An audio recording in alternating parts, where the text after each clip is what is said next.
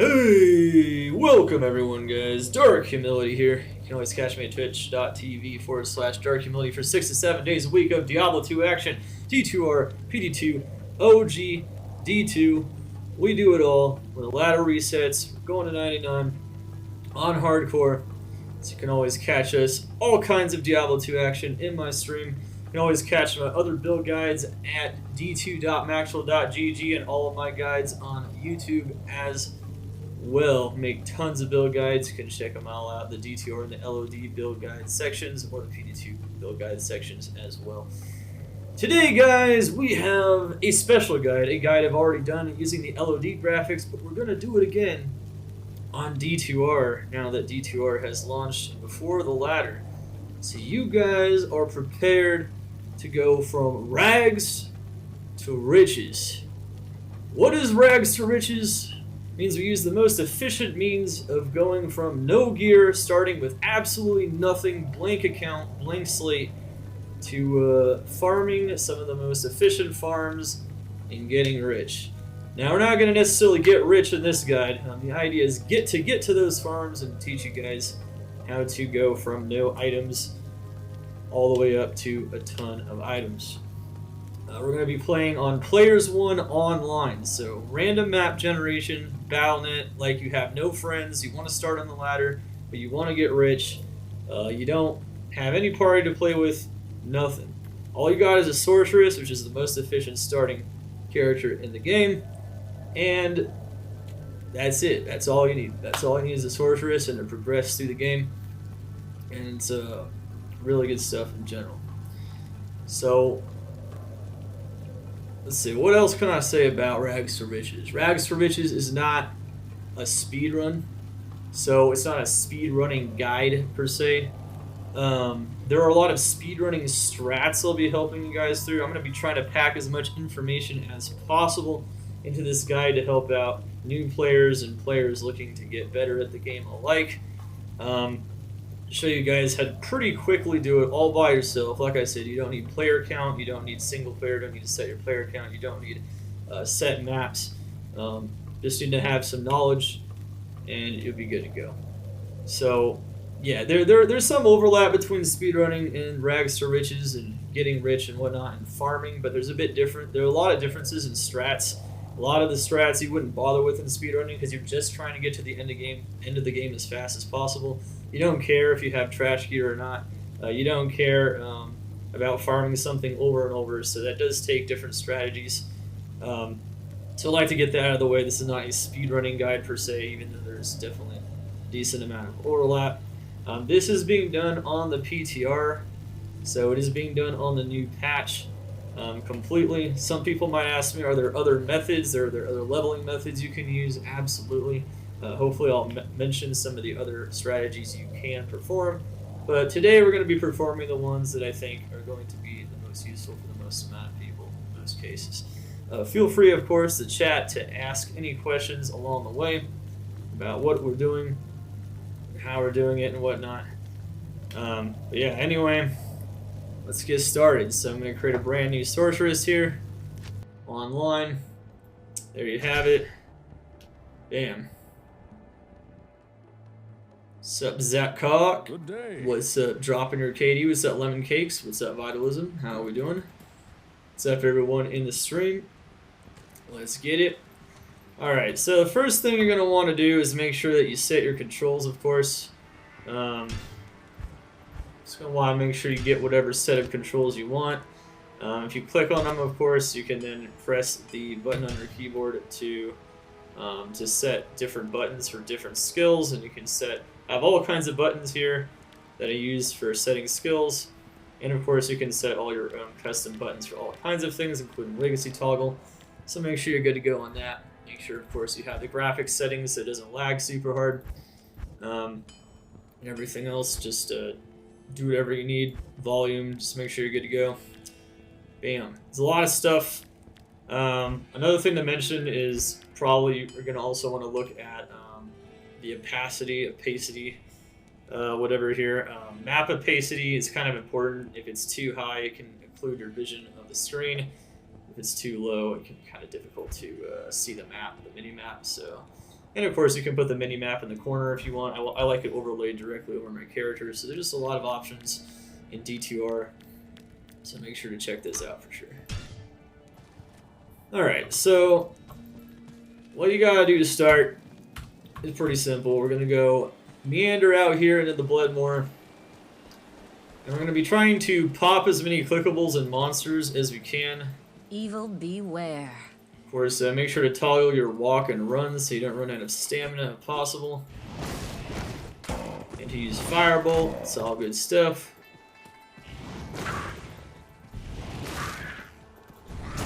Alright. Yeah. Yeah. Rags to riches. All you want to do is get rich, this is the guide for you. I will say though, this is very meta though, so if you're looking not to play meta, there's many other cool and awesome ways to play the game. Many other cool and awesome characters to start with. But if you want to get going and you want to start working towards those endgame dream builds as fast as possible, this is how. So you want to pick up as many items as you can, so anything that the monsters drop in the very beginning of the game, you want to pick them up. You want to use your normal attack, you want to use your Firebolt. Just pop the clickable there. Make sure you have auto gold pickup, that's really good stuff. And there is an option to show the items without pressing Alt. Yes, I don't like it though because I accidentally clicked the items. So yeah, make sure to ask any questions you can in the chat. So the first thing we're going to want to do is put a TP, the only TP we have, next to the Den of Evil. And then move on towards Cold Plains. What that's going to allow us to do is once we get the Cold Plains waypoint, we can then just enter the Den of Evil, no problems, and bada bing. What's up, Emphasize? How you doing? You're just going to be able to do that, no problem. Alright, first level. So you're going to start putting all your points in a charge bolt from this time on. And at this point, you can just set some keys if you want. I can have Firebolt on here and Charge Bolt on here. For the most part, Charge Bolt is going to be a lot more effective at this point in time. You can just continue to pick stuff up. Experience shrines are the best shrines you can possibly pick up. So, of course, regen shrines are also pretty good. I'd say it goes like experience shrines and then skill shrines and then maybe like stamina shrines and like regen shrines for a sorceress starting out. So that's what you're going to want to do. Let's get it. So yeah, what I'm going to do in the Rags to Riches, guys, I'm going to show you guys like how to progress to the farming areas. I'm going to do some demo farms, of course, and do some farms as well to prepare for Hell mode. There's a lot of farms you definitely should do in order to make Hell mode a lot easier. And then you can actually get to farming those areas. And farming, there are a lot of farms that are available to a sorceress, especially the one that we're going for, which is the Blooded Sorceress. There's a lot of good farms, and there was a lot of amazing farms, even with like no gear, pretty much. And you can start doing to just start finding some of the most valuable items in the game at the start of ladder. Trade value-wise, and even just usefulness-wise as well. Alright, so we ran out of stamina. Didn't find any stamina pots. It's a little unfortunate. Just follow the path. The path will bring you to the Den of Evil, and then the path will continue on to the Cold Plains. And that's basically it. If you stop for a bit, though, you can recover your stamina. Managing your stamina can be kind of tough, especially when it's this long. Alright, so we did a pretty good job there. Just beat everything over the head with your staff. Pick up as many potions, pick up as many items as you can. We didn't get lucky, we didn't really find like a ring or anything, but that's okay. Even if we don't get the best of luck, I'm going to show you guys how to progress even without the craziest of RNG. It's just good stuff in general. We did just find a charm though. Charm's still pretty good.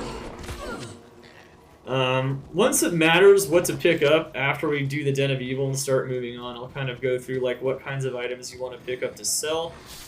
There's a lot of items and we're going to need a lot of gold to complete this run, so there's certain items that are better than others when it comes to selling, making gold, and progressing and whatnot. Heck yeah, what's up, horny vegan? How you doing? So a javelin is actually really good. If you find a javelin, you can just throw it at stuff, and it does a lot of physical damage. It's going to be really nice for going to the Den of Evil. We just found the Cold Plains waypoint, so we're good to go. So at this point, you can ID things. I'd actually keep that charm. Res and life, and maybe in some cases mana, are going to be your best friends when it comes to charms. You're definitely going to want to keep everything that has stats like that, so that's a pretty good start right there. We're going to want to sell the crap javelin, all kinds of garbage here that we just don't need. We are going to want to keep the chip gem potentially, though. That can be a pretty good thing to keep indeed. And we only have like 700 gold, so we didn't get a ton of amazing stuff. Now, we don't need the white cap either. Low quality sash is nice for getting 2 rows in your belt. If you don't get at least a sash by this point, you can buy it from Charcy, or you can buy it after you complete the Den of Evil, and then you can get a 2-row belt. But from this first back, what you really want to do is you just want to buy a lot of mana potions, stamina potions, and some health potions. And that's really your priority on that first back once you get to the Cold Plains waypoint. You can also get a thawing potion as well. But the idea in general is just to make sure that you have enough mana to not run out of mana as you're just completing the Den of Evil and whatnot. You can also get some health potions. Stamina will mean that now you can pop these stamina potions while you're running around so you don't run out of stamina very quickly. And as a matter of fact, when you pop one of these, you can't run out of stamina for a while. So it's just really good quality of life in general, so you don't have to walk, you don't have to slow down. We pretty much sold everything we don't need. There's a lot of garbage. White items in general you don't need unless it's like your first sash. This will be nice once we hit level 10. That is actually an amazing charm to find that early in the game. And yeah, but you of course don't really need it. Res charms will become a lot more important in Nightmare, especially in Hell. One thing I didn't mention though is that I switched to Legacy for buying potions because you can buy them pretty fast if you just spam left click. There's another method which is a little harder, which is to use enter and left click and just to spam click enter and left click, and then you can spam click pots into your inventory. Yeah, I mean either way it's pretty much the same thing. But yeah, as you can see, you can just buy a sash here as well. Like you could just buy that, but we're not going to do that because we already have one. And we didn't really have enough gold to buy a Tome of Town Portal and a Tome of Identity, but those would also be pretty nice things to try for on the first back. And if you get really lucky, you could even maybe start farming for a staff, but we'll go over that in a bit. So we already hit level 3. I didn't put all my stats in yet, but you're going to want to make sure that you just keep putting points into Charge Bolt. And then I would put 5 points into Energy and then 5 points into Vitality. Your very first level, you can put 5 into Vitality. Or 5 into Energy, and then your second level, you just do the reverse. Alright, let's continue. So now you're just going to want to complete the Den of Evil. It's going to be nice for experience, but of course it'll give you a free skill point. That free skill point will help us do more damage as we move on towards Arachnid and whatnot. So at this point, you're still mostly picking up most of the items that drop on the ground. Because we have like no gold. I don't know if you noticed, but we got 18 gold. That's not a lot of gold at all. And of course, we're going to keep using Charge Bolt, keep popping mana potions. We can also use already tell that I'll be your best javelins here. Notice how powerful a javelin is. If you don't find a javelin, you might even want to consider buying one from Charcy on the first back. Because javelins are ridiculous in the very beginning of the game. They do so much damage. It's 7 to 17 damage for just a regular white item. I am overburdened. It's probably the most damage you can just do, period. Physical damage weapon with a sorceress, no doubt. I would say 100% actually. Infinity, thank you so much for the follow. Welcome to Cold Stay. Feel free to chat once again to ask any questions. This is Rags to Riches, the guide to go from rags to nothing to riches, playing solo on Battle.net. You don't need anything but your brain and your know-how for how to do it. How to go from rags to farming the most efficient areas in the game without taking too much time and without feeling like you just can't do it because it's too hard. The idea is to kind of demystify a lot of complicated elements of this game. Ooh, a ring. So rings are very good potentially. Besides 10 faster cast rate, which would be the best stat we can get on a ring, there's a lot of really good stats you can get on a ring that are amazing. Alright, so we're going to keep using Charge Bolt, just attacking them. We need to clear every monster in the den, so try to be methodical. Try to clear all the monsters as you're passing through this area. Every single one. Try to look through all the corners and whatnot. It can be kind of difficult. I might not even succeed. Den of Evil is kind of rough. Monsters like to hide in some really, they like to hide in the deepest and dankest corners. So it's rough. What's up, Evolution to Sapien? How you doing? Oh, nice. Brought you a book for Diablo? Oh, sweet. Talking to chat as well. Alright.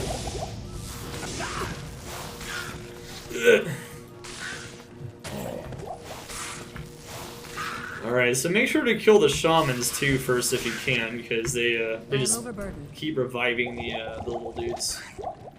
That's never any good. Okay. So yeah, you can just keep picking stuff up in general. Ethereal items don't sell very well at all, so if you catch any of those in your inventory, I wouldn't even pick those up. For the most part, you're still picking up everything in the very beginning of the game. We got level 4, so we can actually increase our Charge Bolt here, as we normally don't get level 4 this quickly. Normally by now we're only like level 3, but pretty long road through Bloodmoor there towards Cold Plains, so that's just how it was. Alright, so let's see what we got here. What are we doing? Rags to riches. With lightning. Yeah, so another thing is we're going to be trying to show you guys a lot of strategies. Not necessarily the fastest speedrunning strategies. We'll definitely be showing you guys a lot of faster farming strategies. We'll be pausing a lot to kind of explain various things. But we're also going to be using some strategies that I consider to be pretty simple. And they're also very workable with players 1 on Battle.net, where you can't like set the player count and where you can't manipulate the maps. So I'll just try to show you guys some very simple and tried and true strategies here. There's definitely a lot of other ways to level up. Of course, you can start from the beginning with like Firebolt or something, but Charge Bolt is just the strongest skill in the very beginning of the game. So you're going to want to use that if possible. Alright, so at this point, what you can do is, since we cleared the Den of Evil and we have the Cold Plains waypoint already, we can just exit the game. And we can just re-enter the game here. And then we have the Cold Plains waypoint and we're good. We don't have to like make another scroll of Town Portal. We can kind of save our Town Portal scrolls if we want. And we can just go directly back into town. If you're playing on single player, you can do the exact same thing, and you would even have the save maps. So, but we can't save our maps in this case. So remember, I'd actually make sure you just have your max quantity on your javelins. Those will be very useful once you get to Arachnid. That ring is completely worthless. You're mostly looking for like maybe some kind of mana at this point, maybe mana per kill, and obviously the best thing would be faster cast rate. Faster cast rate breakpoints are huge for increasing your DPS early on. So if you ever find one of those, you're definitely going to want to equip that as soon as possible. Keys are nice to have on hand, so I just keep one of those for sure. We have enough gold now, so what I would do is make sure to buy your books so that you can just store and buy your scrolls without too much of an issue. And now if you want to, you can actually look for a Charge Bolt staff if you wanted to. You can also look for like a plain frozen armor staff. That one's too expensive though, like something with maybe like 1 skill. And you can even start looking for, perfect, this is exactly what we wanted here. So, we don't have that much gold yet, but this can actually increase our damage quite a bit in the very beginning. So we got lucky. You could actually just go in and out. What the heck? Whoa. Why did it reset my controls? Interesting. Okay. I'm on the PTR and it reset my controls. Fire is better once you get to Leaf. So what we're going to be doing is we're going to be starting going pure Charge Bolt. Literally just put all our points into Charge Bolt pretty much, except once we hit level 6. Actually, once we hit the next level, we're going to start storing points for level 6. But pretty much past that, except for Telekinesis, we're going just pure Charge Bolt. It's a very simple way to level to 19.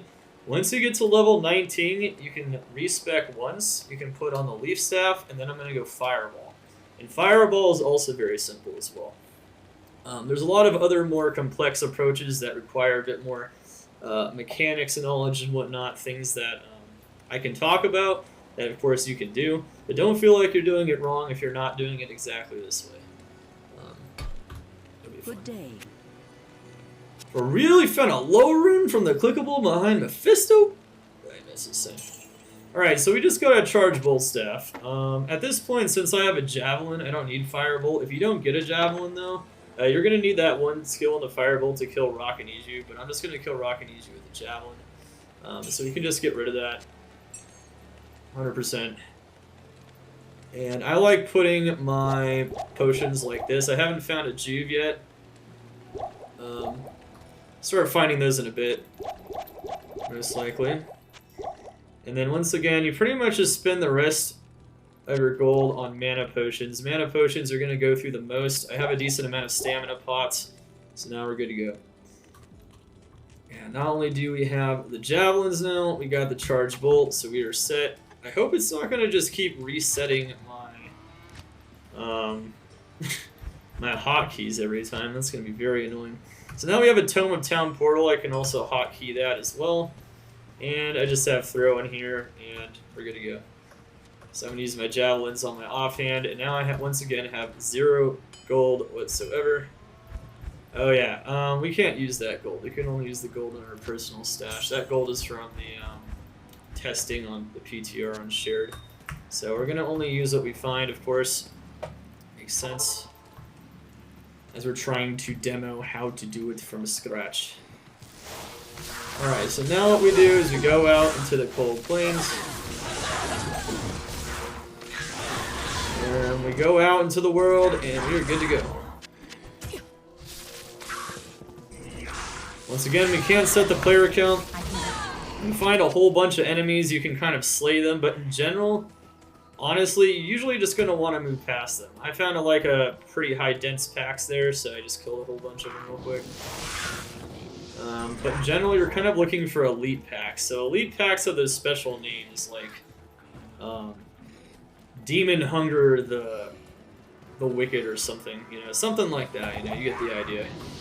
Those are going to be giving us the most amount of experience, and those are going to be the most efficient things to farm. Period. So throughout the cold plains, we can just move along the path here and search for the stony field. The path will split though into 2 directions, and one of the directions goes towards the burial grounds. What's up, Leaf? How you doing? Burial grounds is right here. The reason I know burial grounds is right here is that it's right next to the edge of the map. So it's literally right next to the edge of the map.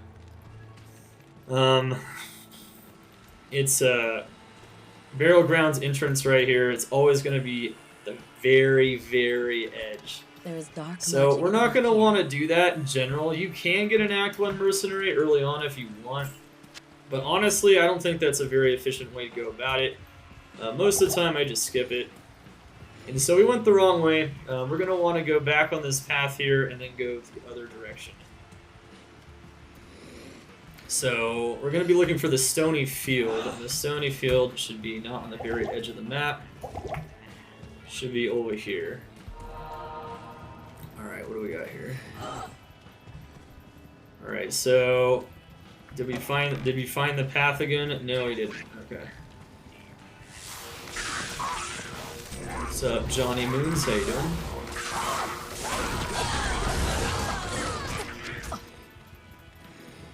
Alright, so now we have a Juve. I can actually put that in my second potion slot, so in case I get really close to dying, I can heal it up. Now notice the path does wind, it's split here, so this is the other side, and now we're in the Stony Field. This is the other path, and now we're just going to follow this path here, and the stones are going to be near the path. The Cairn stones that are the entrance that mark the entrance to Travincal are always right close to the path. When we're first going through Stony Field, a great source of experience is going to be those carvers there where Arachnid is.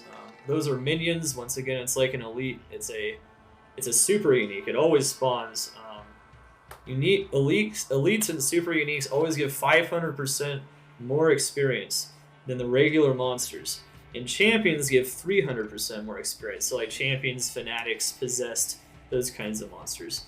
So when you move through the game, you're going to want to mine that for sure. And in general, you're going to want to target the elite packs. That's just a really good strategy throughout like the entire guide. That's pretty much what I'm going to be doing. But, you know, it's a good idea to kind of explain that now. If you want to move very quickly, you want to get experience quickly, that's how you're going to want to do it. So, Charge Bolt. Keep leveling up Charge Bolt. Actually, could have saved a point there, but honestly it doesn't matter yet because you don't really need Static Field right away. We're going to need this later, so you can kind of choose when you want to put your point into Static Field. We are definitely going to want at least 1 point into Frost Nova at level 6, though. That is definitely going to be the idea because Frost Nova is going to slow down the monsters and it's going to make it easier for us to kill them with Charge Bolt. But you can just keep leveling Charge Bolt through level 5 without too much of an issue. I'm actually going to put these 5 points into energy. I've been mostly just putting them into vitality except for the initial 5 in energy. But if you put 5 more in energy at this point, your mana is going to be pretty decent. And you're definitely going to want to make sure your mana is not constantly draining too fast. So you'll be good to go there. Now, since we're going to fight Arachnid, I'm going to pull out my javelins. And we can then switch, of course, back to my Charge Bolt Staff with 1 to Charge Bolt. Hitting a Charge Bolt Staff with anywhere between 1 to 3 Charge Bolt along this way will definitely help you out. Make it feel a lot easier. Ow! I can't. Alright, so one thing to note is that he does a ton of damage. Do not melee range him if at all possible. Unless you're about to finish him off. He will kill you. If you're playing hardcore, it's I'll even admit, I started a hardcore run, a solo hardcore run on a mod PD2, and I died to Arachnid at level 3, and I just underestimated him. I just decided to melee range him, and I died. I am overburdened. I died on stream. It's pretty embarrassing, but as you can see, if you can keep your distance, you use either Fire Bolt with your like default Firebolt staff that you start with, or you can use a Javelin, and you kill him very easily. And honestly, as long as you keep your distance, make sure you only attack him when you put some distance between you and him. So that's the first really hard monster. Corpse Fire can also hit pretty hard in the Den of Evil, but that's really the first one that's going to really have a really strong chance of killing you. And remember to always pop all those clickables. Chests are really good, even in Players 1. In higher player count, you know, monsters and chests and everything have a greater chance to drop loot in general, except for elites. But all regular monsters do. So notice I just picked up a mana regen shrine. That's one of the good shrines, as I mentioned before. Alright. Manage your stamina if you can. I still have stamina pots, so it's fine. I'm trying to find the Stony Field waypoint. The Stony Field waypoint is not next to the path, unlike the Cairn stones. So you might have to go off the beaten path, and that can help us get more experience before we enter the tower. Since we're in Players 1, that can be a nice idea. We can also get a free ring, and that can be a 10 FCR ring. In a speedrun, you would normally probably not even do this. You wouldn't normally bother with Travincal because it wastes time, and you'd rather just probably go straight into the tower, even if you're under-leveled. And that's how you would do it. It's pretty tough to do that, though, and of course, we also lose out on the chance of a ring, which can help us later on when we're farming, so we try to take as many of those opportunities as possible to get some of those key items. Alright, so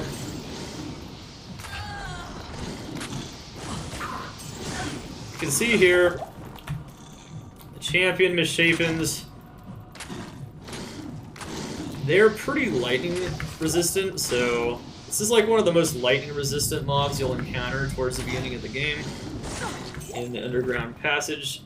And probably going to want to use the javelin you have or something that's not charge bolt. You can use charge bolt. Our charge bolt's pretty strong, so you could probably have gotten away with it. Yeah, let's see. Yeah. We're doing pretty good. They do a ton of damage though, so I'd also watch out for them. Elemental damage in general is where most of the damage is in the very beginning of the game. So if you see a monster doing elemental damage, you're going to take a lot of damage. Impossible. One thing I didn't mention explicitly is that if you follow the path all the way through the stony field, you'll find an underground passage, and then you'll be able to continue to push forward. In general, only kill the champion in elite packs for the bonus experience. As you move through the underground passage, and take through it. Now, one thing about the underground passage is you might be wondering, is there a quick way to find the dark wood? There is. So you see this tile here, this whole section here of the map? This is what we call an entrance tile. So it's going to be more clear when we do some other maps, like the Tower Cellar and whatnot. An entrance tile can tell you where the exit to the map is and to the next area is. Just by kind of where it points, like the direction it's pointing. So this whole area is counted as the entrance tile in the underground passage.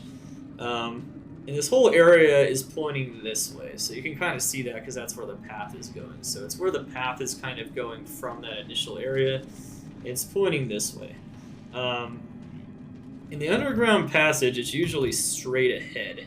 Now it can be, so it's facing the same direction. The exit tile is facing the same direction. So it would be maybe over here facing that direction, but it could also be up here facing that direction. As you can see though, we moved up here, and we kind of turned to the left. It's pretty much guaranteed not to be like that. It's guaranteed to be facing the same direction as this one.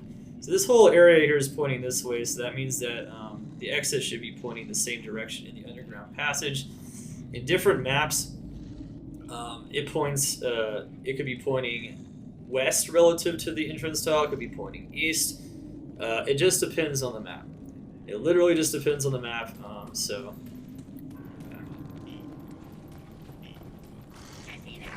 Impossible. It just depends on the map. Now that this area is going this way, I'm starting to think this could be the correct way, because now this area is starting to point kind of in the same direction as the initial entrance tile. Once we get to the exit, I can kind of show you guys what I mean. If it's up here. I think it might be up here. Oh man, we ran out of stamina pots. Well, rip. Gonna have to conserve our stamina by walking and start stepping. We did find the underground passage level 2, by the way. You don't need to do that though. That area is pretty useless. What's up, Maxime? How you doing? Alright. There he is. We found it. Okay, so notice something. This whole tile is pointing this way, right? It's pointing this way. Where is the exit tile pointing? The same direction. This way. If you literally like draw a line from here down to here, it is straight. That is how you find the exited underground passage. Now in different areas it's different. Like in the Tower Cellar, which is a more important one to understand. That one is very, very important indeed. Yo, Dardanel! Got an alert. Let's go. Dardanel. Subscribing with his Prime. Joining Xana's attacks called the Ghost of the Machine, the Arcane Disciples. For the very first time, let's go. So yeah, I will teach you guys map rating too, so you guys can do it a bit faster yourself. Alright, so anyway, let's move on. So Darkwood, the path will just literally lead you to the Black Marsh, which is the most important farm in the beginning of the game. It's the first major farm you're going to encounter, which is the Countess. You're going to want a farmer for very key runes, particularly 2 Rowls, maybe at least 2 Rowls, maybe 1 Rowl. If you don't absolutely need 2 Rowls, I guess. I guess you can do it with like 1 Rowl. 1 Rowl. You need at least 1 Tur, a Towel, and an F. If you get 3 Rowls, though, you can definitely use some of those bonus Rowls for resistances. for some other rune words such as Insight later on. Of course, there's other ways to get the Ral runes for that. That's pretty basic stuff. So, if we wanted to do Tristram though, and to get that initial ring, at this point, we can go look for the Tree of Inifis, which is where a very dangerous monster happens to be. By the way, now we just hit level 6, so remember to hit Frost Nova. So once you get that Frost Nova, that's the most important thing to make sure you save a point for level 6. And then, of course, there's other support skills we're going to want to get as well. But now that we have Frost Nova, we can slow everything down, and then we can attack it a lot easier with Charge Bolt. Alright, so at this point, we're pretty much going to be putting pretty much all of our points into Vitality. Arachnid, thank you again, man. I hope you're having a great day. Alright, so we have a Skill Shrine here. I know where the Black Marsh is, but that doesn't really tell me much about where Tree of Inifis is. Now, I don't have any more Stamina Potions, so I'm actually going to just go buy some real quick. And then I'm also going to sell some of these items that I can't use.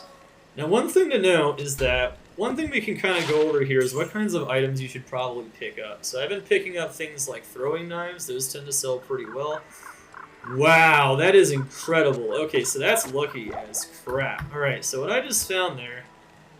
Holy moly. Okay, so that's not always going to happen, but we found a Frozen Armor Charged Bolt Staff.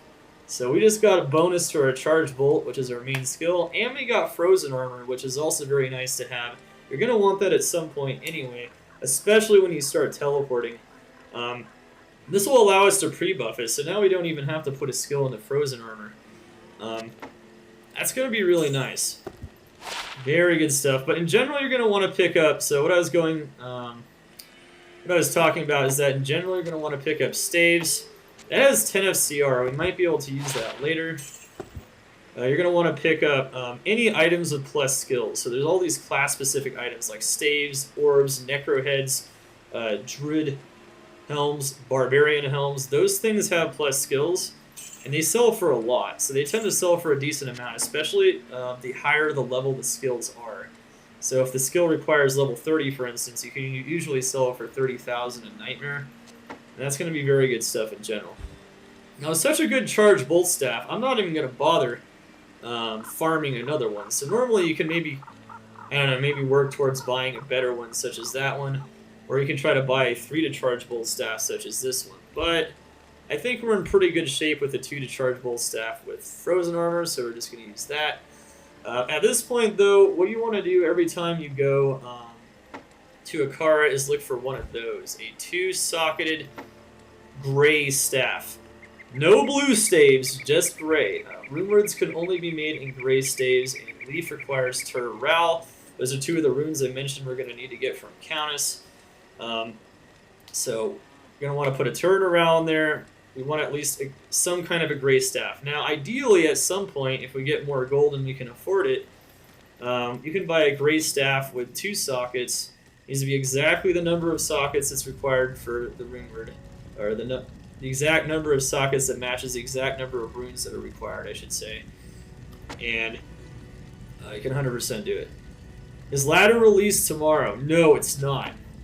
Nobody knows when Ladder is yet, 100%. Alright, so, yeah, so we'll go over the Countess, of course, in a moment. If you guys have questions about the Countess map, that's no problem. Alright, Charcy.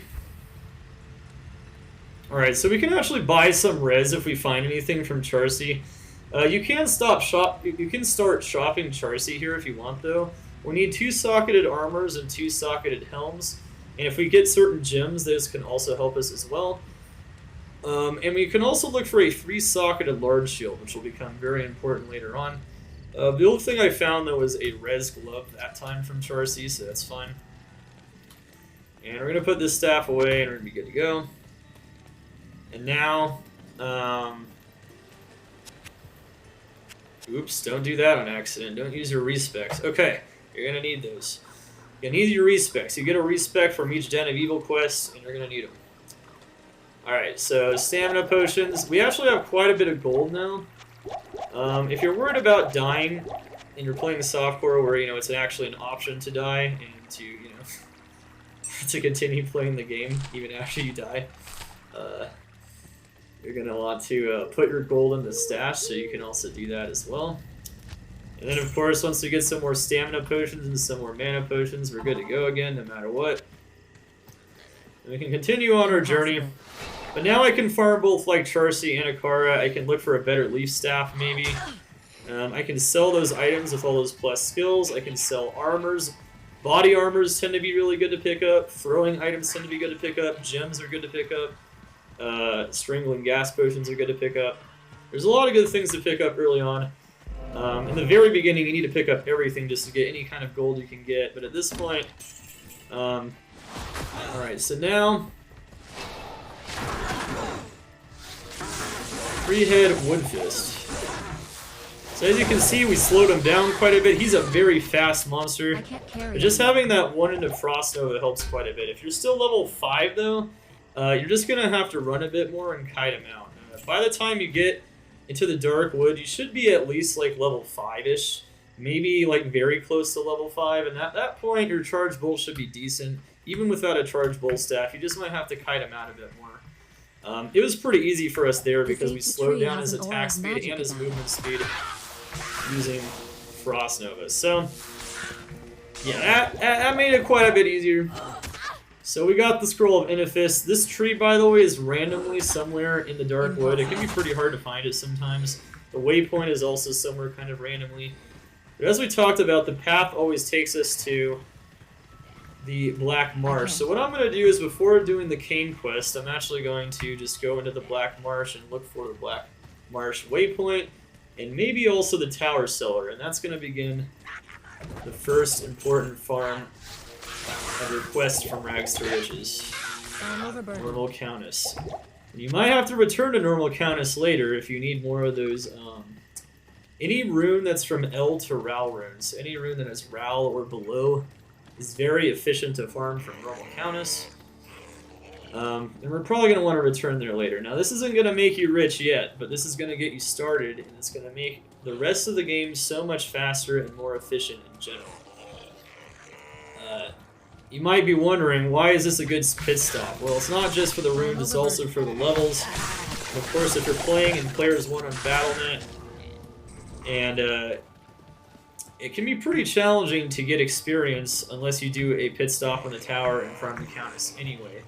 If you just move straight on to the barracks from here, you're going to be under-leveled, the monsters are going to be really strong, and you're likely just going to have a lot of frustration, dying and whatnot. It's not going to be well. So it's a great pit stop for experience, especially if you don't have higher player count to draw from. Now notice we just found the waypoint. The waypoint is usually somewhere kind of close to the corners or the edges of the map. The tower in the Black Marsh, though, is always towards an edge of the map. So it's near one of these edges. It can be towards one of the inner edges, or it could be towards one of the outer edges. In this case, it's next to both. So there's two edges of the map here, one on that side, one over there, and it's actually close to both. So that's pretty good stuff. Since I got the Black Marsh waypoint, instead of putting a waypoint here and then doing Travincal, I'm actually going to just go straight into the tower and do our first Countess run. And then I'll do the Cane quest, which will allow us to get those free IDs, get us a free ring, and more bonus experience This as well. place holds many secrets. Since we're already level 6, I'd recommend before you enter the tower to be at least level 6. We are level 6. That's another reason I'm doing this. Level 6 is definitely a great starting point. And you can just do this. Now, one thing to mention about this map, let's talk about the Tower Cellar map for a bit. Now, I know I have a skill shrine, so we're going to kind of waste it a bit here. So we have to kind of stop and talk about this. So this entrance tile here, this is the whole area here. This whole area here is the entrance tile of this map. It's pointing this way. You can kind of see that. You know, I'm going this way, right? Like, if I enter this area, I'm going this way.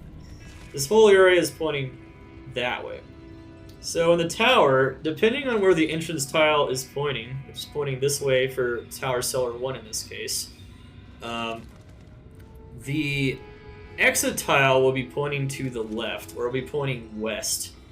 relative to this entrance tile. So it'll be pointing this way. I'm going this way, it's going to be pointing this way. Now it could be behind us and pointing this way. So that's called a backward map, also called 3 lefts make a right. That can happen as well. But in this case, you're trying to go to the left. So normally you're going to want to make your way to the left because it's pointing to the left, and normally that's how the maps work. But not always. Sometimes it can be around in the back and to the left. And that's just what happens. Alright, definitely pick up that ring. Notice how I'm popping all those clickables. Rings, jewelry is going to be very, very good stuff. I can't. Of course, I mentioned other things that you should pick up for gold. Those kinds of like fulminating, choking gas potions are nice. If you're going a fire build and you want to kill the Countess faster, you might even want to use a strangling gas potion. But we're starting with Charged Bolt, which is the fastest means, of course, of clearing this point in the game. Notice how I just picked up a Preserved Head. Look how many plus skills these have. Those are going to sell for a ton. That will likely not sell for anything. But I can keep it for now unless I find something better. Once again, use Frost Nova to engage elite packs. There's a lot of elite packs in the tower, which is partially why it's so good for leveling you up. I can't carry anymore. Even if it's not on the beaten path towards where Tower Cellar 2 is, you can usually go and seek out elite packs if you're lacking experience and happen to get your runes fairly quickly. But look what did I say? What did I say? It points this way. And then look, this whole tile here is pointing this way. So this is the whole exit tile, it's pointing that way. This one is pointing this way. So as long as you know where the entrance tile is, it's always pointing to the left or to the west. That is where the exit tile will be. So in this case, this tile looks kind of weird, but you can notice that we're going this way initially. Because we're the first thing we do when we come out of here is go this way, that means it's pointing this way. This is the whole entrance tile here, it's pointing this way. Definitely pick up charms. You saw our res charm that we found really early on, the 6 hold res. That can be very good. Make sure to just pop these suckers with Frost Nova and you're good to go. Alright, gold find, excellent. Alright, so we found another ring. Hopefully we get some 10 FCR jewelry. That would be amazing. The best place to find it is in the very beginning of the game. Normal cows and a normal Arcane Sanctuary will also be great for finding FCR jewelry, but right now, I'm just gonna pick it all up. I can't. Alright, so for the most part, we just kind of want to pass up anything that's not an elite pack, but you can kill anything that's in your way, of course. I can't. Make sure your frozen armor is on from our staff in this case. It'd be good to go. Alright, so we can put another point into Charged Bolt. I'm going to at this point, and Static Field will become very important later on for Andariel. And then we're just going to keep putting points into Vitality for a bit here. We just want more life. It's going to make things a lot easier. Now notice this is pointing this way, right? So then it had to be pointing this way. Well, what do you know? This whole tile is pointing this way. So that's why we go to the left usually. Impossible. It's going to be like that for every single tower level. Every single one. Okay, so that's not very good, but the Preserved Head is likely to be pretty good. Wow, we have a lot of stuff we can sell for gold. If you find yourself full on a lot of very good gold items, you could just go quickly to Akara and buy some potions and sell them. Never feel like you can't do that. That's a pretty good ring. Not really. Oh, lightning res. So resistances is also a very good thing you can get early on in jewelry. Resistances and life are always going to be good. FCR is always going to be good. But yeah, look at all these things we're able to pick up and sell. Stamina. Gold find, not really that useful to be honest, especially such a low amount. Those are pretty much duds, so just sell those charms for sure. And look how much gold we have now, 10,000. So yeah, we're doing pretty good. And because we have so much on us right now, we can probably put it in the stash. I don't really have enough gold to farm it yet, but soon I'm going to start farming for like a 2-socketed fireball staff, if not later. Right now I can go to Charcy though and check her for 2-socketed gray armors and 2-socketed gray helms. She has none. Oh, no 3-socketed large shields either. Okay, well, Nothing with res on it, so it's not going to be super useful. One thing to note is that if you get lightning res very early on in Act 2, Act 2 beetles do a ton of damage, so that lightning res will definitely come in handy very soon. Alright, Wolf, Head, Reed. Let's go. You can shop the Fireball Staff from her. Indeed you can. I don't think I have enough gold for it right this second, though. So notice that this area is pointing here. So it's pointing this way, which means it's to the left of that. And the left of that is this way. So it's to the west of where the entrance tile is pointing. It always is. Every time. It's pointing this way, so it's going to be this way. And sure enough, it is this way. You can even see it just getting out of that one. That's what's called a good map right there. On single player, if you wanted to spam Countess, that'd be a nice map to spam over and over. If you're trying to farm Hell Countess or something. Be very nice. Ooh, a rare ring. That's nice. That can be very good. No matter what, it's probably going to be at least something we're going to want to wear, but if it has 10 FCR, it's going to be really good. Alright, first Countess kill. So this is the Countess. Countess is at the end. Power Cellar 5. She can drop any rune from L to Ral. She drops up to 3 runes from her special rune table, and can also drop 2 additional runes from her normal table.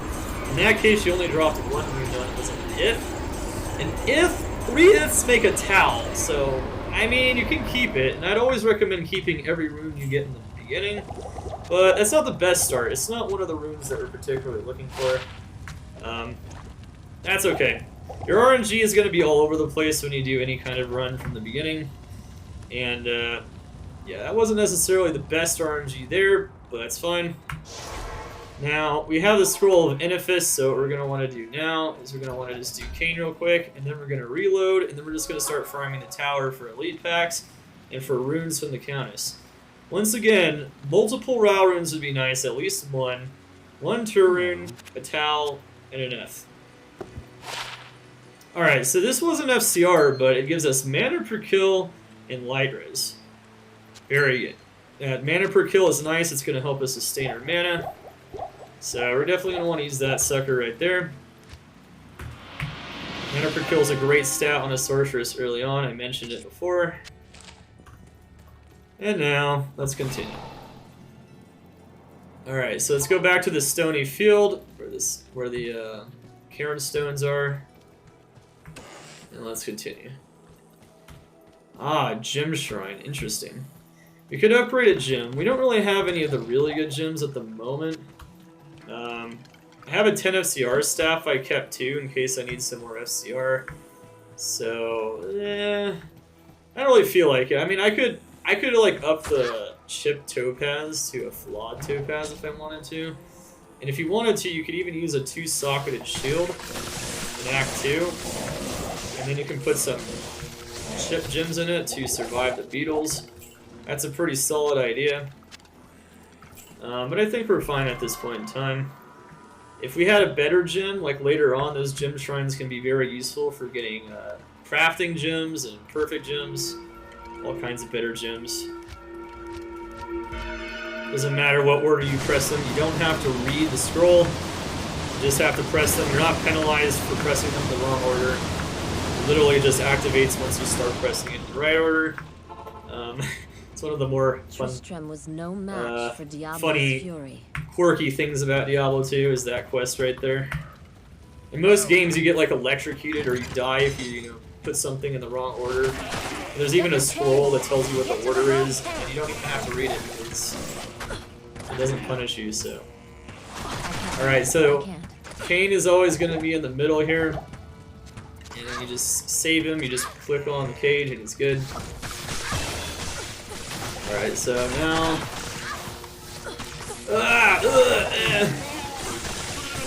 Yeah. Very nice. So this is an elite pack, so I'm going to go kill this elite pack here. It's good experience. It's another reason why Tristram might be very good. If you're playing in a group or you're playing on Battle.net, this would be a great way to get to level 15. You can just literally sit in Tristram games and you can get to level 15 very reliably in a group. But even playing solo, it's just a great way to kind of boost your experience a bit. We didn't get that many elite packs in this one. We got some champions over here, and we got an elite pack of archers here. That was about it. But in general, it's pretty good. So we have the waypoint for the Black Marsh for our farm, so we can just exit the game. We can re-enter it. We don't have to use a scroll of town portal if we don't want to. And now we're just going to farm the Countess. Now remember, the tower is always somewhere on the edge of the Black Marsh map. Alright, so we got a ring from her from the quest. That's part of the quest, and it was trashed. Disappointing. We don't have any FCR yet, but, you know, we might find it soon. And if not, hopefully at some point we do find it. There's other opportunities later for sure to find that stuff.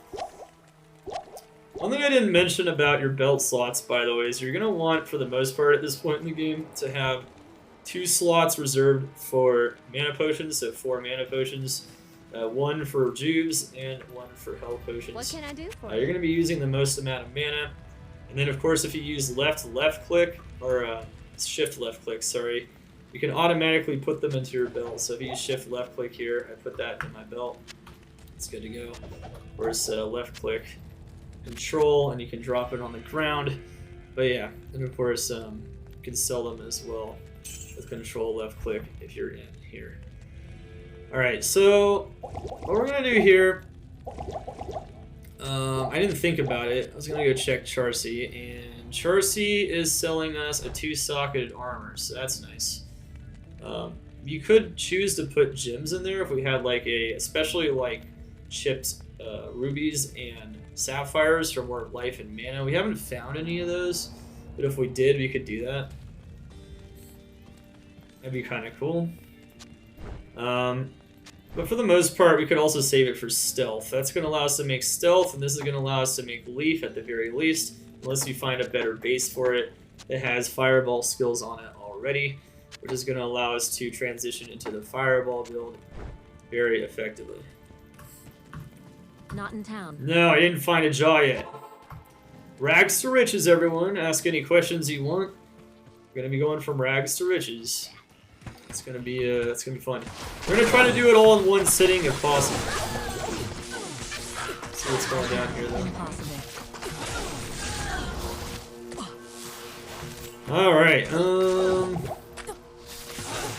so elite packs, you can kill the elite packs even out here, they're still giving very good experience.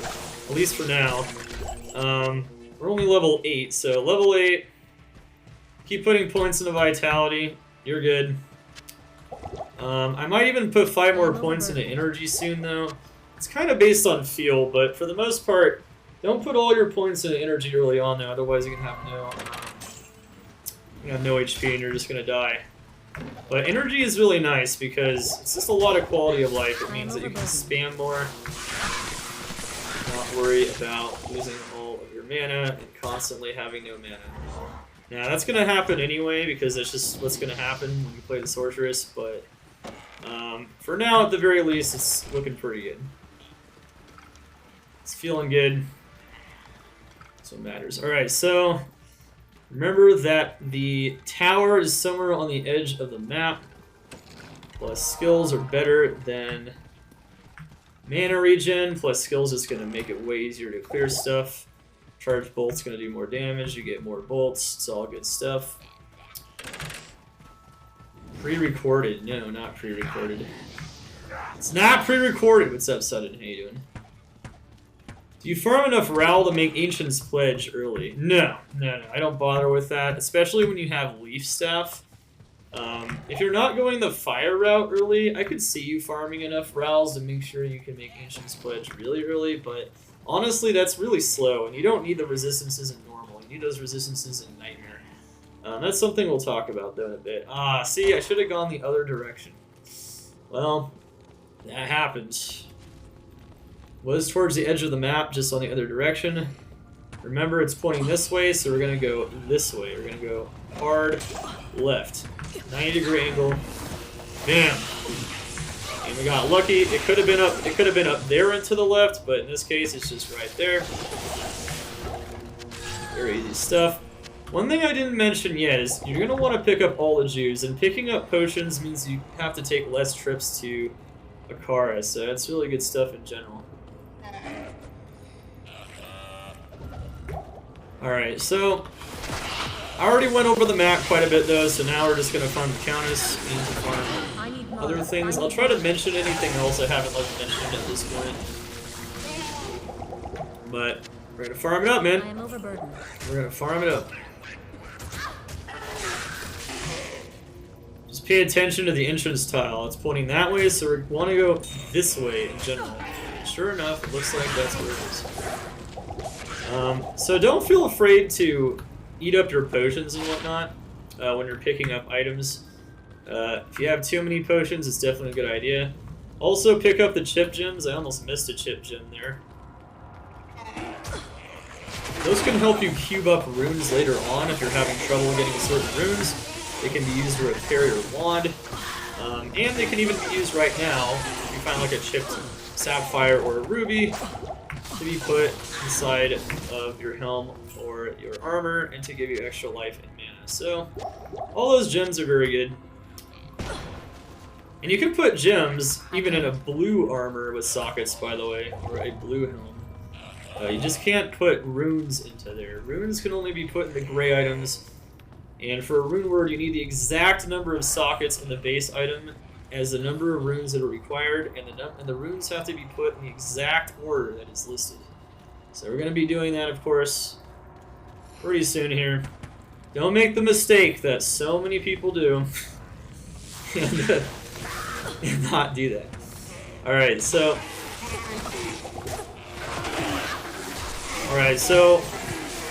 next level, I'm going to start putting points into other things, but right now we're still putting more points into Charge Bolt. This is a pure Charge Bolt build. It's a very simple build. You just go Charge Bolt and support skills. At level 6, definitely going to want to get those other skills, but you'll be good to go with this. Alright, so Frost Nova. Slow him down. Neff and Tal, okay.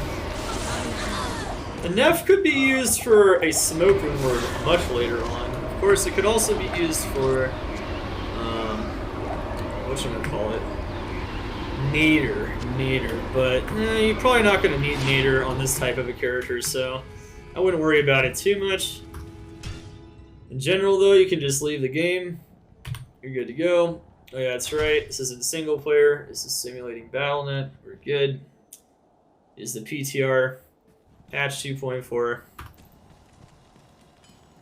New character? Indeed, man. We're doing the Rags to Riches guide right now. So it's likely to be a very long stream. If I don't make it all the way through for some reason, or we hit time, we might have to split it up into a part 2, but I think for the most part, I think we're good to go. Alright, so for the most part, just sell anything you don't need. One thing to note is that elemental damage does not help out a sorceress. It doesn't add to spells, it only adds to physical attacks. And you're a sorceress, you're casting. So you don't need things like attack rating, you don't need things like elemental damage, you don't need things like max damage. You just need resistances, mana per kill, faster cast rate, life, things of that nature. There's other stats too, I'll try to point them out that you're kind of looking for. But for a caster, for the fastest starting build in the game, which is what we're doing right here, you don't need that. Alright, so I went to Legacy to buy quickly using the left click. You can toggle to Legacy mode, just buy these potions even faster. But of course, now what I'm going to do is I'm going to look for that 2-socketed magic staff. That has Ice Bolt, but if that had Fire Ball, that would be amazing. It does not. I'm going to go back to Charcy and see if I can buy some more of those socketed items. And then if not, we're going to go farm Countess. So in between Countess runs, you can kind of farm the vendors a bit. Not a lot of insane things you can farm from the get-go like this, but definitely some useful things. Alright, nothing useful there. Damn it. That's a shame, right? Alright, we're getting a lot of Jews. We don't really need all those Jews, but make sure to store all the Jews. Pick up every Jew you find. You're going to need those. Not in town. It's going to be very useful. You can shift You can shift number, heal your mercenary. It's very easy stuff. You can heal the mercenary that way, or you can of course heal yourself just by pressing the number itself without any shift button. And you'll always be good to go. Insta heals. You're gonna need those insta heals before you die, man. It's gonna prevent you from dying. It's gonna be really good stuff. Alright, so that's trash. In general, you don't need like single dex, single strength charms. Those are good to sell though. Once again, the only charm we found so far that's good is res. If we find a life one, that could also be pretty good. Alright, so we're back in the Black Marsh. You're playing alone on Bnet and trying to go from rags to riches. You don't have the luxury of maps being saved, but if you have saved maps on single player, this can go faster in a lot of ways. Alright, so we just picked up a mana regen shrine. There's also a stamina shrine there, but we have some stamina potions, so I'm not too worried. Rather have mana regen, that'll save us mana potions. Alright. Notice, just watch the maps. Just look this way, and then it's going to the immediate left, hard left. It's always facing hard left. It could be up there hard left. It could even be around into the back hard left, but it's always hard left though. I can't carry anymore. Now, if you had an Act 1 Mercenary, that wouldn't be a bad item, but in general, bows don't sell very good early on. Items without skills that are class-specific don't sell very well. Alright, there's some champion monsters.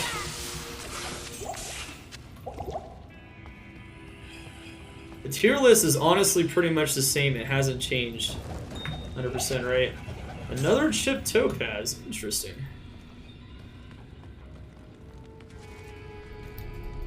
Alright, you know what? Let's put those points into energy. I think I'm going to put 5 more points into vitality at level 10. And then I'm going to start putting points into strength a little bit so that I can wear certain shields and armors. You don't have much starting strength as a sorceress. So you're going to need points into strength at the minimum once you hit 18 for teleporting with a 3-slot belt. You're going to need at least 25 strength for that. That's going to be something to look out for. Alright, let's click all this shit here. Bam, bam, bam, bam. Impossible. Impossible. Impossible, impossible, impossible. I am overburdened. Suede, how you doing? So you notice it's pointing that way, so it's this way. You can always find your way. Alright, we're in Tower Cellar 5. One thing to note is that if you're playing on single player and you can increase the player count, which would be good in general for just killing elite packs and leveling up even faster, you don't want to be higher than players 1 when you do the Countess because your rune table gets messed up if it's higher than player 1. Just keep that in mind. Okay, so now we're at level 10. I'm actually going to put 1 point into Telekinesis. Telekinesis can be used to pick up a lot of types of items like potions, activate waypoints, and activate portals. In general, it's just going to help you move through the game faster. That's good shit. There's a ring. SCR, come on, man! Tour runes. Okay, so we definitely need tour runes. At least 1 tour. 5 life. Okay, well that wasn't too helpful, but it's something. Life is at least something. That's a reason to put it on, I'd say. You never know when that 5 life could save you. It's life. It's one of the stats I mentioned before. Alright, so shift left click them into the stash, and okay. Put all the runes in there. So Tur Ral, remember that's the recipe for Leaf. We don't know if this is our base yet, though. We might be looking for a better one. Greetings. We don't have... The towels are good, too, so I think we have Towel Tur now. 2-socketed large shield. Oh, man. Oof. That's just no good, man. That's just no good. Alright, Jewel. Alright, we're good to go. Where can I take you? Yeah, you have to turn it to players 1 before you enter Tower 5, because Countess will already be spawned within 2 screens if you can manipulate the player count. Hello. Of course, we can. We're pretending like you're playing on Battle.net. This is a new ladder. You're playing alone. You just want to get a character going. You just want to start farming items. That's all you want to do. Alright, so we're literally looking for a 2-socket staff. We don't see 2 sockets hovering over them quickly. It's going to be a no-go. Alright, yeah, I'm just going to max out just by shift right-clicking the scrolls. Just max out our tomes full of town portal scrolls and identity scrolls, and we're going to be good to go. Alright, cool. Alright, we should get some more stamina pots, I guess. And we'll continue to move on. So the beginning of the game is the slowest part of the game. The game is progressively easier to pass through once you get going, until you hit like late Nightmare and you have to transition into Hell. And that's like the first major part. We're going to want to do a lot of types of farming again, but the initial Countess farms, the farms to get into Nightmare is also a little bit of a slow point. This is definitely a bit of a slow point though. But you're going to want these items because it's going to help you move through the game so much smoother, and it's going to save you so much trouble later on. It really is. I mean, it doesn't look like it for a lot of people, but it really is a pretty big deal. Another chipped topaz. I mean, topazes could give us lightning resistance and a shield. That could be interesting. I'm gonna get life one more time though, and then I'm gonna go get start leveling up strength. So I'm gonna like alternate, I think, between strength and vitality for a bit here. Alright, so one thing to note is that we don't really need the javelins anymore. Javelins aren't really going to help us. You could just drop them on the ground if you want to. Honestly, after you get past like level 6, I would say, once you get Frost Nova, you could probably drop them on the ground. As long as you're going this build. You could use them against lightning enchanted monsters, which are highly lightning resistant. We were able to kill that pretty fast, but if you do higher player count, always skip lightning enchanted monsters. They just have so much lightning res. Enchants give 75 resistance to that single element, in addition to, of course, also the monster doing that type of damage. So if you're a lightning damage character and you're up against a lightning enchanted, it's going to be pretty rough. Once you turn into Fireball or Blizzard, it'll be the same thing for fire enchanted monsters and cold enchanted monsters later on. I can't carry anymore. You might think that a rare hand axe would sell pretty well, but not really. There's a lot of rare items that don't sell well. The key is these plus skills. I know a wand can be used by is a necromancer specific item. So the wand is going to have necromancer skills on it. Remember to get all those class specific items.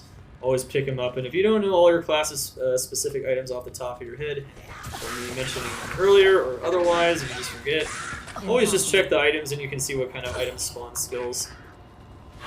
Those are going to be the really big money makers. Body armors can be decent, helms can sometimes be decent, but those are really the big ones. Alright, another tur. Interesting. So, getting all these tur runes is interesting. L rune is like the only rune, by the way, you don't need at all in this playthrough, but you could use it much later on. Like, let's say that you've already got to your riches and you farmed up a fortitude. Just having one on hand is not a terrible idea. But all these tur runes are actually quite nice. Because we can get mana per kill using all these tur runes. So all we need is a 2-socketed helm and then we're in business. Alright, another hard leather. I like having at least 2 2-socketed armors and at least 2 2-socketed helms, if not 3. Not getting very lucky on the helms though. Just allows us to put things in them and just including the rune words like stealth and leaf, which are the main rune words we're going after right now, farming the Countess. But yeah, 1 to warmth. Oh, see, that's a blue staff. Careful. You can't put leaf in this. This is a nice teachable moment there. You cannot put leaf in that. It will not work. Do not do that. You're just going to make your starting experience very frustrating. And if you do that with a more important rune word, God help you. That's all I can really say. So at this point, I'm actually going to put 1 point in the static field, and I'm going to start leveling up I static can field. already tell that I'll be your best friend in this fuss. I'm going to start leveling up strength, so I can use leather armors and other things that can help us wear stealth and whatnot. And of course, the belt I was talking about earlier. And, wow, okay. I can already tell that I'll tower be your is best right friend next to in the- this oh, wait. forsaken camp. That's why, because we already did this game. Oops, forgot to leave the game. Alright.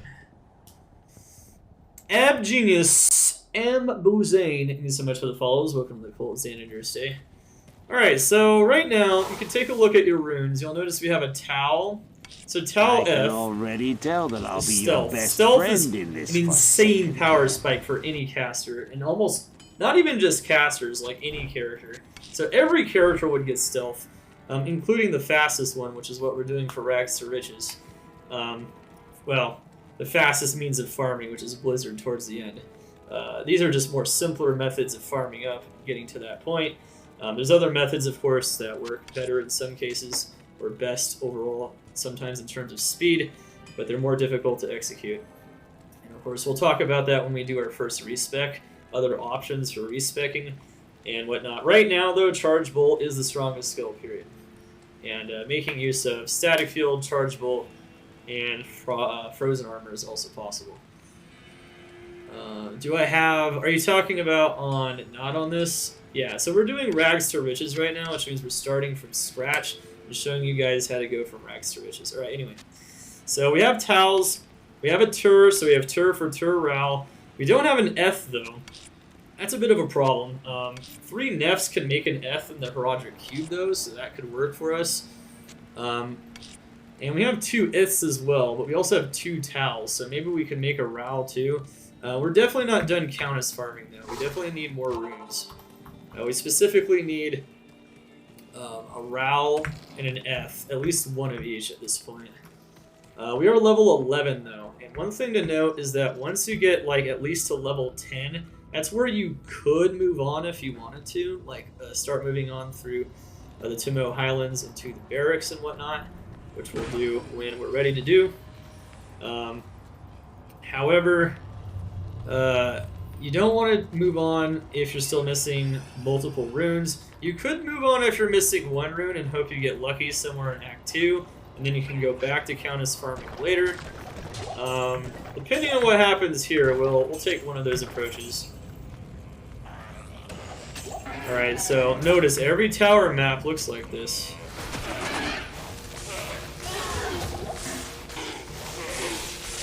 You can create Spirit and Insight while playing single player now. It's actually possible. I can't carry anymore.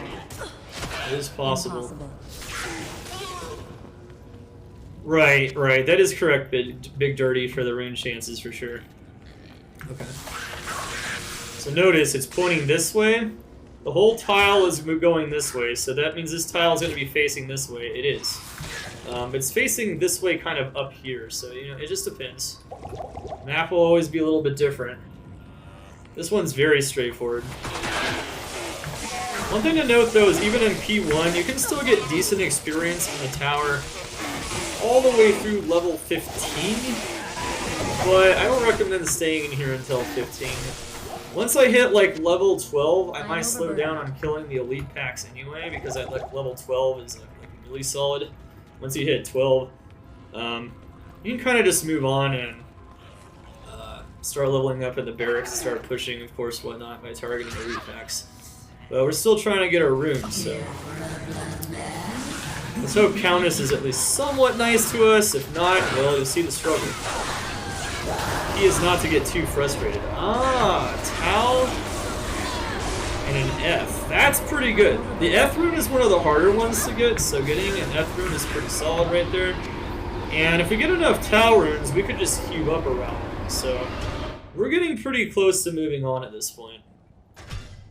Getting pretty close. So the F rune is definitely one of the tougher ones. It's like 25% chance, not super high.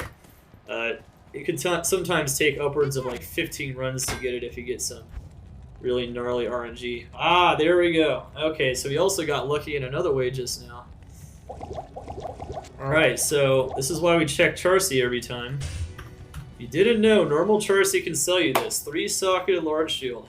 This is going to be our Ancient's Pledge base.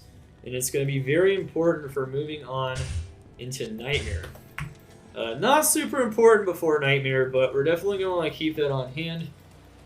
It's one of the things that I mentioned we were kind of checking her for earlier. Alright, so let's see. We have a 2-socketed Frost Nova Staff. Fireball with no sockets. Oh man, dang, that would be pretty nice, but unfortunately, it needs to have 2 sockets at this point in the game. There's no way to use the cube recipe for 2 sockets. Cube recipe for a white item or a white weapon would be Am, Rao, Perfect Amethyst. And Perfect Amethyst, Am runes, those are just things we don't have at this point. It's not; those are also things we're not going to have for a while. Not until the end of normal or the beginning of Nightmare. So that's pretty gnarly stuff. We'll hold on to that though. Alright, remember of course, keep picking up those juves. You're gonna need them. Put them in the shared stash if you have to. It's gonna be important.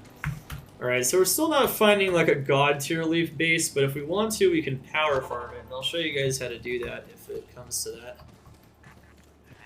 You can definitely go for an even better base, but just to let you guys know, like, even if you don't get a really good leaf base, so a gray staff, 2 sockets, and 1 to 3 fireball, fireball is really strong. So fireball, you don't absolutely need it, but, you know, it's good for quality of life, and it's good until you're able to spec into Blizzard, starting at level 24 if you want to. So yeah, overall, it's just really good stuff. Impossible. You could go for a bow insight, my man. 100%. Busy Bosh. Am I playing? No, I'm not playing that now. Impossible. We're gonna be continuing to do Diablo 2 content. I'm not that interested in it, honestly. I mean, it's, you know, it's an interesting game, but hey, if you want to play it, man, get it, man. Let me know how it is. Alright, Experience Shrine is the king of all shrines. Just remember that at all times. If you find an Experience Shrine, you want that shrine. Got it? Got it? Mine shrine. Mine shrine. Okay. Shrine is mine. I want all the Experience Shrines. Yeah. I'm not a rapper. Okay, anyway. Let's go. I'm trying to wrap them together, baby. Use the Experience Shrine to get some elite kills in here. Oh, see, I should have checked for that. I was actually thinking about that too, ironically. I was like, damn, that'd be really suck if he had Curse on him. So Curse can curse the shrines right off of you. It kind of sucks when you have a nice one on you. You don't want to get hit by cursed monsters in those cases. With anything they can throw out. So yeah, that wasn't good. Alright, it's pointing this way. We're going to go left or to the immediate left. I always try the immediate left first because more often than not it is. Alright, sweet. Alright, so at this point, more towels or a Rao would be very much wanted. Normally I don't have this many issues with Rao runes, but RNG is RNG. Sometimes the problem rune could be Tur rune. I've definitely seen that before. Even Tau rune can be the problem rune, even though that's pretty rare. And F rune is pretty frequently a problem rune. Rao rune, yeah, I mean, Rao rune's not the most common one. It's the highest rune she can drop, so you have to keep that in mind. We're going to put another point in a static field. This is going to make it easier for us to kill Andariel. We might hit level 13 before we hit Andariel based on kind of the pace we're going here. I'm going to put 5 more points into Vitality, though. And then I'm going to go put some points into Strength. You know, actually, you know what? I think I'm going to put 5 more points into Vitality. And then we'll put some more points into Strength. We don't have to get the Strength right away. Don't need to use that belt until we can start teleporting. There's another Tal, and there's another F, and there's another Nef. All those runes could be useful later on, so for now, like I said, kind of keep all the runes you find. At this point in the game, there's no reason not to keep them. You might not think you'll use them, but trust me, there's a lot of things that can happen, there's a lot of things you can find, and making use of these is definitely a great idea. This game is strange. It is a very strange game. That's part of what makes it awesome. Alright, so we already found our Ancient's Pledge base, so we don't even have to check that anymore. Honestly, Charcy hasn't been selling the craziest of items. I think I could make one Ral now, but I think I'm just going to farm Countess like 1 or 2 more times, and then we're going to call it. So, the reason we can move on now is we technically have enough Tau runes to cube up a Ral rune, which is the next rune up, and have an extra Tau rune left over. Which means at this point, we can make all our rune words, and we'll be good. Now, we don't have any extra Ral runes for getting fire resistance, which can kind of suck. I can't. But you don't absolutely need it.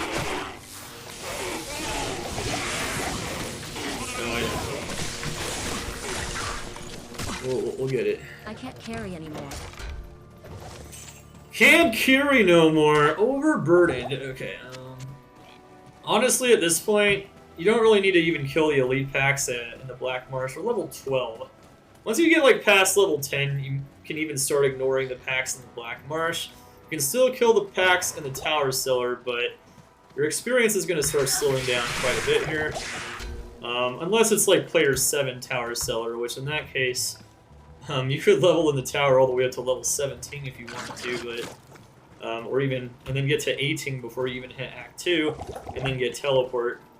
But, we're literally, we're doing Rags to Riches under the harshest conditions possible, which is you can only play solo and it's Battle.net. Can't save your maps, and you want to get rich on ladder. You don't have any friends to play with, you don't know anyone, you like playing the solo, whatever the reason, this is it. So, if you want to play single player though, I gotta say that player count, save maps, all that stuff is a huge advantage. Being able to save maps means you can like farm Beetle Burst over and over. You can farm Dark Elder over and over in Act 2. You can farm Battle Maid Serena, and you can just like power level very easily off of all kinds of different things. It means that you know the entrance and exits. Once you get to Nightmare, starting in Nightmare, but also in Hell, you can reset all of your maps. Just by going to a different difficulty, you switch the difficulty, you can get really good maps where the entrances are always like right next to the exits. I don't know why I went down there. See, it's pointing this way, so I thought maybe it was going to be like around into the back. But it was actually just pretty straightforward. It was just to the left. Sometimes I autopilot and I don't think about what I'm doing. And, you know, it happens. You'll see that throughout the guide, I'm sure.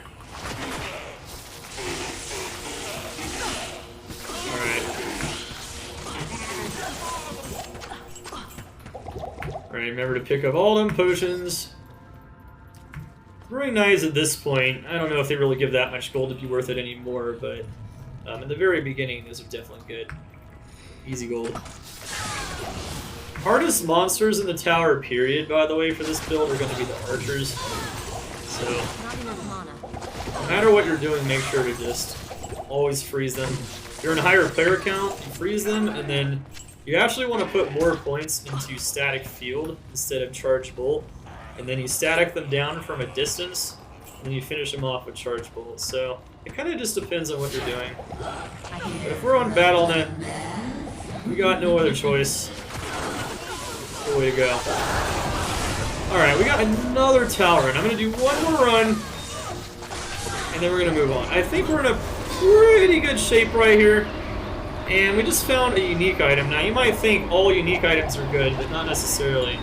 For Rags to Riches, a unique large act is going to do no good whatsoever. You can't put it on a mercenary. It doesn't do anything for the mercenary once you can start getting your Act 2 mercenaries in Act 2. It does nothing. You can't use it under self. Only plus skills and cast rate are going to help you as a caster for the most part with damage. So not everything you find, even if it's a really cool item like that, unique items are pretty rare, especially when you have 0 magic find in the beginning, are going to be useful. But if you don't know your unique items and your set items, I recommend checking them all. There's a lot that can be very useful. just a lot of items. Like Cathan's staff could be pretty useful like early on. You can definitely find a lot of very useful things. Like Death Gloves would be really nice against Andariel. Even Lenimo can be really good at the very beginning of the game, so yeah, there's just a lot of things that can help out. Biggin's Bonnet could be kind of nice at the very beginning. That's a unique cap. There's a lot of cool items that could be nice. But, to be honest, a lot of those items aren't useful for very long. And that's even if they're useful at all, so it's not going to be, it's not super intuitive. You might think because it's rare that it should be very good, but that's not always the case. So you notice I can use telekinesis to pop the clickables. It's not a bad idea, I don't have to run over to them anymore. It's partially why you want telekinesis around like level 9 to like level 11. Just want to start get it going. I am making stealth, sir. I can't wear it yet, though. We already have Tal and Eth, so we can make her stealth. It's in a 2-socketed armor. It can be in any 2-socketed armor. And we already have Ral, or at least we have the Tal runes to make a Ral, which means we can also make our Leaf Staff, which we're going to use for respecking at level 19. Right now, though, we're a charge Bolt bot. Life is good. Let me know if you guys have any more questions throughout the playthrough. Let me know if you guys have any questions about anything. If you think I'm doing something badly, you can let me know too. For the sake of the guide, I can give people more information, you know, if there's some other way to do it as well. There's always so many ways to do things in this game, however, I can't. I'm going to give you guys a simple and effective method to start farming for those goodies as soon as possible. Starting with nothing.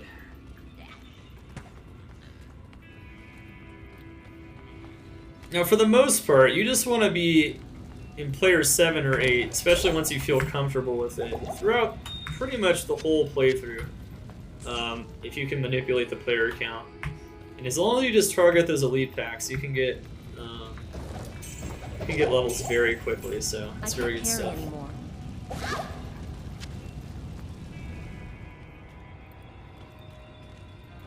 In normal, no. So after this, we're going to be pushing. So the tower is the best leveling spot. Alright, so we almost died there. Oh man. So Lightning Enchanted. Remember I mentioned Lightning Enchanted? Very tough to kill. You can tell she's Lightning Enchanted because she's emitting bolts. I didn't even check her. Lightning Enchanted is pretty dirty in general. You can get that Frost Nova out though. Make it work. Alright, sweet. You can also skip her though. I mean, honestly, it's pretty painful trying to kill monsters like that when they're highly resistant to the element that you are, especially when they do a lot of damage because they're enchanted. They get all that extra elemental damage. It's pretty nasty stuff. Alright, so...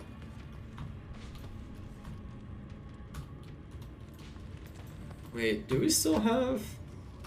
I don't have my frozen armor on. Interesting. I don't have it hotkeyed. You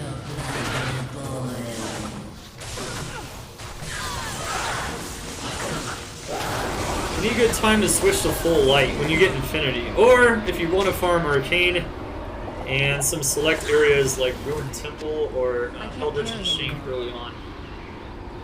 Alright, so we found yet another Tal rune, and you know, at this point, we're not finding Ral runes, we haven't found a single one, but we have enough Tal runes to cube up multiple Rals, so I feel pretty confident that we'll definitely get some more Rals later on as well.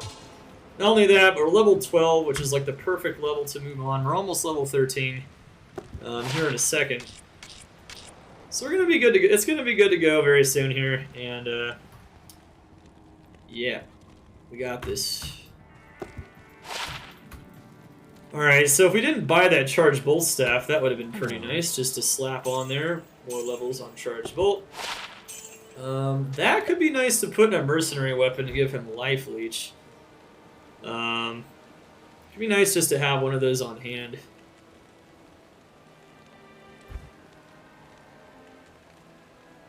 Okay, so... What do we got here? Alright, so we're good to go now. All we need to do is make sure we buy enough mana potions to push on. And we're just gonna push, so we're gonna kill elite packs along the way, but that's about it. We're literally just gonna push through to Andariel at this point, and we're just gonna keep going through the areas. There's not a lot more to really understand. I'll try to go through like maps, of course, if you guys want to learn more about how to read the maps. That's gonna be about it, though. Yes, sir. Frightened. We will be doing that. Okay, so. Alright, let's go. Alright, so we got a chest.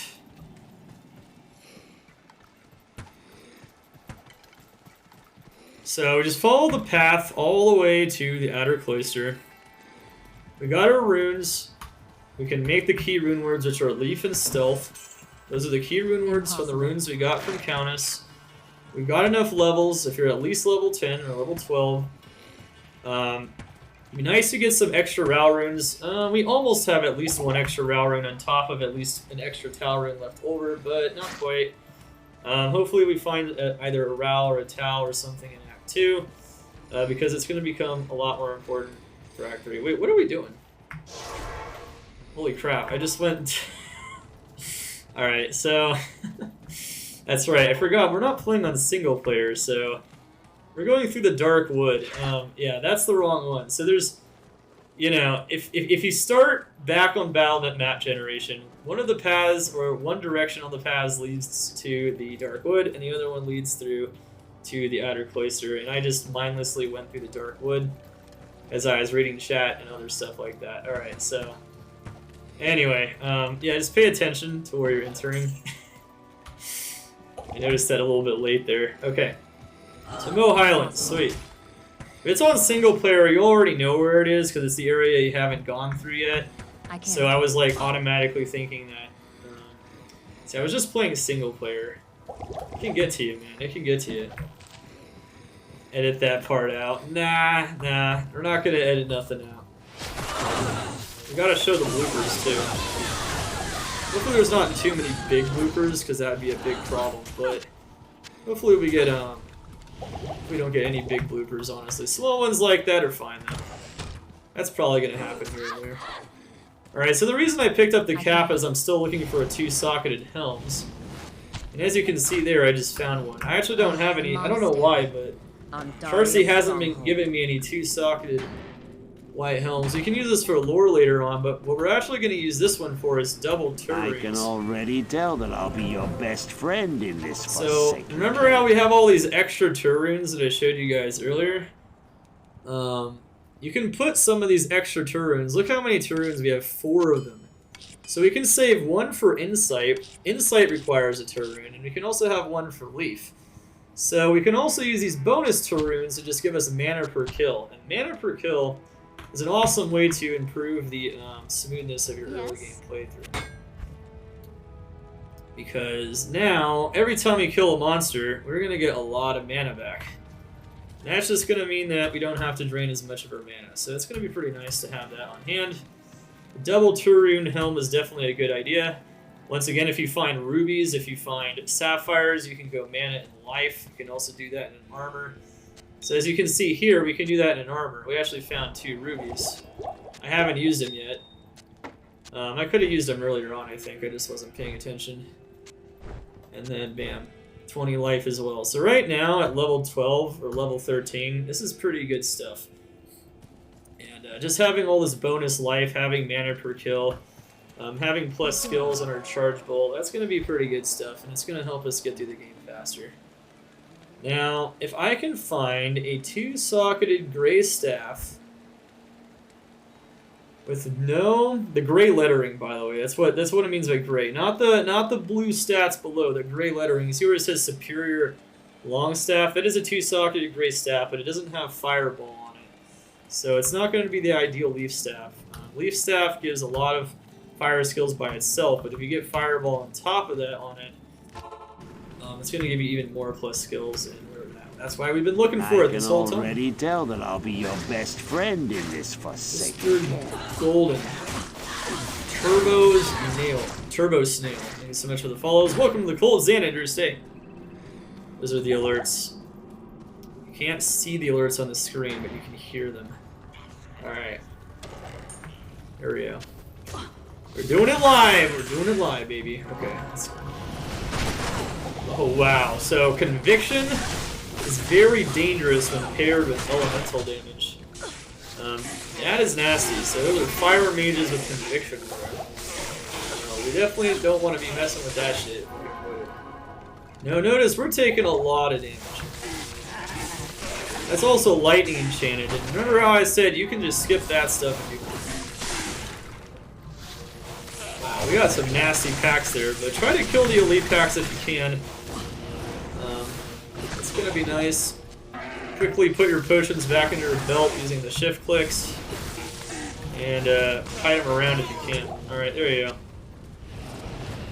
If not, just skip them. If it feels too hard or you're not liking the kiting, you can just totally skip them. But that means that you're going to miss out on the bonus experience. I thought those were minions. Remember, the minions are also 500% bonus experience, not just the elites. So if you kill all the minions every time, that's going to give you a lot of experience. Alright, so we're going to want to get the Malice, the Heroic Malice from the Smith, which in the barracks. So something I didn't mention here is that the waypoint was to the right of the fountain. If it's to the right of the fountain, the barracks is to the left. If the waypoint is to the left of the fountain, the barracks is to the right. I can. There's no fountain at all, and there's like a cross garden in the middle, and it's like off to the side here. It's in the center. Now when you go through the barracks, usually straight ahead is going to be the Smith. Impossible. And that is where you can get the Malice. That's going to allow us to view an item later on. And that's going to be good stuff overall. The sisters appreciate Killing him doesn't really give you much. His drop table is pretty bad. I would just avoid killing him. You don't have to kill him. You can if you want for fun. You don't have to though.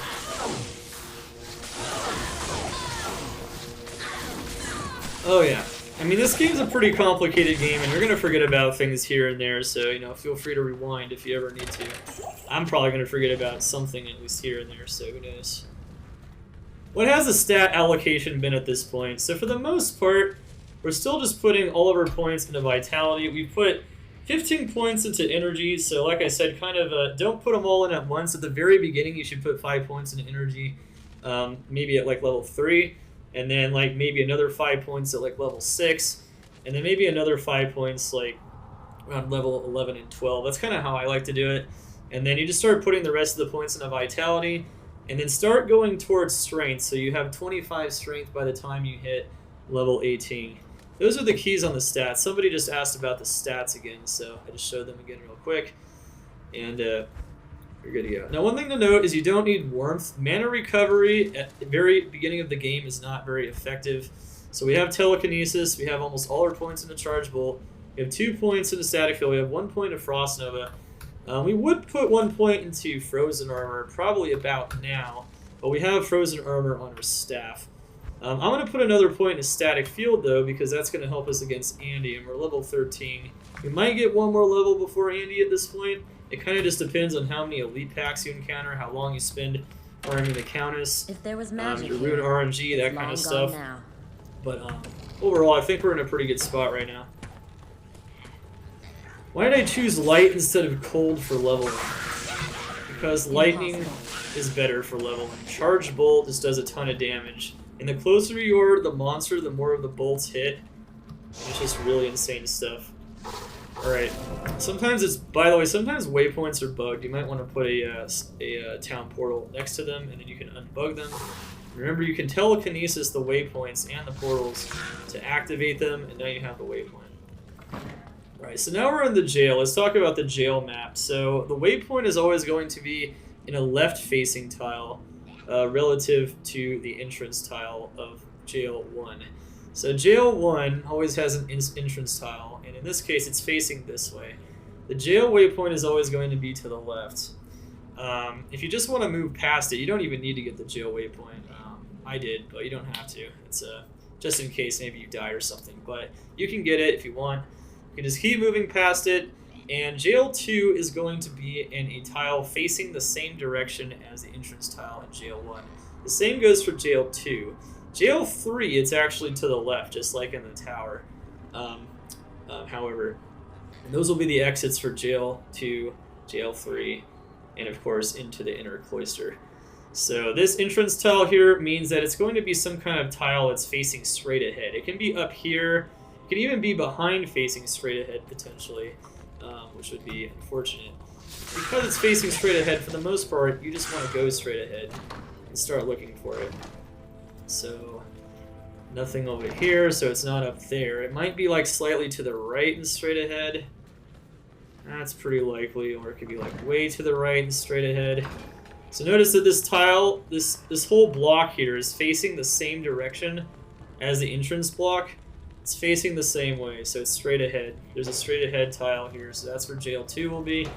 And generally you want to go straight ahead to find it. Jail 3 is the exact same thing. If you go to the left, you will find Pitspawn Foul Dog. I don't recommend killing him with his charged bolt start because he's highly lightning resistant and he does a ton of damage because he's cold and chained and whatnot. So I wouldn't even mess with him. But notice though, Jail 3 should be pretty much straight ahead. Oh no, it wasn't Jail 3. Okay. Well, this block is facing the same way. This block is facing this way, so it should be facing the same direction. But it could be over here. It could also be over there. I can't. There's no way to know from that point.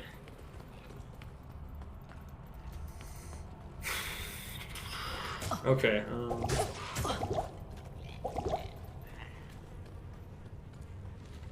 What's up, chat? How we doing? Yeah, Charge Bolt is just really good. The concentrated damage is amazing also for killing single targets as well as multiple targets. It just spreads out in front of you. It is the fastest method of like starting out to level for sure. It's also the simplest.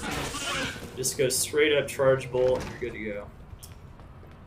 Now once you hit level 12, you could also start leveling Nova and you can go into Nova, but we're not doing the Nova approach. Nova is a lot more complicated. I loved using Nova to level up on a Sorceress, but it requires that you jump into the middle of packs though, use Frost Nova, use Static Field a whole bunch of times, and then start casting Nova once the monsters get very low. And in general, that approach becomes a lot more effective once you have teleport, so it's a nice alternative to Fireball. We're not going to do that though, we're literally just going to max out Charge Bolt, which is literally the simplest way to play the build, especially before you get teleport, and before you'd want to get Fireball anyway, once you're able to wear Leaf Staff. Leaf requires level 19, Stealth requires level 17. You can't wear them yet, but we'll be able to wear them soon. But yeah, so notice here in Jail 3, notice that this tile is facing in the same direction, but notice how you had to like walk through here and then go straight ahead. Unfortunately, we just went straight ahead and over here and kind of got stuck. That happens sometimes. Even speedrunners waste a lot of time meandering around the jail because oftentimes it's not obvious where that tile is, where that straight ahead tile is. So this tile now is facing this way. In Jail 3, though, it's usually going to be to the left or to the west, so we're going to want to take a hard left as soon as possible. Death Blue, and so much for the follow. Welcome to Colt Xander, say. Alright, we're good to go. And let's go. Remember to keep picking up items that you can sell for gold. Don't stop. Notice how I picked up a staff here. That staff didn't have plus skills. But if it did, we would have been in a pretty good spot there. Remember to keep up your frozen armor and make sure to use Frost Nova before you engage packs. It makes things a lot easier. Get as many of those monsters Frost Nova as possible, and then they can't do nearly as much damage to you.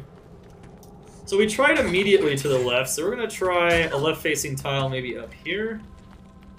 Let's see, are we going to find it, are we going to find it, are we going to find it? Yep, we found it. Okay, so as you can see, it's facing this way. The whole tile's going this way, so you're going to be trying to take a left somewhere, most likely, but it could also be around to the back and to the left. That can happen, especially in Jail 3, that does happen quite a bit.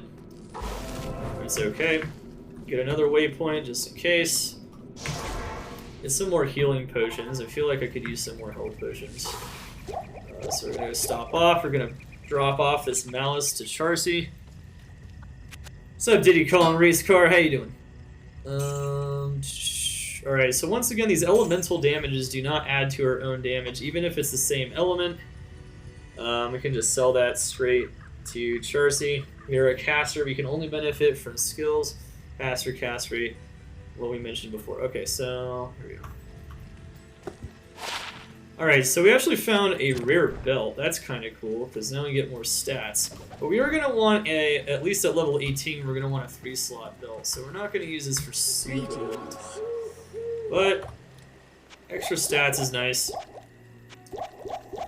Alright, so make sure you always have some thawing potions. If you become frozen, you can hit these thawing potions, and then you can resume moving quicker, and you don't get stuck. The amount of time you stay frozen, of course, that is going to be related to... interesting. I could buy that if I wanted to. Could add another...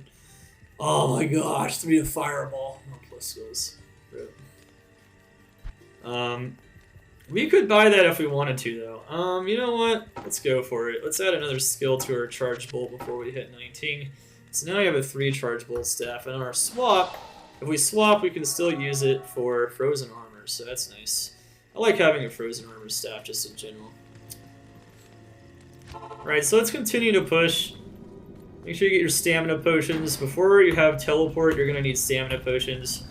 Once you have teleport, you don't really need them as much. You might need like 1 or 2 here and there if you're run out of mana, you run out of mana potions, but for the most part, you don't really need them anymore. You also don't really need these thawing potions, except when you're fighting Andariel, which we'll explain later, after you're using teleport as well. They only affect your run walk speed. There's a mod where it affects your cast speed, but it's not here. So look, we just got frozen. He was cold enchanted. Hit us with a nice, powerful cold nova. No problem. And the duration of being frozen is affected, though, by your freeze length, or whether or not you cannot be frozen, and whether or not you have cold resistance. So cold resistance will also affect freeze length. Of course, in the very beginning of the game, you're not going to have a lot of resistance, period. Right now, it's kind of strange that we have so much... Oh, wait. Oh, no, wait, I know why we had that. Okay, never mind. I'm just drinking some thawing potions. Yeah, ever. If I was a paladin, I might want that Targe. A Targe is a type of a class-specific item, though, that doesn't have plus skills, though. So remember, those class-specific items that don't generate plus skills, like a Targe, like a Paladin Shield, are not going to sell good. Those don't sell good at all. You need to have plus skills. And if you see them without plus skills, don't worry about it. Oh, look at that. Experience Shrine. What's up, Diddy Kong Race Car? How you doing? Always pick up the charms.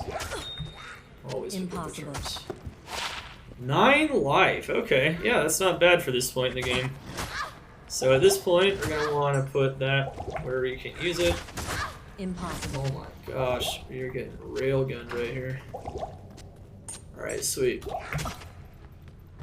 Now, I'm in the Catacombs 1. You just follow the Cathedral to Catacombs 1. You literally just go to that entryway there, and then you find it, you're good to go. Catacombs 1, there's actually no way to know where Catacombs 2 is, but it's going to be somewhere on the edge of the map. And there's a certain kind of tile, and it looks a certain way. I'll kind of show you kind of what you're looking for if you want to make it to Catacombs 2 pretty quickly. But once again, there's no way to know. So there's a lot of maps where there's actually no telltale signs, and this is one of them. You kind of just have to like skirt the edges. Now, the monster to really be careful for in Catacombs as a Charge Bolt Sorceress early on is going to be this monster, and especially if it's cold enchanted, because each one of his lightning balls is also going to do cold damage. And those monsters are also highly lightning resistant. So you can kill them, as you can see here, but it takes quite a few volleys, and they do a ton of damage, so you can kill them, but I wouldn't recommend spending too much time messing around with that particular monster. Alright. Yes. Definitely wouldn't. Different monsters have different resistances early on. Now, one thing to note is we could have had a 10 FCR piece of jewelry by now, but we don't. which means we have no faster cast rate, which is kind of sad. You can definitely get way luckier than this and just have more faster cast rate. But you know what? When it comes to rags to riches, I think I'd rather be in the struggle just to show you guys, even when you don't get the best RNG in the universe, that you guys can handle it. Now we can continue to put more points into static field, which wouldn't be a bad idea. At this point, we're going to want to, honestly, once you put 3 points into it, you can skill it and you'll be good to go. I'm just going to put more points into Charge Bolt, though, just to make things easier. Putting 3 points into static field is very good for bosses, though, so that's going to help us against, like, Andariel and Andariel and whatnot. Impossible. You can put, like, 5 points if you want, though. It just means that your Charge Bolt is going to be a bit weaker as you continue through the game. We're going to want a pretty charge. We have a pretty strong Charge Bolt, and this Charge Bolt's going to help get us to level 19. What's up, Quintuple J? How you doing, man? What's up, Dimitri? So Catacombs 2 does have telltale signs. So for Catacombs 2, you don't know where anything is initially once you get into Catacombs 2, but if you can see where either the exit is to Catacombs 3, which always kind of, like, that's one of the tiles that's a telltale sign that there's an exit to the next Catacombs level. There's also another one that kind of, like, I don't know, we'll probably find it here. Looks a little bit different, but anyway. Pop them chests. Chests are always good. So if you know that the exit to the Catacombs 3 is there, you're gonna want to actually go. You're gonna want to go west. So you're gonna want to take this tile here. It's pointing this way. You're gonna want to go west of it, because if you find the waypoint first for Catacombs 2, and you want to farm Normal Andy for some reason, I mean, I don't recommend doing it. I recommend moving on, which is what we're gonna do. But you can. And for Catacombs 2, for the waypoint, the block, whatever it's facing, it's actually going to be to the east, is where it's going to be an east or a right-facing block. Is where Catacombs 3 is going to be. So that's going to help us quite a bit here. So if you find Catacombs 3 first, you're going to be going to the left or to the west. If you find the waypoint first, you're going to be going to the east or to the right. We're at least trying to find some kind of block facing in that direction.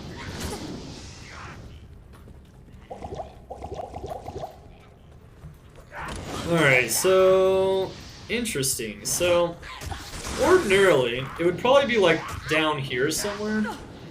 But we didn't find it down here, which means it's probably like right there. Now that I look at it, that block looks pretty suspicious. I think that's probably what it is. It's probably like right there. What's up, Gothis? How you doing? What's up, Zeth Blue? We're making a guide, guys. Rags to riches. Let's go. Alright, so we found it. Catacombs 2. And because we put a portal down by the exit of Catacombs 3, we can just go back to town. And then we can just go enter that, and then go enter Catacombs 3 as fast as possible. Now I'm going to buy some antidotes in preparation for Andy. One way to make it to where Andy does like no damage to you is to drink some antidotes. Each antidote... Ooh, there it is, chat. I can already tell that I'll be your best friend in this. I think I'm actually going to be satisfied with that. I could go in and out using this waypoint here, and I can go in and out using like the cold plains and whatnot, or like Stony Field, and I can go farm Charcy by going in and out of town. That will reset her wares, and we'll try to farm a better staff. But I think I'm going to settle on a 1 to Fireball 2-socketed staff. That is really good, actually. We're pretty poor now. And I also am going to keep a Fighter's Amulet for like Act 4 and whatnot, just in case you don't find any Row Runes. But that's really good. And a Leaf Staff and that's a Gray Staff with 2 sockets and 1 Fireball. It's going to be pretty solid. That's very nice indeed. Grim, thank you so much for the follow. Welcome to the Cult of Xanagru's Day. Nope, there is no longer Holy Freeze on a PD2 Mercenary. How much FCR is ideal at the start? If you can find... Honestly, at the very beginning, just put on as much FCR as you can find, honestly, man. pretty much.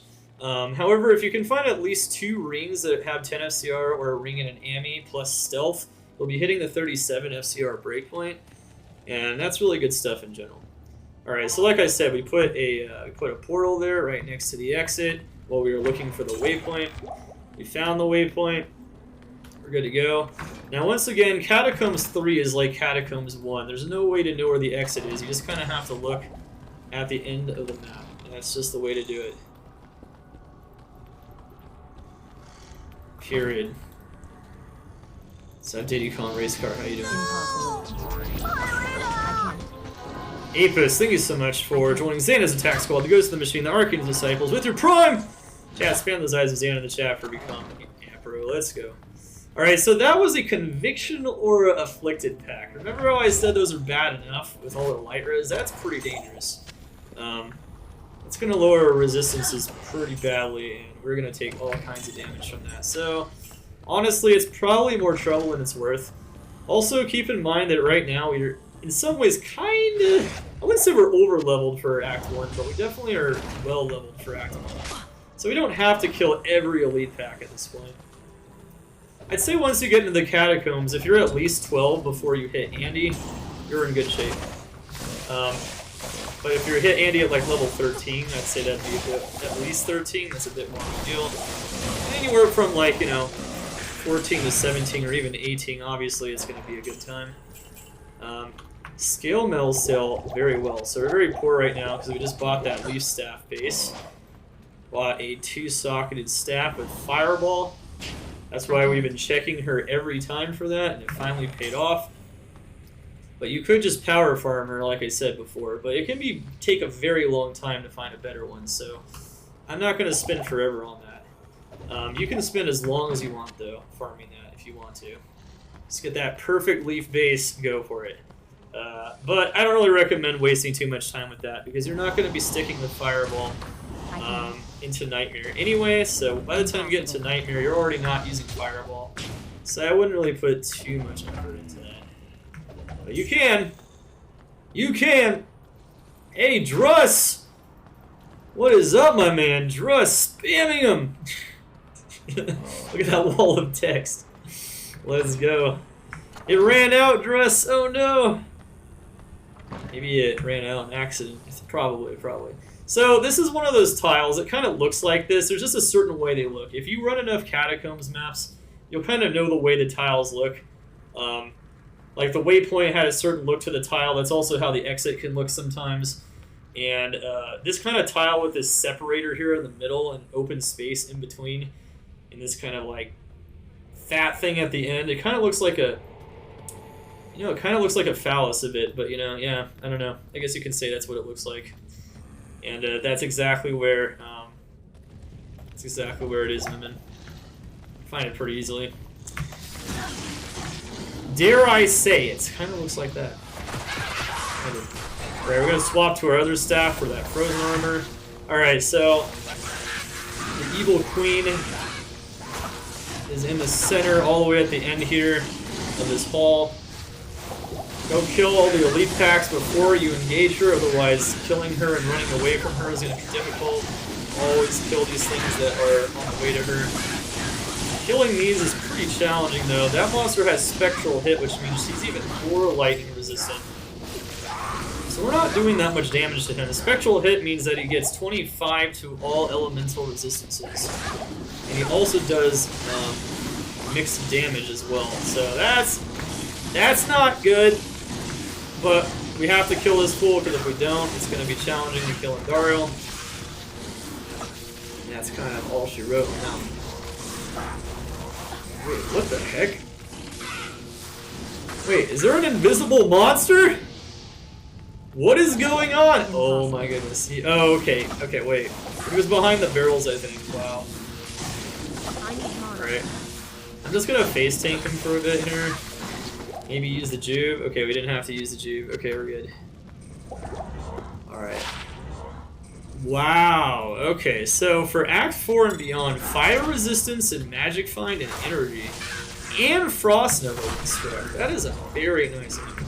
Unfortunately not FCR. If that FCR, that would be beautiful. But SCR is the most important stat, once again, on any of the pieces of jewelry. That's okay. Alright, first thing you do for Andariel, cast Frost Nova, drink your antidotes. So your antidotes give you 50 poison res a piece. I mean, no, they give you 50 poison res for 30 seconds a piece. You can actually drink as much as you want. Every time you drink one, you get 30 seconds of 50 poison res. And the same goes for thawing potions, and that's going to be important for killing Andariel problems.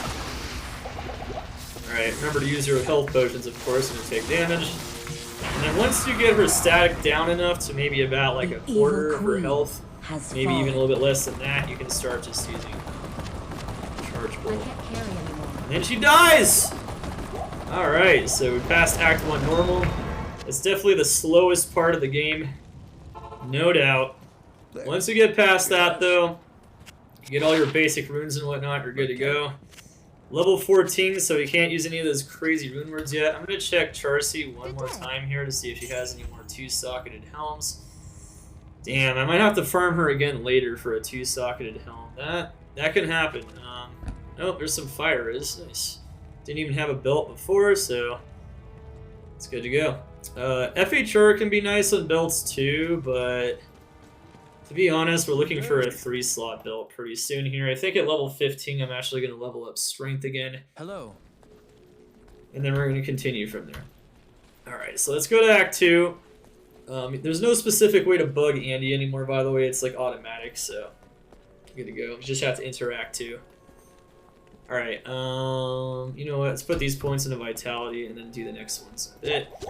So the first quest in Act 2 is Sewers, and that gives you a bonus skill, but I wouldn't mess with that until you get Teleport, because it takes a while just to run through there. It also doesn't give you a ton of experience, so what you should probably do is actually start working towards the Staff and the Cube, which is the next quest, and that's what we're going to do next, and that is going to be the faster way at this level. Okay.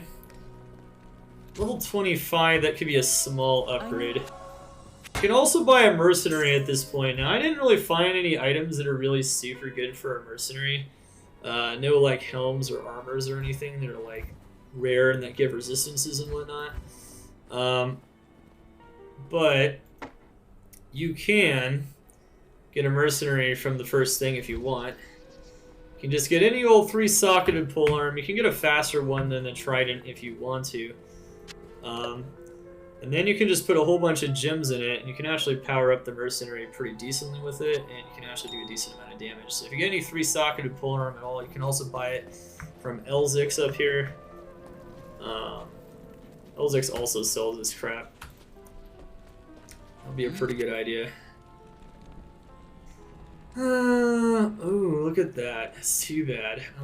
I'd rather have the light res actually on those gloves. Light res is going to keep me alive against the beetles. Once again, if you didn't want to go for damage, this staff even has lightning res, which is perfect.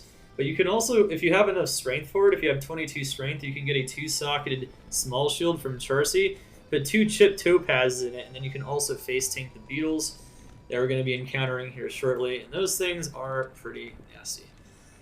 Alright, so you can get a spear, you can get a trident. I don't know, I think I'm going to go with the trident though. And then I'm just going to put this in there. It's going to give him some life leech, and then I'm going to give him some damage. This poison damage off of an emerald would be insane, so that'd be pretty cool. And then also just give him some lightning damage as well. Good day. So the mercenary can do some damage now. That's nice. But Elzix also will sell some decently interesting stuff. You can also get your 2-slot belt from there, or check for more res here and there, but you definitely don't have to. You don't have to feel like you have to do that. But I'm going to buy a mercenary. I think Prayer Mercenary is probably the best one you can possibly start with. I'll put that to good use. And then, of course, just stick on the 3-socketed weapon. Whether you want it to be faster, do more damage. More damage means he's going to life leech a bit better, so I don't know, just go for what you can. And then if you want, you can even buy like a regular helm just to give him some defense, but you can just find them along the way as well. I'll put that to good use. And you can also farm an armor somewhere as well, so you can also find that. Alright, that would be very nice, but I'm actually going to wait until we're out of Act 2. The lightning res on our current amulet is just going to be too important. And then drink all of the non-light potions. And then start buying light mana and light healing potions. Light potions at this stage in the game aren't going to be very good for you anyway. You're going to want to make sure you still have stamina, of course. Make sure you have thawing potions. And make sure you're also buying some health potions as well. Alright. And now it's time to move outside. So let's go outside of Luca Lane. And let's start moving towards the next area. So the Dry Hills is where the Halls of the Dead is, and that is also where the cube is, the most overpowered item in the game. You're definitely going to want to try to get that if you can. The Dry Hills is going to be on the edge of the walls, so you just have to follow the edge of these maps in Act 2, and you can usually find the exit to the next area pretty easily. In the Rocky Waste, it can be immediately to the left, kind of where I'm going here, but it might not be. Just follow the edge, and you'll find it pretty easily. It could also be up here and to the left, though, but it can also be up there and to the right, or immediately to the right. Kind of depends on the configuration of this map. I wouldn't worry about it too much in the Rocky Waste. Ah, look, it was up here and straight ahead. Okay, that's also one of the configurations. It can also be up here and straight ahead. So we found the Dry Hills. That is a ghostly monster. What do we do to champions and elite packs? Chat and YouTube, we kill them. And you skip everything else if possible, because it's just going to waste your time. You don't get a lot of experience. The juicy experience is from that, for the most part. Also, make sure you have your frost armor up, whether or not you have it skilled or whether or not you have it on a staff. Make sure to use it. Use telekinesis when you can to pick up potions or to pop clickables or items. Keep moving on. So we're going to check the edge of the map here. We still want to stay on the edge of the map because we can find the entrance to the Far Oasis, which is where the staff is in the Maggot Lair. Which is really good stuff in general. Do you gamble in Act 2 at all? Act 2 normal? Not really. Not unless you have a ton of gold, but honestly, I wouldn't recommend it. That's a good question. Gambling in general, most of the items you can get just by farming them, just by normally farming them. Alright, so we found the Halls of the Dead. The Halls of the Dead is where the cube is, but since we haven't found a waypoint yet, if we just go into the Halls of the Dead, that means we have to just start from the beginning of town again. So that's not optimal. It's probably going to be more optimal to find one of the waypoints now. So now we'll check kind of the middle of the Dry Hills for the waypoint, or we'll check the edge for the entrance to the Far Oasis, and maybe get to the Far Oasis waypoint. You don't need the Dry Hills waypoint, but it would allow us to just enter the Halls of the Dead right there immediately, so that'd be good to go. Yeah, you don't usually need to gamble. Everything you can farm in here, like everything you can find, everything that you need. Ooh, rare chain. You can just farm off of vendors. Gambling in general isn't super efficient because usually it's more important you have gold to keep your mercenary alive and things like that. But you can. Alright, so we found the exit to the Far Oasis, so I'm actually going to take that. And let's see if we can find the waypoint here.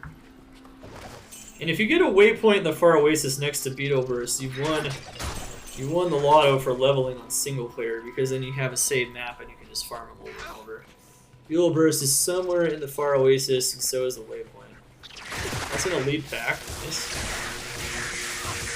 So let's just Frost Nova him and then Charge Bolt him down. Look how strong Charge Bolt is. It doesn't seem like it should do that much damage, but that's per bolt, and there's 14 bolts currently.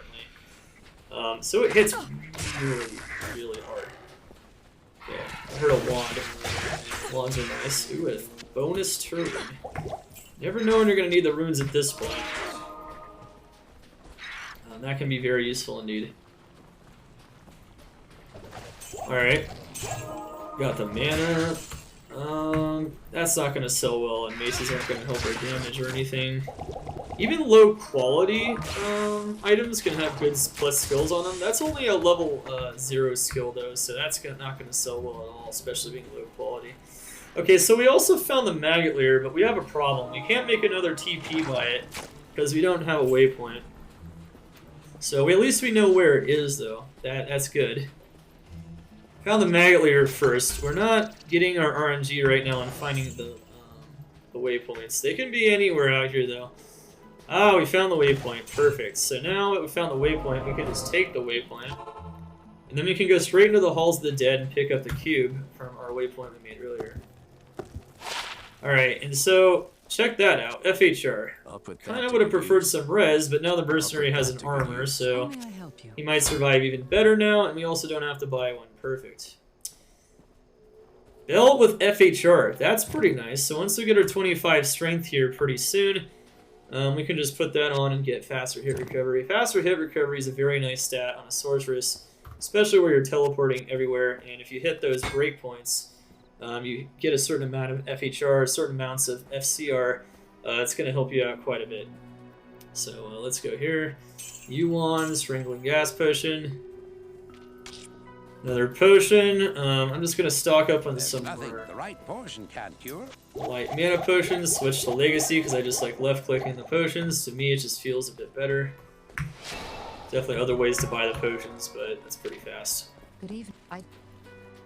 Alright, by the way, Farva can also sell the 3-socketed large shield you can get off Charcy, but we already found it, so you don't need to bother with that at all. So we're on a pretty good start here. So now...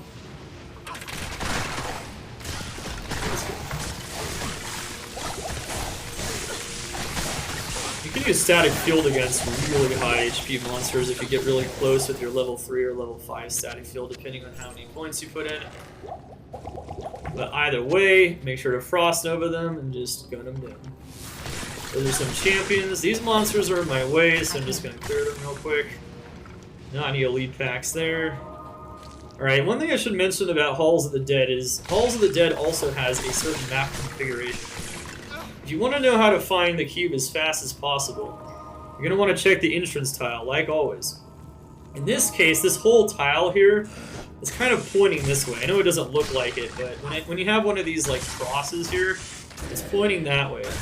And like most maps, the exit is going to be a tile that is pointing to the left or to the west, which means you're going to want to go to the left usually first, and usually the immediate left is how you'll find it, or if you go up and to the left and something similar. So that's, by the way, every level of Halls of the Dead.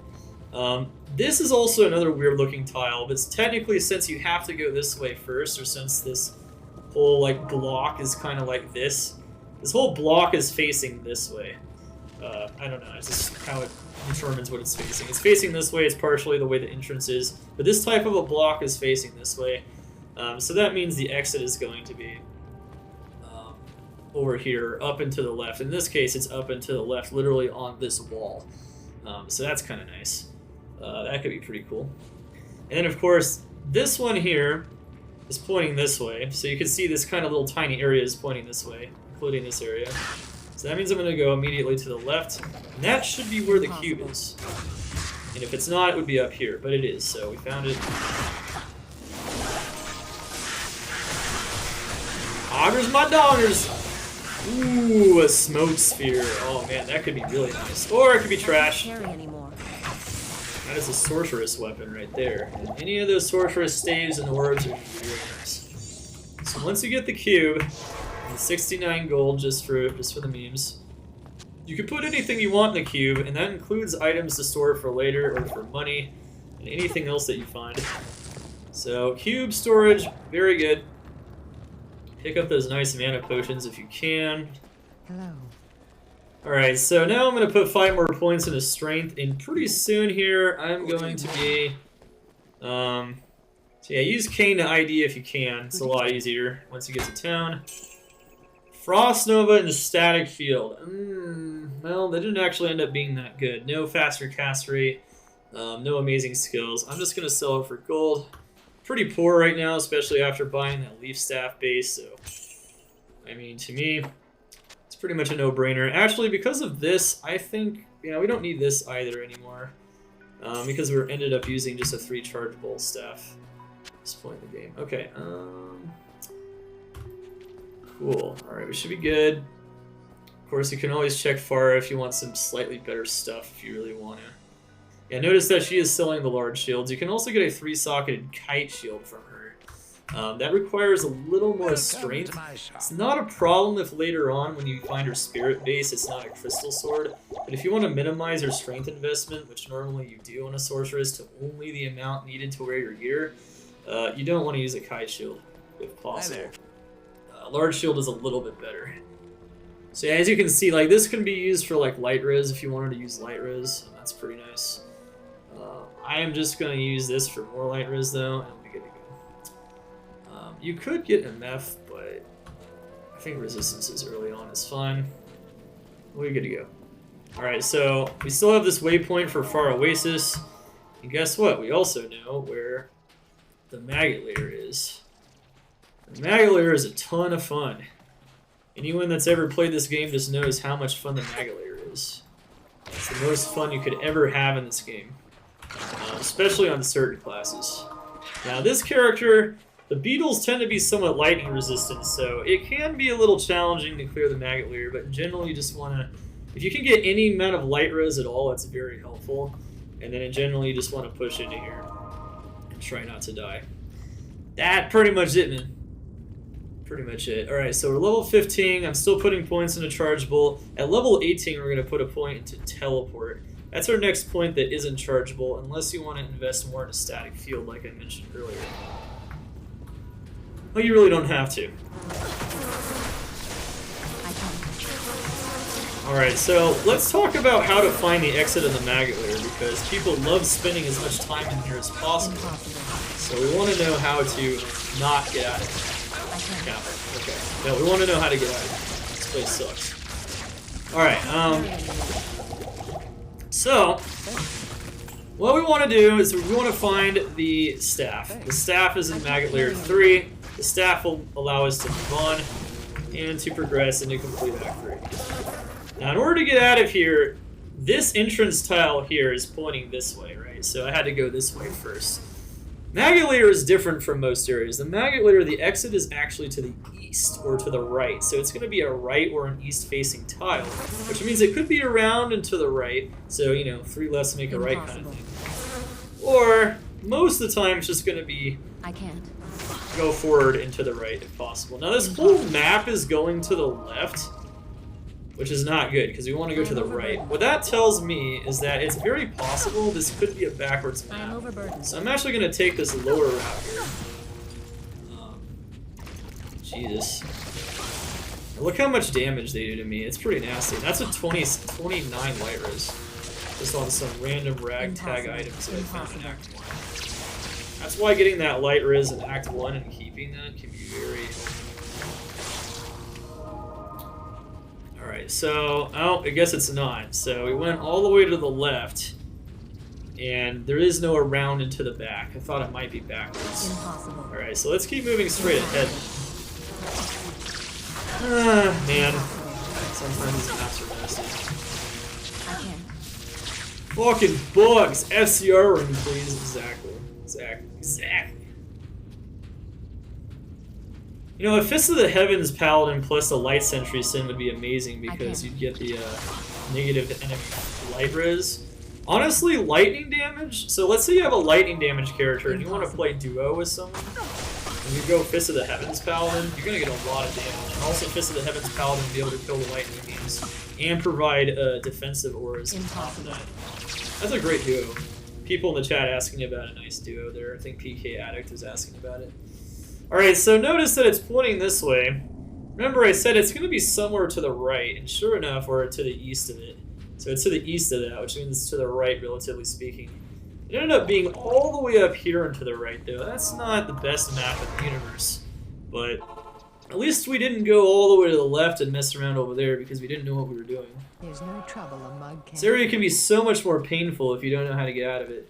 Now, Maggot Lair 2 is the exact same way as Maggot Lair 1, and Maggot Lair 3 is a bit different. Maggot Lair will be straight ahead, so it's facing the same direction. Going to where the staff is, that area is facing the same direction as the entrance tile. So we're going to go over there. So at least we didn't go messing around in there, though. More potions! Okay. Alright, let's use the telekinesis. Get to that waypoint. Put on our frozen armor. Alright, we're good to go. Alright, so this time it's pointing this way, the entrance tiles, so that means we're going to be going that way. Go to the right. I'm going to check something. Was this large shield actually... Oh, really? Another 3-socketed large shield. Okay. Well, didn't end up having to buy that after all. Sometimes you can get lucky and just end up finding it somewhere. That's not typical though. Usually you gotta farm Charseed or Far or something for it. It's the more reliable method.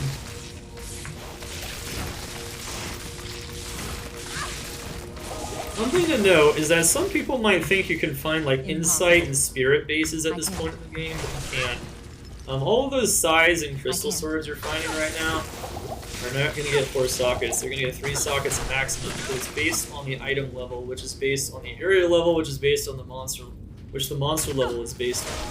The monster level is based on the area level. Oh my god, we might die. No joke. Sometimes you can hit a little bit, you can stand a bit farther back from them. These things are nasty, man. I think we have some lightning res, right? Otherwise, I'd be dying very easily. I think I'm gonna buy more potions actually, because this area just hurts. There's nothing you can do about it unless you want to wait until you get teleport, but it's not likely you're usually even 18 by the time you finish Act 2. A lot of the times you're like 17, so good luck. Sometimes it just doesn't work out, man. At least in Players 1. At higher player count, I could have already been almost 20 by now, and could have just been teleporting through the maggot layer, easy mode. But we are using the hardest settings possible to do that. Alright, need advice for your Warcry Barbarian. Please help. Okay. How to fight them with a Warcry Barbarian? You gotta use the, I recommend using the trick where you keep them all on one side of that, like, chasm there, and then you only pull one at a time. And then what I'd also recommend to do is to use Double Swing and get some Black Flails and just kill them with Crushing Blow, because using just Warcry against the Hell Ancients is gonna be very, very hard. But fighting them one at a time, that is a very difficult build to kill Ancients with. Alright, so we're in the maggot layer now. We found it. It was to the right. It's pointing this way, so we're just going to go straight ahead. And usually straight ahead is where it is. And that's usually where we're finally going to get out of this horrible place. Impossible. We'll have a good one. Gonna make it out of here, chat! I can't. Impossible. Impossible, impossible, impossible, impossible, impossible. Alright, so it wasn't. It might be actually over there and straight ahead. The tile is just facing in the same direction. It doesn't mean that it actually is straight ahead. Remember that. So we might have just, unfortunately, gotten unlucky there. Damn, we've gotten unlucky quite a few times this map. Oh well. Making it through. Also, if you don't have teleport and you can set the player account, definitely make sure that your player's 1 in here. There's no reason to up the player account in here. It's just so inefficient to move through random monsters at a higher player count.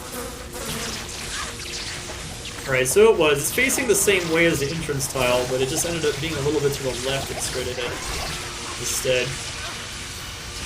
And, he dies pretty fast himself. Remember to pick up helms and body armors and potentially pole arms and whatnot for the mercenary. Things like spears can be quite nice. Because the mercenary likes to be tankier. And on the mercenary, the most important stats this early in the game are life leech on the weapon and resistances. So if you can get resistances with a decent amount armor, that's pretty good stuff. Alright, so I don't think that's actually better than what... Well, okay, you get some FHR off of it, sure. I'll put that to good use. I don't know. And yeah, mercenaries can get faster hit recoveries, so that's good. Cool, alright. I can already tell that I'll be your best friend in this fuss. Alright, we're still trying to sell armors, things with plus skills, body armors, things like that. We definitely need to keep up our gold. I'd like to take this time to remind you guys, keep your gold up. Definitely keep up your gold. Alright, damn, we should have sold that. Okay, fine, I'll rebuy the potions real quick and I'll just put that in there. Okay, cool. Another thing you can do is lift up your belt and then your potions will be automatically ejected into your inventory and then you can refill with shift and right click, which is really good. Druss Xanafine Ilsate. Hey Druss, thank you so much for the support, man. Chat, spam those eyes Xana in the chat for Druss. The alerts aren't showing on the screen right now because we're making a video, so. Guys, spam those eyes Xana in the chat and get them. Why did I go back to the original graphics? Because I like buying potions just using spam left click, and to me it's the most reliable way to do it. You can also use the enter trick, where you spam click enter. So you click enter and then you spam left click as well. But I don't know, I don't find it as reliable most of the time. So we got our staff in the chest, we're good. Now we need to get the amulet though to make the full staff in order to get out of Act 2. The only way we're going to do that is by clearing the Claw Viper Temple. So now we need to find the Lost City. And the Lost City, just like all of these areas in the desert, is on the edge of the map somewhere. Most likely it's going to be up here on the edge of the map because the maggot layer is down there, and so was the entrance from the dry holes. But sometimes the exits and the entrances can be really close to one another. Of course, we're also going to want to check the edge of the map for Claw Viper Temple as well, because unlike the maggot layer and the Halls of the Dead, which are somewhere kind of in the middle, Claw Viper Temple is on the edge of that map. Let's go! RNA, what's up? What is the streaming time? Nice. Better for you, probably, right? Maybe. That's what it is. Alright, so Beetle Burst. Beetle Burst has a ton of experience, so even though he's got some lightning res, it's fine. You should kill him as much as possible. And like I said, if you can get a waypoint kind of near him, farming him over and over is amazing. That's way better. That has lightning res. So now the Mercenary can resist lightning damage. Yeah, that's really good. So the Mercenary has a bit more res now. Mercenary becomes more important, by the way, when we start teleporting, so you don't even need a Mercenary at this point. But I had a chip skull, and it was pretty easy to find that shit, so I decided to go with it.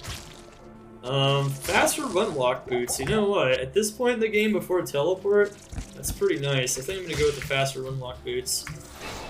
On any other class, faster run walk is the gold standard in getting a teleport staff and whatnot.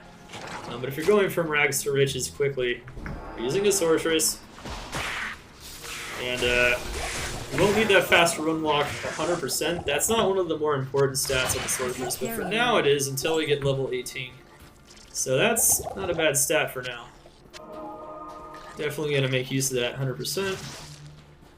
Going to keep killing those elite packs along the way. You'll notice that we're still doing that throughout the entirety of the guide. We're going to be doing that. Alright. Once we hit 18, that's when we're really going to be gunning it, and that's when things are going to start speeding up. We could have been 18 a long time ago if we had higher player count once again, but it's important to note that if all you can do is play solo on the new ladder, this is how you do it. You can show it under the most extreme circumstances. Alright, so the exit to the Lost City can never be on the same wall as where the entrance to the Dry Hills is. It doesn't make any sense either way. So that means it's probably going to be over here, actually. I thought it was going to be up there, but I guess it ended up being down here. That happens sometimes. Sometimes finding them is pretty difficult. Alright, we found it. Cool. We're in the Lost City. Now just follow this left wall here, and you're usually going to find the Claw Viper Temple pretty fast. If you find any elite packs, kill them. If you find Dark Elder, who's another super unique, just like Beetle Burst that always spawns, kill him. He's even better experience. You can also spam farm Dark Elder if you get the Lost City waypoint next to him. Let's say you got unlucky on the Beetle Burst waypoint in the previous area. You can go look for the waypoint in Lost City, and then go look for Dark Elder, and you can go farm it that way. If you have single player. If that's only single player though, in Battle.net map generation, he's always going to be somewhere different, and it's not worth it. It's worth just keep pushing and finding more elite packs. So we got another experience shrine. Oh, we ended up finding the waypoint. That's interesting. Okay. Don't need that necessarily. But okay. Alright, we go charge bolt here. Just gonna keep pounding charge bolt, honestly. Alright, so we ended up finding it. It ended up being in here. Towards the top, just gotta follow the wall. Alright, this is another to the left situation. The tiles look kind of weird in here though, so it can be hard to find sometimes. This tile though is pointing this way. So we're gonna go immediately to the left, and hopefully it's just immediately to the left. That'd be nice. It's another west to the left tile that you're looking for is going to be a west-facing tile relative to the east. It could be around and to the back though. That happens quite a bit in this map. It can also be like to the right and then straight ahead and then kind of to the left. Like this map can be really weird sometimes. Let's see what happens this time though. Impossible. In general, I'm just kind of trying to move to the left as much as possible. And trying to plow through these snakes if you're getting in our way. I can't carry anymore. Alright. Cool. Alright. Alright, so it looks like we found it. And so as you can see, this is a west-facing tile. This is facing this way relative to this tile, which is pointing this way. So we did end up finding it. It was pretty straightforward. It wasn't like the best map you can get in here, but it was pretty good. Nothing too crazy going on for Claw Viper Temple. Alright, Fang Skin is pretty dangerous. You could telekinesis this and just hit it. And teleport over if you have teleport already. Not though. Make sure you use Frost Nova, because we're gonna need it. He hits really hard. And, alright. And use your potions and stay alive. That's how we do it. That's how we do it up in here. Good stuff. Yeah, he's always lightning enchanted, by the way, so killing him with the lightning damage is always a little bit of a challenge. But we have a lot of charge bolt damage, because we're literally just still maxing out charge bolt. Like I said, this is a very comfy, very comfortable way to level up, just getting so many points into charge bolt, getting a charge bolt staff. You're never going to have or feel like it's going to be challenging getting through the beginning of the game using this approach, which is partially why I chose it. I also chose it because it's pretty effective, and before you get, of course, Leaf and Fireball. Pretty effective, meaning one of the most effective approaches, and honestly, the most effective approach is only slightly more effective than this plant. Good day. But we're not even 18 yet. Normally, if you wanted to get Nova, I like to respec at 18 anyway, so it doesn't even matter. Alright, we could give our mercenaries some more. Instead of defense, we can go lightning res, but I don't know. I think what I'm actually... Well... Yeah, I don't even know why I bought it, honestly. I thought maybe I could use it. Okay. Sometimes you can get some nice res, though. Once again, I said earlier you can always check Elzix if you want to. Alright, so we have 5 stat points. What I'm actually going to do is I'm actually going to just prep the belt here. Hello. Oh yeah, that belt's actually granting us some strength, so that's no good. Alright. And so now I have 25 strength, and now I'm going to keep putting points into vitality. If we lose any items that are granting us strength, make sure to put the strength back in or use a different item. But now we have a 3-slot belt. You could have had this even earlier if you wanted to, but if you put strength in too early, you're going to find that your HP isn't very high. And then you're going to find that you die to beetles even easier, and that could just end up being very, very painful. So, yeah, I think we're good. Honestly, I think I'm just going to hold on to these boots in case we need those for, like, Act 4 or something. Okay. Always keep those resistance items, and keep the best ones that you are able to find, if at all possible. Wait, you can subscribe yourself, but it won't let you gift? I don't know why. Oh, it's because of what you use. I think I remember you telling me about this, right? You have an F Lum Shield? Oh, you have Splendor on swap. That's a great swap card, see, for sure. Alright, so now we go into the palace. Honestly, our amulet isn't that amazing. I could just throw this on temporarily if I wanted to, and then make the staff once we hit Duriel. Now, on the Palace Cellar, the map always looks the same way.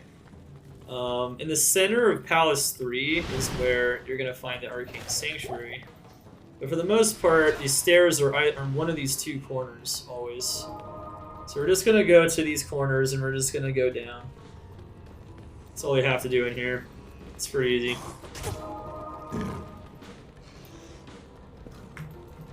Feel free to chill, man. Feel free to chill. Alright, so we're still level 16. That's okay, I think, for this point. That's pretty decent, 16 and a half. So notice that we can literally just keep walking towards the corners and going down the stairs. Pretty easy to do. I can't. There's a waypoint in Palace 1, but unless you want to rush people and people are having problems talking to Jiren, you don't really need it. Alright, let's go down here. Alright, that's Fire Eye, so Fire Eye is pretty strong. This is a super unique, very good to kill for experience though. Fire Enchanted, very dangerous once you get into Nightmare. Not too big of a deal in this one, but make sure you don't just get railgunned by him. Just absolutely smashed. It'll smash you hard. Okay. Like I said, it's in the middle, in Palace Cellar 3. Alright, this is my favorite area in the game, the Arcane Sanctuary. It's where I farm all my my jaw and Burunes. Jurunes. Yeah, I can farm the Jurunes like that too. Alright, so many Diablo 2 scholars that have PhDs and all the researchers of Diablo 2 and all the speedrunners and everyone and all the Kingsmen and everyone combined have never been able to find a way to determine what the correct direction of Arcane is. There's 4 directions, just pick one. There's no way to tell. To the best of my knowledge, it's completely random. There's no telltale sign anywhere in the game that can give you that knowledge, so you just have to pick one and hope you get lucky. Since this is another single path area, you kind of just have to kill the monsters that get in your way. You can try to move past them if possible. It's not always easy to do though. But like right there, I can you can move past the ghosts pretty easily.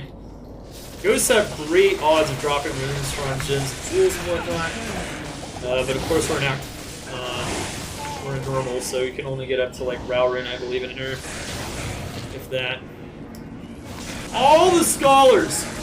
Alright chat, what are we gonna get? A first way, second way, third way, fourth way? What are we gonna get here? What are we gonna get?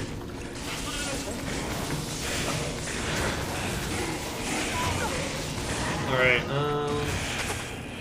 yeah, all the scholars, man, all of them. Alright, so it's not a first way. It's automatically going to be second, third, or fourth, so if you're guessing, chat. Impossible. Okay,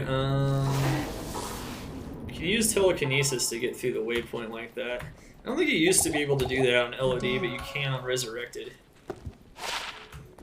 Alright, Purian Brand. Yeah, it's really nice gold right there, so definitely bag that gold. Keep some items with resistances if you don't know if you need the resistances later. Sell them later if you don't need them. Pretty simple stuff. You're usually not going to need a poison resistance jewel. Do we have any jewels? Yeah, I did keep one jewel for later. You might want to craft some things later, and you can keep some jewels, but you don't have to. Crafting can be very helpful, though. We'll talk about that. It becomes more relevant. So now we have a 3-slot belt. It actually becomes pretty efficient to do the right-click, shift-click, and the belt lifting up technique if you want. I still kind of like just to buy them the other way, but you know. I am overburdened. That works too. And then you can just pick up those potions later if you want. Alright, so we didn't get first way. There's 4 ways. The summoner's at the end of one of these 4 ways. You have to kill him to move on. It's that simple. We gotta move on. We gotta get to the Talrosh's tomb and kill Andariel. So we're getting pretty close to that. As you can see, even guide-wise, I slowed down a lot in Act 1. But even guide-wise, we're starting to move quite a bit faster now that we're out of Act 1. There's a lot of things to talk about in Act 1. And it's because there's just a lot of intimidating things maybe for a player in the very beginning. And you might not understand what you should be looking for or what you should be trying to buy. Wow, that skull cap. The res on that is actually really nice. I think I prefer my mana per kill for now. But I'm pretty sure it's better than what my mercenary is wearing. Yeah, it is, just by a little bit. Okay, so we'll put that on the mercenary. More resistances. Very nice. Alright, so the portal direction is always a little bit tough to navigate. I always pick that direction first, but like I said, it doesn't matter. There's literally no way to know. Alright, what's up, I Deny? How you doing? Check out the 2.4 patch tier list, indeed. Alright, so here we go. Excellent stuff.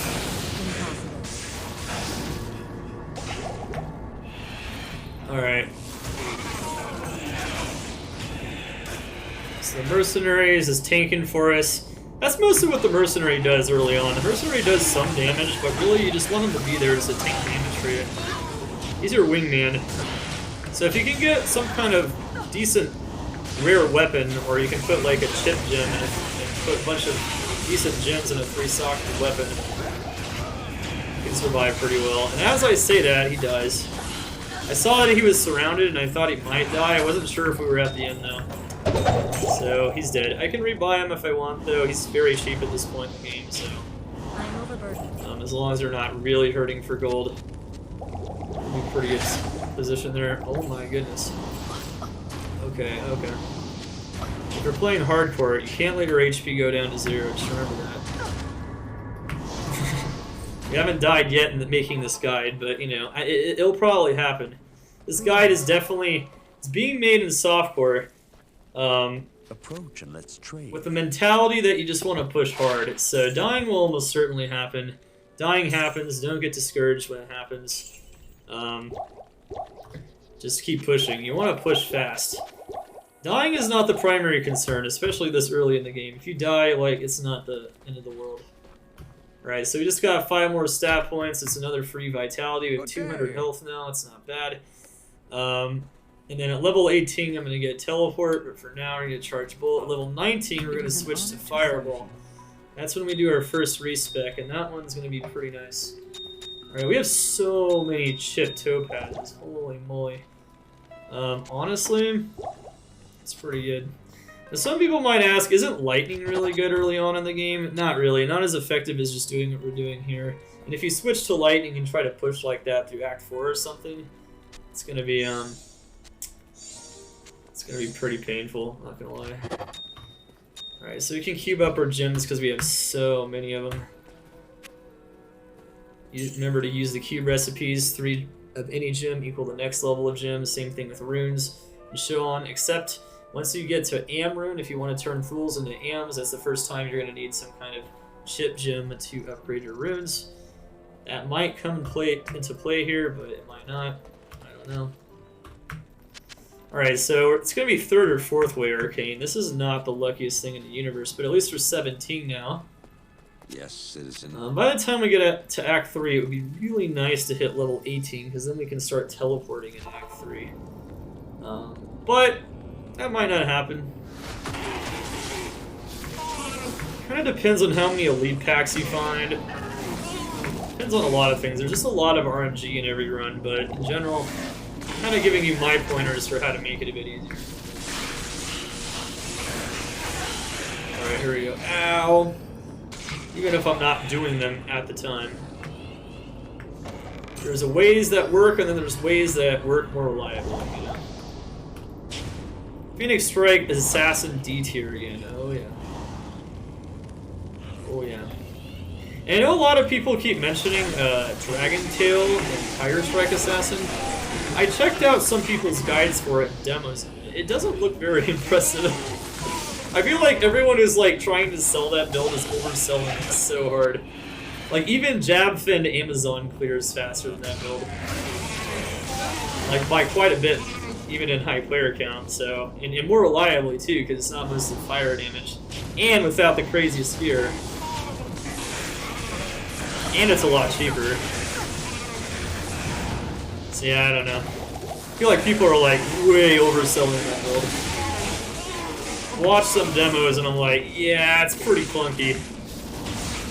Yeah, it works, but that's a definition of D tier, right? It's something that could still use a bit more, but it's playable, you know, it's playable. It's playable, it's good. It works, it does a ton of damage. And against some things it's very effective, but I don't know, man. People would be overselling that build hella hard. I don't know. That is not that effective of a build. It's okay for elite sneaking, like especially in certain areas, you can definitely get the job done in there. Alright, we haven't gotten any FCR rings or amulets yet. Once again, that is gonna be a problem here. Actually, I just realized. I can already tell that Chat. I'll be your best friend in this YouTube, I forgot. So we hit 17, I wasn't paying attention. So it's hard to pay attention to everything at once. But once you hit level 17, so we could have done this a little bit back a bit. You can put on stealth, and stealth is a huge upgrade. So stealth, once again, is Tal Eth. So you take a Tal rune, take an Eth rune. And this is like the biggest upgrade you can get early game. This is why we were farming Countess. So once you hit 17, you can get this bad boy, and this is going to be huge. And then once we get teleport, it's going to give us more faster cast rate. But this amount of faster cast rate is going to get us to the 20 FCR frame from 0. And it's already going to give us a huge damage boost and everything else. So you're going to want to wear that first thing when you hit 17 if you can. Good day. We forgot about it, but you know, we hit 17 doing Arcane anyway, so it's not really that big of a deal, honestly. You're going to want to use that ASAP. Greetings. Did forget about that one. I do tend to forget to wear the stealth and the leaf rune words sometimes. Because it's kind of like you farm the runes from Countess and then you forget about them until you reach a certain level, and it's very easy just to like totally just delete them from your knowledge or from your memory as you're playing the game. Alright, so now we're going to be a lot stronger. Stealth's going to give us FHR, faster rune lock, faster cast rate, and indeed we did end up, unfortunately, chat, getting 4-wayed, so this is a 4-way Arcane. But that means we had to go every single direction to find it. I guess that's good for getting to level 18, but what it's not good for is actually progressing through the game. This was a speedrun without the FCR jewelry, and getting a 4-way Arcane, this is probably a reset right here and now. Unfortunately though, it's not a speedrun, this is rags to riches. And sometimes they're going to deal with shitty RNG. You don't reset, because you don't want to reset all your progress. At any point, just pushing. Alejandro, thank you so much for the follow. What can you pull damage to say? Alright, so in general, still picking up the same kind of items. Who does Shiver Armor? Shiver Armor is not better than Frozen Armor for most types of things, so I just use one. My Frozen Armor staff is going to be good. Because it freezes the monsters when they hit us. That's why Frozen Armor is so effective. So throughout this whole run, I'm just going to use Frozen Armor, but use more. Now you might think that Broadsword might be able to make a spirit. You can't. So don't bother. If you're afraid of dying to the Summoner, he does a lot of damage. Just make a portal up there and you'll be fine. Ow. Lost some HP though, but that's okay. Alright. Alright, so one fun fact about this right here, if you guys didn't know, you can actually know, even if you're rushing someone, so let's say that you don't have the quest log and you've already completed the tomb quest, you already killed Andariel, you can actually know what the correct direction is without asking the people that are getting rushed. And the way to do that is you know which shape is not here is the correct shape. So I memorized all the shapes, so I know which one's the correct one. There's a star here, there's a double down arrow, and there's a square, and then there's a triangle. In this case, it's a circle. The circle is the missing one, and I'll check my quest log, and sure enough, it says the circle is the correct tomb. So the tombs are on the edge of the map here in the Canyon of the Magi. The circle is always down here. You kind of would just have to memorize the positions, but the circle is always going to be on the far left bottom. Impossible. Alright, let's go. Each shape of tomb is always in the same spot, so you can memorize the positions if you want to. Or you can just check the edge of the map. find a different spot. I can't.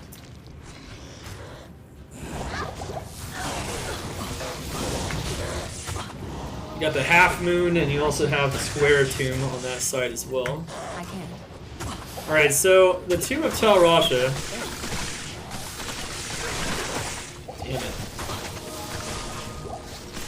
This is the entrance tile. In this case, it's pointing that way. It's like a giant cross. Remember how I said like cross-shaped tiles are pointing like where the tip of the cross is? Well, it's pointing that way. And this is another one where a west-facing map is ideal. So you're gonna want west-facing. Missing the sign equals hacks? Really? I thought it was just smart. What's up, Vicious Delicious? How you doing? I can't. Alright, so... I can't carry anymore. This is pointing this way, which means we want to go west or left of where it's pointing. So it's going to be probably somewhere over here. We're going to start going immediately to the left. But remember, it's just west or left facing, which means it could be behind it, it could be up here. There's a lot of places where it could be. I can't. Let's see if we find it quickly though. There's a lot of monsters in here, so sometimes you just have to plow through them with your charge bolt. And it's, yeah. Impossible. Oh god. We're gonna die! I had to use a juve there. I would have died without the juve. That is nasty. Alright. I think we're gonna need more health potions, actually. Let's go get some more health potions. Good evening. We're a sorceress. We're pretty fragile. Greetings. That damage, it hurts. Okay, oh, nice. There we go. 14 light res. So already we got better gloves.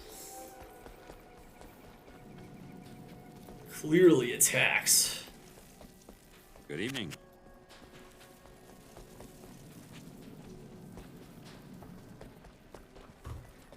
Yes, indeed. Good evening. Okay.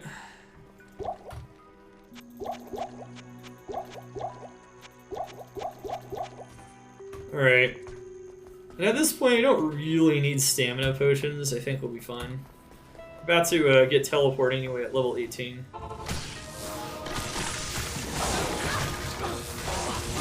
I see we're attacking a lot faster now. We have stealth. I wonder if that's another 3-socketed shield. I'm not going to check it, but... maybe we just got insanely lucky on that one item. Alright, let's still try to move to the left, so we'll go like down here and see if we can go to the left this way.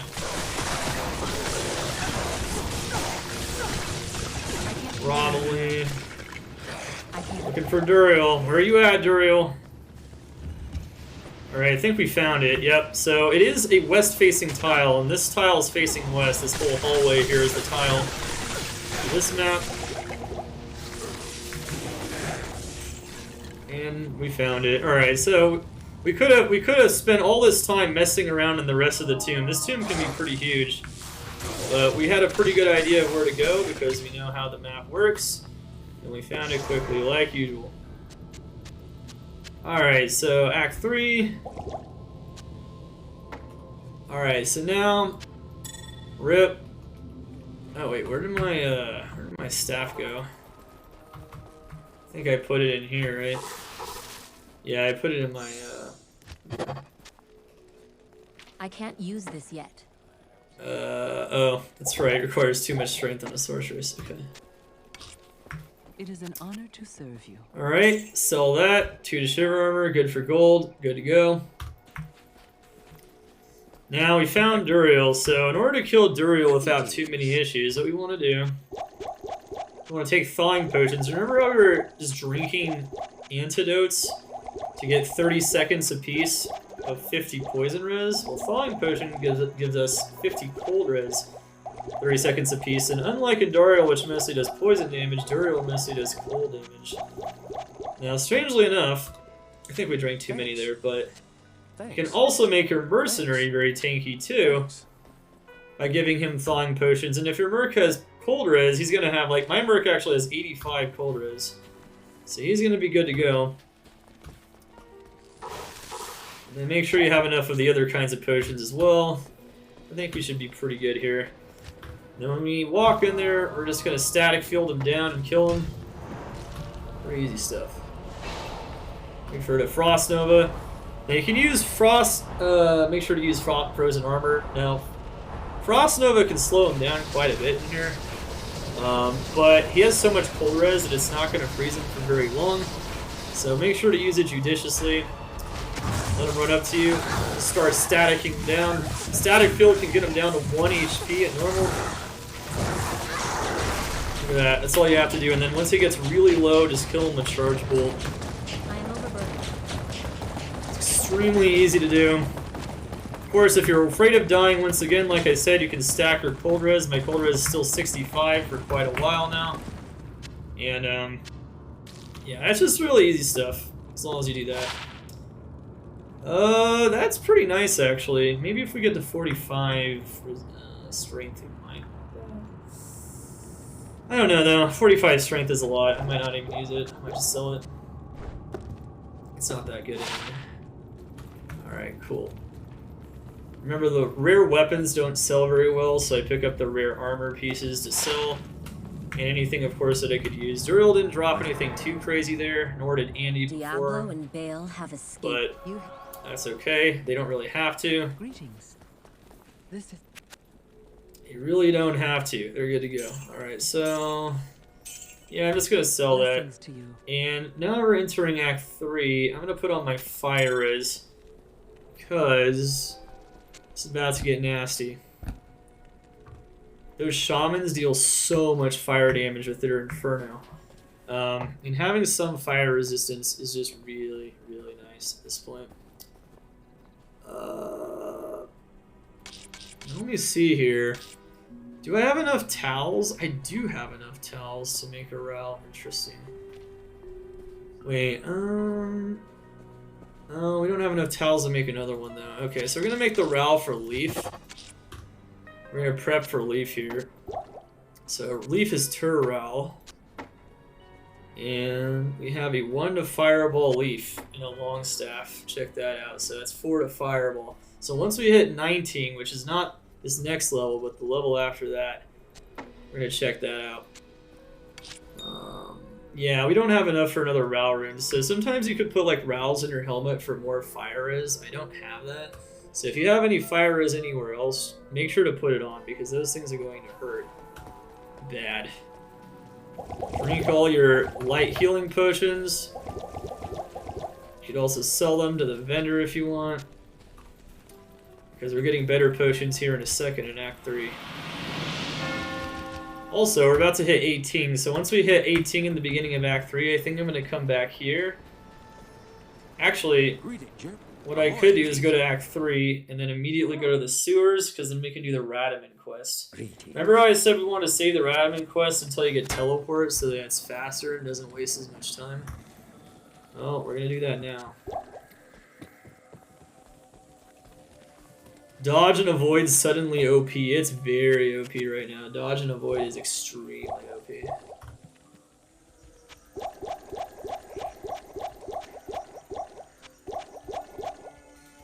Alright, so we don't need anything from Ormus.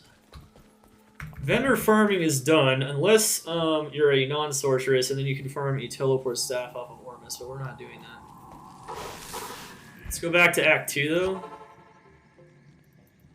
And let's go to the bottom sewers. Usually the bottom one is going to be closer to sewers 2. Usually it's going to be like immediately to the left or right. So we're going to do that real quick. We're not 18 just this second, we're about to hit 18. All we got to do is kill like a couple of monsters and we should be able to teleport our way through here. If we were a bit farther away from 18, I'd be pushing Act 3 first, but I think this is a pretty good approach given how close we are. We're going up that way. Okay, so here it is, teleport. Alright, so now you have teleport. Very nice. We got some upgraded potions from Act 3, which means now we can just teleport. Now what you want to do is you want to try to time your mana potions. So after you do the first teleport, you are still regenerating mana as you're teleporting. so that you make the most of the use of the mana potion.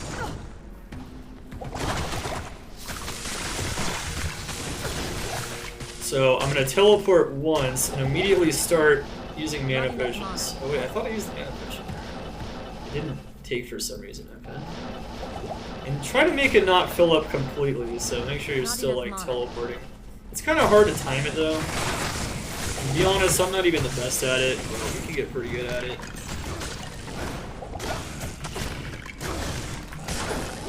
Alright. I need mana. I need mana. And now is the I need mama phase of the run, where she needs mama all the time. AKA mana. She says I need mama. Alright, so sewers is always going to be in the corner, edge of the map somewhere. Like I said, usually sewers, the bottom entrance to sewers 1 is usually going to be closer to sewers 2. It was on the left side. That's why when I checked the right side and went up, didn't see anything, I went to the left side because it's usually going to be over there. Usually. Doing sewers after getting teleport. Yep, and you can do that in Players 1. So now we get our free bonus skill, GG. What do we want to do with our bonus skill? I guess until we hit 19, we're just going to keep putting points in a charge bolt. Let's make our charge bolt even stronger. And once we hit the next level is when we're going to do our first respec, and we're going to turn into a pure Fireball Sorceress. Fireball is just nice stuff. Alright, so now let's go to Act 3. We got all our skill quests, we did everything we need to do. Now, Act 3 is probably one of the most complicated map generation nonsenses ever. Like, it's really, really tough to know what's going on here. Just a second here.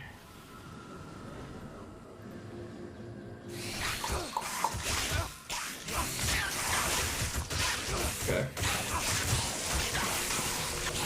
Mercenary's dying. Cool. Alright. Thanks.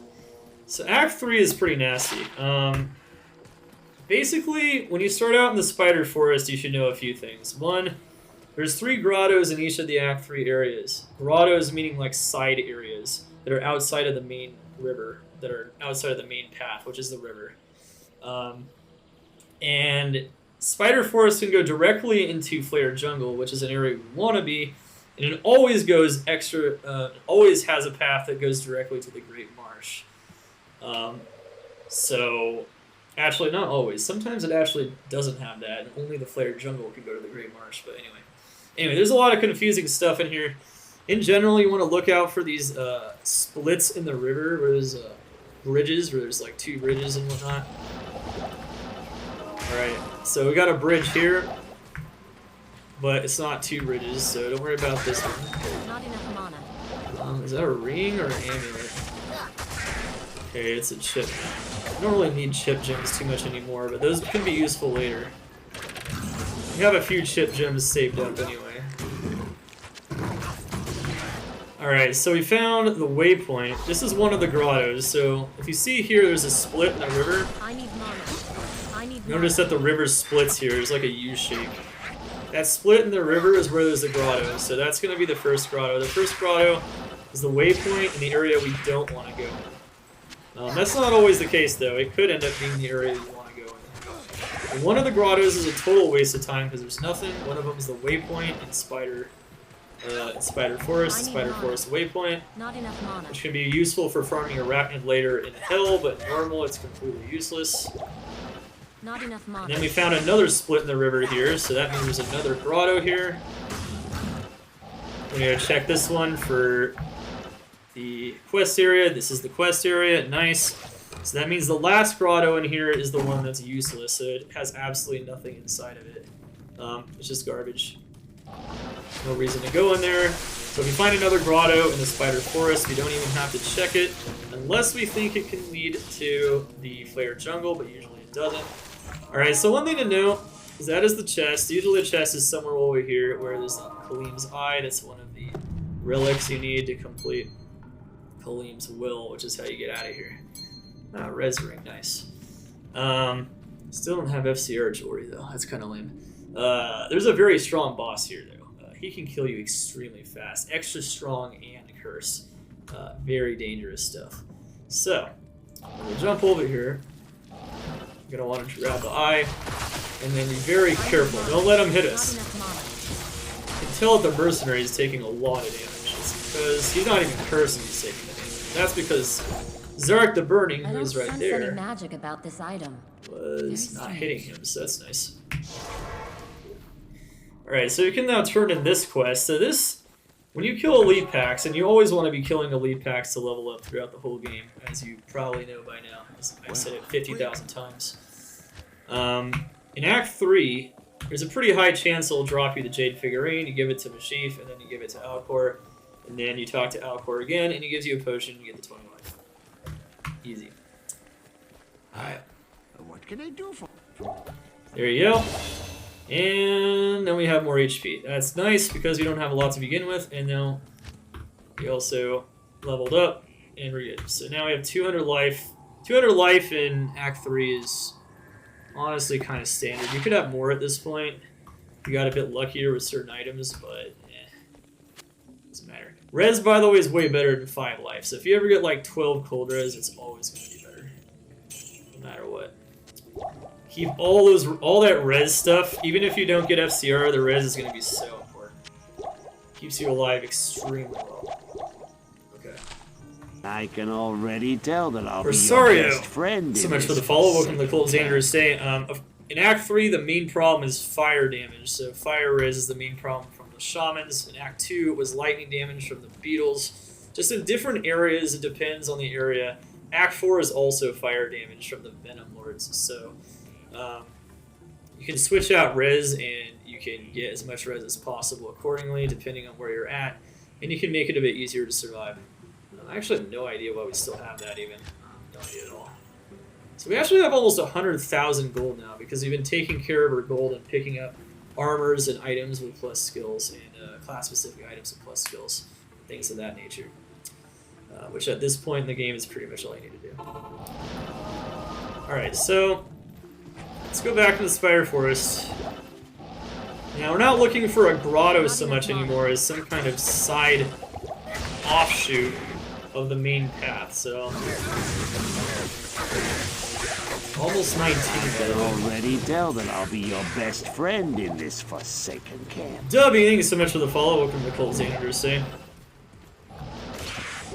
Alright, so that's not a U-shaped split in the river anyway, so that's nothing. Alright, so see how we're going to the left here? Now we're moving to the left. I need mana. We need to check that side and this side. I'm going to check this side first because this is the first offshoot. That is the useless area, but it could bring us to the the Flare Jungle because it's so far out from the rest of the Spider Forest. So that's the Great Marsh. That's the area that's totally useless, but there might not be a path to the Flare Jungle directly from the Spider Forest. If there's not, we might have to go through there anyway. But at this point, what I'm doing is checking to see if there is one.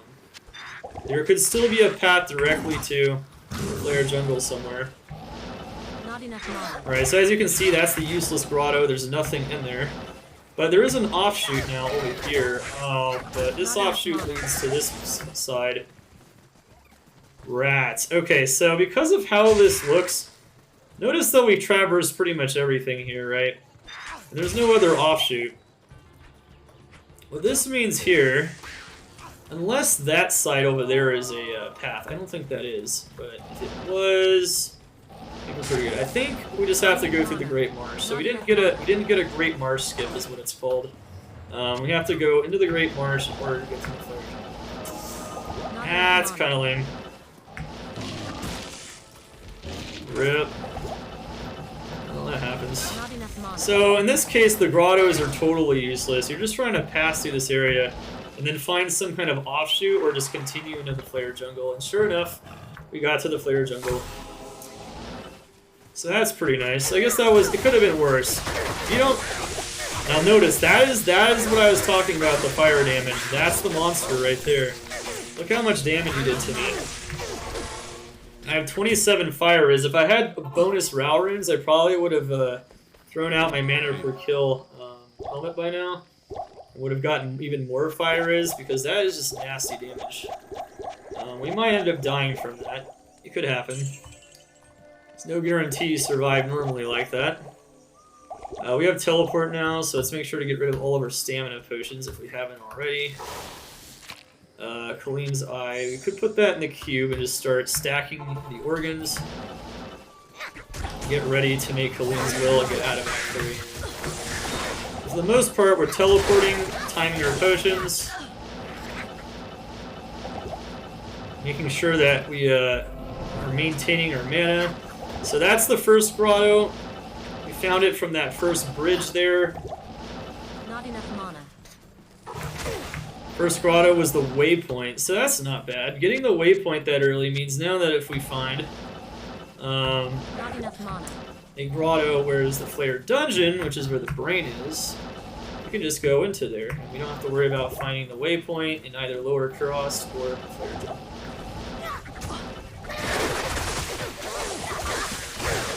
Very cool. Alright, so I wouldn't say Charge Bolt is like the most effective clear of this. Once we hit 19, it's going to be a lot easier to Fireball if we get it. Still not getting very lucky on the FCR though. If we get any source of FCR at all, that's going to help us a lot, even more so when we make Spirit. But I'm not too worried yet. It might have a hard time with this little. Ah, come on, man. Sacred Globe. Sorceress item, plus skills. I need mana. Alright. Very careful. Avoid the damage if you can. We can take it a little bit because we have an amulet that's giving us a lot of fire res, but yeah, you don't want to. Shiver armor, nice. Merc got slammed, yeah, he did. And notice that when you have teleport, having the mercenary really protects you from taking a lot of bonus damage or being put in hit recovery. In addition, of course, to being stuck in hit recovery if the monsters are able to attack quickly again and having frozen armor.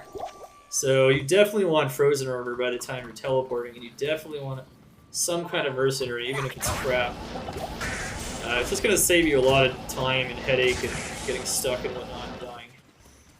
Alright, so we want the Gibden. The reason why I want the Gibden is that we want a free rare ring. That free rare ring can have FCR on it, and that could be our FCR ring, just like before when we farmed Kane. So you want to click that, kill the elite that spawns or the champion that spawns, the champion flare, and get the Gibden, turn into Ormus, and then he'll give you a ring that says does him no good, and we'll see if it does us any good. Or does us no good as well. Alright, Flared Dungeon. So, this is a more typical map once again. This whole area is pointing this way. This is the entrance tile. You're going to the left or to the west. So as you can see here, found it very easily. And usually it's like immediately to the left. Flared Dungeon's pretty easy. It's literally like immediately to the west. If you go anywhere else, it's just going to be wasting time.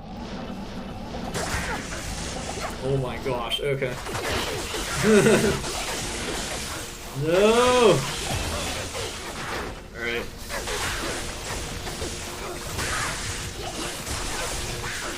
So those things hurt. Those things hurt a lot. Yeah, if you want to farm Countess for like more fire res before you do Act 3 and Act 4, you definitely can. And I wouldn't blame you because you're going to be taking a lot of damage. Make sure we get those Rowrins, man. One thing that's really cool about elite Flare Shamans, like that one right there, is that you can actually kill them for items twice because the little guy also drops an item. So that's kind of neat. Of magic quality or higher, no matter what. Or a gem. Elites have the really good drop tables. Flawed Diamond. I don't know. You never know what can happen, I guess. Alright, so this is the really juicy one. This is a super unique right here. His name is Witch Doctor. And he drops 4 items because he's super unique, and they always drop 2 items of magic quality or higher. He's pretty easy to kill if you still have your charge bolt. He's a lot harder to deal with if you already have your fireball, but we don't have a fireball yet because we just hit 19. So, we hit 19. It's pretty good stuff. Good to see you. What the heck was that? What was that sound? I don't even know. Is that some kind of weird... Alright, I'm going to keep that for another jewel for crafting, just in case. You can keep all these gems, too. This can help you upgrade... I don't think I'm going to be using a flawed emerald, though. I think we're good on that. Okay. This magic ring does me no good. Oh, god dang. It also does me no good, too. 5 MF and 3 energy. Those are the only usable stats on a sorceress there.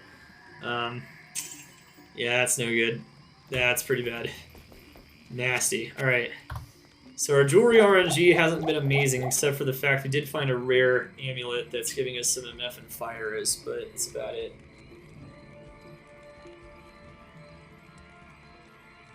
Well, I guess some energy and Frost Nova as well. We actually can't play OSTs right now. We're making a guide savior. Sorry, man. Can someone refund him? Do I have a moderator that can do that? That could be very nice. Okay. Alright, so there's a brain. Okay. Got this here. Alright, let's keep putting points into vitality. Cool. I guess a great axe kind of sells for something sometimes. Alright, so now we don't really care what we put this point into because we're about to respec anyway. Alright, chat, so this is it. Charge bolt, no more. Now we're going to be wearing this monster here, which is going to give us 4 to fireball. And it's also going to give us some warmth, just for free, which is just some free mana regen, and it gives us some res and mana per kill. So yeah, this is going to be really nice stuff. And we have a waypoint for Flare Jungle, so we don't really have to worry about too much. It's time to do our first respec. We can totally just sell this. Never going to use that crap again. Yeah, that's why we're talking about like everything I'm doing right now. It's because we're making a guide, aka a huge ass guide. The Leviathan of all guides. Alright, so here we go. It is time to respec. So we're going to respec at 19, like I said. We can use our leaf staff. I'm going to put enough strength in here to wear all of our crap. Which, honestly, I'm going to put 27 points in because I don't know how much longer we're going to be using that ring. And I don't want to forget about that. I'd also recommend putting some points into energy for sure. You don't have to put as many if you don't want, but I'd recommend still having like 15 points in energy just to keep your mana up while you're teleporting and whatnot. It's definitely very useful. And then you just put the rest of the points into vitality like normal. And now we're going to want static field, telekinesis, teleport. You don't need to put any points into warmth anyway. We wouldn't anyway, but now put 1 point of firebolt, and then you max out fireball. So we have fireball here, so you just literally just stack all the rest of your points in that. I still have a staff that's giving me frozen armor, so I'm just going to rely on that. And I'm going to put 1 point into Frost Nova as well. And then guess what you could do with the rest of the points? Well, it's pretty easy. All you got to do with the rest of the points, stack them into Firebolt. That's going to be good stuff. Yeah, you could do control clicking. If you do control left click on these, you can put 5 points in at a time instead of 1. And of course, shift will put them all in at once. Regular clicks will put 1 at a time. And shift clicking also works for skills as well. So, someone asked that question. That's a good question. That's a very good question. All right, so I'm pretty sure I got everything. Just kind of making sure. All right, so we could just put the rest of the points in a Firebolt. And now we have a 200 to 246 damage Fireball. That's no joke, right? Yeah, this is gonna hurt. That's what we want it to do. We want it to hurt.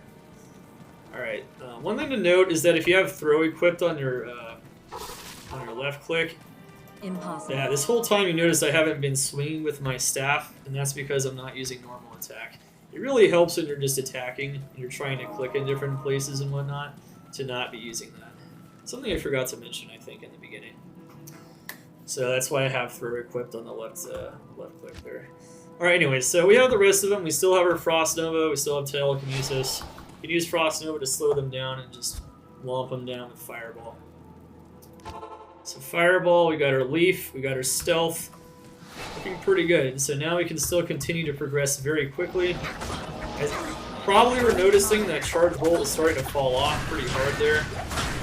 Now you're noticing that Fireball just kills everything in basically one shot.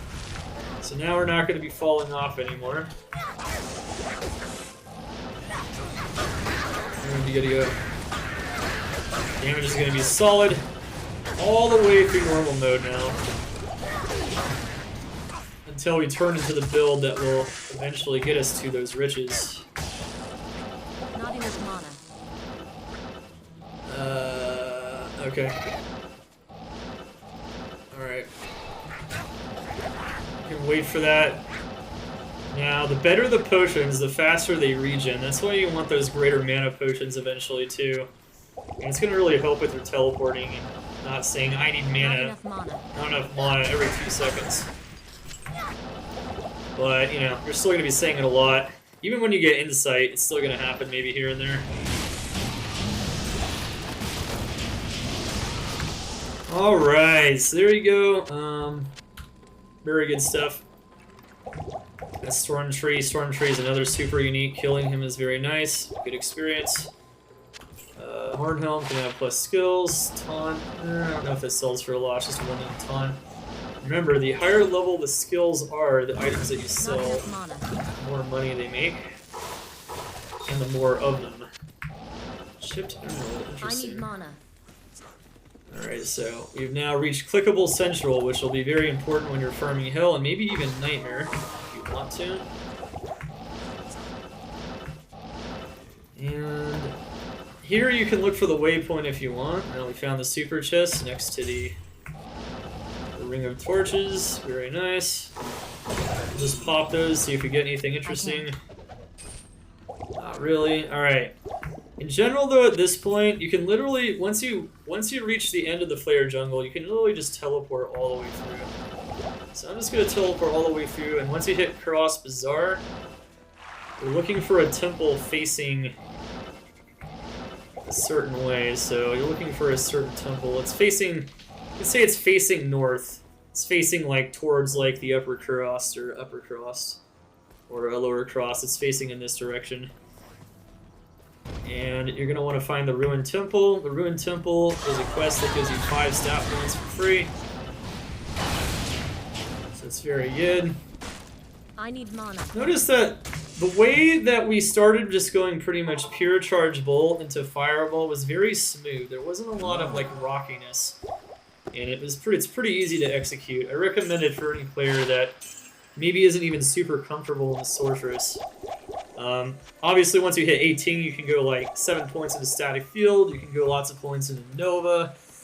And then you can use Nova and Static Field and Nova to kill the enemies. And then you can kill even higher player count easier with that. Fireball doesn't scale as hard as just Static Field, high range Static Field and whatnot. So yeah, it's a very effective way to kill things. But this is very simple. Don't really have to worry about too many points. I can put more points into Static Field. I think my next level I'll start putting more points into Static Field again. Get ready for Mephisto a bit. I don't know. You could have 1 point Static Field against Mephisto though if you hug him, but he can kill you pretty easy like that. So I could have had like level 3 Static Field in that last respec, but I don't know. I think just maxing out Fireball is fine. You don't have to, but if you feel more comfortable with it, I'd do it for sure. So there's the book. The book it's pretty simple. You got to kill Battlemaid Serena. She's guarding the book. You get the book, you turn into Alcor. You get 5-3 stats, easy. This is more HP, which we desperately May the need. black book Sorceresses only black day get to 2 hell. HP per point of vitality, so keep that in mind. Whereas you get 4 mana per energy. So that's why leveling up energy is very effective on a I sorceress. can early on. already tell that I'll be your best friend in this forsaken camp. All right. For some reason I have a light healing potion. I don't need that at all. Remember, our frozen armor is still on our staff on our swap, so we're still doing that. I don't even think we need that. I might use that for swap though. Saint Idjin Pindleskin. Thank you so much for the follow. Welcome to the Cold Xanders. Sorry, I butchered the crap out of that. I don't know how to say that at all. Where are you from, man? I have a feeling you're probably not from the United States. It's a cool name, though. Alright, sewers. Alright, so the sewers are also in Kurast Bazaar. They're always in the same spot. They're always in the middle, to the left and to the right. But because I don't have a waypoint yet in either Kurast Bazaar I or can Lower already Kurast, tell that I'll be your best what I'm going friend to do in this is forsaken. I could go look for the waypoints in Kurast, but I'm actually going to... I should have put the TP behind there, back where Kurast Bazaar was. I need You could put a mana. TP there, I need mana. and then you can go teleport straight to Travincal. Travincal, of course, is where the council is, and that's how we're going to end Act 3. Can't do that yet without all the organs, though. You need to find the organ in the sewers. So we're going to continue to do that. No, sir! Your anchor in. Thank you so much for the follow. Welcome to the Cult Xander Estate. Alright, so let's go back here. Now we can go find the sewers in Upper Cross. So the sewers are also next to Upper Cross and around the same spot. Interesting. Not Okay. enough I mana. guess I'll just go down here then. Guess I wasn't close to them. Alright, there it is. There's the right one. Alright, so Sewers 2 is usually going to be on the edge of the map. So if you follow the edge of the map and then into one of those like grottos, one of those indents into the map, like one of those indented square tiles, that's usually where it's going to be. Alright. Dolls hurt, but not that badly in in normal, so you don't really have to worry about their damage can't too carry much anymore. yet until you get to Nightmare. Those things are gonna hurt a lot. Alright, teleport. Not enough mana. Yeah, so I was looking for it in here, so you gotta go kind of like into all those little grotto areas, because it could be in any of them. It can be in the middle, though, in a grotto area too, though, so it could be like in the very middle of the map. I need mana. Normally it's on the side, though. Normally. Vast majority of the time. There's a possibility it could be, though. Right, there it is. We found it. Sewers 2. And once you hit Sewers 2, it's always going to be in this chest right over here. And I need mana. stuff. Alright, cool. Belgium. Oh, nice. How's Belgium doing right now, man? Slightly faster buying than Legacy overall. Yeah, that's pretty much it, at least for me. I found it to be a lot easier. I don't know if it's always faster necessarily, because the enter technique is really fast, but I like it. I know a lot of people don't, understand why I like switch to Legacy. Okay, Ethereal with one skill, that's not going to sell for anything. Ethereal really dampens the price. You mentioned that in Act 1. Alright, so now, we have all the organs, we're good to go. Now we can kill the Council in Travincal, and then we can go kill Mephisto, and then move on to Act 4. So as you can see, we're progressing way faster now, especially after we get past Act 1. In general, it becomes more intuitive after you get out of Act 1 what you should be doing.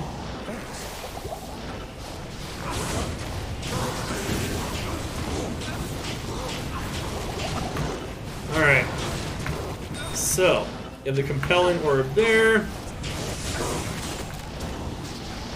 You have the flail there. Mercenary dies very fast to Hydras, so it's a miracle he's still alive, but you can just feed him potions if you want to. Fire enchanted. Remember what I said? It's gonna give him a lot of fire resistance. Temple's power is annulled. Oh, he died right at the end. I thought I could. Well, that sucks. Okay. Keep all the topazes. Making a 3 topaz helm as fast as possible is a great idea. Even though they're not chip gems, there's a lot of gems that you can keep for upgrading runes. But there's also a lot of gems you can keep for making like Lum Rune in the case of Flawed Topaz. And then trying to cube up and maybe trying to use gem shrines to get perfect topazes for that initial farm. Since this is a Rags to Riches guide, there's something very important to mention. It's keeping all those topazes might be very important. That's not what I said, Dr. Elmer. Oh my god. Ugh. We're not repeating that. So yeah, we have done the Rags to Riches guide before in the old graphics. You can already watch that on the YouTube. This is on the newest patch though, pre-ladder patch. Coming out for the first ladder, so you guys can get rich fast and start farming towards your other builds. That is the goal. You don't care about anything except for getting rich as fast as possible. That is the name of the game with this guide. Alright, and you can do it with no help. No players, no rushing, no friends, no nothing. No single player, no save maps, no player count. That's the goal. We can just do this on Battle.net, on the new ladder. We can just start ourselves and start moving. So this guide is done under the most extreme and harshest of conditions, because single player just makes things so much easier.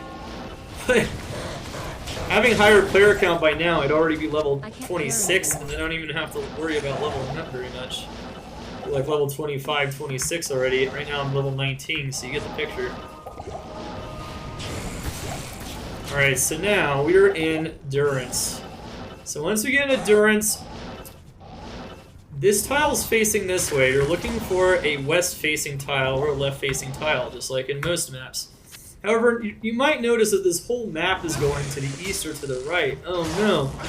Where are we supposed to go? Well, usually when that happens, it's usually going to be around and to the back. So usually it's going to be facing to the west, but behind it.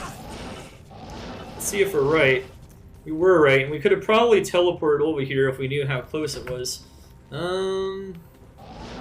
Yeah, we can. Okay. Anyway, so it is around to the back and to the side, so it's 3 less to make a right. This is an example of a backwards map. This is one of our first examples of a truly weird map. But it does happen, though.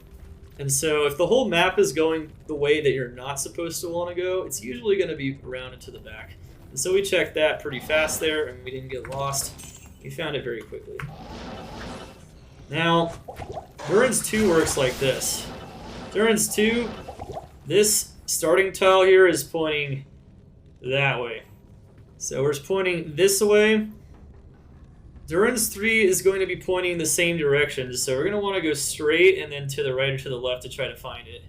The waypoint, though, in case you want the waypoint for normal Mephisto, which I don't really recommend farming any of the normal bosses because it's not really worth it, it's just going to waste time most of the time, is going to be to the left or to the west. It's going to be facing this way. Not enough mana.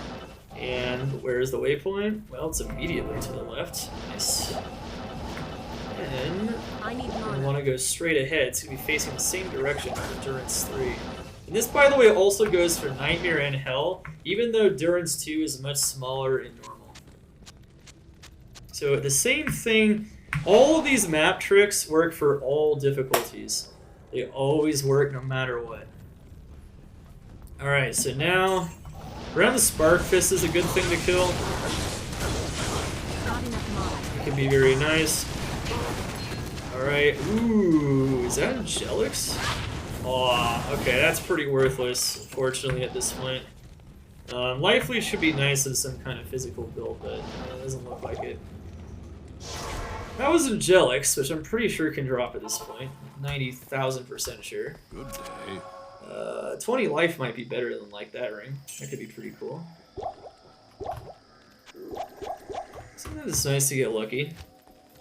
Pick up those set and unique items if you don't know what they are. Remember, you can get some nice things off of them.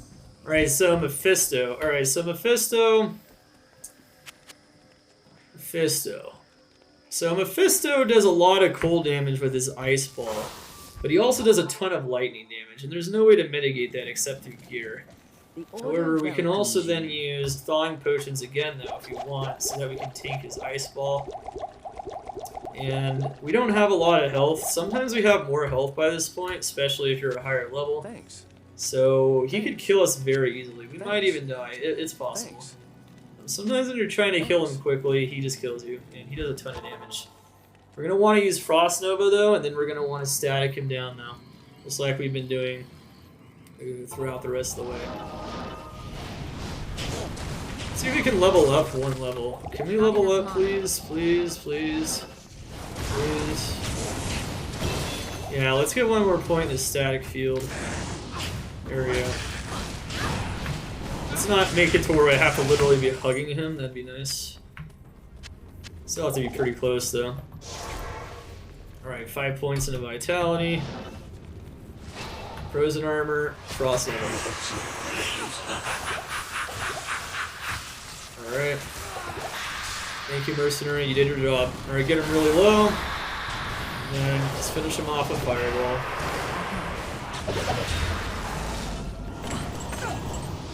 Mephisto shall no longer darken our 5 light res. Very nice. Remember what I said about charms. If you can get res in life, that's going to be your best friend.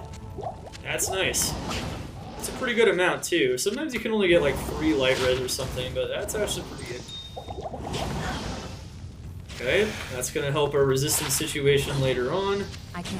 I'm pretty sure that could sell for some decent amount. More than that, I think. Then we also got a rare circlet. Spirit Mask is a Druid Helm, so that can sell very good as well. Wow, okay, so I didn't actually think that last hit would kill me. I was getting greedy there. Thought we'd be able to teleport out. Guess not. Well, we died.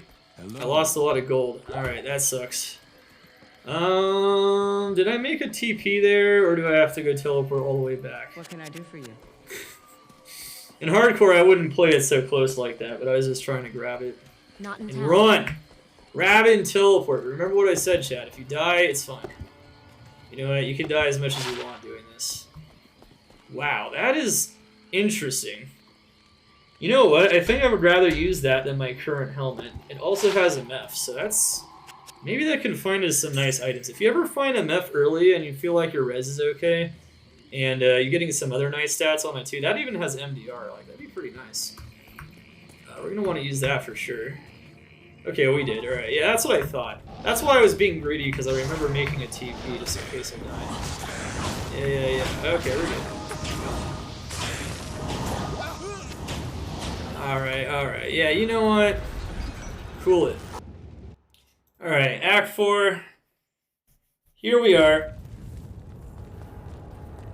Time to start the guide over. Nah, that's not how that works. We're going to be dying plenty of times. It's going to happen a lot. That's actually our first death, so that's pretty good. We haven't done anything too stupid. Made our TP. We were greedy trying to pick up the items. What do you need? I didn't bother killing the monsters, and I died. So this is giving us a lot of mana. That's really nice for teleporting. That's going to be a lot of quality of life for not saying I need mama every 2 seconds. Also, it's giving us enough. So you know what? I think I'd rather have it than our turret cap. So it's time to say goodbye to that. Sometimes you just get lucky and find certain items that, you know, are a little bit better than other things you found before. And mana is a good stat, MF is a good stat, life is a good stat, faster cast rate is an insane stat. Still haven't found any faster cast rate, though, on anything that isn't stealth. So, at this point, we could already be teleporting faster, but we're not, because we didn't get lucky. That's how it is, man. Sometimes, you just don't get lucky. Alright, so we have some res gear there. Good. Oh, you know what? Yeah, let's get rid of all the regular potions. So now we're going to want greater potions. You don't necessarily need greater health potions because you don't have too much life. But the greater mana potions are going to be huge. Yeah. Make sure to put all the juice away. Remember, you're going to need those juice later, so definitely stock up. This will help you to keep farming. Even once you start doing rags to riches, it's going to be nice to have all those juice. It's going to, like, save you so much time later on. Alright, there we go. Not here. Not in town. I think that's pretty funny, actually, that I just randomly died. See, that's like the epitome of Diablo 2 greed, isn't it? Isn't it, chat? Isn't it, YouTube? Just, like, dying trying to pick up items. It's like, happens every time, man, doesn't it? It really does. Oh, man. I actually thought I could get out of that, though. Interesting. I thought I wouldn't get hit by that last hit. Alright, who cares? Alright, so, you're in the outer steps. You're looking for the Plains of Despair. There's 3 places where it can be. It can be, like, around there, immediately next to the entrance. It can be towards the top over here. Impossible. Like around here, in the middle. Or it can be over here. Over here, like, up here. All the way up there. So, we got lucky, we got the worst one, but that's okay. Just means we had to teleport a little farther. Now that we're in Plains of Despair, we're looking for Izual. Izual could be anywhere in here, and that could be a little challenging, but you gotta look for him. It's gonna give you 2 skills. Now, one thing to know is we are level 20. Which is the minimum level to complete the game. It's the minimum level required to complete normal, and that is the level at which we are going to complete normal, most likely. We might hit 21 in Act 4, but I doubt it. I doubt we're going to hit enough elite packs for that. And then we're going to be leveling up to the appropriate level in normal cows and start doing nightmares. Oh! Okay. We're good.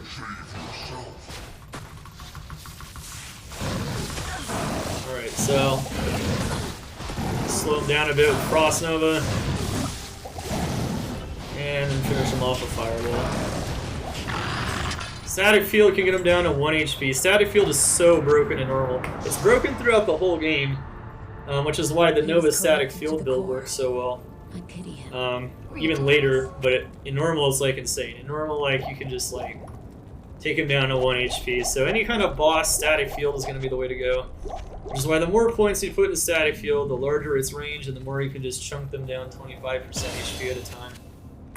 It's going to be insanely good no matter what, though. Alright, so I'm going to put 1 into Fireball, and I'm actually going to put 1 more point into Static Field to get our level 3 Static Field again for Diablo. So now we have more Fireball damage, and we have more of the Static Field damage. Could have put the Static Field in instead of Fireball, and then you could have just put even more into Static Field. There's a lot of things you could have done. But that's okay. One thing to note about City of the Damned is it's always on one of these edges. One of those 3 sides. It's not the one that you entered in from. And now we're looking for an area that kind of looks like a crater. A downward staircase into hell. There we go. 2 torches, and that's where the waypoint is for City of the Damned. It's always in the same spot. It's always somewhere random in here, but if you get it next to the entrance, that's lucky, so that's kind of nice. Pretty good map right there. It could be anywhere in there, though, so you gotta look sometimes. Alright, so one of these left or right offshoots will take you to the normal forge. And going straight ahead from this entrance tile, which is pointing this way, will get you to the River of Flame. So we're going to look for the normal forge. The normal forge can give us any rune from L to M. It can also give us a lot of flawless gems and a perfect gem, which can definitely prove extremely helpful. Very soon.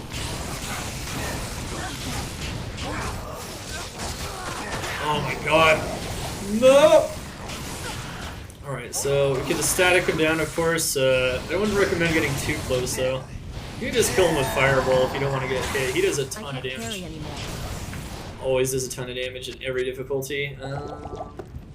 It's pretty nasty stuff. Ooh, 9 to life. Alright, there you go. There's another nice little life boost there. I am overburdened. As long as it's res or life, I'd recommend to keep the charms for sure. Sometimes the mana, sometimes a combination of the two. Alright,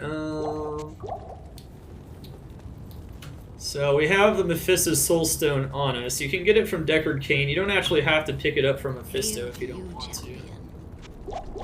If you're missing it, it's on the ground somewhere in the game, or you can get it from Deckard Cain, and that's usually how it is. Or someone else picked it up if there's a party. That's how that one works. Alright, so we can telekinesis this.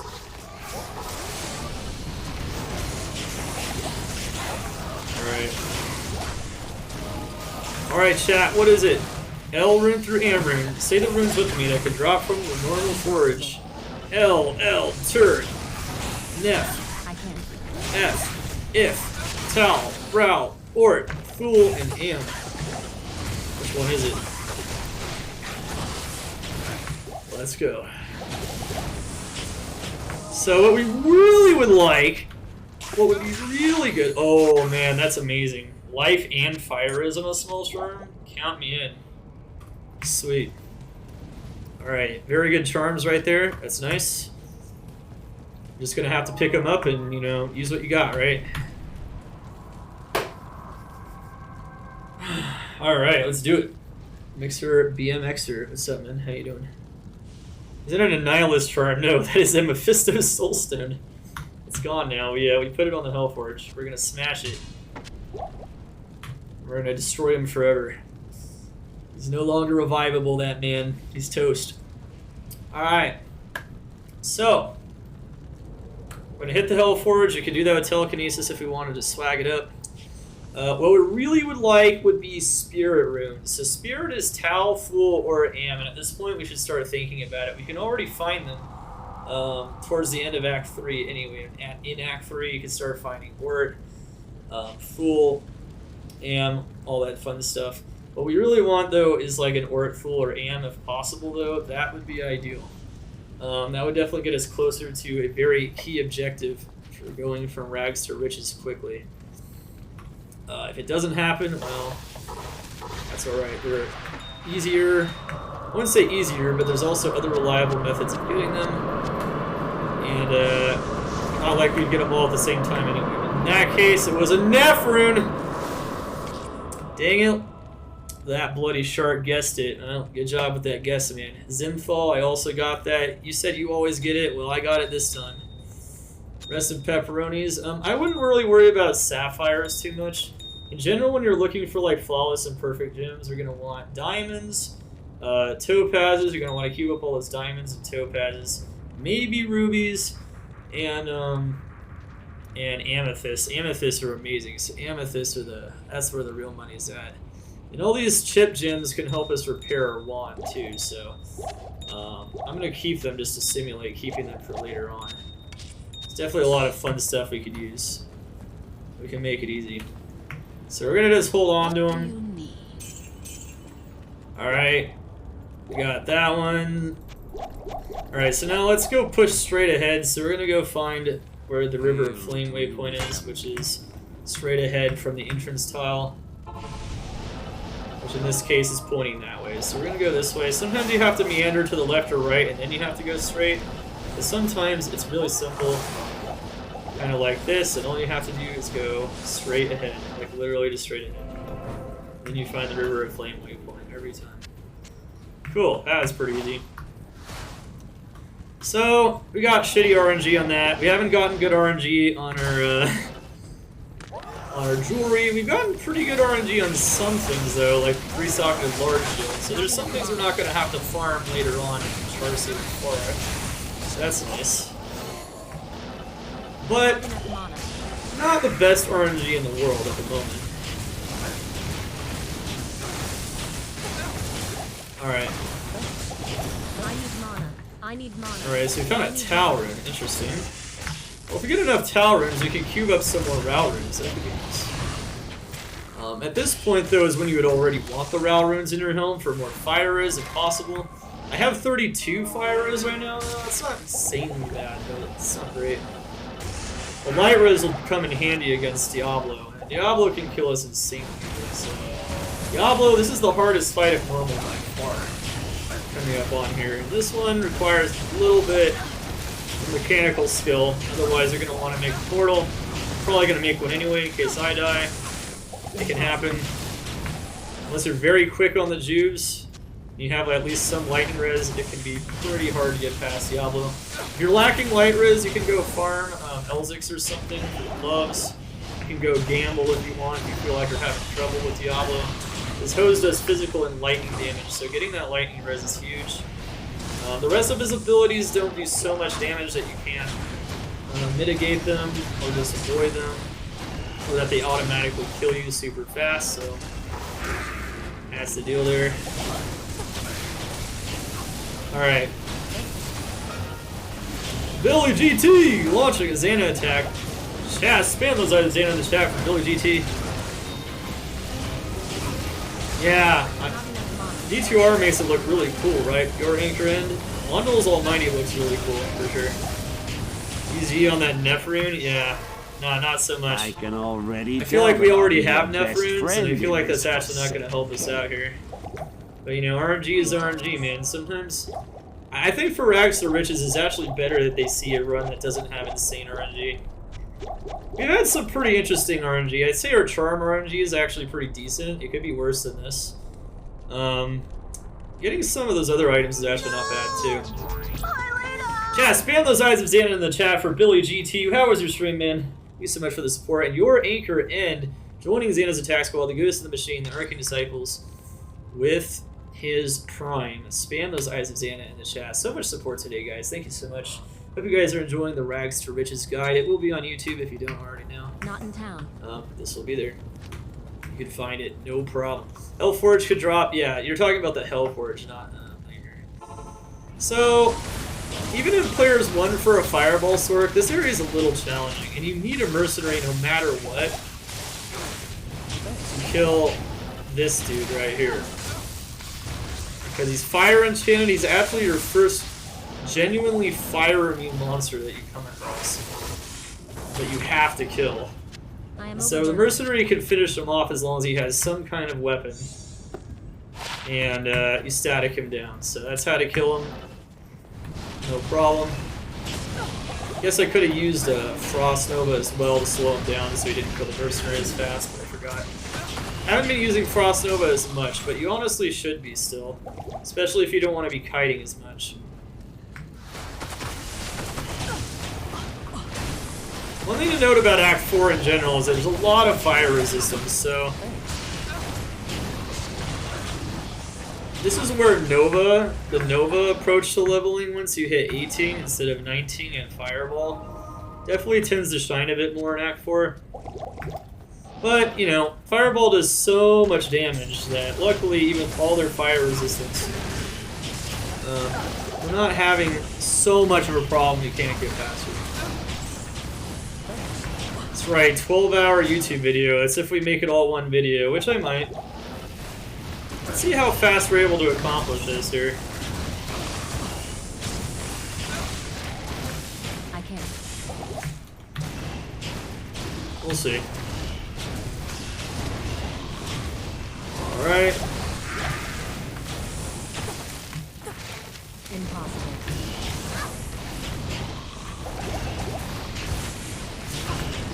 So, in here, honestly, you can skip a lot of these monsters. All you have to do is pop the seals, and then kill the super uniques. That's all you have to do to get to Diablo.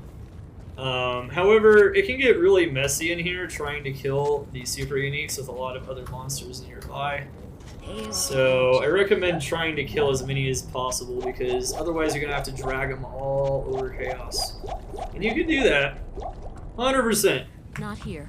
But, it's definitely a little more challenging.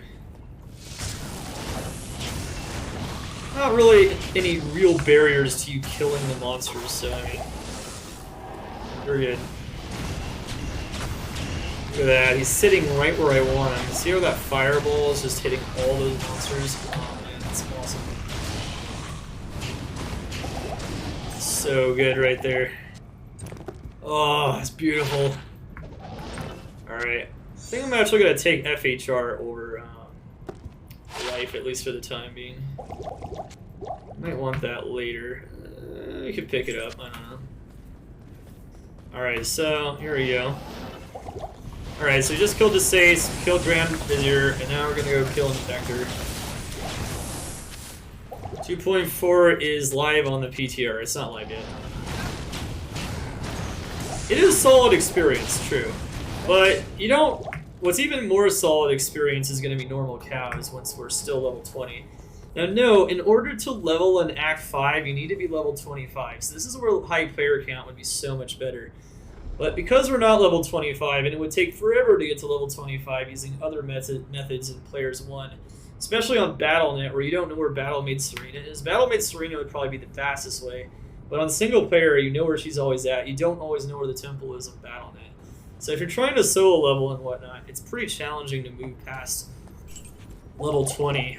So what I'd just recommend doing is teleporting pretty much through everything in Act 5, and and then just getting straight to Ancients, and then killing Bale, and then killing normal cows. And normal cows you can level from 20 to 25, but in Act 5 itself, you can't level. You'll get like no experience, 5%, such a huge penalty. You'll only be getting like 5% of any experience at all in Act 5. It's really painful. So you definitely don't really want to focus on killing elite packs once we get to Act 5. Which is something that I might reiterate when we're actually in Act 5. Oh god, he's got spectral hit. Oh. Thanks. Alright. Thanks. Okay.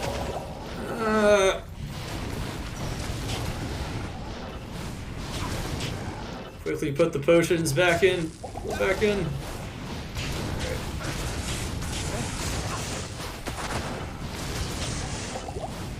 Try to get Frost Nova on him. That definitely helps a lot, but I was having trouble before. Alright. Alright, Mercenary's dead. This means we're gonna have to kite out a bit more. And we'll be good. Ah, Spectral hit. That's lame. Actually, I think Static Field can kill him faster from this point. Jesus, yeah, that's pretty bad. Alright, Yellow Mask. You never know if it's better for the Mercenary. No, it's not. Alright, here's the fun fight. Let's see if we can do it without dying. On Hardcore, I recommend getting some more light res before you even do this fight if you don't want to lose your character. I mentioned that before. So if you're playing Hardcore, you only have like 25 light res, you might want to try to get at least 50. And then you want to definitely keep your distance. If you want to be really safe, don't even try to static field him down. I'm going to be doing that because I'm on softcore. I don't care. He kills me, he kills me. But, you know, this is an all-purpose guide, so... I gotta mention for hardcore that at this fight, you should make sure that you keep your distance. Maybe only use Fireball, especially if you don't feel comfortable, or if you don't have a ton of light res. It can be pretty rough. He will do so much damage with his laser. He will kill you without taking a second look. I think at this point, you know, we actually don't need this stuff anymore. We can just drop all this crap. Yeah, I don't really feel like we need any of that. We'll find more res gear here pretty shortly. We have better res gear on right now. It just gives us more res in general, and in general, that's all we really need at this point. Alright, yeah, dude. 18,000 from that gargoyle head, yeah. It's still giving us a ton of gold. Alright, so we only have 244 life. He's gonna hit like a truck. Good. If you're on software, I recommend making a TP just in case. Always make something in there, because you might die.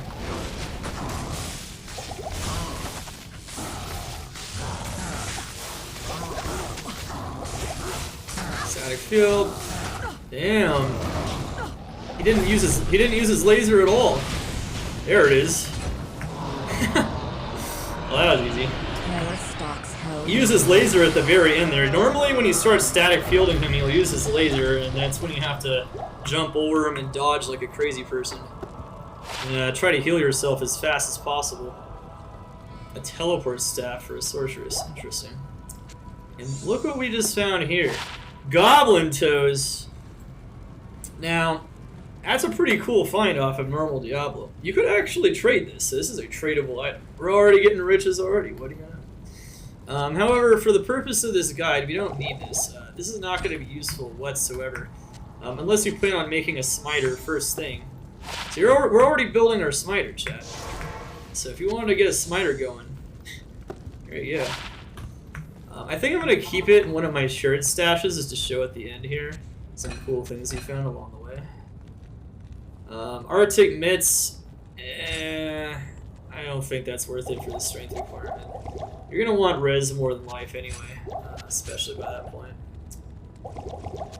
And we killed Diablo. That was pretty easy.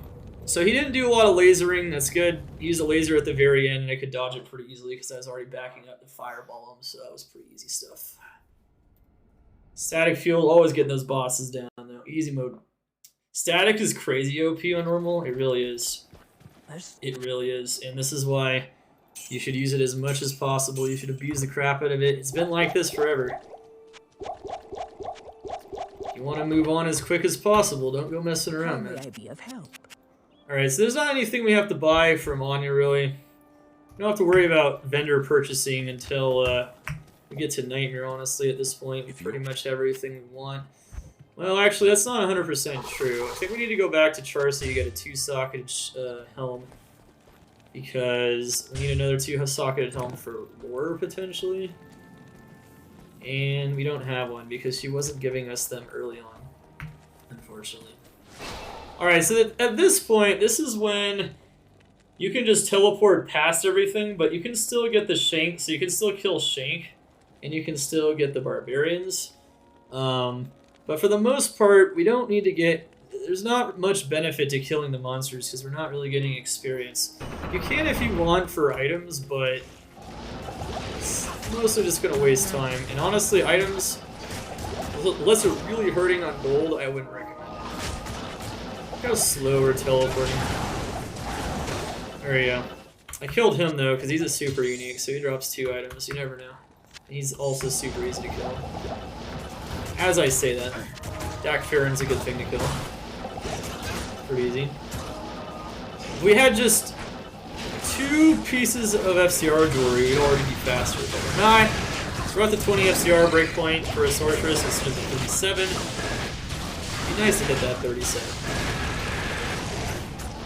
Alright, so sink the Overseer, you can just use some static field again. And then if you kill him, all the other monsters around him die, so it's pretty easy stuff. Just target him, ignore the other monsters. Cool. Cool. Alright. I need mana. I need mana. Cool. I can't. Alright, so there's Frigid. We could kill Eldritch real quick if we want to see if we could get 2 items from him, see if we get anything. Probably will, but like I said, we're not getting any experience in here. You might notice our experience bar isn't going to move at all. We're not high enough level to get experience in Act 5 normal. We are high enough, though, to get experience in normal cows and to do normal ancients. Normal ancients requires level 20, so at the bare minimum, you need to be level 20 by the time you get to Act 5. If not, you need to do some like flare jungle farming or something.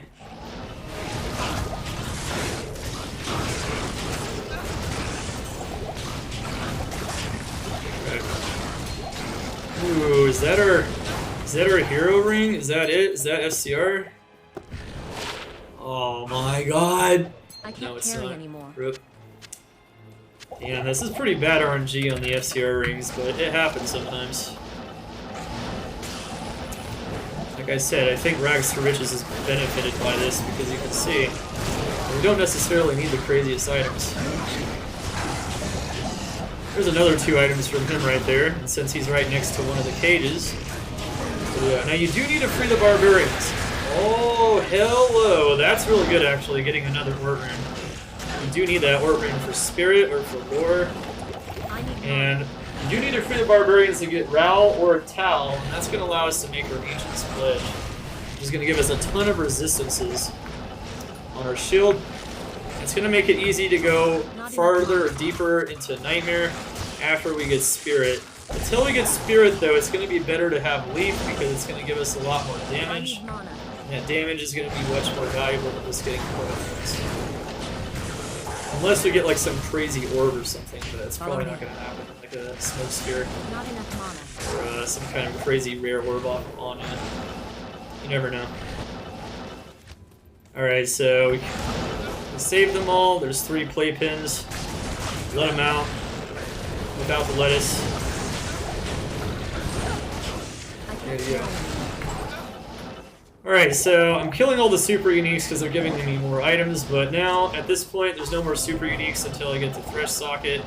So in general, you're just trying to push. If you find a waypoint along the way, hit it.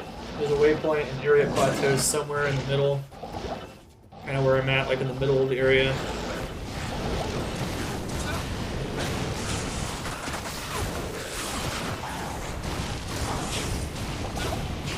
Okay.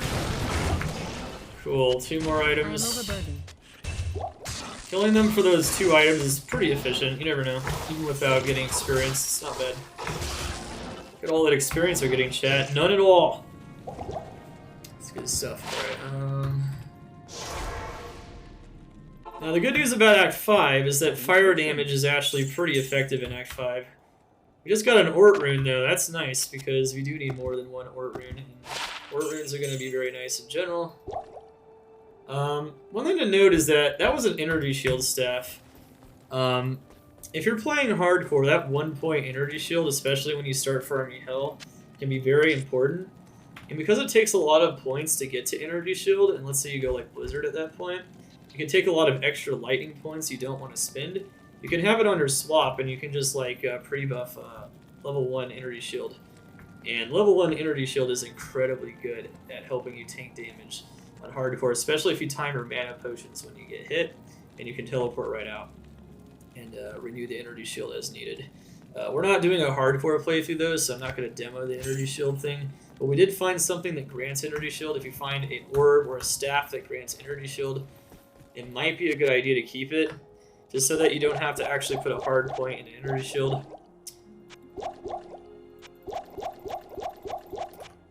If you don't find one though, fresh out of luck, you're gonna have to put that hard point in. Putting a hard point in also means that you can regenerate it without having to, you know, swap it out with your weapon or have it on your swap or something. So there are advantages to putting the hard point in. And make sure to keep up your frozen armor. Some pretty strong monsters in Act 5, particularly these Death Lords. Not enough mana. Don't take a lot of damage from them. Alright, so when you're in the Crystalline Passage, the entrance tile here is actually pointing this way, so when you enter here, you're pointing this way. The waypoint is going to be somewhere off and to the left, so it's going to be a west-facing tile. This tile, where the waypoint is facing to the west. And the frozen river, where Anya is and your resistances are, is going to be facing in the same direction. So it's roughly going to be straight ahead usually, or of course around in the back and straight ahead, it could be that. And Glacial Trail will actually be off into the west. So the waypoint's off into the east or to the right. Sorry, I meant to the right. And then of course the other one's going to be off to the west somewhere usually. And then the Crystalline Passage is going to be, or sorry, the Frozen River, where Anya is, and your free 10 all resistances are. It'll be this one. Now, honestly, we don't need to kill them, and killing them is just going to waste time. Once again, we're not getting any experience. I was kind of trying to see if I could just lead them out, though. So for Frozen River, what you do is you come up into here, and depending on which direction it's going initially, it's going like this way. You're going to be going down, all the way down as far as possible. If you come out, though, it's like over here, you have to go down that way, so it just kind of depends. We want to go all the way down, and then with this map configuration, we're going to go to the right. So we're going to go this way. And then it should be very close. Here we go. I'm going to clear these monsters just to make it a bit easier. Also, Frozen Stein's is super unique, so you could drop us some items maybe. No, drop nothing. Good. And then to note is that he has mana burn, so don't teleport into the middle of that pack. Otherwise, you're not going to be able to teleport out. That's an easy way to die. Very easy. What's up, Schmelter? Thank you, man. Thank you for the kind words, dude. When did you respec from charged bolts? 19, when I was able to wear my leaf staff, which is something that I mentioned several times earlier on in the guide. This guide will be on YouTube. You'll be able to access various timestamps. You'll be able to access everything. It'll all be there so you guys can watch or rewatch any part of it. So you guys can know how to do things without too much trouble. If you just want to play solo on Battle.net, go from rags to riches. It's all there. If you're playing on the single player, I talked about ways to use the single player, the player settings to your advantages already. I also talked about ways to use the save maps to your advantage already. I'll probably talk about it some more though later. Alright, so that's Anya. Just gotta unthaw her and then get your free resistance scroll. Right click it and then you get 10 more all res. It's gonna be very important for moving into Nightmare. You don't need to kill Nullify. There's really no benefit to that. So this is what I was talking about. You can get a free orb from Anya, but in this case it's trash, so I wouldn't worry about it. Unless it gives you like Blizzard or Fireball, at least to use right now, it's not going to help you out. Or FCR didn't really give us any of that stuff, so I have to give you quite a bit. Like Fireball skills, like 3 Fireball skills, 10 FCR or something would be pretty insane. I don't know about that bug, man, Tedo. I have no idea. Alright, so I went to the right or to the east, trying to right or east facing tile first in the crystalline to go get my waypoint, and then I meandered to a tile facing the same direction, which is Drifter Cavern, which will usually be directly to the right of the waypoint here. And now Glacial will be even farther from here. It's going to be to the left of the entrance tile. And it should be over here, which it is. And Glacial Trail is the same exact stuff as Crystalline, but there's no side area that we need to go into in here, so for here we're just going to go immediately to the west, to the left-facing tile. Wow, we found the waypoint. That's weird. Waypoint was backwards, actually. Okay. That can happen. We go all the way. We're going straight and to the left. Alright, there it is. We found it pretty fast using our knowledge of maps. And then for Frozen Tundra, we also don't need the waypoint, but it will be somewhere in the center. You can always just pick it up if you want to, just in case. Maybe jump into a really nasty pack and die. Okay. Broadsword, interesting. Okay. 3-socket ethereal. Wow, okay. Damn, I actually think that could have, if that wasn't socketed, that could have probably been on our spirit base.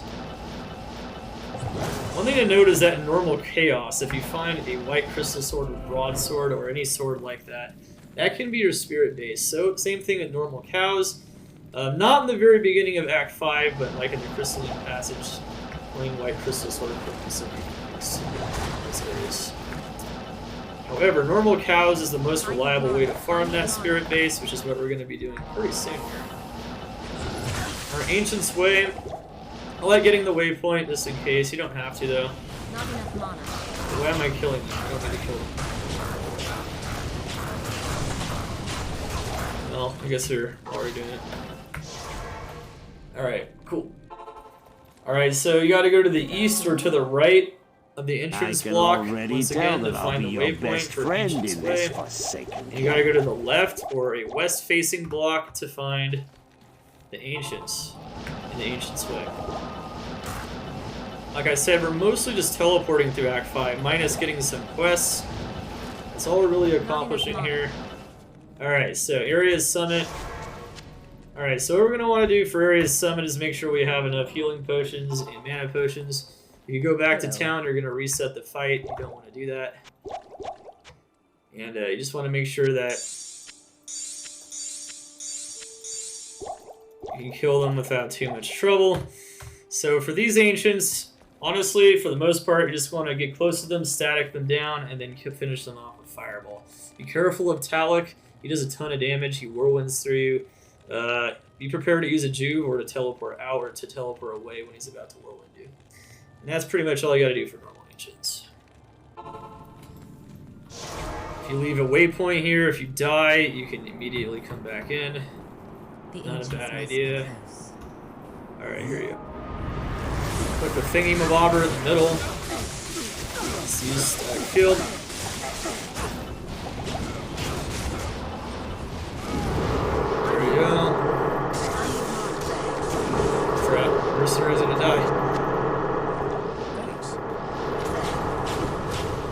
Kept the mercenary alive.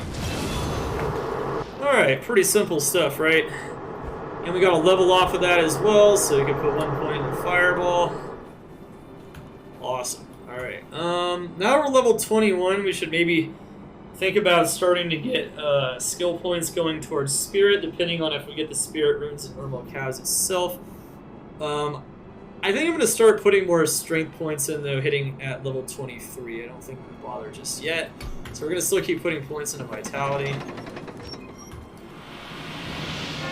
Alright, World Stone 1 is one of those areas where there's no way to know where the exit is. So you just got to check the edge of the map, just kind of like Catacombs. It's very similar to Catacombs. World Stone 1. There it is. We found it. Cool. Just got lucky, really. I didn't know that for sure. It could have been to the right, to the left, in the middle. It could have been anywhere. Depending on where you enter in World Stone 2, there's also no way to know. But if you find either the waypoint or the exit, you can find the other one. So, find the waypoint or the exit. Kind of like Catacombs 2, same thing. A lot of similarities between Catacombs and World Stone, actually. Just kind of strange. Just the way it is. Alright, so we found the exit to World Stone 3, which means that this entrance tile here should be to the right or to the east of the waypoint tile. So that means the waypoint tile is probably going to be like down here or something. There you go, it's right there. So notice that it's to the right or to the east of the waypoint, just like I said, which means it's going to be to the left of the entrance. Alright, cool. Dropping that map knowledge, man. It's good stuff.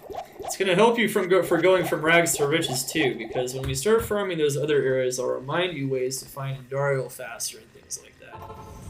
So it's going to be pretty important. Alright.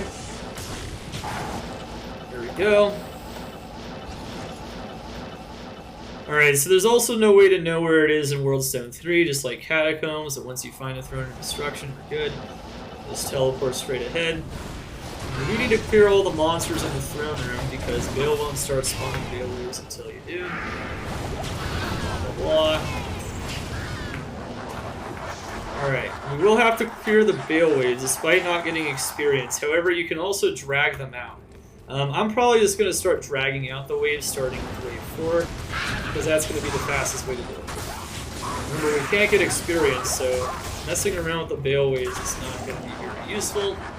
We can get experience once we can do cows. And cows are accessible once you kill Bale, in the difficulty in which you kill Bale.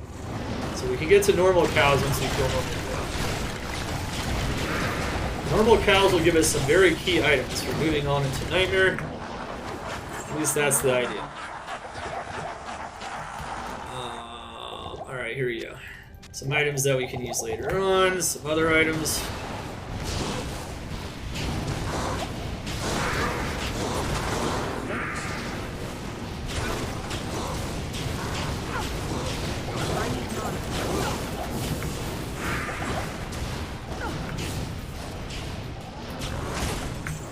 Alright. Mercenaries down. I don't really care though. Alright, now that we're in wave 4, we just cleared through wave 3. We're just going to drag them outside. I'm going to walk the dog. I'm just going to drag him outside of the throne room so that he spawns the next wave, and with the last wave so that he enters the area and so we can kill him. So enters the World Stone Chamber. Okay, so we're going to want to drag all these monsters all the way over here if possible. Okay. There we go. Now the last wave for sure we're going to want to drag out. Even if I could get experience, I still wouldn't do the last wave because the last wave has so much fire resistance. It's so hard to kill on a Fireball Sorceress. Your best bet is always to drag this one out. Doesn't matter what the situation is, whether or not you're in higher player count or not. And you're already level 25 or level 30 almost getting experience. It wouldn't matter. Don't mess around with these. You will... Yeah, you won't like life if you try to kill these with this. Like, look how little damage I'm doing, and that's with almost 300 damage Fireball. And that's players 1, mind you. So, yeah, that's no good, man. It's no good. Alright. Cool. Lead him outside.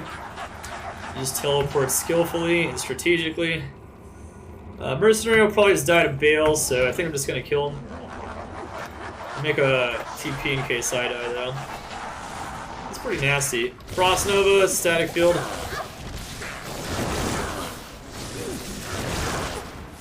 Look how broken static field is, right? And finish him off with Fireball. Shoot. I wanted to finish him off. Thought I could do it. Alright, one more hit. Ooh, hey. That's a pretty good drop there.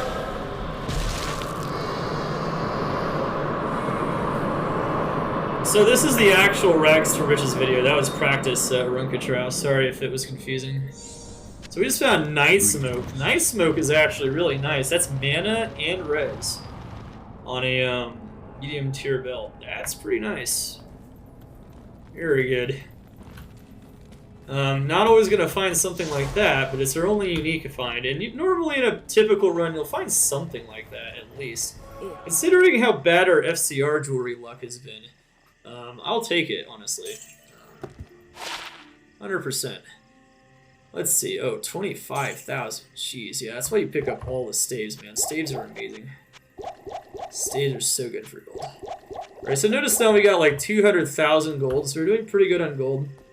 Night Smoke is nice. It's a 3-slot build. You could even upgrade it to a 4-slot build if you want to later on. But overall, that's just really good for this point in the game. So it's going to be very nice for transitioning into Nightmare. It's a cool draw from Bill. Alright, so we picked up a reward of runes from Larzuk. That's where you get the reward for saving his dudes. So you're going to want to go Ral or Tau.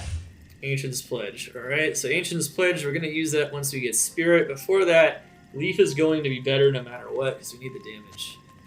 So don't worry about that yet, but we will need that. And we're going to need the Strength points for that, and the Spirit Service. So we're going to have to start putting points into Strength. Starting, I would say, in 2 more level ups. Yeah, that makes sense. Alright, Ghost Armor. Alright, it's time to farm cows now. So cows... The reason why we're farming cows is twofold. One, it's the only way to get to 25 quickly if you're playing solo on Battle.net, trying to advance. It's going to allow us to get to 25 and to exceed that experience threshold so we can actually get experience in Nightmare. However, we're also trying to get a spirit base. So longsword, white longsword, broadsword, crystal sword, plain ethereal is fine, cracked is fine, superior is fine. All that stuff is fine. We're going to use the Larza quest to get the 4 sockets, and we're going to make it really easy. We don't have all the runes yet, but the main way to farm those runes would be Countess, unless we get lucky in cows. Cows are pretty good at dropping all the way through. I think they can drop all the way through like Dole Rune and normal cows as well. I know they can drop Shale and Soul and all that cool stuff, so you can even get runes for like Insight. You could get a lot of runes, you could get a lot of charms. Cows in general are just a really good farm, even in Players 1, because they're so dense. So cows are going to give us a lot of things all at once. It's just such an efficient way to do this. And especially if you don't have access to that player count, you're not already leveled up. You can't start pushing Nightmare anyway at level 20. So what we're going to do is we're going to go seek out the Word Slag. I don't know if we got the Word Slag when we went in there initially. We should have. If not... it's fine. I'll have another. Okay. Yeah, if you go into Tristram initially, you can actually just pull it up. But if you don't do Tristram initially, you're going to have to do this anyway. Okay, so we didn't do... we did Tristram, but we didn't pick up the Word Slag. I don't know why I didn't. Hello again, Outlet. Guess I forgot to. Okay. Hello. Alright, Word Slag is good. Now, you don't have to worry about any kind of vendor farming with this, so we're literally just farming normal cows. Normal cows remember, any white sword from there always gets 4 sockets, but one thing to note, it's also same thing with the pole arms, so you can also pick up white pole arms for insight later on. If you're able to, especially if you're going to move into Hell, you definitely want to make sure you have an insight before you start farming in Hell mode and whatnot. So that's going to be important stuff. You cannot just find one off the ground in normal cows, though. You can starting in Nightmare areas in late Act 5, but it's not going to happen, though, in normal cows. But they'll always spawn 4 sockets with a Larza quest, every time. Every single time. You could also go for the 50-50 and use a perfect Amethyst, Am, and Ral rune to try to get 4 sockets. But you better be swimming in Ral runes or something, or you better find a gem shrine to use the Flawless Amethyst for, otherwise it's not going to work. And not going to work, buddy. Alright, so remember, we're looking for one of those white swords. A long sword isn't a very good base, though, because it requires too much strength and dexterity. So ideally, we're really looking for a broadsword or a crystal sword. Notice, though, Fireball is beastly against cows. You don't have to keep the mercenary alive, really. You could just let him die and then rehire him. He's not going to level with you. He's going to be under-leveled by the time you get to Nightmare anyway. You can rebuy him before you get into Nightmare if you want. I think I'm going to do that just to make the initial push a little bit easier. Not enough mana. But yeah, not easy at all. Remember what we're looking for. Now, we could also look for pole arms, too. Finding a pole arm in here would be pretty nice, because we can use the second Larza quest to get an insight. And that'll allow us to start farming Hell as fast as possible.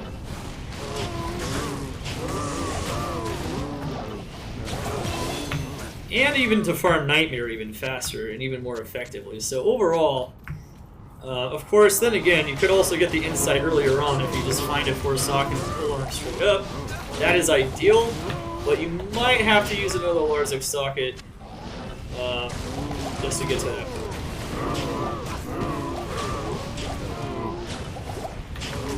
You're using an up to Night Smoke for a long time. Yeah, Night Smoke is a really good find.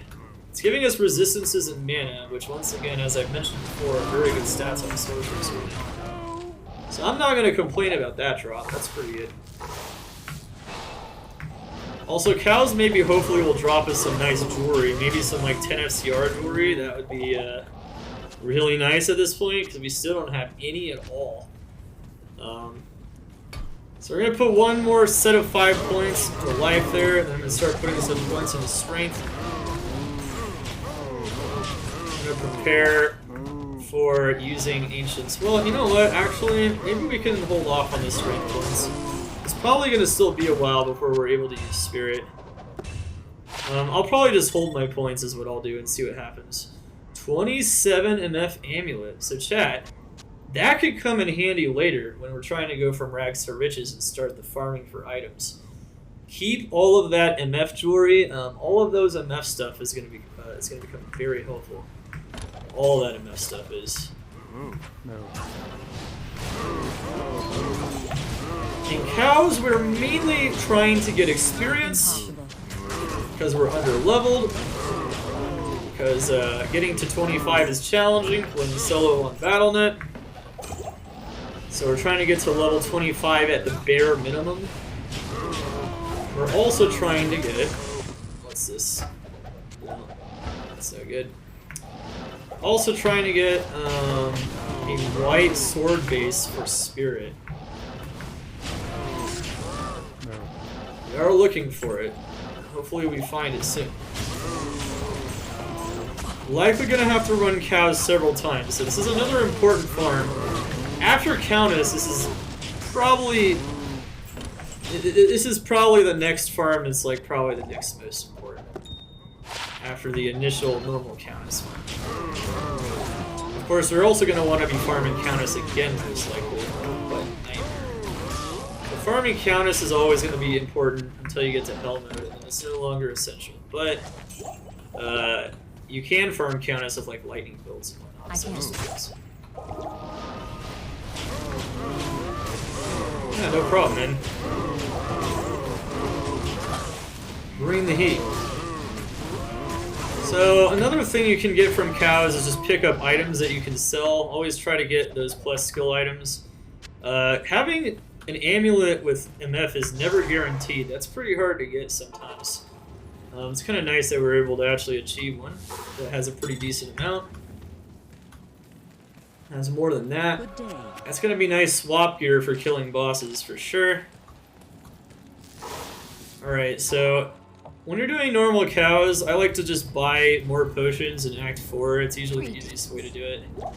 You're going to be going through a lot of potions for sure doing this. So definitely prioritize the mana potions.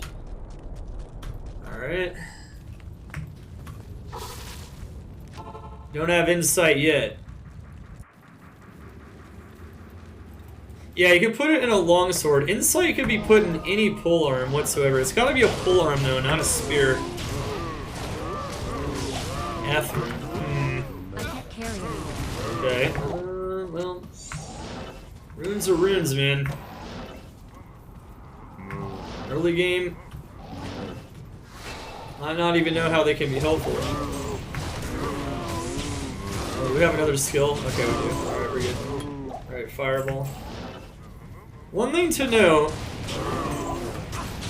is that if you do your Nightmare Den of Evil, that is when you can then respec into Blizzard, and that's what we're going to be doing next. You can do that as soon as 24, but obviously you can't get any experience in Nightmare until 25.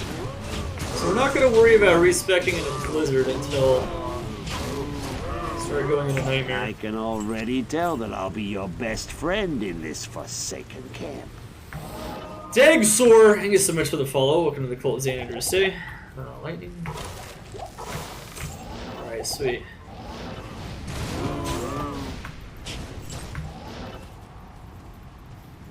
Awesome. Well, you know what? You can watch it live. Impossible. So yeah, I mean, kill all the cows, kill them all. Doesn't matter. On Elrond. What's with the... Where are the Thools and Amrunes, man? I'd even take some more Ort runes. Those could be useful. No, I guess not. Okay, that's a spear.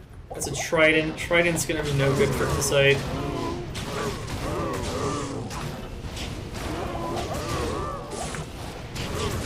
One thing to note is that you can kill the Cow King and remake on D2R. It doesn't matter what mode you're playing on. You no longer have to worry about killing the Cow King. I'd recommend to kill him every time, honestly. It's free items. You never know what you can get off of him. A lot of good uniques and sets you could drop, even in normal. That could help your progression. You can also just drop a lot of items you can sell for gold. Alright, fireball. Alright, I'm gonna keep putting points into vitality, actually. Oh wait, shoot, I should have held the points. Okay, I'll start holding points. Start holding points on it until I hit 24.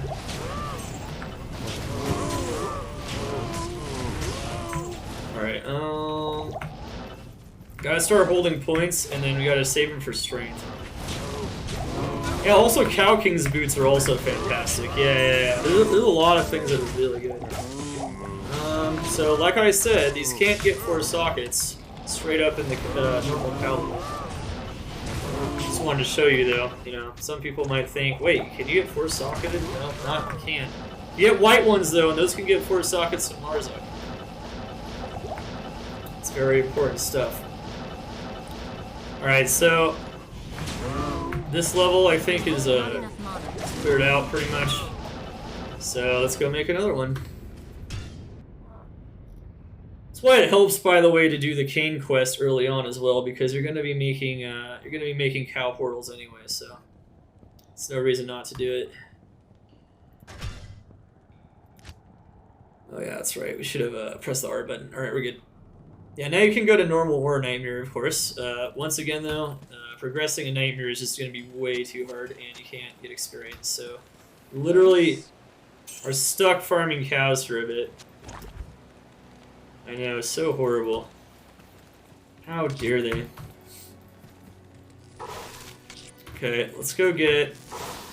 another Wurtzlig. So yeah, this is a farm just like Countess that is going to benefit you immensely.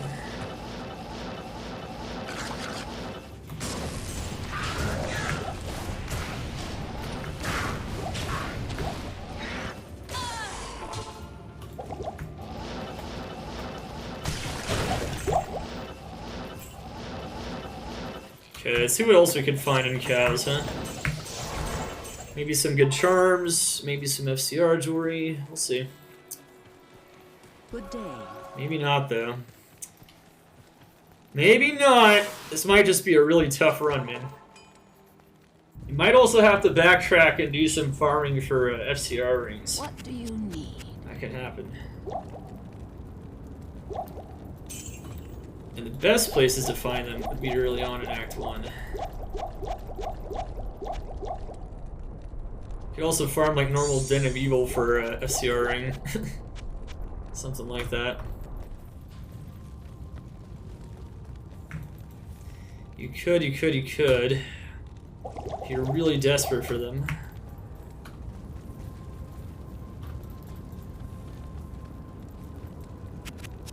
Okay, no, we're good. Alright, forgot to get that. Alright, we're good. Alright.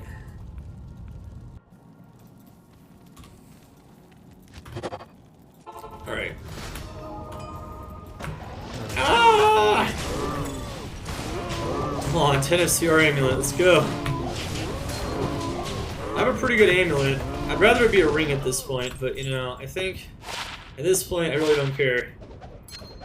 Jesus, we were just striking out. I need mana. Well,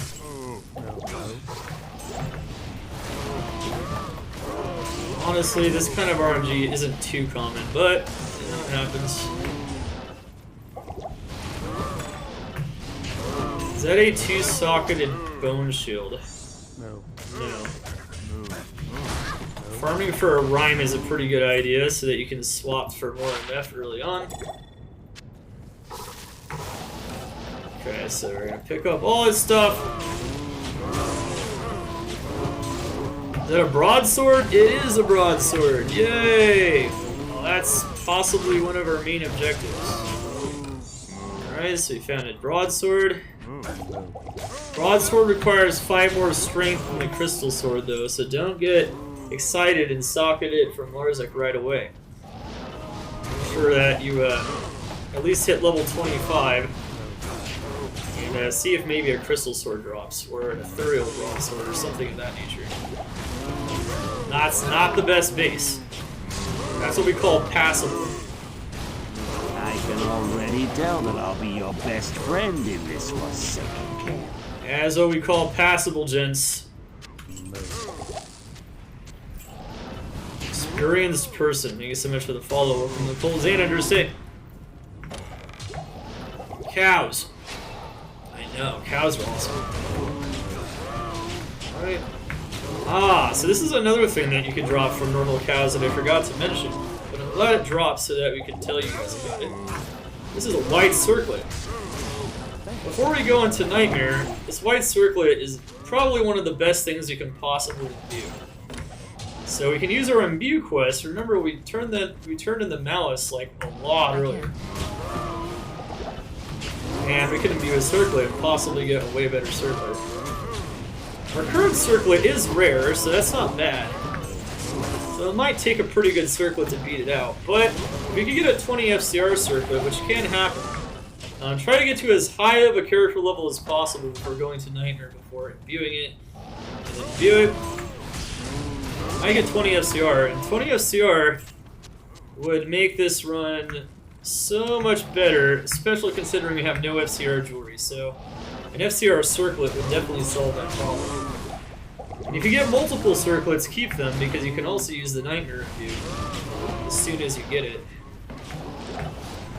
So white circlet, very good things to find in normal cows. Normal cows really hooks it up for that normal to Nightmare transition.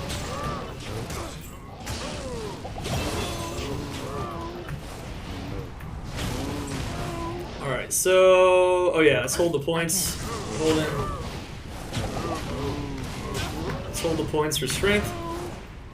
We don't know how many points we're gonna need at this point to wear the spirit. But we're gonna need them. Guaranteed.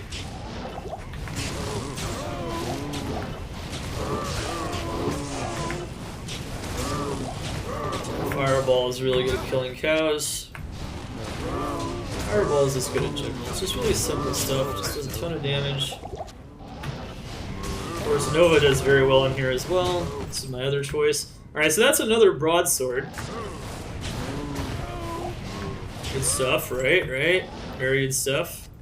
Of course, you can always trade these other items, but you can also use them in case you roll a really bad spirit and you're missing your breakpoints. And then you can roll it again. You can just use it to roll a different one. Another Ort rune. Nice. Okay, so the Ort runes are coming in, but not the Fools and the Imps. Not yet. That's okay, because we don't need those just yet. Hell Countess is the most efficient farm for those. So we're not even at the most efficient farm. I'm gonna put this circlet to imbue in here. I'm gonna go put the broadsword in here as well. Let's go put the bonus broadsword in here. If we can get a crystal sword though, that'll be way better than broadswords, so hopefully it's not what we have to resort to, but you never know. Maybe RNG is gonna be very cruel to us on that item as well. And then we just have to put 5 points that we could have put into vitality into strength. What's up, Gary Clark? How you doing?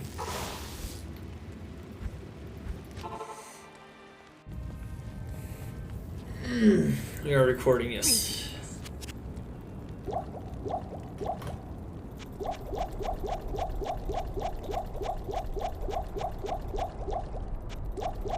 Alright, no.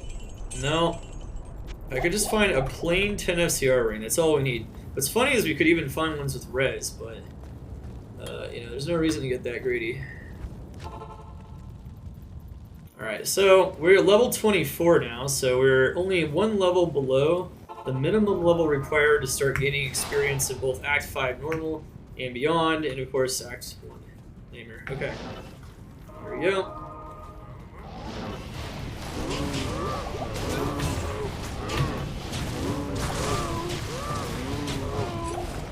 Look at that.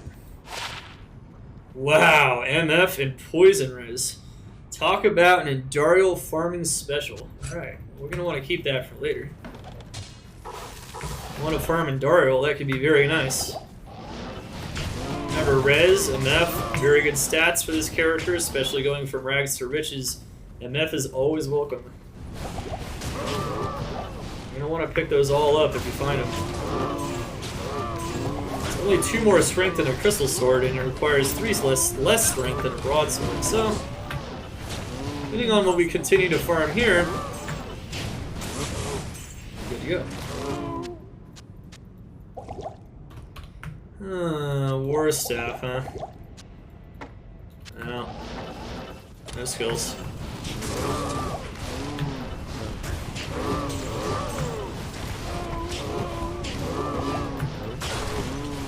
Alright.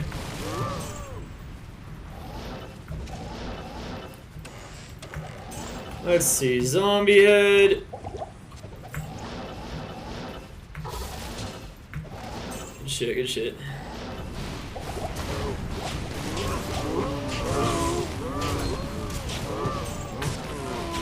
Come on, ring, man. Come on, ring. It's an SCR, man.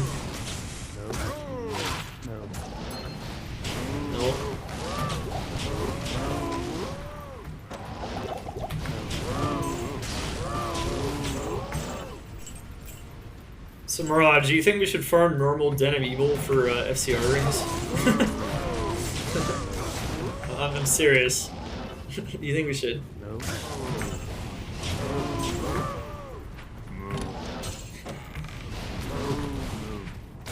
No. Well, I might be pretty desperate. You know what? I should start maybe picking up random rings then. Yeah, random ammies. Yeah, I might have to start doing that. So one way to get your FCR items, if you get really desperate, you get really bad RNG just in general, is to start picking up the rings and ammies, and 3 rings can cube into 1 ammy, vice versa.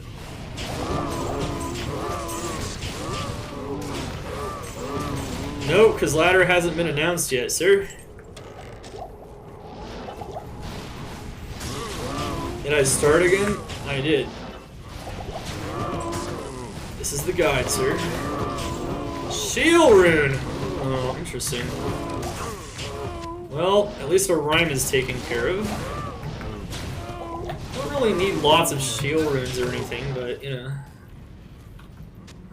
Mercenary helm? Not really. Alright. Well, I guess we could keep it just in case you can't find a better one. Sockets means that we could put runes in them, and that means we could give our mercenary. Oh my god, finally! Hallelujah! Alright. There you go, chat. 10 of Sierra. Alright, see. Actually, that 10 of Sierra doesn't help us yet because we're wearing Leaf, so 9 breakpoints. 35 FCR is not a breakpoint. 20 FCR is a breakpoint for the Sorceress. 37 and 63. The 10 FCR ring, we can only hit 35. It's not 37, so we would need 1 more. But the good news is that with this, we have a pretty solid chance of hitting 63 once we hit Spirit. So that's going to be pretty key there. Nice, finally, dude. Holy crap. Only took like normal cows to drop the first one. I'll put that to good wow, use. that is a really nice res helmet. I'll Okay, put that to nice. good use. Mercenary is gonna like that. Honestly, we haven't really found a better pull arm for him yet, but that's okay. Honestly, you don't really have to worry about the mercenary items too much unless you just find them along the way until you get to insight. So don't worry about that stuff.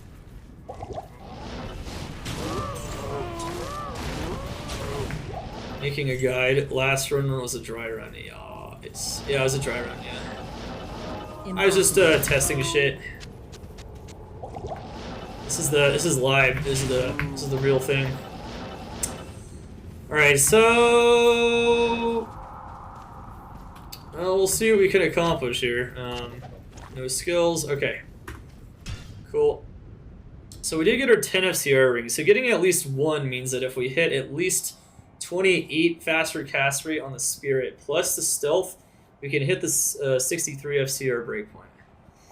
But as someone in my chat did mention, you can keep all of the jewelry you're finding, and then you could use the cube recipe: 3 rings into 1 amulet, and then 3 amulets into 1 ring, to continue to try to generate rings and amulets. So you could also farm like normal Den of Evil. Like I said, you could farm more normal cows, just finding more rings. Normal cows are great for dropping jewelry, and you could even farm normal Arcane. That wouldn't be terrible. Farming the ghosts in the super chest at the end of Arcane.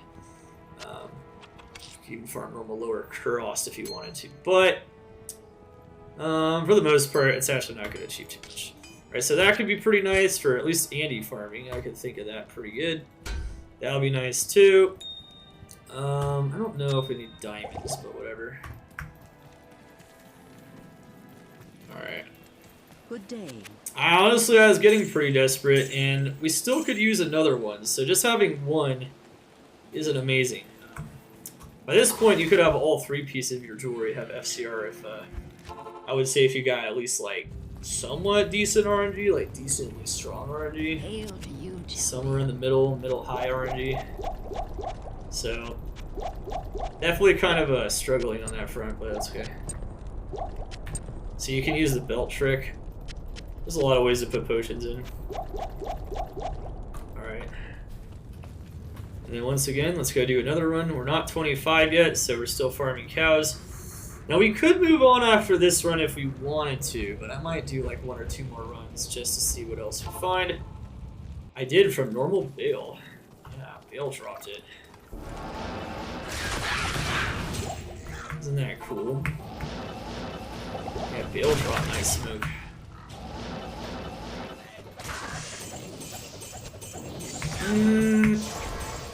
Caster Belt might still be a good idea if we're really desperate, right? But, you know, it just kind of depends. There's all kinds of ways to get your FCR if you really need it. Ideally, though, you just pick them all up and you actually find something with FCR. It doesn't have to be amazing. This has to be decent. If it's amazing, even better. Not here. Our last run, Ormus gave us a really good ring, but that doesn't always happen. So, what's up, Nillis? How you doing? All right, cows. Let's go. I might do like 3 more runs and might get to like level 26 or something. That'll make it a little bit easier. You hit 100% move on once you hit 25. So we just hit 25. We're gonna save our stat points again. I don't have an insight base either, so honestly, I don't really see much problem with staying in here and farming a bit. So we don't have everything we can possibly get in here yet. We got our FCR ring in here though. We got the spirit base. So we're doing pretty good. We don't have a crystal sword though, so once again, not 100% ideal. Let's see what we got here. It's locked. Ooh, you know what? Make sure you have your keys on hand to open up those locked clickables. Those have better odds than unlocked Good clickables. day. You didn't know. Very nice stuff. Alright. Let's go. For cows, your fireball is strong enough, you know. You can already tell, you don't really need Frost Nova.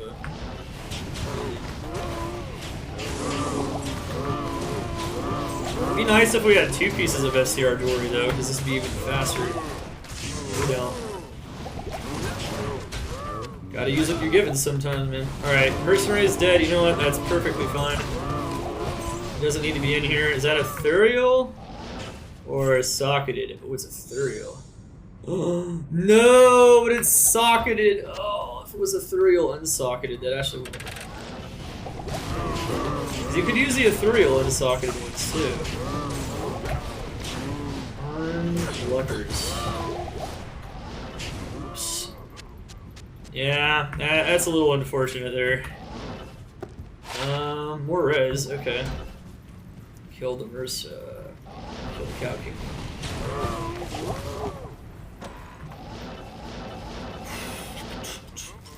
Alright,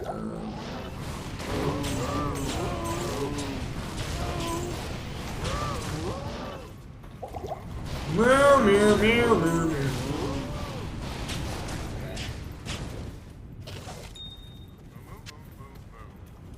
I think I'm gonna take a small break right before we hit Nightmare. Be a good time to take a break. Get some more water. Go to the bathroom. Where is it?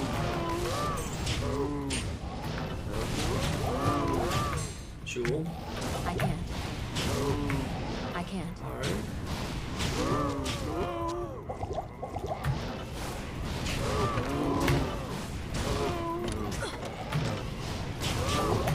White Shaco? Yeah. White Shaco's no good. Pick up all the charms, including large charms. Large charms are amazing before you get those godly small charms and grand charms. You should always pick up the large charms.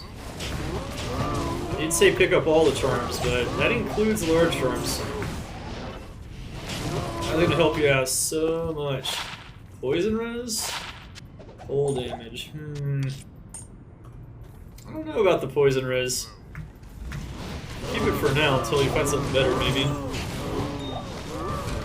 We don't want to have too many charms in our inventory, though. We're going to want a lot of potions, so you don't have to constantly buy potions.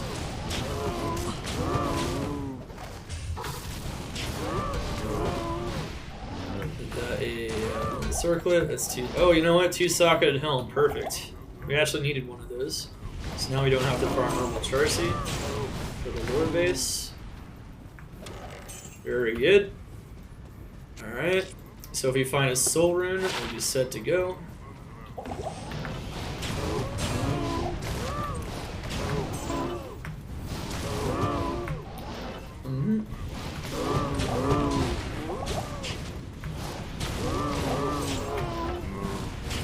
Alright.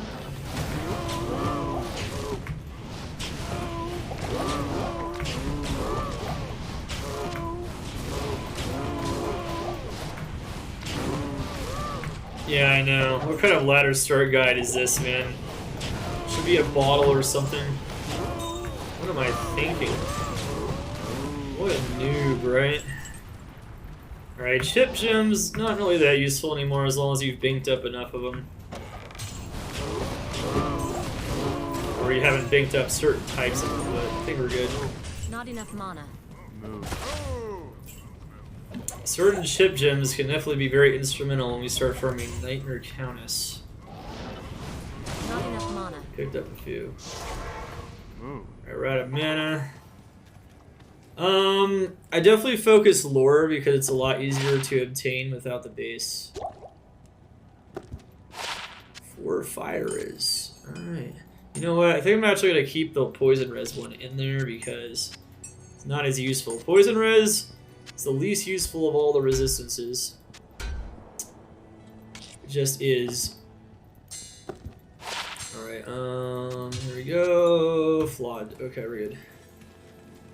It's the highest rune from Nightmare Countess. Yes. From her rune table, an Io rune, or Io rune, or Yo rune, or whatever you want to call it. Ko is the highest from her non's rune table, though. That's pretty rare, though. You're not going for the non-rune table because that's extremely hard to get. That's it's just torturing yourself. That's what we call torture.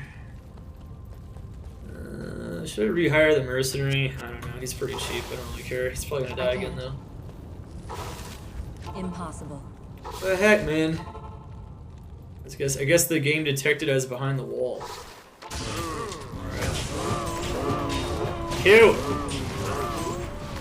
Look at all these charms you find, though. Increasing the power of your charms is great as you progress through the game. And when we do Nightmare Cows, that's going to become even more important.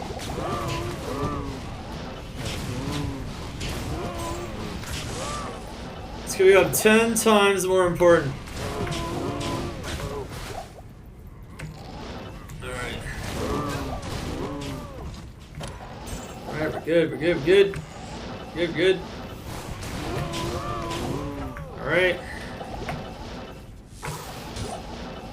No crystal swords though yet, chat, so we might actually have to end up making it in the second best base, which is not ideal, but you know, unless you really want to just farm normal cows until your hair falls out. Not enough mana. Probably don't want to stick in here forever. That being said, though, I think we're gonna do 2 more runs. Like I said. We're still leveling pretty well in here too, so it's not a bad idea to stick around in here. You still level pretty decently in normal cows, up through like level 30-ish, maybe 35 if you're in player 7. So, oh wait, no, we didn't want a nightmare. Oh shit, I wasn't thinking. Day. All right, no nightmare. Okay. Oops. Uh-huh. Okay. In hardcore, if I was lacking res and I was still gaining experience from Countess runs, I probably would. Yeah. So farming normal cows isn't that bad. Like, we're still getting a lot of experience. It's a very solid farm for this point in the game. I feel like you're wasting too much time because those charms are going to prove Not in town. so useful all the way throughout the game. 8 cold res. 6 dexterity. You could keep something like that, but I feel like that's pretty bad for a grand charm. Well, actually, I don't know. We have some pretty bad charms. I guess I'll keep it on hand, right? We'll put it away. Alright. I can't. You never know. Maybe that will become one of our better charms. Not super important right now, though. Now if it's like 20 cold res, which can actually happen. Okay, and we're in business. So remember, the Cairn stones are always next to the path, no matter what. When you're farming for I need the mana. Root's legs, just follow the path, I can't. and you'll find the Cairn stones somewhere along it. It'll be pretty easy. I need mana. Impossible.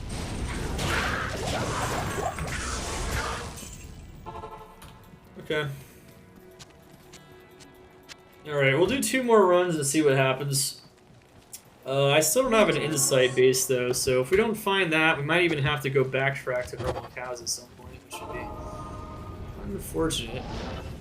But it's still faster than finding a 4-socket base in Nightmare Cows, unfortunately. Broadsword, again! Alright. I'm not even picking up a lot of armors now, I'm mostly just picking up skill items because they're smaller. Just trying to minimize how many times you go back. Mess with the vendors and whatnot. Impossible.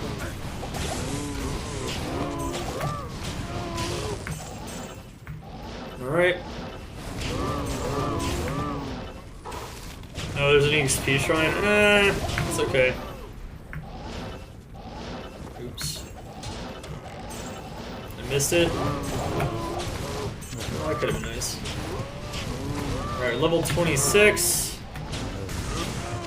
Regular diamonds. I guess they're okay.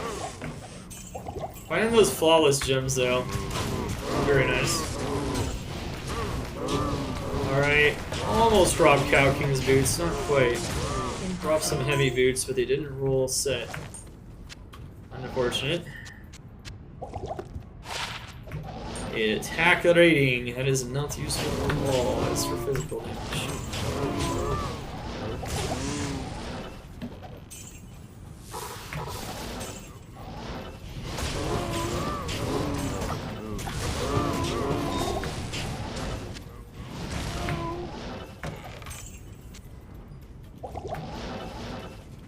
Okay.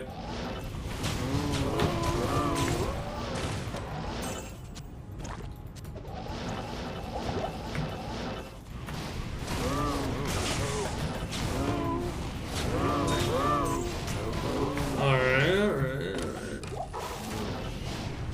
As you can see though, we're level 26.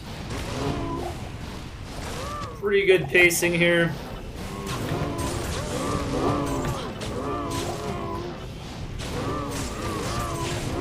You're in hardcore though, and you want to start doing Nightmare. It wouldn't be a bad idea to get it to at least level 30 maybe. Make sure res is even a little bit better.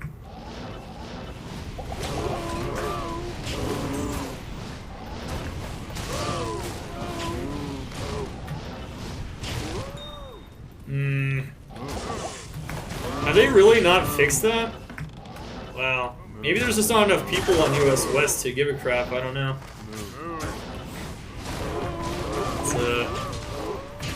How many tridents have I found? Jesus. Alright, you know what? You can take my mercenary, it's fine. I didn't need him anyway.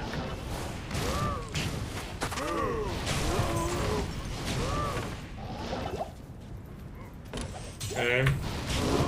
Oh wow, Blood Crescents. Blood Crescent's not very good. In the very beginning of the game, it can be nice for res, but it's kind of just cool. Pop in the chest, baby.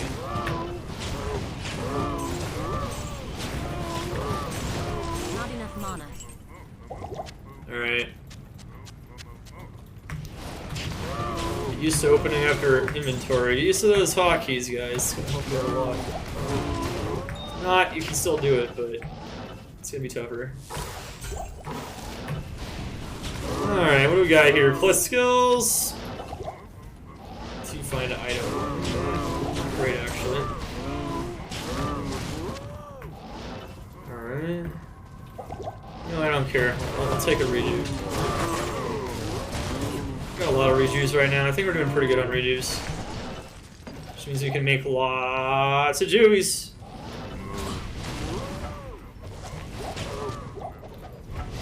Yeah. I can't be 4 sockets no matter what, so that's a rip. Checking for Ethereal.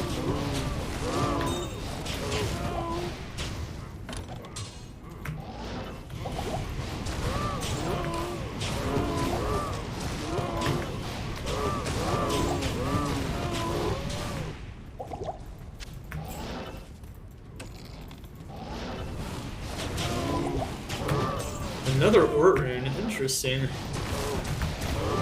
Alright, well I think we might have enough Orts to make a Thule now, so that could be how we do that. Maybe. If that's what it comes to. If that's what it comes to. Alright. So. One more cow run. Let's see what we find. I can already tell that I'll Hopefully be we'll your just find a best friend in this four-socketed for polearm sec- somewhere on Nightmare, honestly, but if not, we're gonna have to come back to this place. The Sisterhood welcomes you. Alright, what we got here? This one. Charm, garbage. Nice, okay. Garbaggio, we good. Mike Cause, thank you so much for the follow. Welcome to the Colton Zane Understay.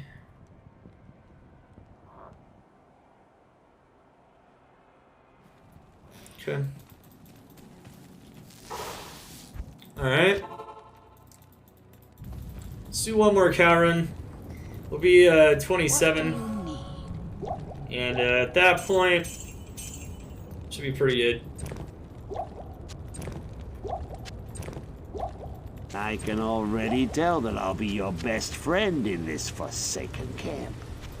And then we can start pushing Nightmare. Once we hit the Den of Evil, Hello. we're going to clear it with Fireball. Then we're going to respec into Blizzard, which is going to be our Rags to Riches Stay a while. build. That is what's going to get us all the money when we're ready to start farming. Come Apro and switch with the follow. Welcome to the Colt Xander's Day. Actually, I think... Yeah. And then we'll use Ancient's Pledge for now. And then we'll farm up Spirit. Why switch to Classic when potting? Because it's a faster way to buy them if you just left click.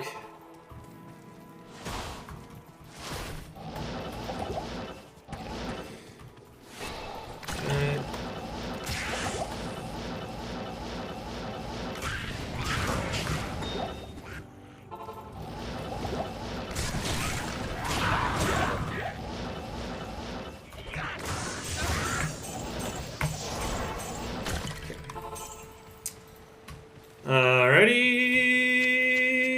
Ready to go. Good day.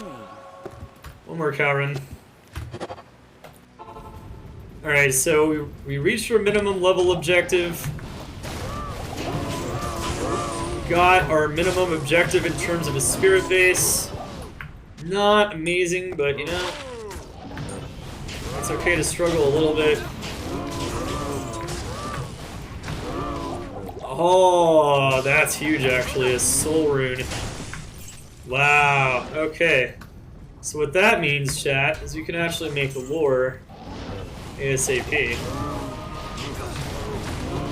Nice. I'll make it once we enter Nightmare. I can make lore, but first I'm going to view that circlet, because you never know. Maybe get something even better than lore from the circlet, but currently lore would be better than this. Extra skill, lose the mana and the MF, but the extra skill and the lightning res are going to be really big, so it's one of those key rune words to start farming Hell with, for sure. Farming Nightmare, it's going to make the progression a lot easier.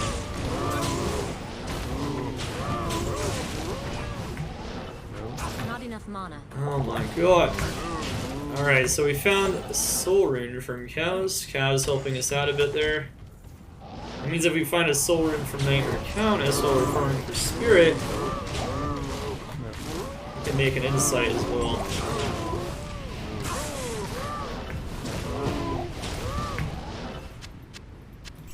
I don't know, man. I know nothing about the ladder, dude. Nobody knows anything.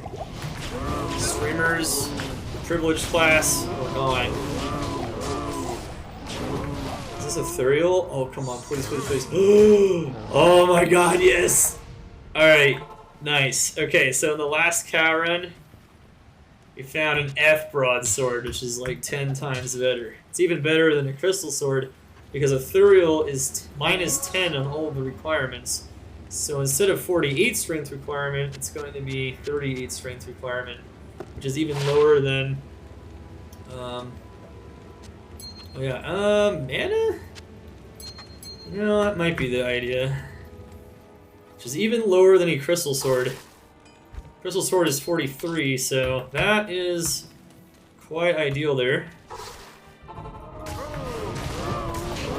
Very nice. Ethereal Broadsword, I'll take it. Cool, so RNG is turning a little bit better in here for this run. Take it. Still haven't found any pole arms, not to the best of my knowledge. All it has to be is like a pole axe or something, man. Jesus. Sigh. The Order welcomes you. Well. Oops. Alright, so we're level 27. We're holding all of our points, but now I can actually put some points in because I know for a fact we're not going to need more than 38 now, so I can actually put some points in here. Let's see, I can put some points in. I'll keep the other 15 though. I'm not exactly sure what's giving me strength at the moment. I think it's this ring, yeah, so we're going to want to keep the rest of the points. Alright, sweet. Ethereal Broadsword. That's hard to beat that base. The only thing that can beat that is an Ethereal Crystal Sword, but what else? Considering we haven't even found a single Crystal Sword.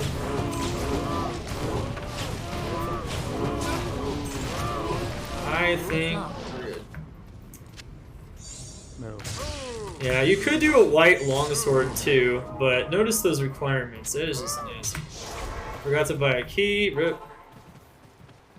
I do want to pop the clickables. Having a key on hand is very, very good. It's a lot of... Am I respecking soon? Yes.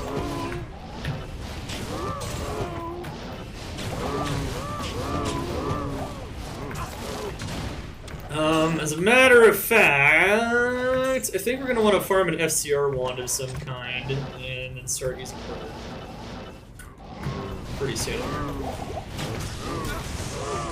Once we go to, once we complete the Den of Evil quest,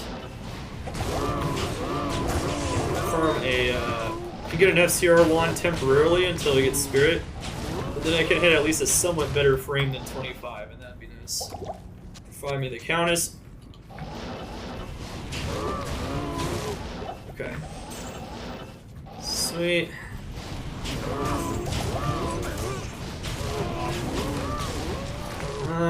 Could also rebuy the Mercenary, so that's only a number of things that I need to do before I actually start doing Nightmare, but we'll get it. 14 MF, alright. Remember what I said, keep that FCR jewelry, you're gonna need it for swaps later on. Even 14 is something. Are we lagging? Holy crap, are we lagging? What is this crap? I think we're lagging.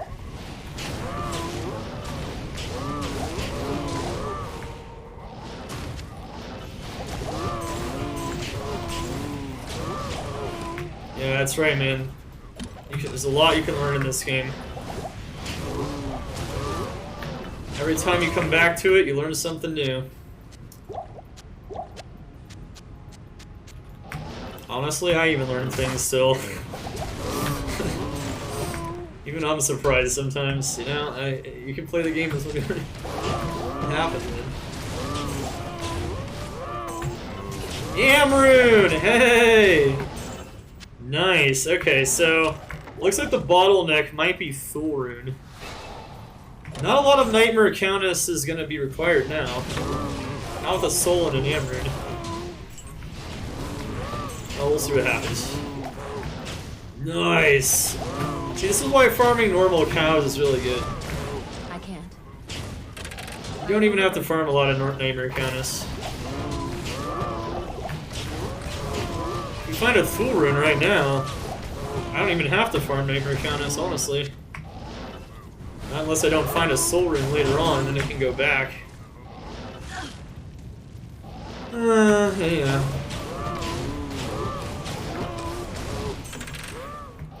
Alright, where's the scythe at, man? Where's the... Wait, is that a damaged halberd? Impossible. Oh my goodness, this might be the best thing we found, is a damaged halberd. Holy crap. Well, we could do a damaged halberd, chat. That is a polearm. I didn't even see that because it was damaged. We could. If that's what we find. Alright, so we got our base too. Perfect. Alright. Things are lining up. That's good. Did a decent amount of cow runs, so you'd expect us to have, you know, pretty decent amount of good stuff that the cows can drop. And that's about it for that. Alright, so now we're done with cow farming. So now there's a few things that we still kind of going to want to do. We're going to want to imbue that circlet. Maybe we'll get something that's like 20 FCR. That could be really huge. Good to see you. Never know. Maybe we can get like one sorceress skill on it with like a lot of res. Oh, hi there. Alright, let's check it out. Let's see what's going to happen here. 14 all res with life leech. Oh, that's good actually. You might be wondering why. Why is that good, Dark Humility? Mercenary. That's right. Someone in chat said it. Can't use that yet. Actually, you can't use it yet because he's not 25. He needs to be rebought. So we're going to rebuy him and then slap it on him. So that is a life leech helmet. With life leech is really good even with insight. So you can use that until you find Tal's helm. That's how good that helmet is. It's giving you the life leech for the mercenary to sustain, and it's also giving him 14 all res, which is pretty similar to what he gets from Tal's helmet. Life leech is a lot lower, but I mean, still life leech. Any kind of life leech, it's going to be really nice on the mercenary. This way, have you? Damn, he's wearing a lot of crap. Action here the first time. That's another reason why imbuing a helm is not a bad idea. So you can just straight up get that. Oh yeah, that's right. We can't do that yet. We're gonna have to rebuy the mercenary again for, you guessed it. Put that to good use. For okay, so we don't have insight yet, but it's okay. He'll continue to use that or anything better that I find. I haven't really found that many good polearms, unfortunately. Sometimes you just get lucky and find some of these things just floating around. Now, unfortunately, we didn't get a better circlet for ourselves, but that's okay.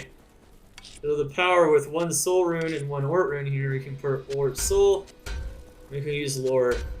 That's another skill. That's damage reduction. That's mana after each kill, and it's light res and more, and it's a decent amount of energy. The energy actually gives us almost as much mana as this amount of mana on the helm. Now this helm's giving us 23 MF, but honestly 23 MF isn't a lot anyway. We're going to want a 3-socket helmet anyway later for farming that. I guess I can show it off later.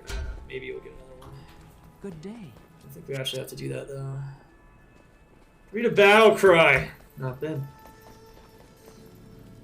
Vermelberith, that's correct.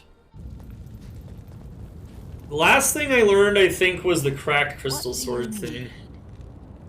You could actually use a cracked crystal sword. Or like a damaged halberd. And then it works. And you can get the number of sockets, the max number of sockets in the area. Alright, so damaged halberd, definitely going to want that for sure. Alright, sweet. Alright, so now, oh wait, what haven't we done yet? Buying potions. Don't need to buy potions this very second. F broadsword, right, so we're gonna want to socket this. Well, yeah, I guess I will socket it. I mean, there is a chance, though, I could find a 4-socketed spirit base beforehand, though. Okay, I guess I'll wait. I'll wait. We have the base though, so we're ready to go. So Good afternoon. when we find the runes, we can just pop it in. There is a chance we could find a 4-socketed sword. Am I risking it? I'm not risking anything. Even if we don't find it, I could just go back to normal and socket it. So. But what we do need is a 20 F0 wand. Or at least a 10 FCR one. I need a 10 FCR one. 20 FCR would be fine though. I left the Merc's armor on the ground. Salutations. Because it's trash. Yeah, I didn't even mention that, but the Mercenary's armor is actually pretty bad, so I'm just gonna leave it on the ground. Alright, 20 FCR. Cool, so what we can do with this is when we respec into Blizzard, we'll be able to hit the 37 breakpoint. If I had another piece of jewelry, I could already hit the 63 breakpoint, but I don't. I only have one piece of 10 FCR jewelry. So, yeah, about that. Pretty rough stuff. Okay. Alright, we might end up using that F broadsword, but it's possible you can literally, while you're farming Countess or something, find a 4-socketed spirit base. You could, and then you can save a socket. So, that's not always the most optimal thing to do, is to go straight into there. Yeah, that armor is just garbage, man. I don't even have a means of getting a better armor, so hopefully we just find another one soon. Actually, no, I screw it. I'll just pick it back up. I don't know. I don't really think it's going to help him very much, but I'll put that to good use. I don't know. He has some defense. Alright, so we did the imbue. We could have socketed the sword. We got the 20 FCR wand, which is going to be our temp spirit. And now we're ready to go to Nightmare.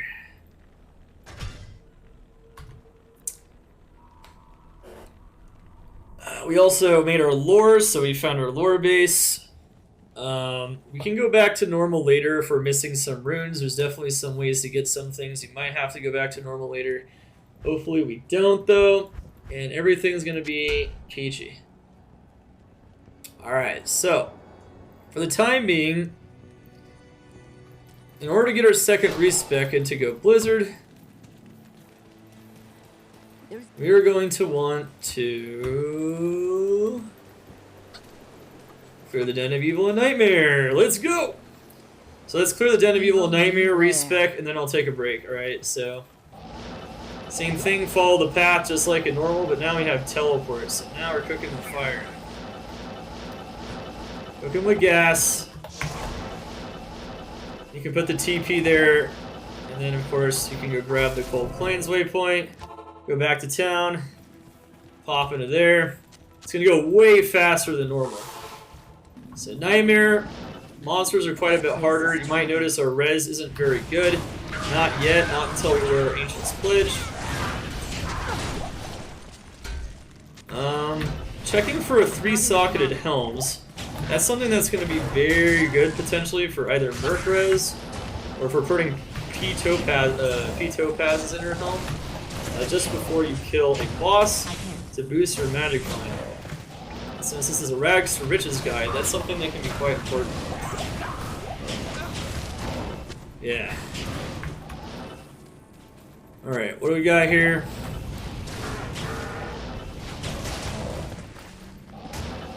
Easy mode. I already got the large shield. I already farmed the large shield off of it. Actually, I already made Ancient's Pledge, actually. So we already did that. Ancient's Pledge is going to give us a ton of resistances. And then using the 20 FCR wand will get us a better FCR breakpoint for Blizzard for ice points. And then when we make the Spirit, hopefully it rolls at least 28 or higher, so that, which is, you have a 70% chance that it rolls 28 or higher, so that we can have 63 FCR. Not And we're missing a piece of FCR jewelry for our initial 63 FCR push. And we can push like that at 37, but when we want to actually start farming for real, we are going to want to get that FCR 110%. But hopefully we just get the 28 FCR or above. Spirit rule. Ooh, 23 fire is. That's pretty nice. As a matter of fact, it's so nice that it's better than this one, so I'm going to put that on for now. I'm actually going to throw out the other one. The other one's too crappy. Just upgraded our gloves. Be sure to pick up those rare items that could potentially upgrade any of your gear. So if you have any kind of amount of res on your gloves or boots or whatnot, rare items are definitely usually going to do better. You don't have to pick up every magic item, but picking up the rare items is usually going to be pretty efficient at this point in the game. And of course, at any point in the game. One monster left. Crap. Alright. I thought I killed. We weren't very thorough this time, were we?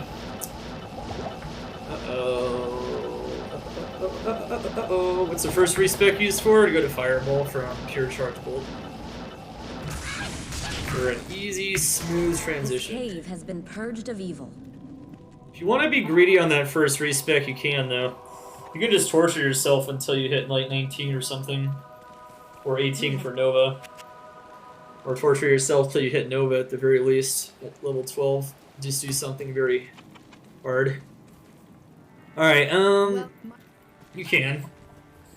Alright, so. We got our bonus skill. Doesn't matter. The main thing was getting that respec from clearing the Den of Evil. So, now what we're going to do is respec to reset our stats and skills. I think what I'm going to do is, let's see. Alright, so we need strength, right? I need 1, 2, 3. We're not going to be using this optimally. Where's the rest of our strength coming from? Oh. Well, I guess for the time being, we can definitely have that in there. Put 38. Remember, our F broadsword requires 38, but I think we're also going to hold some points past that. At this point, you don't have to put as many points into energy, but I still like having them into energy. I'm going to put like 9 or something, though. And then you can just put the rest of the points into vitality, and then you should be pretty good. Definitely have some mana. Actually, you know what? Screw it. Let's just put the regular amount. Let's put 15. On softcore, it doesn't matter too much. On hardcore, I'd probably already go like max vitality because honestly, you just need as much life as possible. So that's something you do a little bit different if you're playing hardcore. We are going to want to put 1 point into Frozen Armor now, though, because we're about to switch out what we're using on our swap. We're going to be using something a lot more important than a Frozen Armor Staff.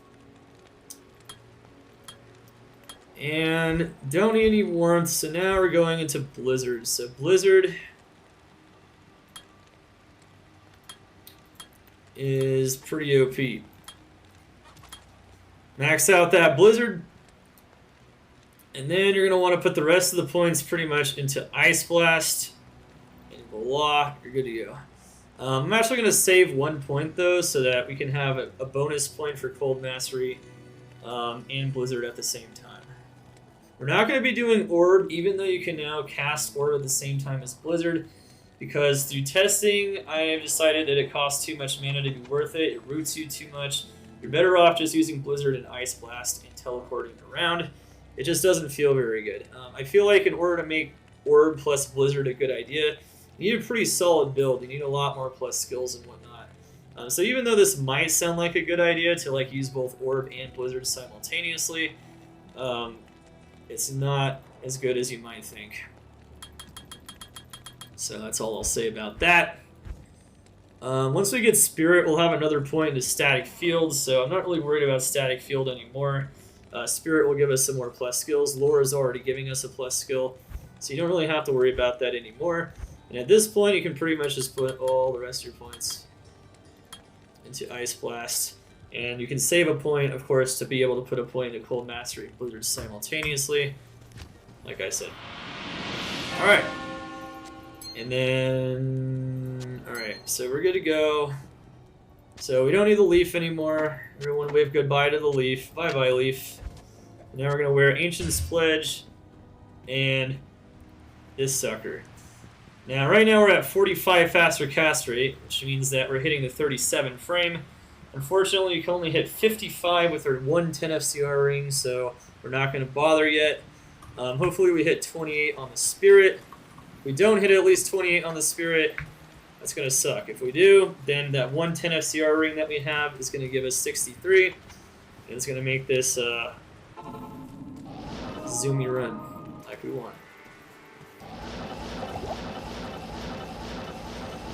Alright, so sweet. We're good. We got Blizzard. Now, one thing to also notice is make sure to hotkey your skills. I like having 1 point Ice Blast. I like putting Ice Blast and Glacial Spike on my left click. Glacial Spike is good for freezing enemies in front of you. Ice Blast is better for damaging the single targets. And Blizzard is just best for killing the elites and the pack just in general. Use this whenever it's off cooldown. This is your damage skill. It's a monster. It's always going to be good. At this point, don't really need to use Frost Nova because we're a cold girl anyway. We're already frozen, ready to go. And before I forget, let me take a small break and let's continue pushing. So now we at least have more FCR than we had a second ago when we were using the Leaf Staff. And we're going to use Blizzard, and we have Lore. So having Lore already before farming Countess is actually kind of nice. And you have Lore, you have Night Smoke. We definitely have some items. Some things are coming together. And of course, the most important thing, the Ancient's Pledge. You might notice our res is looking pretty baller. Oh yeah, I just forgot. I didn't put my points into I didn't put my points into Vitality. Oops. Okay. Make sure to put our points into Vitality. No, we can't do Cold Mastery yet. That's level 30.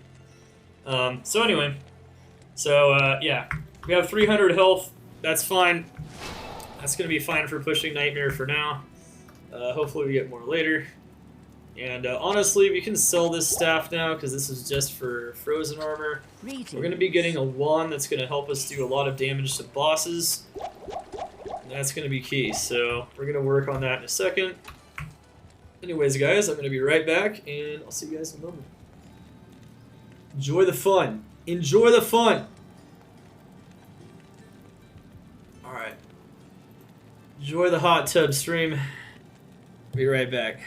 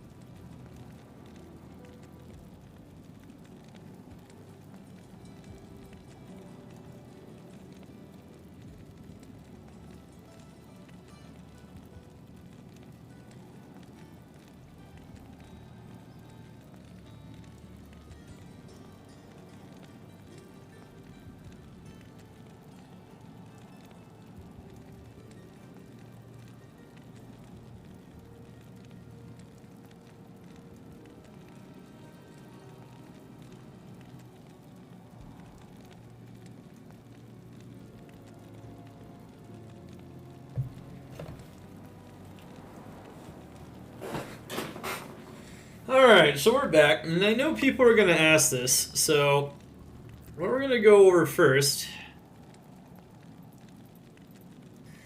is why are we using Blizzard on patch 2.4 Dark Humility? Wouldn't you rather just continue with Nova or Hydra?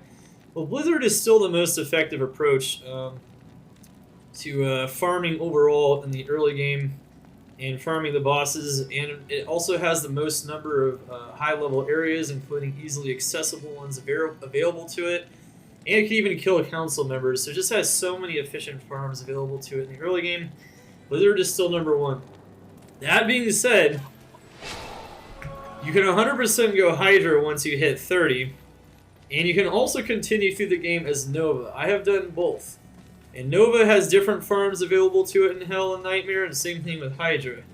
And Hydra in some ways might even be better for farming things like Mephisto, so there's definitely a good argument to be had for messing around with that. That being said, Blizzard is still the most consistent way to do it. It's going to give you the least amount of trouble. I know you can spam Blizz Orb. I know it! I talked about that though. Right, so we're basically going to seek out elite packs. I just started killing some stuff, so remember, Cold Plains, one of these is the right way. Nope, right next to the wall here, so that means that it's burial grounds. There's no reason whatsoever you need to kill Nightmare Countess. A normal Countess, you could do it if you wanted an Act 1 mercenary, but you really don't have to. Not enough mana. What we're going to do is we're going to be teleporting, using Ice Blast to execute those single targets, and Blizzard. For the most part, and it's going to be good stuff. So notice how I'm keeping myself topped off mana-wise. You don't need an insight before you get to Nightmare, definitely not. Don't worry about it. Alright, throwing axe isn't going to sell very well. Most rare weapons don't. I get to like Hell mode. In Hell mode, the rules kind of change for what sells for gold. Alright. Continue. Alright, found the Cairn Stones next to the waypoint. You can kill Arachnid for experience. You're still targeting elite packs. That is your experience. I could use another piece of FCR jewelry, and I get a free ring from a car if I save Kane, so I'm gonna do it. You don't have to do it, but I think it's a good idea. Get as many MBs as you can before you start farming Hell. Just get some nice solid items. This is how I like to do it. Makes things a lot easier. My problem though is I can't find the waypoint. Where's the waypoint at? I don't know where the waypoint at. Rip. Did I pass up the waypoint somewhere? Oh wait, yeah, I did. Okay, it's up there. Alright, fun.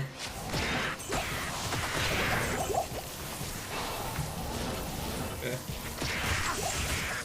So with Glacial Spike, we can prevent ourselves from dying in most situations. Wait, I already got it. Oh. Wow, okay, scatterbrained. Alright. Underground passage. Remember, this whole tile is where it's pointing, so this whole direction will be going this way somewhat. So we're gonna go that way, roughly, and see if we can find it. It's pointing in the same direction as the entrance tile and underground passage. Stony Field, just gotta follow the path, except for the waypoint.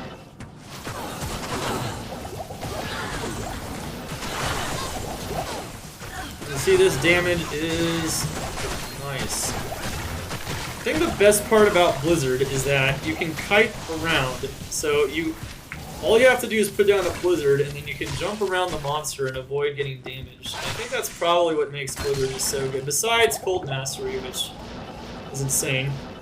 All right, so we just leveled up. Put 1 point in a Blizzard there. Now we got 300 damage.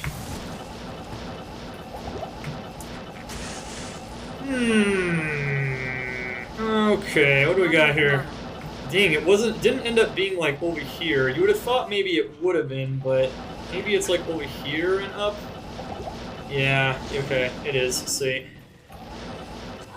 Yeah, underground passage is always a little rough sometimes. I don't mind having at least 37 FCR, but having 63 would be nice.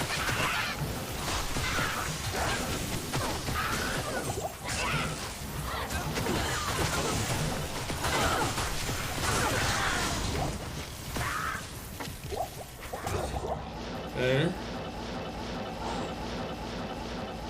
The Fade! That's right, man, the Fade.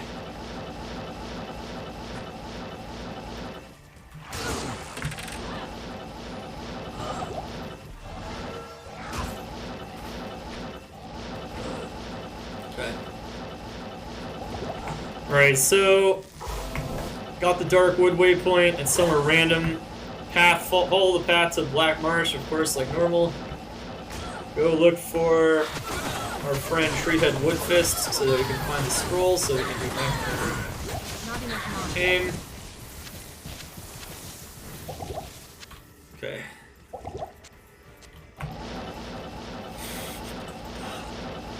It's good stuff, it really is. Alright, where is that? 25? Okay, we're good. Alright, cool.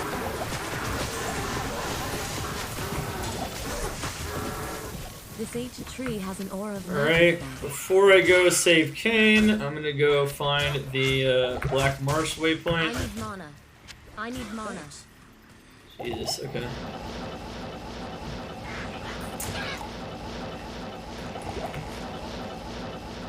Alright, so Nightmare Countess on day 1 can actually generate you a pretty decent amount of wealth. If all you do is farm Amrunes and Soul Runes and things of that nature, people will trade for them. Is it going to be like the most efficient way to farm wealth? Is it going to give you that really big money? No, but if you wanted to, you could farm some for your friends and whatnot. It's pretty easy. Nightmare Countess, of course, the tower is going to be somewhere on the edge, and the waypoint will be somewhere else on the map. Blizzard is just so strong. I'm not even level 30, so I don't even have Cold Mastery yet. You can see, it's no joke. Alright, let's put in our 5 stat points into Vitality. More life would be nice.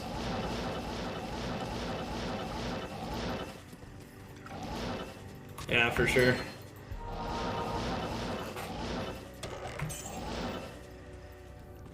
Alright. I need mana. You can farm a Shaco. Yeah, if you farm a Shaco day 1, you could just like trade it for an insane high rune and then wait a while and then just buy everything with that insane high rune. It's pretty insane what you can do. Of course, it's partially what Rags to Riches is all about, so yeah. Good stuff. Okay.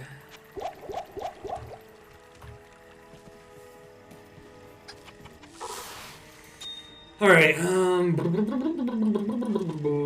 Key of the Cane Stones. Alright, so I'll put a TP there. Actually, I might even want to farm one Countess run before I do that, because I've already found that. I haven't found the waypoint. It's next to the wall there. Alright, there's the waypoint. Alright, yeah, we'll do one Countess run. Alright, so Countess, we're in Players 1, of course, because we're on Bnet playing solo. That's the whole thing.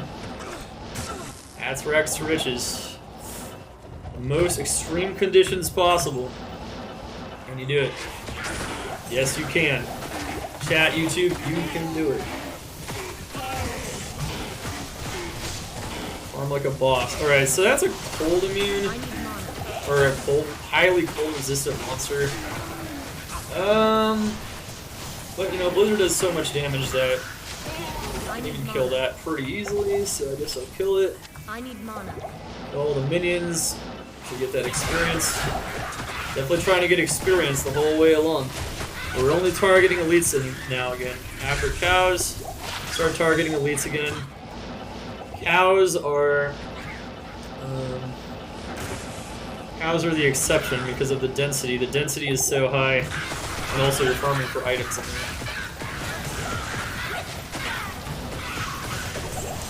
Alright.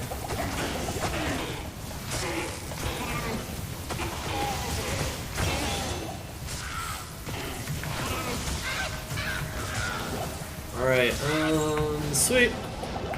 Cool. Leveled up again. One more level, we hit level 30, and that means we can get Cold. Once we get Cold Mastery and Blizzard together, that's all we need for Nightmare, and then we can just pump the rest of the points into Blizzard, then finish up Ice Blast. That's it. For real? Someone found John Burr? That's insane. John Burr, like day 1, day 2. Oh my goodness. So one thing about Nightmare Countess can drop any rune from L to Io. I mentioned this earlier briefly when someone asked about that. The really good runes that you're probably looking for are things like for Insight, like Soul runes at this point. Am runes can make Spirit, and of course Thule and Ort. Ort runes and the Thule runes are also needed to make Spirit. Ort is needed to make Lore as well. So we are looking for a Thule rune. We don't have a Thule rune. We could also cube up Ort runes if worst comes to worst, but we will be wanting to farm some Countess here in order to get those. We could have found them all in normal cows and could have totally skipped Nightmare Countess. But like I said, you know, those runes are kind of nice, and being able to have backup runes, even on like hardcore, just getting some of those runes makes it easier for you to get back up there if you die. It's pretty easy stuff. I don't know why I was hovering that. Okay. Stony Field. Press them in any order. Impossible. Alright, sweet. So to let you guys know, we're about at the halfway point into the guide right now. Tristram You're is no match at for Diablo's fury. the halfway point. So, fun stuff.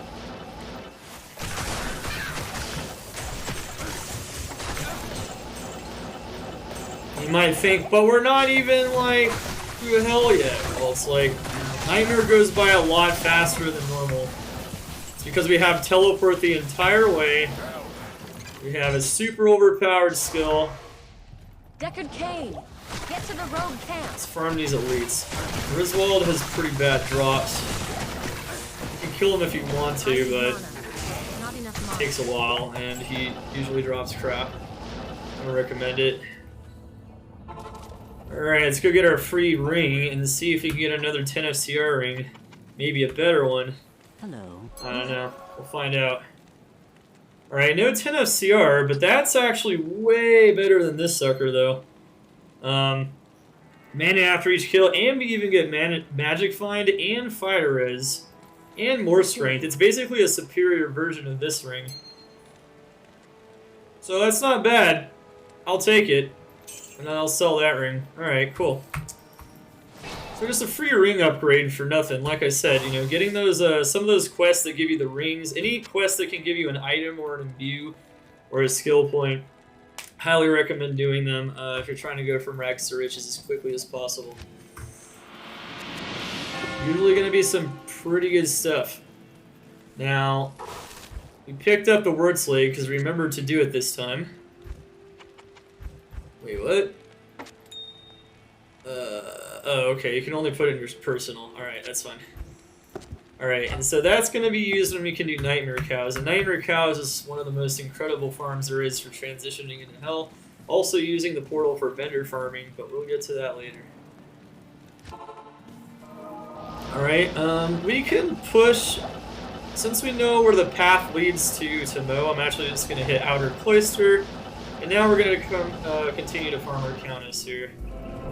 We got the cross here, which would be... Andariel's stronghold. Actually, you know what?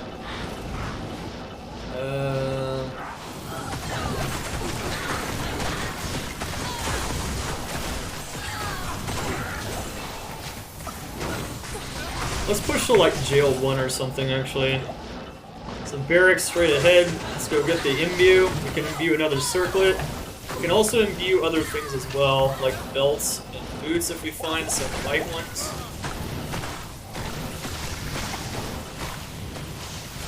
I like going for circlets though, unless I already have a good circlet, because the circlet can just be huge.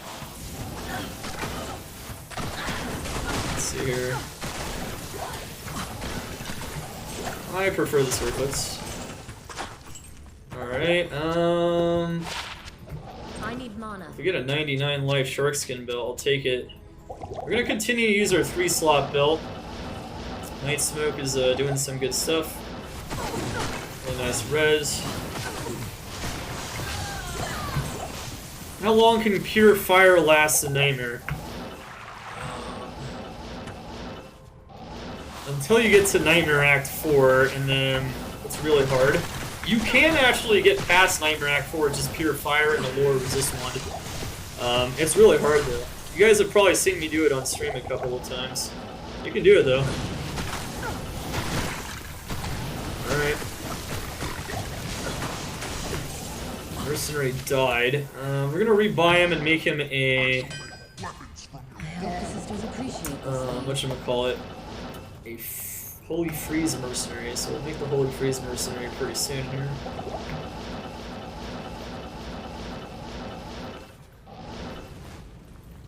Alright. Cool. You're loving this new stream schedule? Hell yeah, let's get it. We started it way earlier today, by the way, because we're making Rags to Riches, and this is... It takes about... I try to pack almost 12 hours of information into this, and it's pretty rough. And of course, I try to slow it down, especially in the very beginning of the game, to kind of show you guys some pretty neat tricks. Alright, here we go. Let's go. Nope. That could be nice. Oh, no skills. Rip. Dual runes can make a hell rune. Of course, you can also save them for later for other rune words like Fortitude. Not super important rune though. If there was magic here, it's long gone now.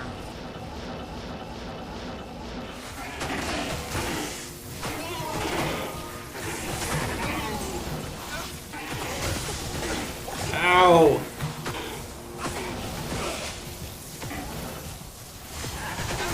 Not enough mana. Thanks.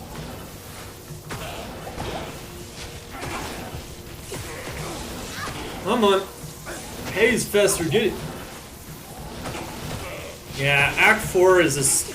Getting past Nightmare Chaos with Pure Fire is a challenge. If you want to challenge yourself, though, you can do it. It is 100% possible, so you don't have to respec that. Alright, the jail, it's going to be facing the same direction as this tile, so it's going to probably be up here somewhere. You know what, let's just go to Inner Cloister, because I don't need the jail waypoint. Jail waypoint does nothing for me. Oh, well, we found it anyway, okay. Sweet. And once again, it's straight ahead. This tile is facing this way, just remember that. Jail 2, same thing, it's facing this way, so it's going to be straight ahead if possible. Or it's going to be off to the side and straight ahead. Come Apro, thanks so much for the follow. Welcome to Portal Xander stage.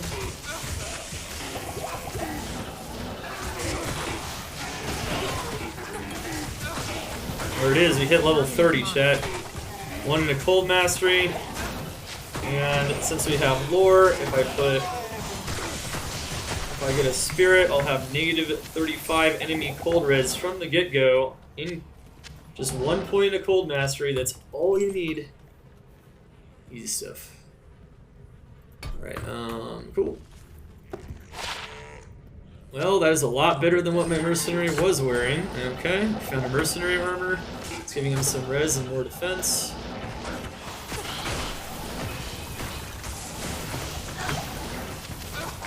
Definitely keep a lookout for res on the armors or the helmets.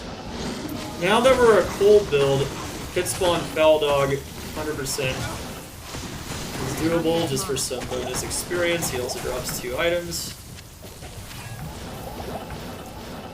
Never know what you can find from there. Once again, it's a tile facing in the same direction, but it was quite a bit over to the right. But you can see, though, that technically it's still straight ahead. Trying to go straight ahead first is usually the best approach, and then looking out to the sides. Jail 3, it's going to be over to the left of the tile. It's pointing that way, so it's going to be to the west, and it was the bottom west. I guessed correctly the first time. Now we have Intercloister. Alright, so now what we're going to do is we're going to go try to farm our Spirit, because farming Spirit is going to make Nightmare a lot easier. It's just in general going to give us a ton more damage. We're already overpowered Blizzard. It's going to make things very easy. I struggled with a Fire Ellie Druid through Nightmare Act 4. But one of their skills is 50% physical. Yeah, so a Fire Druid isn't too bad because a lot of their skills are actually capable of farming it and whatnot. So that's good stuff. Just a second here. Okay. Cool. Alright, Alright, we're good. So all we need is a Fool or I think an Ort Rune might work. I think I might have enough Ort Runes, but I'm not 100% sure. I'll check if we get an Ort Rune. So we might be able to get this within a couple of Countess runs. Or Countess can be really mean to us, and we don't get it for a while. So we're going to want to reload the game. That's right, it's not single player, so enter doesn't work. RIP! Alright. So here we go. Let's toast it. Black Marsh. Alright, sweet.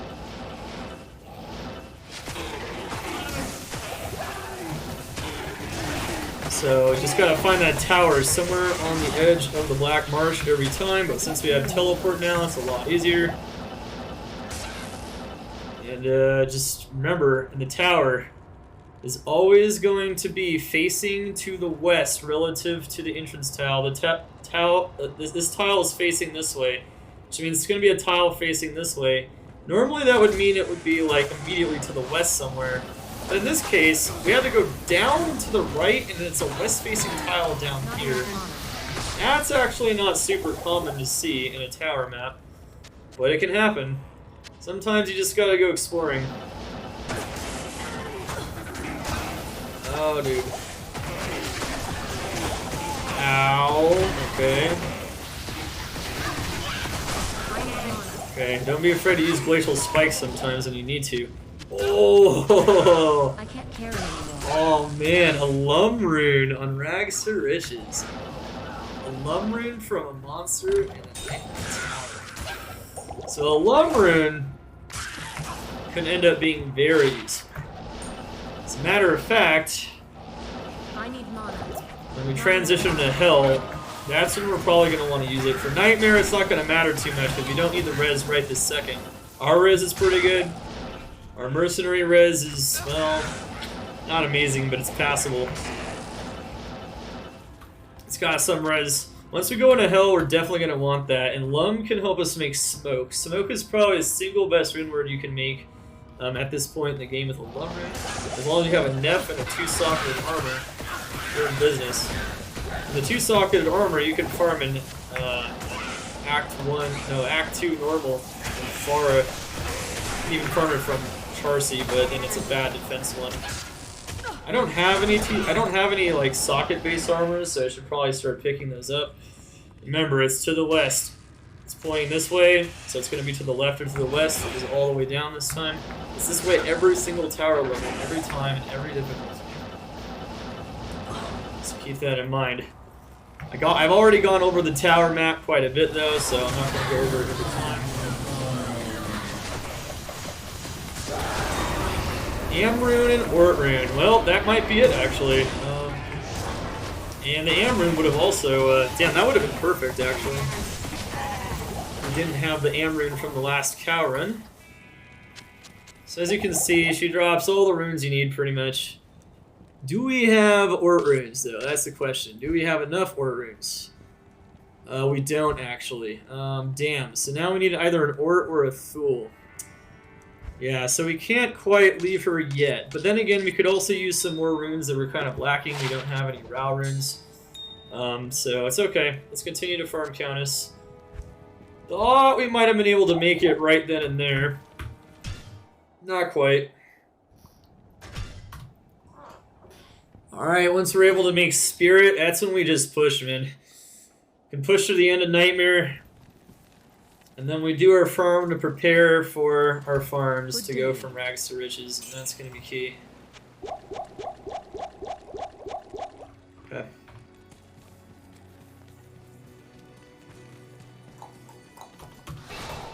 Just teleport just to know where to go. Well, you know, I'm giving you guys some free map tutorials along with the guide just to help you get there even faster.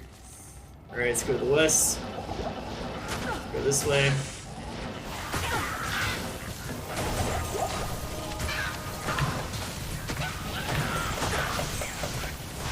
One thing to know is that broadsword could also hit 4 sockets, because broadsword maxes out at 4 sockets, period.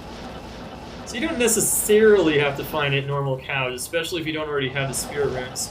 But you may as well level in there when you don't have levels to begin with.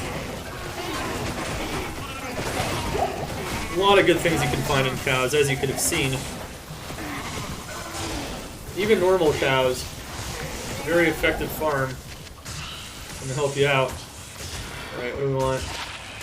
3 battle orders! Oh man. You have a barb in my party, man? Maybe I should have brought my barb loader along with me, man. Should just rush my barb. Some free battle orders. Alright, if you have a barb loader, that is. Nice.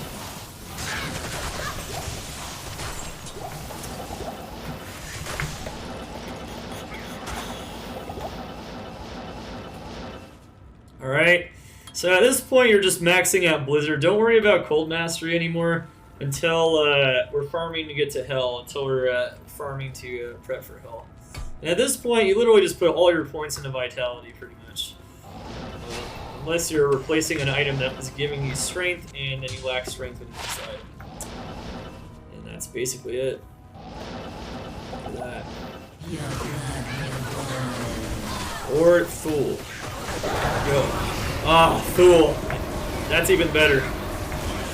Because that means I can keep my art runes. Alright, we're good. We're good. We're good. The only problem I see here, though, is that I don't think we have the Rao rune for Insight, potentially. Oh, actually, no. We do, potentially. Okay. Greetings. Alright, let's go. Alright, chat, guess it. 25 to 35 FCR. 25 to 35 FCR. You're going to want 25 to 35 FCR, and you want to pump it.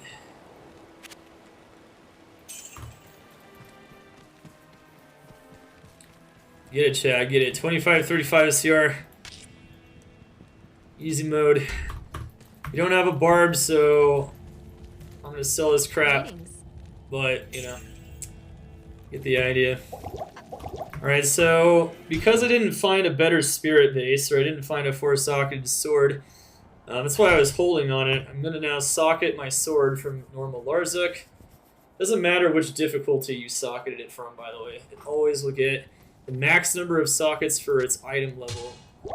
And for a broadsword, max sockets is always 4, so it wouldn't even matter what its item level is, but it's good stuff. I think... What do you need? Well, no, it does matter, because if it's lower than normal cows, it would give 3 sockets. Yeah, that's true. Yeah, okay, I shouldn't say that. 4 sockets, there you go. Alright, so we just use request. We're good. Alright, so what we want here is at least 28. At least 28. That'll get us to the next breakpoint if I use that cruddy 10 FCR ring. Then we can do that. Alright, let's go! 35, Tau. Full. Do I have an Ort here? No. Or... Damn. 29. Perfect. Alright, so all we needed was mediocre RNG. Alright, and we got it. Alright, so now we could put on this 10 FCR ring. And check here. Check that out, chat. 64 FCR. So you have at least 63. That is the key. So if you can hit 63, you get 29 plus stealth, and at least one piece of FCR jewelry, which is the only one we've found. That's what we're going to do. The good news, though, is that means we don't have to farm more FCR jewelry. Just means we'll use whatever we get at this point. You could, of course, go farm for more, but this is the bare minimum. This is what you're going to want to start farming shit. And that's what's going to help you out. Now, we don't need that 28 mana ring anymore. This ring is just better because it's MF and res. Okay, we have that one. Okay, we don't need that. I was keeping that, but we have Night Smoke, so... Night Smoke's too good. Alright, I forgot keeping that. Alright, so... It's always good to keep a lot of things you could potentially use. Things with res, things with life. Things that, you know, maybe if you had different FCR combinations you might want to use just to min-max as you progress through the game. Alright, so you guessed 29. Oh, no, let's go. Oh, wait, you re-guessed. No, you guessed 26. You cheated. Jay Hendricks won with 29. You cheated. You guessed a second number. Oh my god. Okay. Anyway. By the way, these boots are pure garbage at this point. I found these from normal Charcy. I could pretty easily find something better, I imagine. Well, that's better than that. I could do that, but we're going to want really good ones. I wouldn't worry about vendor farming too much until we get to the end of Nightmare, and I'll show you why. It's very key. Burn the cheater. Alright, I'm just glad we barely hit it. So 28 would be barely hitting it. Best friend in this forsaken camp. So now we're going to be cooking with real gas now. So now it's time to get to a really good farm. So we're going to farm her a few times here just to demo farming her. Nightmare Andy is a very good farm to go from rags to riches pretty quickly. One of the top items on day one is Viper Magi. Guess what? She can drop it. Another thing she can drop is Stone of Jordan. She actually has the best odds in the game for it. Are they insanely good odds? Not necessarily. It'll take on average about like 900 or so runs. She can also drop Rock Stopper, Peasant Crown, a lot of really high quality items. And so we're about to hit one of our, what I'd say besides Nightmare, Countess, where you could farm her for sure for some bonus runes. Remember, you can't find Catacombs 2 by any means except by checking the edge of the map. Andreas, thank you so much for the follow. Welcome to Anderson. Cheater! Cheater, man, cheater. Okay.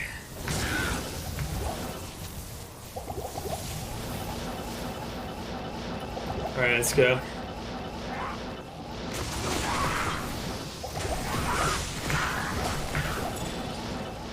Alright, once we can find the waypoint, alright, we found the waypoint, which means that it's going to be a right-facing tile or east-facing tile relative to this one.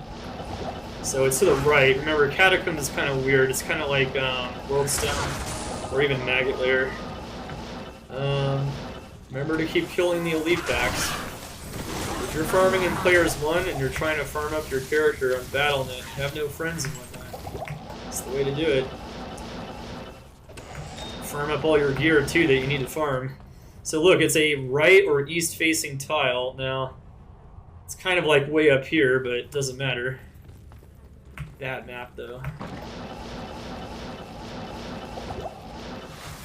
Alright, so now that we have the waypoint, theoretically you can start farming Nightmare Andy. So we're going to do that a few times just to show you guys what it looks like, and maybe we'll get something good.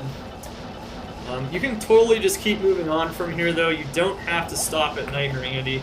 Nightmare Andy is arguably the lowest of the low in terms of the things that are going to give you like those really high tier items early on. So she's not Even Nightmare Mephisto can give you far more high tier items, including Oculus and other things you can't get from Andy or Herald of Zachram and whatnot. So there's all kinds of things you can get from Nightmare Mephisto. You can stop here though to farm, so we're gonna do that a few times. This is a farming guide after all. It's how to go from nothing to riches. We'll see what happens when we farm her a few times, and then we'll move on.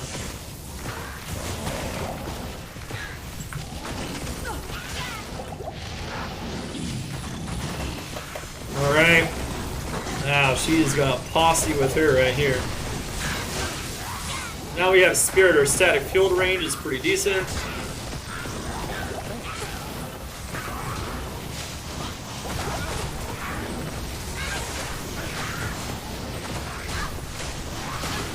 Static field is still going to be good. There you have it. The evil queen has fallen. Cool. Found a Chieftain Battle Axe. Ooh, Rafa's Coil. You know, if the Mercenary didn't have that helm, I would say that would have been better. This is definitely something you could use as a Mercenary helm early on. Maybe even if you're lacking res, I suppose. I'll hold on to it, but in all reality, you're probably not going to use it.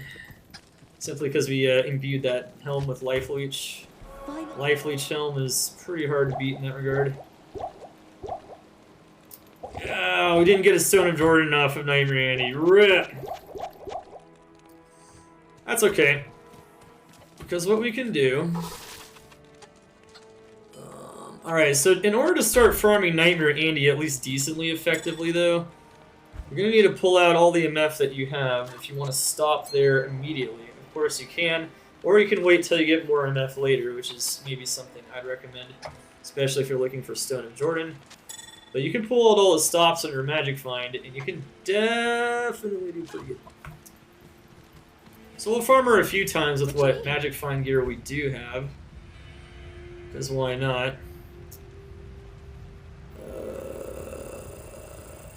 Well, we got free gloves. Oh, you know what? Actually, these gloves are garbage. Let's use this. Yeah, there we go. Oh yeah. Okay, let's put points into strength then. Yeah, we could use some more strength for sure. All right, sweet. And that also helps with this, with the poison res for Andy as well. It's really good stuff. All right. But if we want more MF on our swap, we can actually get that pretty easily. So let's go to Act 2 first. That's right. Got to go to Act 2. And then we can go leave the game. Go to Act 2 after you kill Andy. I think that's how the bug currently works, but I don't think you actually need that. Look at that ethereal broadsword spirit. That actually looks pretty cool. Then again, I think it might just be automatic now. I think you might just have the bug no matter what you do. So you can get the quest bug. That means you get better loot from Andariel. It used to be to where if you just went to Act 2, you could get better loot, and you're more likely not to get better loot, but to get more loot that's not like bolts and arrows. So the quest loot table takes out bolts, arrows, oil potions, gold, that kinds of stuff. Takes that all out of her loot table and means that the rest of her table is a lot better.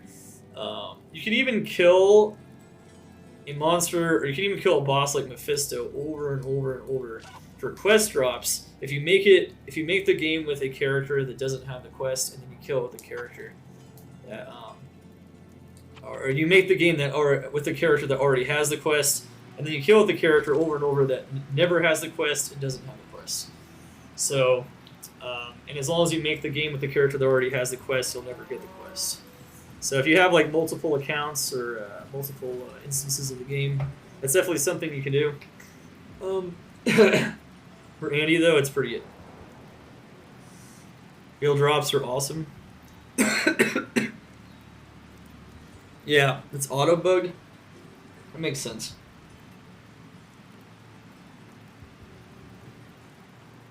Okay. Damn. Yeah, it makes sense for sure. It makes a lot of sense. Alright, Oh yeah, so I need a 2-socketed bone shield or something of that nature from normal. So I'm gonna go to Welcome back. I'm gonna go to normal real quick, so that I can make Rhyme, and Rhyme is gonna give us Magic Find. Hello. And you can kill Nightmare Andy on swap, or any other boss for that matter on swap, and it's gonna give you 25% MF, so it's gonna just increase your Magic Find. The more Magic Find, the better when it comes to Magic Find in general, just Magic Finding. It will always increase your unique odds first, and then your sets, and then your rares in that order. So it always rolls for uniques, sets, then rares. And the more MF you have, the better. There's diminishing returns though, so the first like 100 MF is worth quite a bit. So this first like little bit of MF we have is actually really effective. So that's why getting as much MF as we can, if we want to do a pit stop on Nightmare Andy, would be very nice. Alright, so there you go. We found a Rhyme. I can already tell that I'll be your best friend in this forsaken camp. Alright. So, here we go. Let's go farm her 5 more times. Let's do 5 reps. Johan, 20. Thank you so much for the follow. Looking for Alexander's Day. See what happens. So now we can swap, and we can swap out this jewelry as well. So, we can swap out this jewelry and get even more enough. So right before we kill her, we're going to try to swap this stuff out. We could also farm these elite packs here for more levels. Honestly, we're kind of under-leveled, so I think I'm going to kill these elite packs along the way. It'd be nice to be a little bit closer to like level 35 at this point. And I'm still using what I know about where the block should be facing based on the entrance block. So keep them. Now for Catacombs 3 to 4, there's no way to know how to get there. Check the edges. Oh, hello. Sanders? 40 life gloves. Okay. That could be nice for pushing. It's going to keep us alive, right?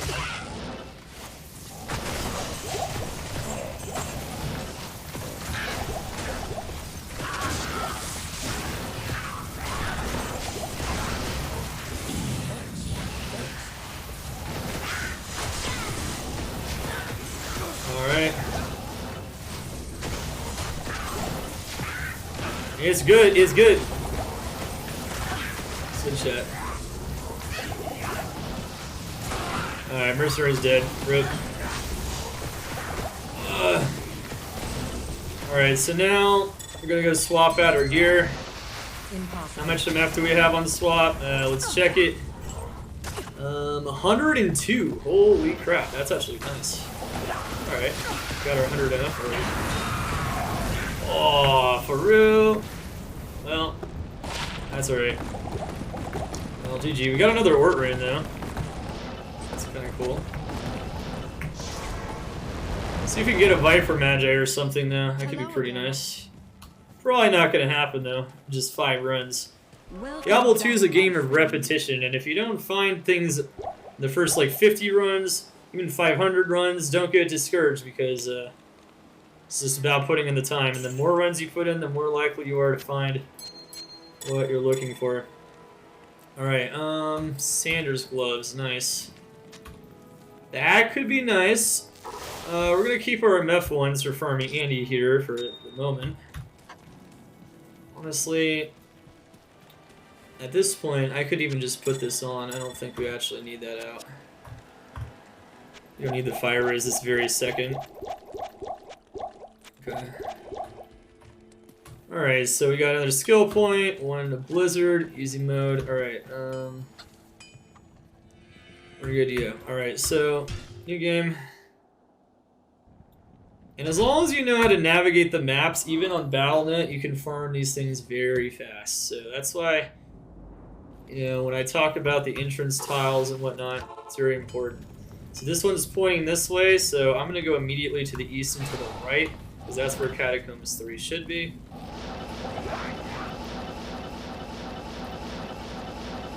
Okay, it wasn't immediately to the right, maybe it's up here and to the right. Indeed it is. So the more you know about maps, the faster you can farm these and the more reps you can get. Just like working out. I get those reps. I'm amped. That could get me killed, but this isn't hardcore. Remember, if you're playing hardcore, you definitely want to take more precautions. 110%. I would know. I know. Okay.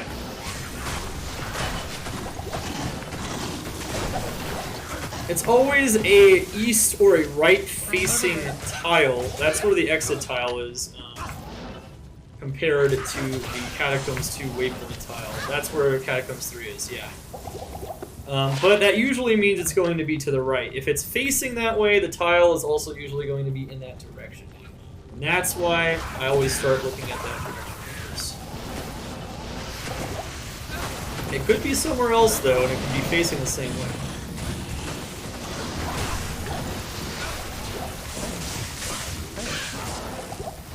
Oh my god. Alright. Help! Alright.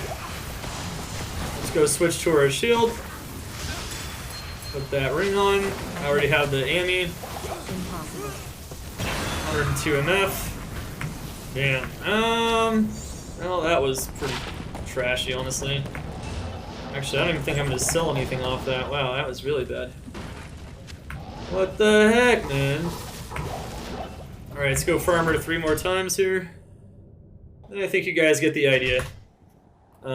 Maybe we'll get lucky, though. Maybe we'll get something insane, like Rock Stopper. I don't know. There's definitely some pretty crazy things you can get from Nightmare Andy. I named some of the top ones, but there's other stuff as well. Definitely not, you know, limited to just one thing or whatnot. Definitely not. Okay. Alright, it could just be right here, potentially. It can be behind us. To the right. It's not, though. Okay, so I got debated. Probably just in front of us and to the right. The tile's pointing this way, that I'm moving currently, and then you just go to the right. Yep, yeah, that was... I got debated. Okay, well, it happens.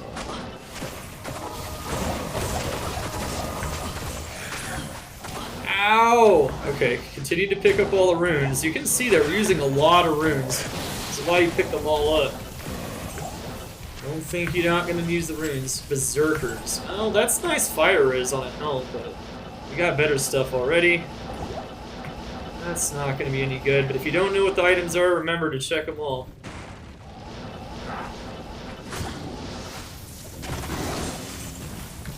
Remember to check them all. Nope, this is for YouTube. This is a real run. Rags to riches. Oh, hello. Yeah, just having that MF on my amulet's giving me some more unique finds, just killing the elite packs and leveling up in here. I'm also using this place for levels right now. If you're not using it for levels, just go straight to Andariel every time. Just remember that. Shit. Oh, Nightmare Static can get them down to 33%. That's something I forgot to mention. So you can get them very low static. Mercenary doesn't stand much of a chance. That's Spirit Forge, though. Spirit Forge can be very nice on the Mercenary. That's a really good find. Ooh. Dual res gloves. Wow. Okay. Well, if you want to survive and push through hell, that could also be very useful. Great. Remember, keep those res items, man. Keep them up. It's going to be useful. Yes? Alright, let's go kill her 2 more times. Then we're going to push Act 2 Nightmare. Alright, we did find a Spirit Forge, though, from a elite monster. So Spirit Forge is kind of nice. As you can see, it gives life, damage, and it even gives strength. So you can use this to potentially wear a higher strength insight pretty early in the game, like an Ethereal Colossus Forge. So that's a nice find right there. That's no joke. And honestly, given how much defense this gives and then it gives life, I think I'm going to invest in this and put this on the Mercenary. Except, what level am I? 33. Oh. Well, I can't do that yet. Okay, we'll wait to see what runes to actually put in there. We'll wait a moment. We'll wait a little bit. Yeah, I think I'm gonna end up putting like probably Rao rune. Yeah, it's probably gonna end up being a Rao rune and a Tau rune, so he doesn't die to poison damage. Yeah, I think I'll put that on him. I think that's a pretty good mercenary armor. That's pretty good. So all this MF stacking and whatnot, and you know, farming the catacombs for levels is paying off. But Randy's got the really juicy loot table, but she's not really dropping much at the moment. I mean, that's what happens most of the time. I'll be honest to God, the vast majority of the time you farm anything, any boss, anything in this game, you're gonna get nothing. But if you're sitting here doing this the entirety of day one, you're probably gonna find some pretty nice items. I need mana. Not enough mana. We're not gonna sit here and do that. We got other places to be. We gotta tour the game. Thanks. Alright. Alright, so all the way to the right. Yes, maybe. Ow, really?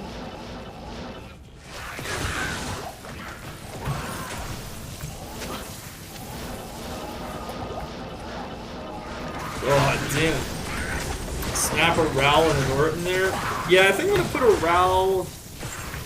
Well, you know what? I might do a Rao and an Ort actually instead of Poison Res. I might go Lightning Res. Yeah, I was thinking about that. Yeah. So giving the Mercenary more res in addition to the fire res, that item does give some fire res on it. It's going to be really nice, especially for like farming Travincal early on, so that's going to be good. Might get something better by the time I complete this guide, but for now, that's pretty solid. We have bonus items to justify it, so... I like it. I like it. It's gonna be good.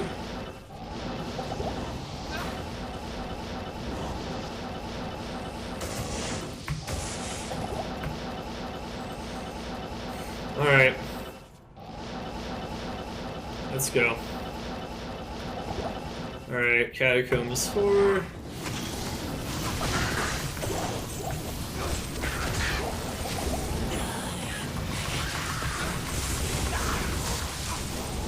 Die, maggot. Okay. Alright, get ready to swap. Yeah, you know what? Impossible. Whatever, mercenary. Honestly, if you just want to stick and farm Andariel, you can put a Talrun in it for poison resin. Oh, that could have been String of Ears. That could have been. So String of Ears is actually another really good item that can drop from Nightmare Andy. I forgot to mention that one. That reminded me though. Yeah. Definitely get String of Ears. The Sisterhood welcomes. String of Ears would be really good. Just so much damage reduction. Really makes farming hell a breeze. Alright, so that's a pretty crappy 4-slot belt though. Ooh, 6 cold res. That is definitely a charm we're gonna want to hold close. We want to keep that one close. We're level 34. We're going to go farm her one more time, and then we're going to call it. She definitely haven't been getting the craziest RNG, but, you know. I like that Spirit Forge, though. That wasn't even off of her. That's kind of funny. Spirit Forge is a pretty good early mercenary armor. Good defense on it, too, so you can actually... I think he's going to survive all the way through Nightmare super easy with that armor, to be honest. Not here. Especially once we get the Holy Freeze version in Act 2. Which we're in Act 2 now, so we can do it. Oh wait, oops. Forgot to put my SCR ring back on. Slow ass teleporting. Good. What do we got here? Alright. Alright, so here we go. At this point, we can pretty much rush ourselves through the game. And that is exactly what we want to accomplish.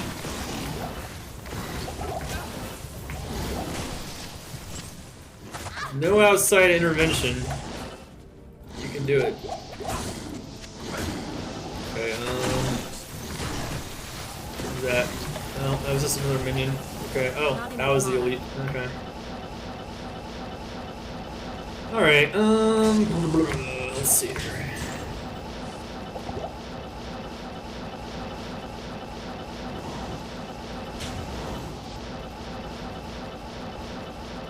Okay. Not enough mana. Not a mana. Alright, so one more. Let's get that Viper magic, right, chat? Right, YouTube, let's get it. Shit. Oh my god. He survives just long enough for me to use static field and to get her really low though.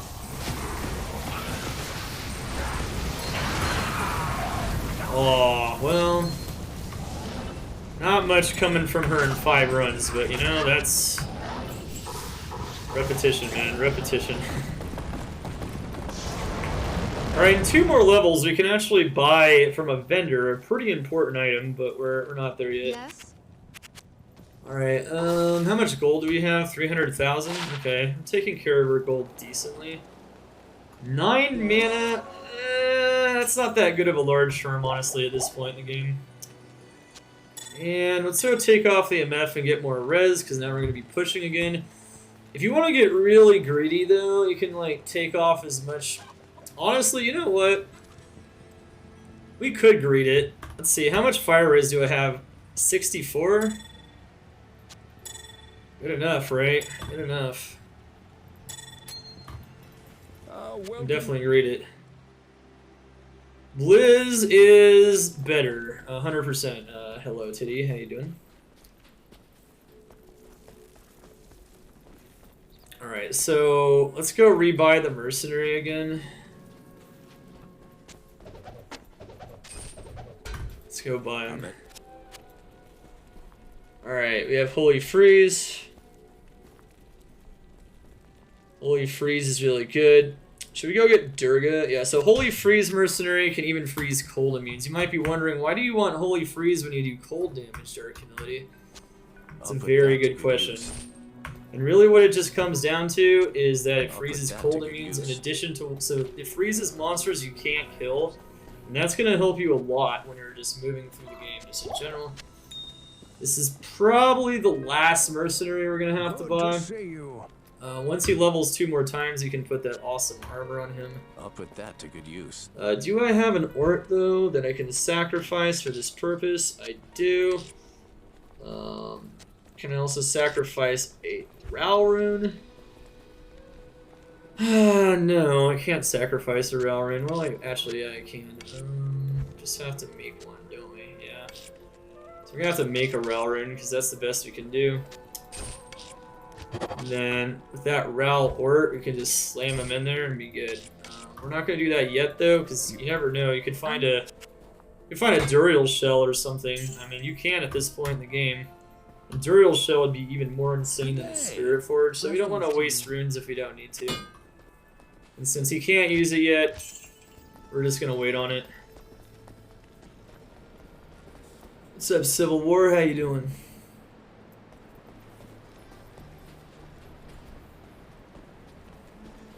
This is gonna be on YouTube for sure. Yeah, Hell is 50% static field now. Alright. Okay.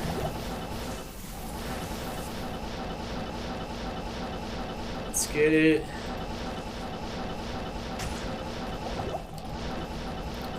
Here we go. What's up, bro? Let's get it, man. Alright, let's keep killing the elite packs, of course. I already know that.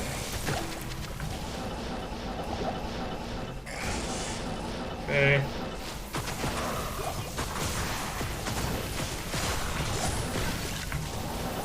I need mana. I need mana, not enough mana. I need mana. Alright, sewers. Just go to the end of the map. It's pretty much straight ahead. This should be to the left in sewers 3. And the entrance tile, which is here. I think it should be somewhere to the left. Not always, though. Kind of hard. It should be like over here somewhere, right?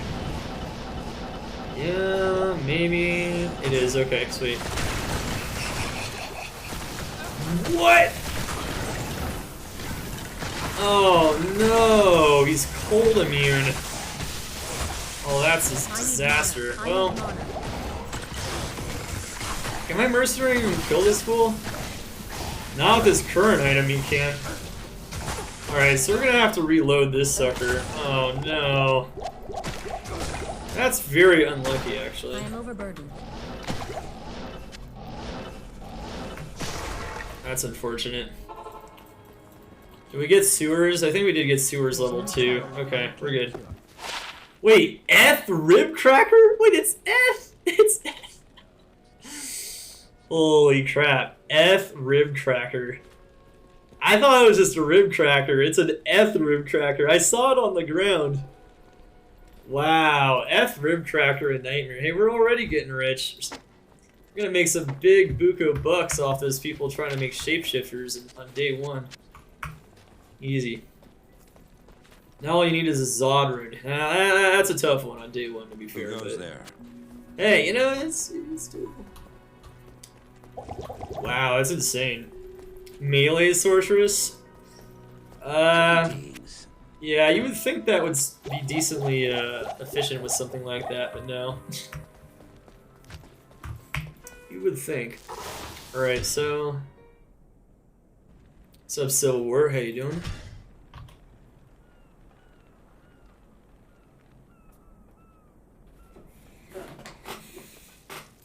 Okay. Alright, so... Let's go make a move in here. Let's go try again. Can't believe Nightmare Radin is immune to cold. What the hell? Well, let's see what stat he gets this time. Getting that free plus skill, man. Gotta get it. Remember in normal, we go more into detail into the map generation and whatnot. Alright, now we're good. Alright, sweet.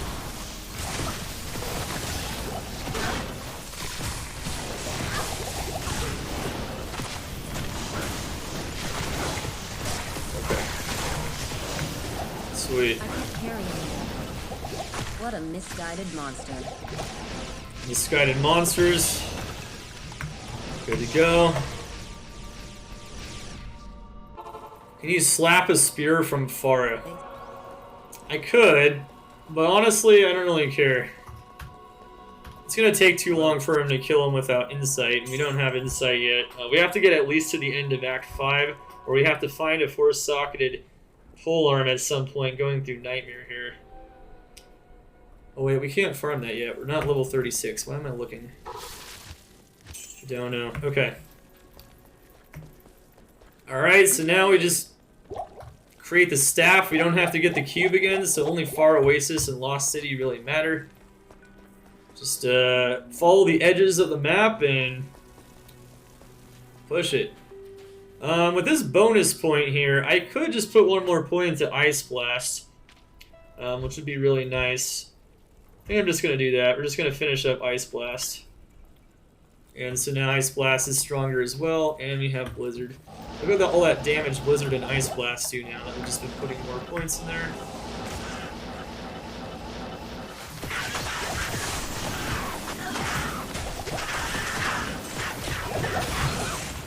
Oh, hey, that greed's paying off with that MF amulet. Hey, chat. 18 MF Nature Ring. Well, that's better than the 14 MF ring we have, so that's an upgrade. I need And that could have been a Stone of Jordan, though. Holy crap. Could have been. That was a Stone of Jordan. What a start, man. So much damage just coming out. Super fast. Alright, so you gotta just get out of the dry hills. You don't even need to be there. And you can go search for the Maggot Lair, which would be somewhere in the middle, and make sure you get at least one waypoint. We got one. Easy. Look at that. So notice how fast we can move through Nightmare once we get Spirit. 63 FCR. We get some other nice items as well. This is definitely why you get those items. That's why it matters, because otherwise it's going to take so much longer. And then you can't even farm anything in Nightmare, really, unless you really want to. So that's the key. I need mana. SMJ is C tier? What are you talking about? Wow, Conviction Aura on Beetles. So remember, it's probably going to be like over there because it's over to the right. But it could also be up here and to the right as well. Oh my god. Almost dying. Okay. So far, our only death was a blooper where I was greedy trying to pick up items from normal Mephisto and died to some random Death Lords. Or Dark Lords. Alright, Mercenaries down. I don't really care. Just put on my frozen armor and push it. Don't get close to these things. They do a ton of damage. Notice though, I have 75 light res right now. So that shit hurts like shit, even if you have res.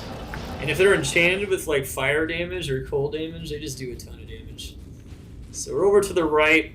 Remember, it's to the right. It's a right-facing tile or an east-facing tile relative to the entrance tile, which is facing this way.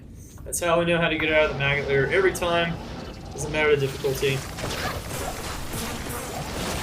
Over again. Keep killing the elite packs. That's how you level up. That's how you make sure you're not under-leveled when you continue to push. Find elite pack, kill the elite pack.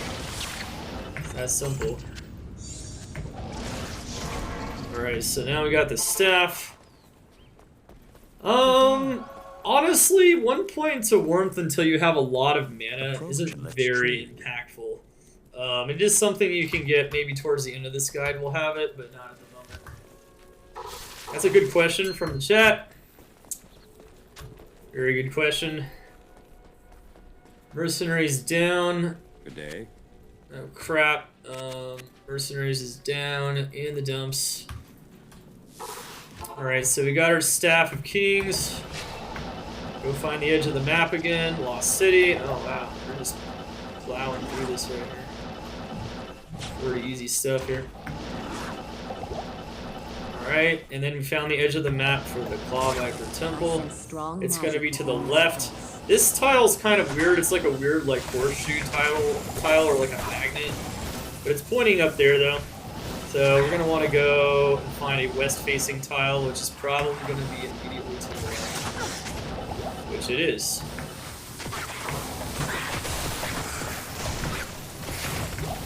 Allow them out, baby. Easy life, easy mode, easy everything. Okay. One spirit.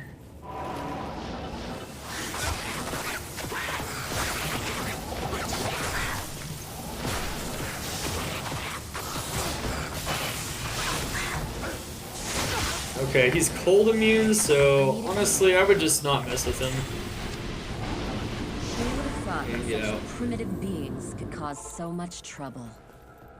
Excellent. Yeah, cold immune is just like, don't even bother, man. It's just too much. Once we get level 36, we can farm up a lower resistance one, and we actually have a good map for that. So we're going to want to make sure we don't leave the game and reload a different map on Bnet here. So that we can just go in and out of there and just farm the low resist one. Low resist ones can cost a lot, upwards of 200,000 if you don't want to wait a very long time. So make sure you got that gold banked up. Keep picking up those items that can have plus skills on them. Keep picking up those big Buko armors. Class specific items are going to be very important. Alright, here we go. Alright, so we don't need the waypoints unless you want to rush. If you plan to use the Sorceress to rush, you are going to want to get all of the waypoints as well. Especially the rushing waypoints like Lost City. We didn't get the Lost City waypoint that time. Well, Waypoints are insanely important as long as you're just moving through Nightmare. There's no farming areas, like you don't farm Nightmare ancient tunnels, it's not really a thing. Alright, so we made the staff, we combined it. Wait, what am I doing? Okay, never mind, I got confused for a second. Alright, let's go into the harem. Just gotta teleport down. Just go down, down, down, down, and then hit the middle. And in the middle, there might be Fire Eye. Fire Eye's a good thing to kill. Remember, he's a super unique. Ooh, Experience Shrine, even better. Right before we finish killing Fire Eye, too. Alright. He drops 2 items. We got some more elite packs in here as well. I need mana. We'll pop this one in the face. We'll pop that elite pack as well. It's going to give us a lot of experience.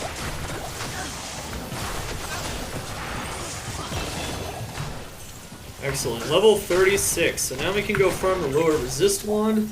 And the lower resist one is a great thing to have on swap until maybe you get in a Meph swap like Gold Dagger or something.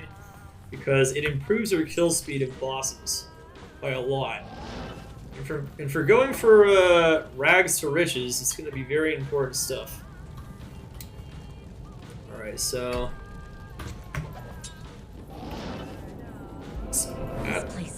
But since we still have an experience shrine, let's make use of that first.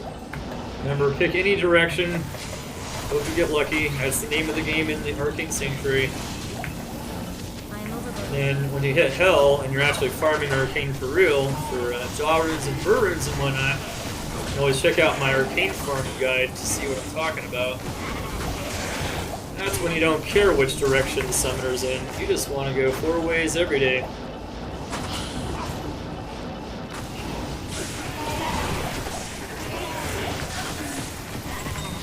You can gamble for a Gold Dagger, it's true. I think at level 11 it's most optimal to do that, but you'd have to have quite a bit of gold. You can gamble for a Gold Dagger later on though, like around now. Just gotta get a lot though. It's true, you could gamble for a Gold Dagger using that refresh button. I don't know if I'm gonna be doing that though, because that could take a lot of time potentially.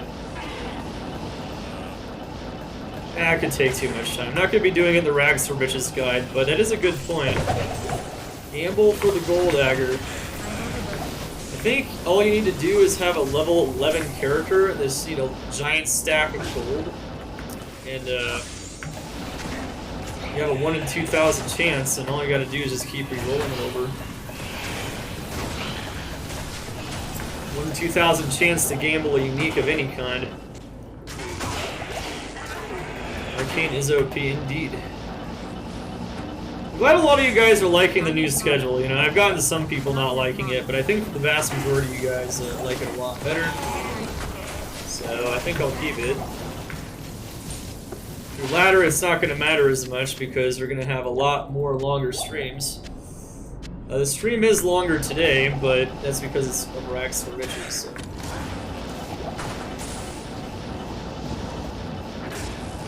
It isn't optimal for the initial character. Too much gold. Well, I don't know. If you start with a gold fine barb, it could be nice. With the refresh button, it's actually pretty sick. So, I mean, it's definitely a strat you can employ. I'm not going to be showing it on the Rags for Riches, but especially because it's probably not going to happen.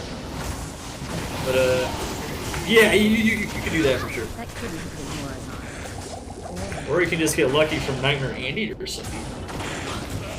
Alright, what shape it is? We're not a pleb, we don't check the quest log, we don't need to. It's double down arrow, sweet. Alright, let's go. See that quest log button? Don't even touch it. The only one that's missing, the only shape that's missing, that's all you need. Bam.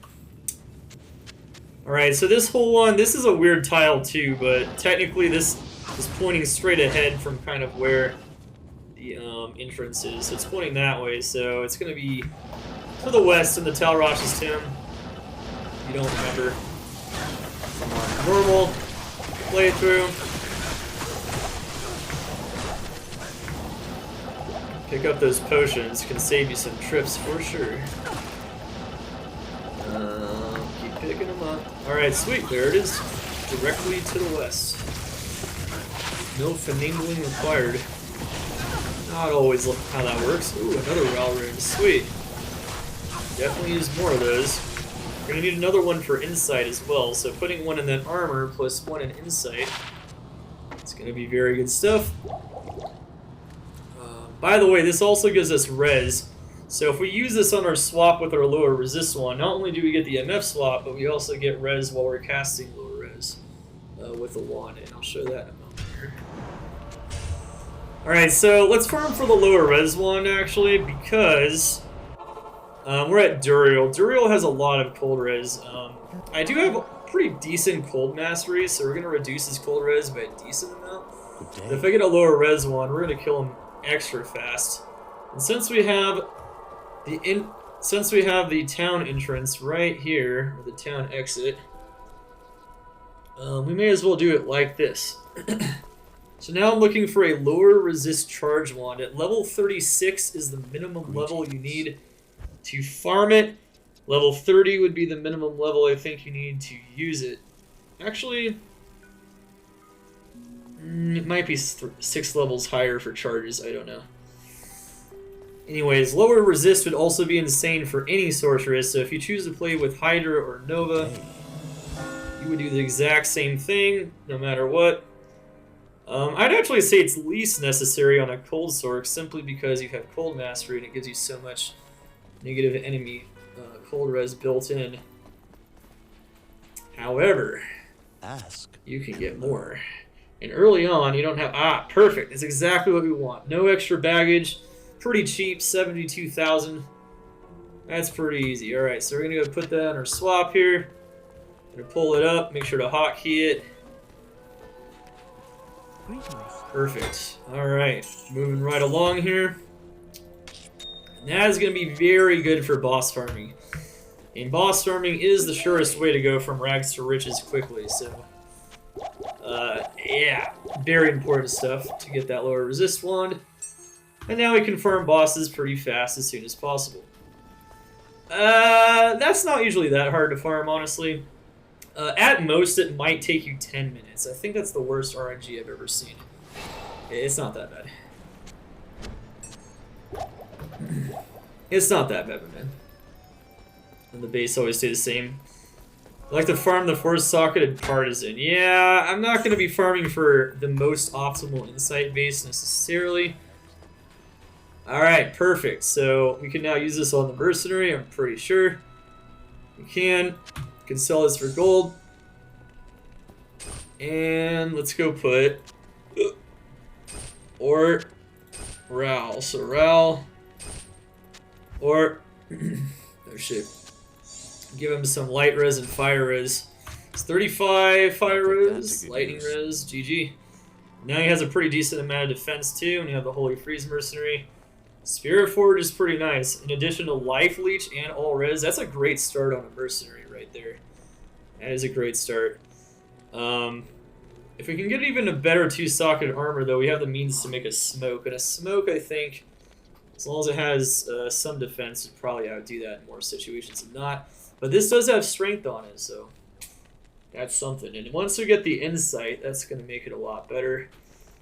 Right now, the mercenary is mainly just tanking for me, and that's fine. He's tanking and giving me Holy Freeze, so he's ensuring that all the monsters are frozen at all times. So the first thing we're going to want to do when we get to any boss now that we have the lower res one is we want to cast it on him.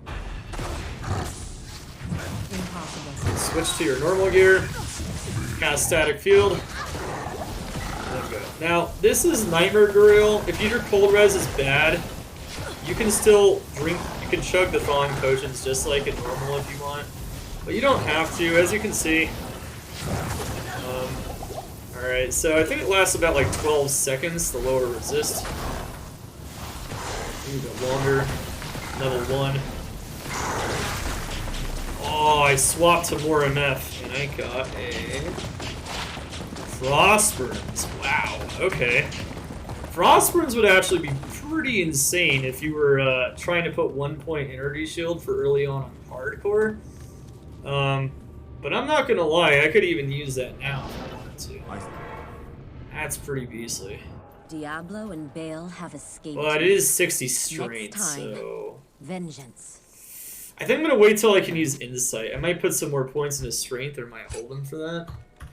Because that can also increase our mana sustain and decrease our reliance on mana potions. It's not going to do too much with this much mana without Insight, but it might do more later. That's an interesting find. What would have been even better is Mage Fist, though. Mage Fist can help us get to 105 faster cast rate. And that's the real money. Alright, chat. Just find a Death's Fathom already, I know. We're actually getting pretty decently lucky now. I mean, I still think our FCR jewelry luck is absolutely poop, and it still is. I can guarantee that. That's not good RNG at all on that. However, Jared, my ship is your ship. I will say that we're definitely getting some pretty decent RNG in some of these items. Definitely finding some things that we might normally not find. But, you know, I've also done, in my practice run, I also found some pretty crazy stuff, and I also found some other stuff. Normally you're going to find something, I mean, and even if you don't, the bare minimum is the 63 FCR. And, getting the farming going, so we already got the bare minimum, so we're good. Now, if we find another Shale Rune, I could theoretically upgrade this into a Mesh Belt. And we need 58 strength for that. So we might want to hold some strength points anyway, and that could allow us to hit 4 slots without farming another belt if we wanted to. And then we could use this for Hell Mode. We can definitely do that. Of course, you can also get another type of a belt. Normally, you would probably vendor farm the Nightmare Vendors, but I don't know about that here. We'll do what we can there.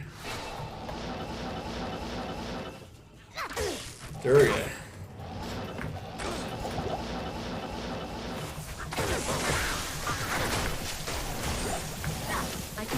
Jade figurine, okay. I don't sense any Durga, magic about this item. with this much res now and whatnot, Durga shouldn't die anymore. So Durga should actually be pretty durable now. Might actually not have that much of an issue. And of course, you can just put runes in a random socketed armor as well. But it's nice when it's a high defense armor. It also has life on it and whatnot.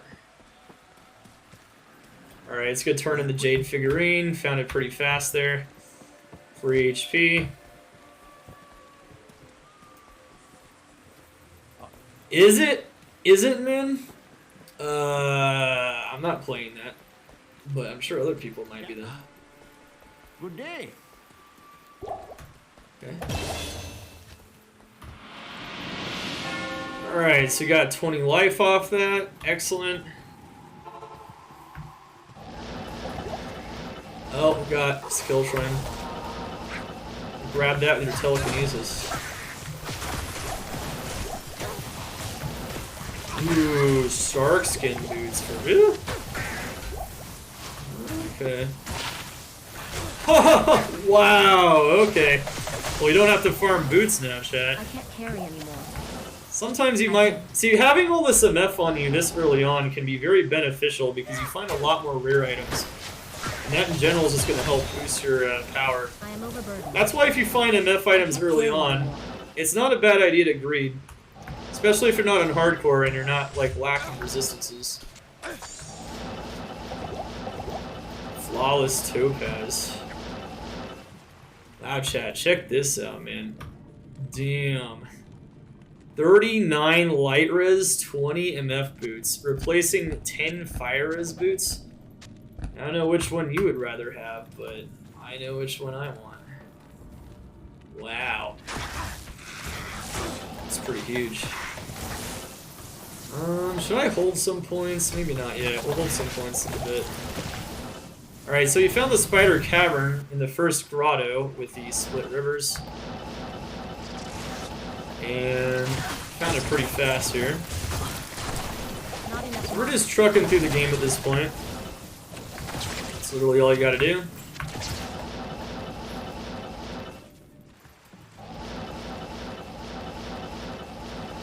Not enough mana. Okay. Those are very good boots, Not yeah. enough mana. Don't you agree? I think those are very nice I need boots. Down boots. Alright, so besides elite packs, you can also farm the flayers in here Not enough mana. if you want. Okay, we're good. Alright, we got this.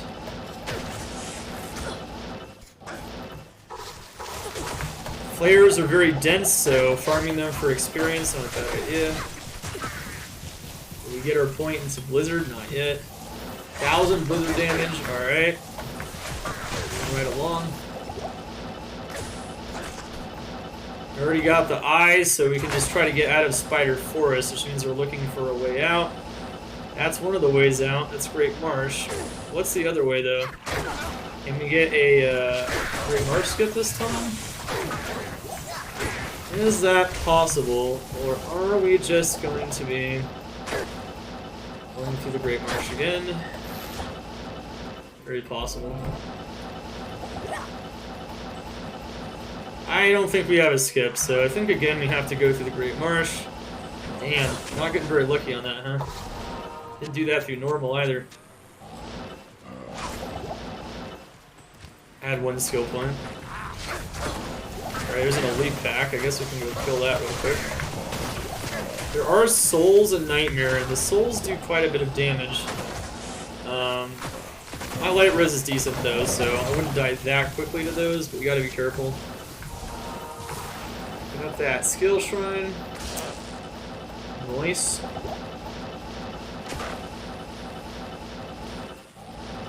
Alright, so remember you just gotta move through the Great Marsh to the Flare Jungle, except in this case, I think it might be an offshoot. Yeah, so sometimes you get to the end of the Great Marsh and it won't immediately transition into Flare Jungle.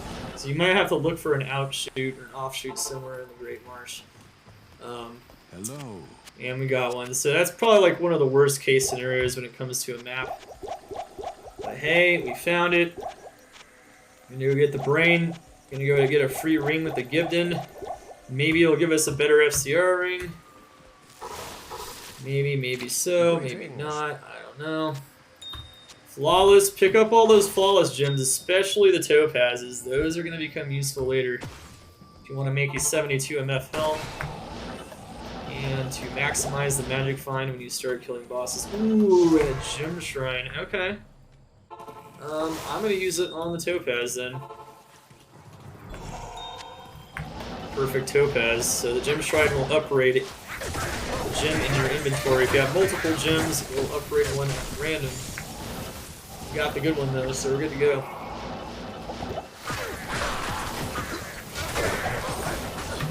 Souls are just as good as ghosts in their drop table, yeah, but they're not usually as dense though. Which is why, yeah, they're usually just trouble. Alright, so in here I can use Glacial Spike a bit more. Just freeze all the monsters in front of me, and that's a lot safer. I've been mostly using Ice Blast to target the elites and whatnot that are left over. But if you use Glacial Spike in here, you can freeze them all while Blizzard kills them. It can be more effective against the flares. The same will go if you decide to push through this area in Hell and get to the real treasure trove, Hell Mephisto. Not there yet, though.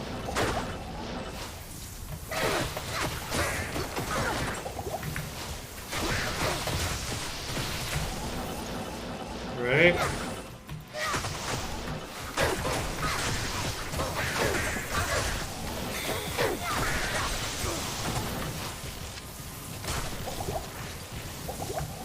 Mummified trophy, excellent. Alright, so we have the Gibden here. We found the grotto where the Gibden is and where Flare Dungeon is. We haven't found a waypoint, which means you should put a TP up, and then go push Lower Kurast and get the Lower Kurast waypoint. or the upper cross waypoint. Or the, sorry, not upper cross, Kurast. I mean, I guess you could get that one too. You can even get Travincal if you want, but then you have to go backwards to the sewer and whatnot. Not always the best idea. Got the Givden. Most of our resistances are pretty good at this point. We have 54 fire res, 33 cold res, 75 lightning res, and 75 cold res. Not bad. Before we enter Hell, though, ideally we're going to want to make our res better than that. There are ways to do that. Get to that for sure. Alright, 20 to energy.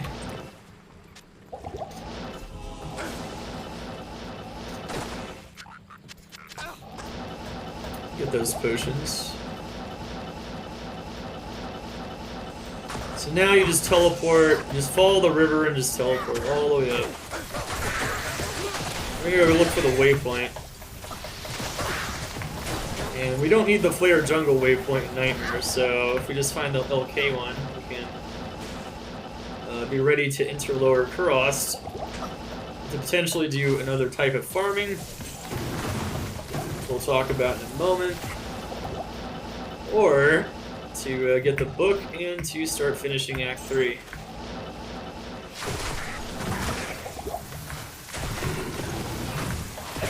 Where are my Death Fathom, Sci-Fi?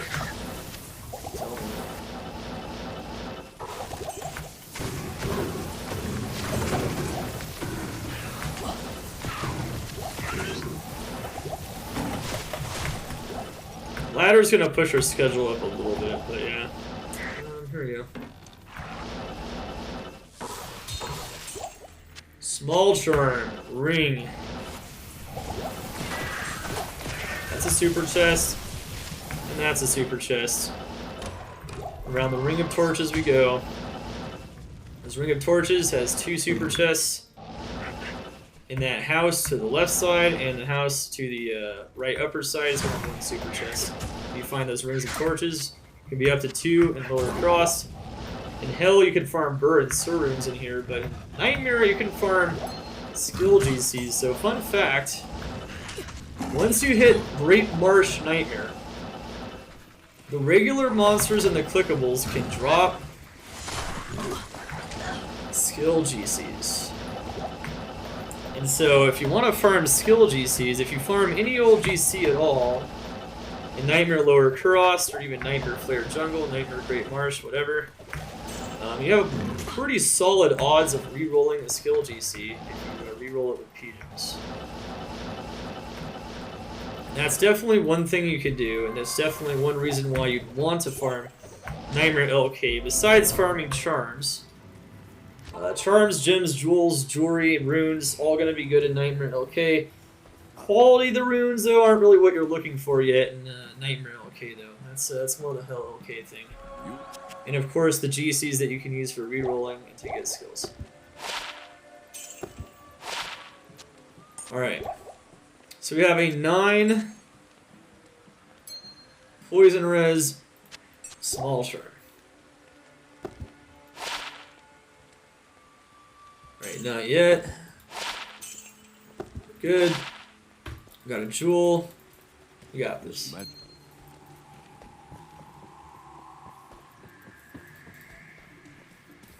Hello. Hello. Now that greetings. Damn mercenary. I can't believe the mercenary actually died. There's all that defense and he still died. I said he wasn't gonna die and look what happened. He died. Just can't do it with him, man. Just can't do it. He is a problem child. Alright, so getting all these flawless topazes and perfect topazes and whatnot is going to be really good for starting off your MF journey. I wouldn't cube up the next perfect topaz though until you've guaranteed at least have 2 flawless, an extra flawless topaz left over, so that you can make the highest MF helm as possible when you start farming those bosses. We'll get to that in a moment here. Oh, did he just... Man, 22 coal res. Oh, I swear, my ring luck this time has just been pretty garbage, honestly. No FCR whatsoever. We still have a plain 10 FCR ring, and maybe that's how it's gonna be. Sometimes certain kinds of RNG just doesn't show up. And it might take longer to farm that stuff up. And you know, that's just how it is. Alright, so now we go through the Flare Jungle Portal.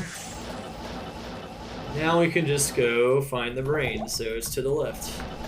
To the left, to the left. To the left, to the left.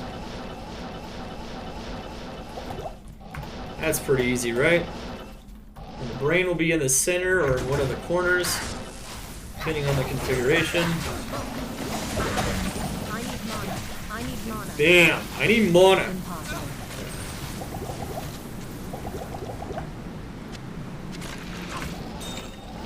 I can't carry anymore.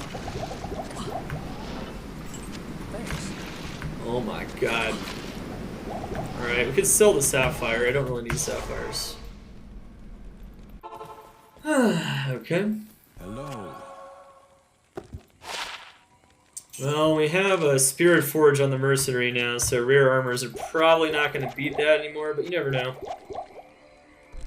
Most of the time we're probably just going to want to sell them though. Oh my goodness.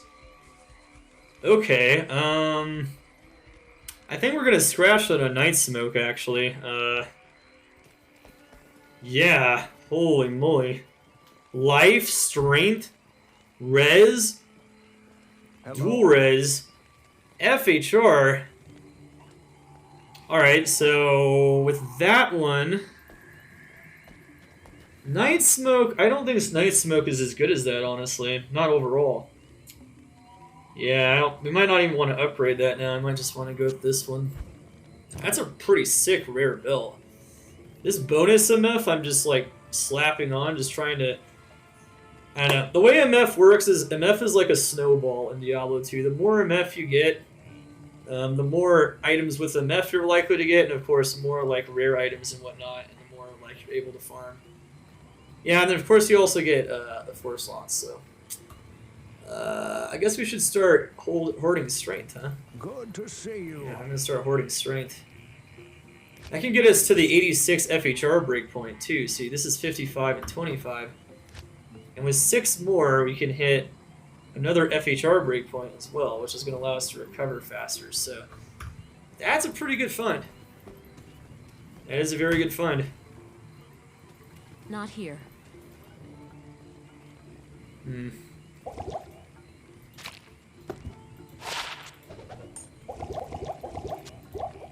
Alright, so we got the brain, we got the eye. The heart is in the sewers.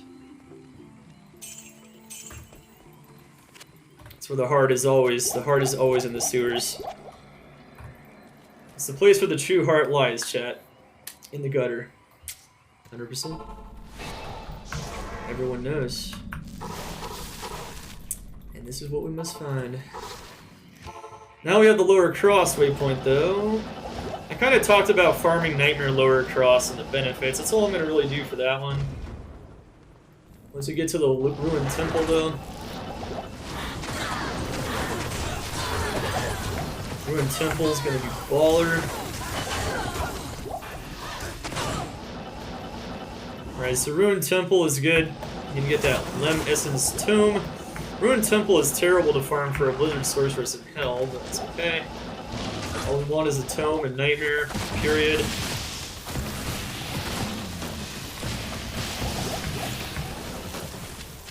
I am overburdened. Alright, fill the elite packs.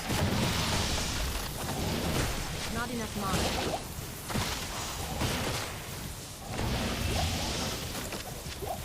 Good, good. Alright, so the sewers are there. And what I can do is I can put a TP there. Don't need to find another waypoint unless I really want to for rushing purposes and getting the book and whatnot for the rushies. And then we're just going to go pick up the Travincal waypoint again. Now this is a really good farm. If you want to go from rags to riches, there is no shame in farming Nightmare Mephisto. We're coming up on that pretty soon. I wouldn't farm Nightmare Council, but Nightmare Mephisto is really solid. You can find Oculus. Oculus has got pretty decent odds. Herald of Zachrum, you can still find all the items I mentioned from Nightmare Andy, including Viper Magi. Impossible. You can find Train Gloves even, not just Mage Fists. You can find Mage Fists from Nightmare Andy, but you can find Train Gloves even. You can get all kinds of extremely valuable early items from Nightmare Mephisto. And that's going to be our next stop off, so we're going to farm him 5 times as well. And let's see what we get. May the black Since we stacked some MF already, we're kind of ready to go. It's pretty easy to go on that. For sure, for sure. Alright, I'm going to actually hold these points. Actually, no, I'm not going to hold these points. I'm actually just going to put them into strength. Let's do it. Let's get 60 strength. And with that much life, FHR, and like dual res, that should be worth it. Also, it's going to save us a Tal rune and a Shale rune and a perfect diamond by virtue of having 4 sockets. Yes? That is a really good belt. I think that belt's worth it. Normally, we'd have to do vendor farming for better gloves and whatnot, but honestly, I don't think we're going to have to do any kind of vendor farming at all. Maybe if we want like a different res MF glove. I will demo how to do vendor farming though if you have shittier like gloves, boots, and belts. It's very important normally, but because we found MF and we're getting pretty lucky on some of the rolls here, this is actually a rare case where we might not actually need to do vendor farming, which is interesting. We have the MF gloves and boots too, so we can already max out our MF pretty much that way. Well, what do you know? Getting some good luck here. Oh, Mosers would be great, yeah. Man, if we could find Mosers, yeah, you could find all kinds of good things from Nightmare Andy. But of course, Nightmare Mephisto can drop those and more. Alright. Alright, here we go.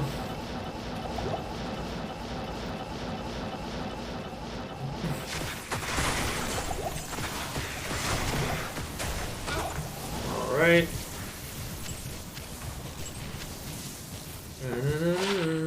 Alright, Demon Head Sash. Alright, so remember the sewers is somewhere on the edge usually in one of these like grottos. It can be in the middle though, just remember that. That's all I need to know about the sewers. We did our major map tutorials in normal mode, but you know, I'll still kind of, you know, go over some minor things in that regard. There are more things to go over now in this guide though before we reach the 12-hour mark. Which is the maximum upload for YouTube. Oh man. Just the way it is. Alright, so we have a heart. Greetings. It's good to have a heart, right? I think so. Right, and Nightmare Travincal is pretty easy with Blizzard. Cold damage is good against even Hell Travincal.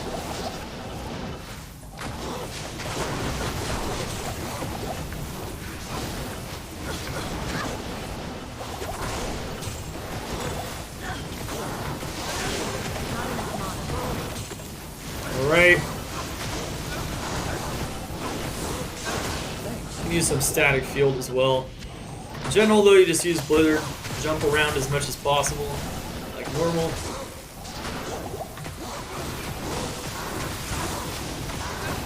Wait, what? What? Heal him! Oh my god, I almost died. Okay, something killed him.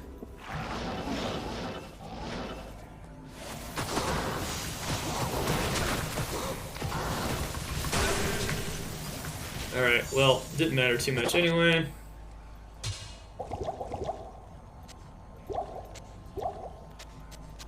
Alright, so we got the flail. Damn, the essential quest is done, quote unquote. You'll get the joke if you've seen the patch notes for 2.4. the essential, the necessary quest. The all necessary quest is completed. The temple's power is annulled. That was the fire enchanted one, wasn't it? It was. Okay, so I wasn't paying attention.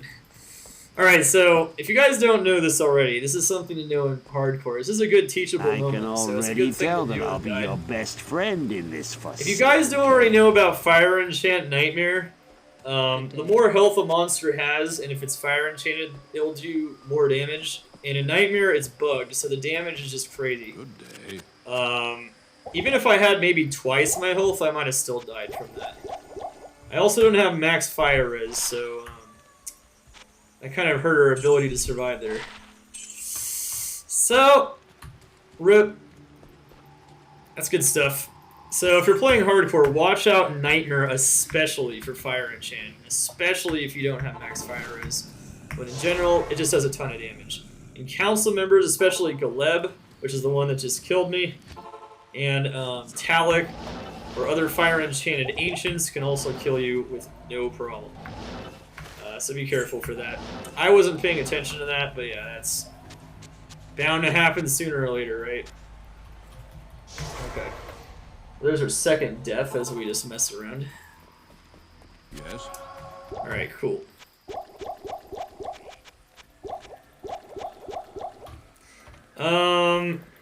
Yeah, but the best way to mitigate it is fire damage for sure, or fire resistance. Swiss Moody, thank you so much for the follow. Welcome to the Polls and Andrews Day. Why do I buy potions in Legacy mode? Because I like spam left clicking them. Alright, so Nightmare.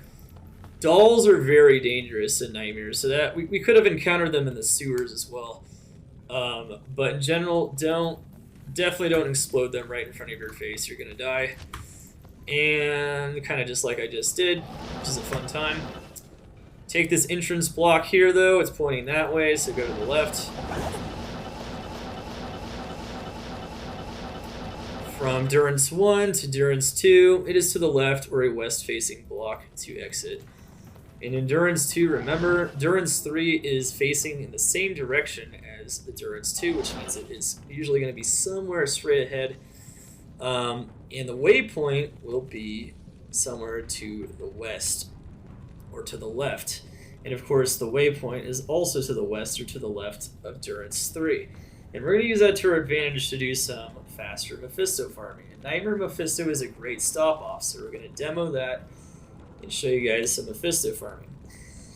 Now, Nightmare Mephisto, it cannot drop nearly as many goodies as Hell Mephisto. However, if you are not very confident in Hell or don't like how much you are dying, or if you just want to get a lot of really good goodies or have good odds for them, Nightmare Mephisto is really solid.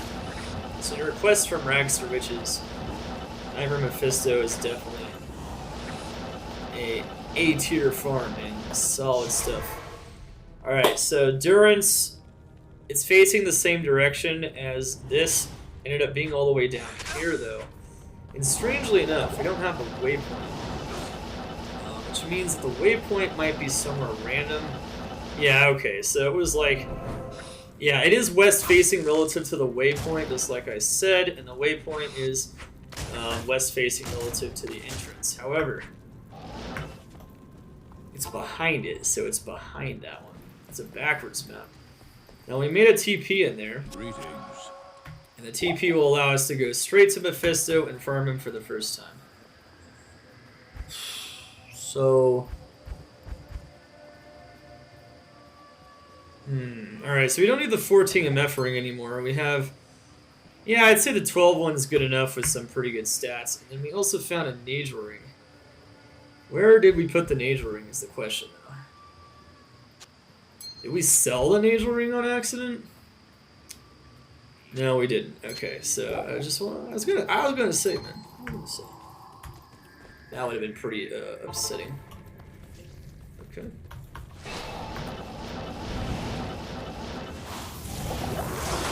Nightmare can get you so much wealth though, day one. There's so many good items you can get, so many good runes. Definitely great spots to farm and request for Rags for Riches. overpowered Blizzard Sorceress. Easy I can't stuff. carry anymore. Still want to pick up blue rings because our best blue ring is just a plain 10 FCR ring. And you never know.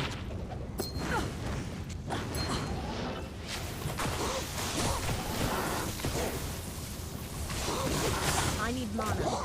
I need mana. Right. Okay. So now lower resist Mephisto. It's out of field. Okay, yeah, he died pretty easy. You can mode trick him if you want to. It's just Nightmare Mephisto though. I mean, I don't know. He can kill you pretty fast though. Mode tricking is when you put him over to the stairs here. And then you can just kill him like this. I could have done that from the very beginning. Not enough mana. Ooh, another unique Mephisto ring. shall no longer darken Is this our Stone of Jordan? souls with hatred. Alright, so I swapped, I got maximum MF, I swapped out my ring to get more MF. And we got a unique ring on the quest kill. Alright, chat. What is this unique ring? So I think Nightmare Mephisto, correct me if I'm wrong, can drop Ravenfrost in Dwarf Star in addition to Stone of Jordan in Monold and Nagel. I'm pretty sure it can. I don't remember though. I mean, normal Mephisto can drop Towels, but that's because Towels Amy's eye level is so low. But it's yet just a Monold heal. Bloops, bloops, bloops. Alright, we don't need that crap. Let's get some bloopses in the chat. Wing Chun, Monold, getting it right. What do you win? I don't know what you win, but it's trash. Alright, so we're in Act 4 now. Just make sure you take the Act 4 portal, and now we're gonna demo farming some Mephisto. So, we're in Act 4 Nightmare. And as a cold build, we don't have to worry about Act 4 Nightmare at all, so this is going to be very easy to keep pushing past that. And we're getting pretty close to the end of Nightmare, and we're about to start working on our Hell transition. Not going to lie though, there's not a lot we probably actually have to do for the Hell transition because of what we've done already to prepare, but also because of some of our RNG. But we will demo, of course, various ways to prepare for the Hell transition. And, you know, get it going a bit easier. Alright, so you always want to go to Act 4 after you farm Mephisto no matter what. You always want to take the red portal. Why? Because it's a lot faster than doing the Walk of Shame, walking all the way across the Act 3 bridge. So every time you farm Mephisto, go to Act 4, and then leave the game, and then come back. Same would go for single player. Blah, blah, blah. Okay. Alright, those are dolls. If you're gonna kill them, don't be near them. I am overburdened. If you are near them, they will explode in your face, and they will kill you. Thanks. Especially important on hardcore. If you already have 1 point energy shield by this point on hardcore though, that's going to be quite a bit of help against doll explosions. And even if your mercenary ends up popping a doll or something, your energy shield mitigates doll explosion damage a lot, and physical damage in general. Alright, so I was just reading the map there. Just found our west-facing tile relative to the starting tile.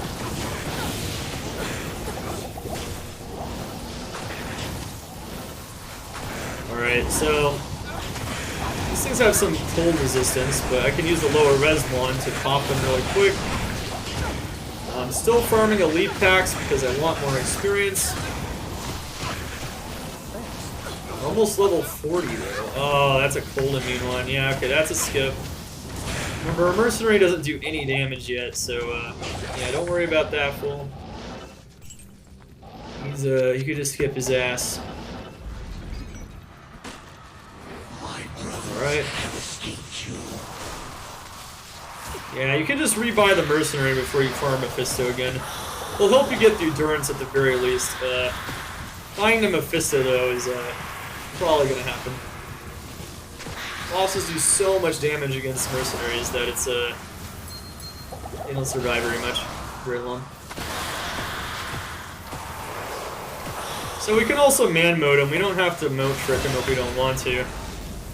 Oh, we almost farmed Rockstopper. Oh, Rockstopper would have been insane. Not quite though. Instead, we ended up finding a Umbral Disc, which would be really good for the very beginning of the game on some characters, but besides that, not very good. So we did find a unique from Mephisto that time, just not a good base.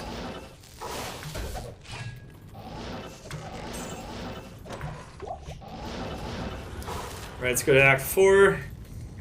Remember what I said. Go to Act 4. Telekinesis that red portal every time. That goes for Hell, too. Alright, so now, if we keep that one ring, I think we'll be good to go. We have 60 strength, which means now we can wear this belt.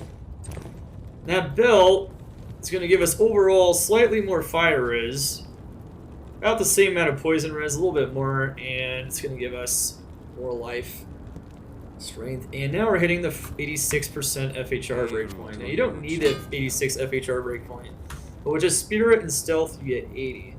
So that means that if you can get 6 somewhere, like an 8 FHR small large charm, 12 FHR large charm, grand charm, 5 FHR small charms, 2 of them, you can bridge it. You can also get FHR on your boots. Of course, in this case, I don't have it.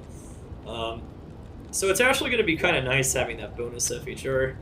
You don't need it. It's not required, even for like farming Hell, but I mean, it's nice. Once we get Gold Wrath, though, we're probably going to want to put that on. We want as much MF as possible and go from rags to riches as long as we have some decent res. But notice, though, we have a decent amount of life now. We have 524 life. We can also wear Frostburns if we wanted to, but Frostburns has no MF, so we're not going to put that on right now. I'm not going to wear Frostburns anyway until I get Insight. We just found a lucky Frostburn. I think that's from Duriel. Duriel's not a farm, so, but hey, Duriel's good. Alright, just make sure the FCR ring is back on, so you get your FCR. You're swapping out FCR for MF before you kill the boss, that's fine, but make sure your FCR goes back on your character as soon as you're ready to start teleporting again.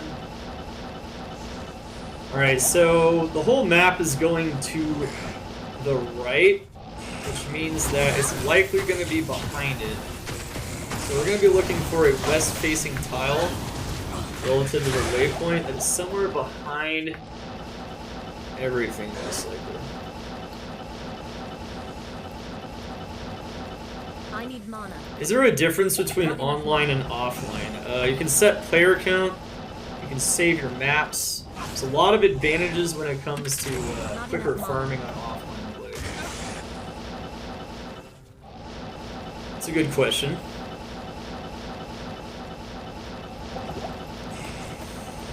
Oh yeah, it's an incredible bonus to farming, and that's something I mentioned towards the beginning of the guide, that if you want to do this on single player, it's a lot easier. But, you know, this is a simulating starting ladder solo play, so you can do it.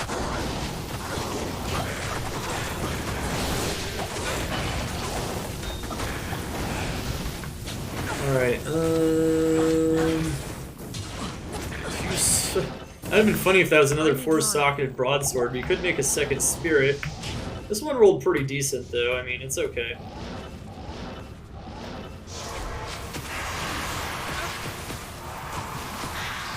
Oh, I don't know why, but my key unbinded itself.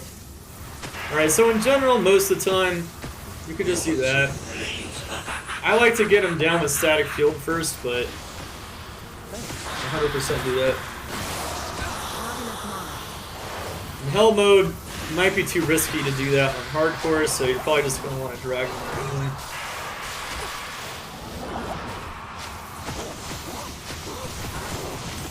Okay.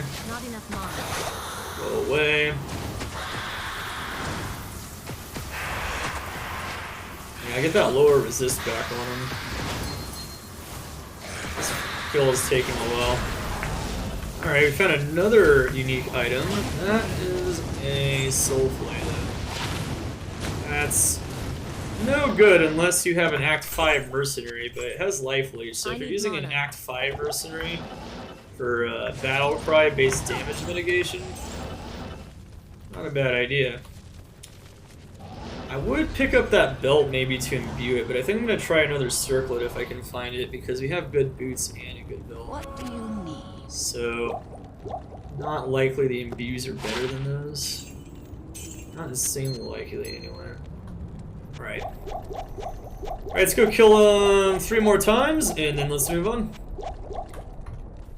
Just demoing a very good farm.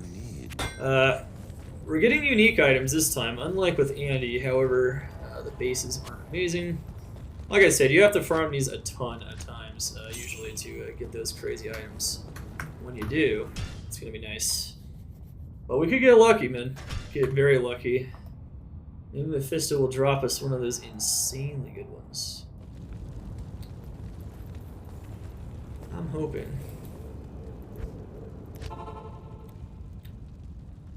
So Frostbite, man. Yeah, sorry that I've been kind of ignoring chat quite a bit, but you know, we're trying to explain things for YouTube as well. This is a guide, so you know, I'm sure you can forgive me. I can already tell that I'll be your best friend in this forsaken camp. I'm not completely ignoring chat. I'm answering questions, but I'm also not like highly engaging with chat either.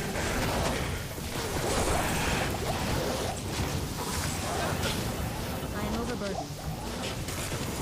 Alright, so let's, wait, is that an experience shrine? Great way to get that amp off.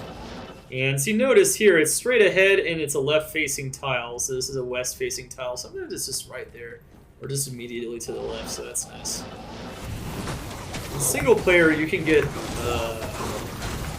Endurance entrance that is literally right next to the waypoint, either right behind it or right in front of it, to the left. So yeah.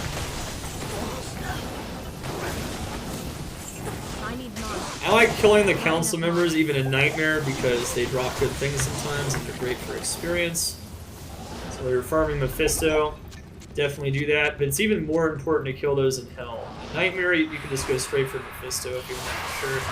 But in Hell, oftentimes that's going to be a really important result. I need mine. Impossible. Oh my god. Ugh. Alright. Money. I am overburdened. Remember to keep taking care of your money. If you're gonna farm Mephisto, you may as well get some more gold, right? Even if he's not dropping those insane items. Not enough mana.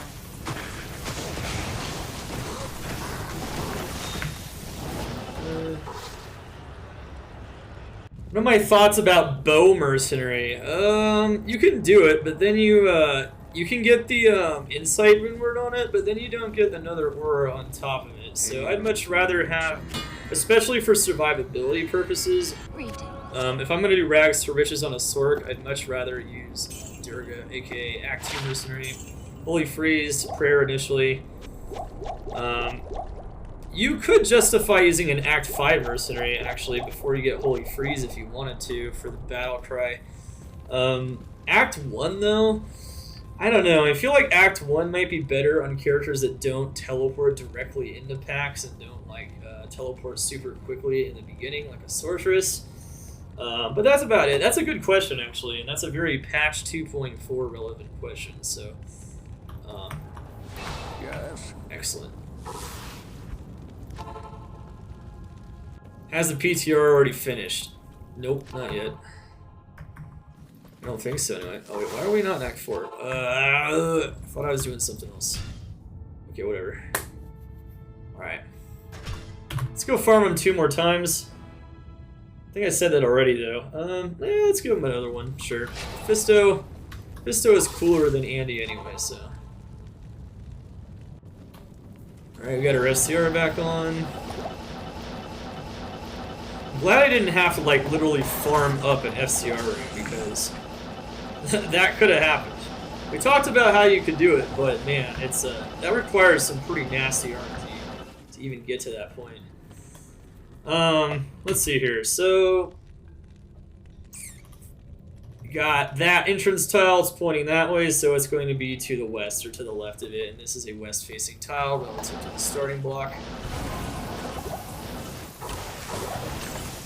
Just like to show you guys durance every time we kill it. As a Sin main, you could do it as a Sin main actually. You could do that. You can use Shadow as your front line, and you could use an Insight Act 1 Mercenary. You could 100% do it as a Sin. Not as a Sorceress though, I wouldn't do that. You really need that strong, burly man to tank damage for you. 'Cause you're gonna be jumping and all kinds of crazy shit. You don't want the Mercenary to just get flattened, you know? Alright, okay, we did that a lot better that time, I think. I think we might even keep the Mercenary alive. We did! Nice! He dropped a GC. We got 2 uniques that time. That would be kind of cool for a starting Boa, maybe.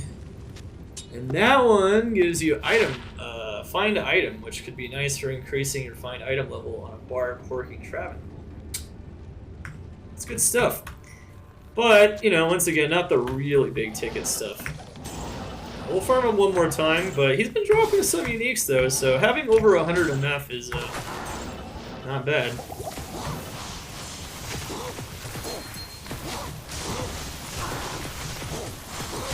Burly, chunky man. Yeah, that's right.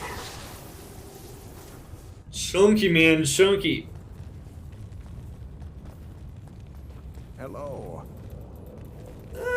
Yeah, see, I really like the new 85 area Islami. That's kind of where I stand. Alright, let's do one more Mephisto farm. We're also level 41 now. We don't need any more strength now. We're almost at 70 strength. Even if we found, like, train gloves that requires, I think, 58 strength. Lidless would require 58 strength. There's a lot of things that could give us more FCR and a lot of other things that could help out. And they all require like 58 strength, even like Gloom Trap requires 58 strength. So we're already like over that, and that's because of this, giving us more strength on top of the 60 strength. So you only need the bare minimum strength to wear your gear in general. You can always hold points if you think you're going to need more points in strength. Do not hold points preparing for Spirit Monarch though, unless you want your existence to be extremely painful before finding that first White Monarch in Hell.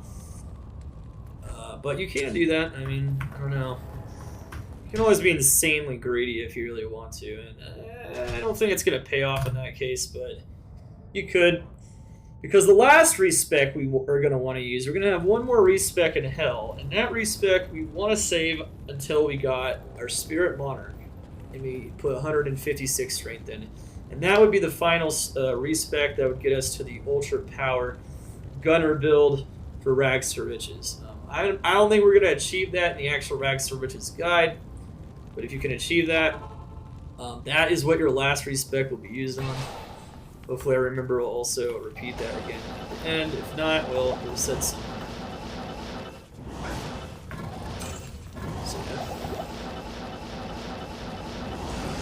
Hydra Mephisto is a good farm now.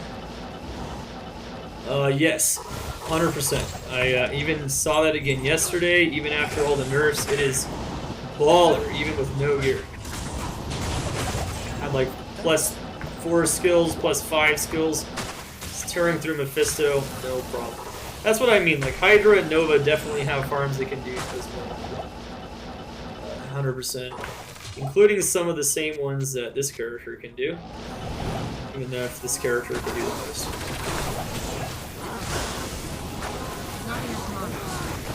Okay, Conviction Aura, that's nasty. Wow. If you guys don't know what that is, that's Grave Pull. That's pretty trashy for this character. We're gonna throw it on the ground, or we can sell it or whatever. But that's pretty cool.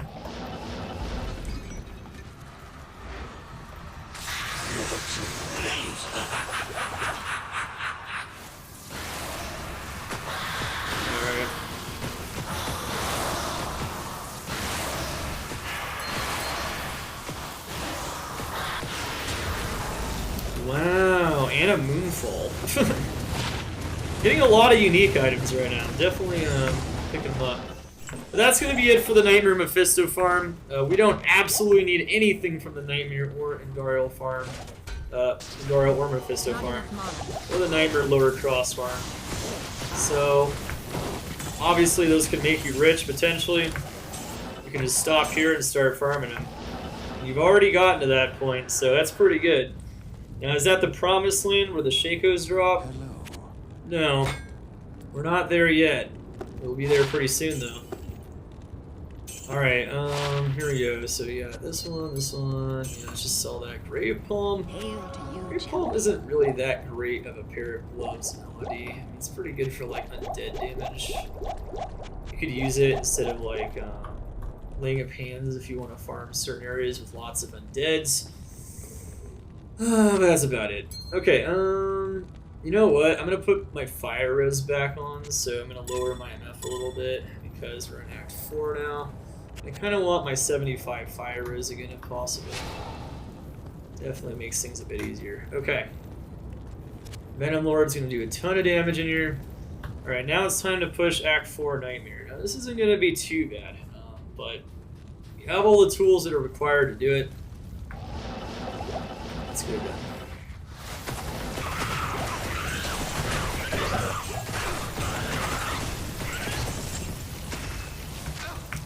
Impossible. Alright, so we really want to push to Hell mode, because that's where Rags to Riches gets really serious. I am overloaded. And I'm sure you guys already know that.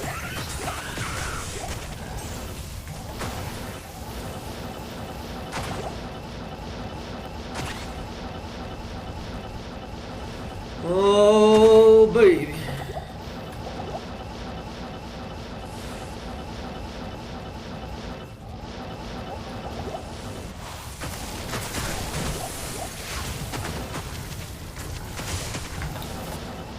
Alright, flesh spawners. GG.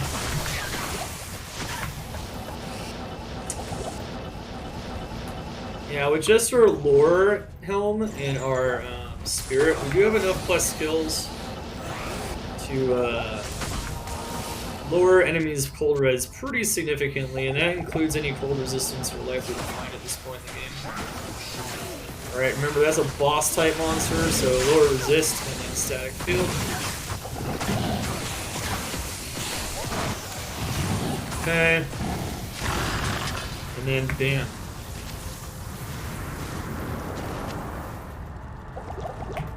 Pretty easy stuff, right? Smash them with Blizzard, Ice Blast. I pity him. Best friends, man. 2 more skills. So now that we got Blizzard maxed out and Ice Blast maxed out, you might be wondering, what should we put points into now? Well, when we get Insight, we might want Warmth, especially once we get Frost Burns. But now we're actually going to start putting points into, you guessed it, Cold Mastery. And Cold Mastery is going to break and lower, not break, but it's going to lower the cold resistance of all the bosses in Hell and the monsters in Hell significantly. And it's going to make this amount of damage, which doesn't look like it's too much in Hell, massive, because you're lowering enemy negative res to negative 100 in some cases, which is as low as it can go. And in the cases where it's not negative 100, when the monster has cold res, it will lower it significantly and massively increase your damage. So Cold Mastery is the 3rd priority after Blizzard and Ice Blast. Then after that, you're going to want to start leveling up the synergies for Blizzard. And you do probably start with Glacial Spike, since it can also do some damage in combination with the crowd control that it has.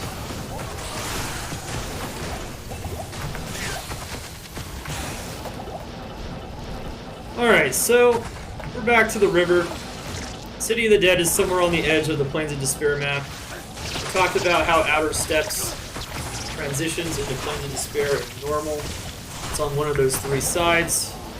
A site. That could be 4 sockets, and if it is, it's going to save us a socket quest.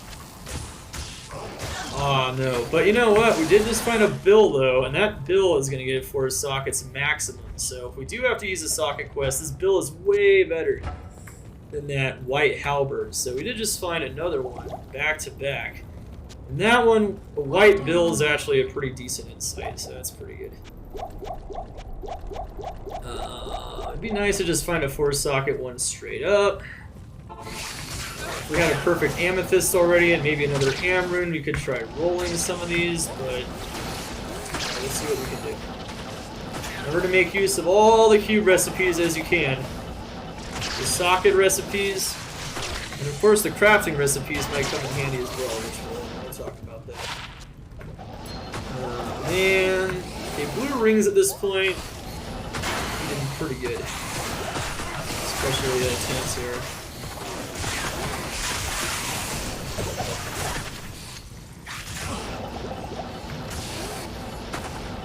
Alright, so remember that River of Flame waypoint is usually straight ahead from the entrance tile. See, it's right here. But if you want to access the forge, it's going to be on one of those side areas. So, what we're going to want to do is... Damn, I'm running out of breath. Can't be a little bit. Okay, does being frozen affect your FCR? Not in the original game. It does in a mod, PD2. At this point, we don't need strength at all. Just put all your points into vitality from now until eternity.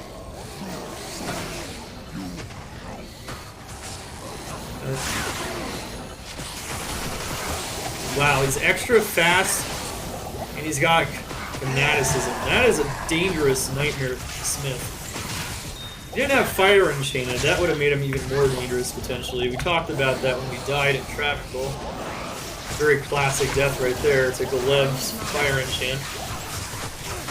Not paying attention. That's how that happens. You don't pay attention, you lose. Alright, chat. Nightmare Forge. You can drop Soul, Shale, Dole, Hell, Io, Lum, Co, Foul, Lem, Pull, or Mal is too high. That's Hellforge. Hellforge can drop up to Goal, which is Mal, Is, and Goal. Now in Nightmare, there's a lot of interesting options depending on what else you found that could be pretty good. You could even make an Enlightenment if you get a pull rune, which I've done in a few sword games pretty recently actually. If you get enough FCR elsewhere. Now we're kind of hurting for FCR, so that wouldn't really be a good rune for us right now. But if you get a Lem, you can make a Treachery fairly easily, and if you get a Treachery for the Mercenary is going to be way tankier when you procs that Fate. And he's also going to Life Leech faster as well, using his attack speed.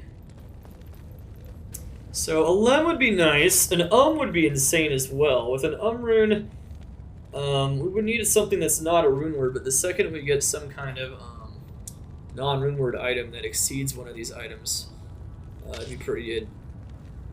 Okay, rune is the highest rune, of course. There are other good options, though, that could definitely be very nice here. I'm trying to think. What else would be nice? A Foul rune can help you make Obedience pretty early on if you want a high-damage Mercenary.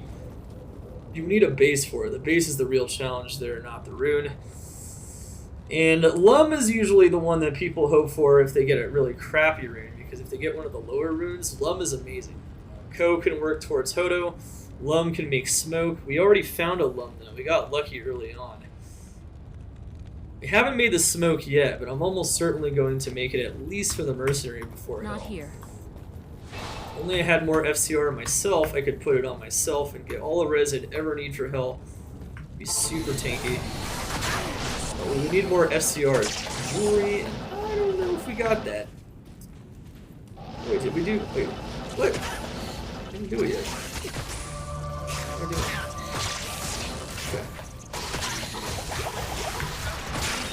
Perfect Topaz, also really good.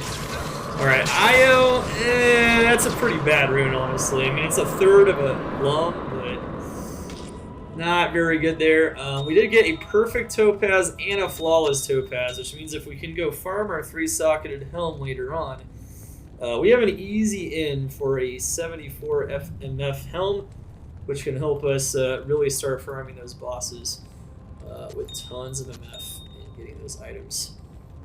So that's pretty cool. We're actually only missing 1 flawless topaz, and we can make a 3 perfect topaz helm.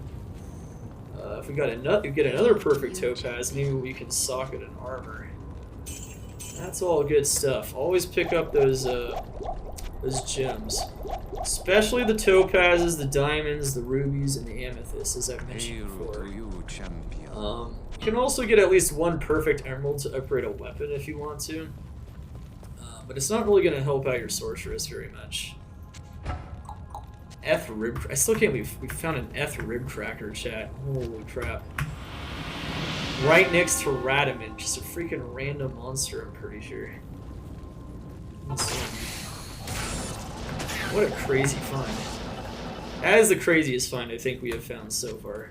Totally unusable, but very good in terms of just how rare it is and whatnot. The ED isn't insane, but just imagine upgrading that and putting a Zod in it. You already have a super powerful shape-shifting weapon.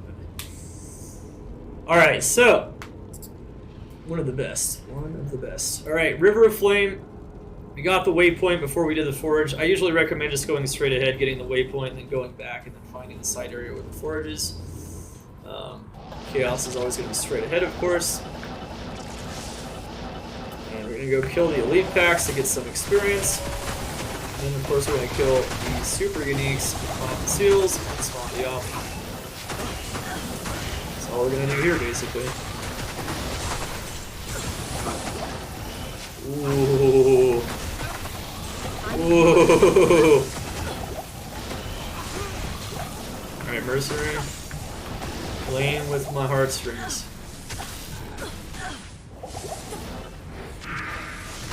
Almost died. Chaos is dangerous.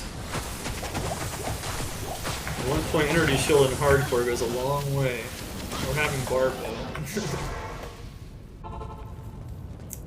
But you don't need Barbo. Is it better for to build your health pool or invest in energy shield and telekinesis and put points into mana?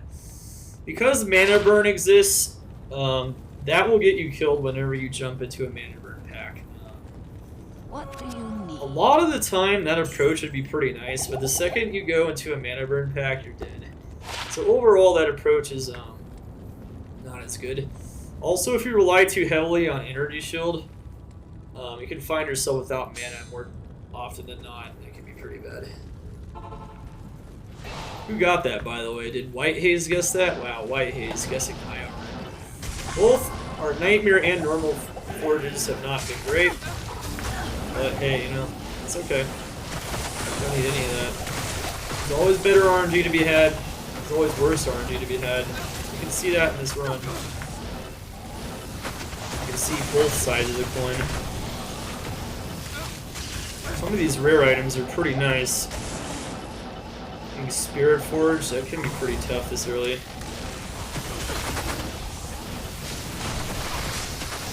Okay, I'm gonna freeze him with Glacial Spike.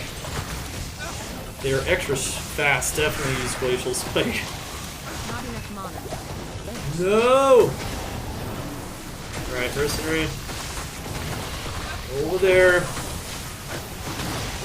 Another Amrine. Ooh, that could be useful for socketing a weapon, actually. Get our hands on another insight base, we can try our hands at RNG. Do we have a perfect amethyst though? No, I think I've been prioritizing the topazes for the initial just to show it off. Which is what you would do normally if you were trying to go from rags to riches quickly. Alright, that's what we want to do. Oh yeah, look at that. 1 point of Blizzard. Alright, so now Blizzard is 100% maxed out. Now the rest of the points definitely go into Cold Mastery. I need mana. Alright, we're level 43. As you can see, Blizzard has no problem clearing Nightmare Chaos, so Nightmare Chaos is pretty easy. I mean, unless you die, but you know. Even if you die, it's not that bad. Not even death can save you. Unless it's hard for you. And then you're dead forever.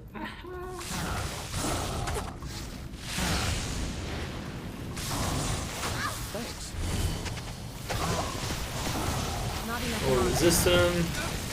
Static him down. Jump around. Blizzard. Another aim. Terror stalks hell. Okay. Oh, is this better than what he's currently wearing? I would definitely say so. He's already got his life leech there, so you know what? We'll use this until we get insight.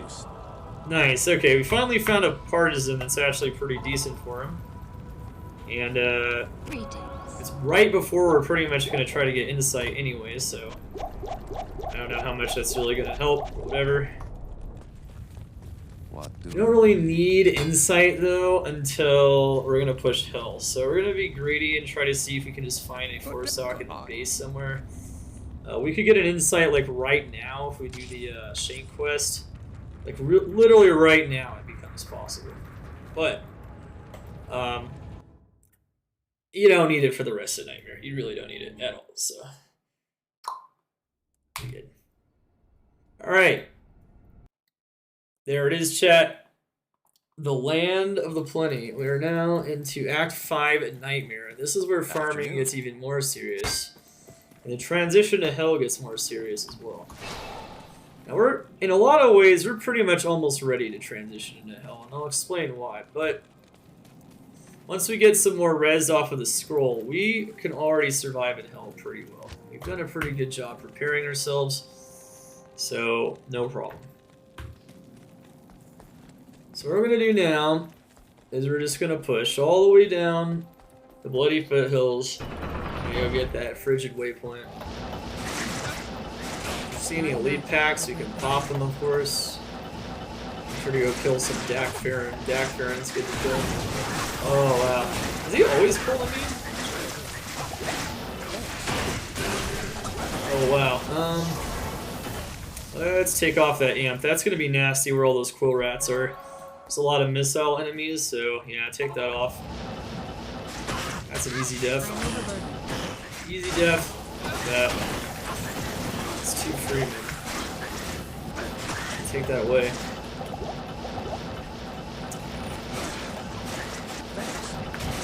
I don't really like using one of my socket quests on Insight if I can avoid it, but you know, for the sake of Rags to Riches, I'll do it. I need mana. If Not enough mana. indeed we don't get lucky on our bases.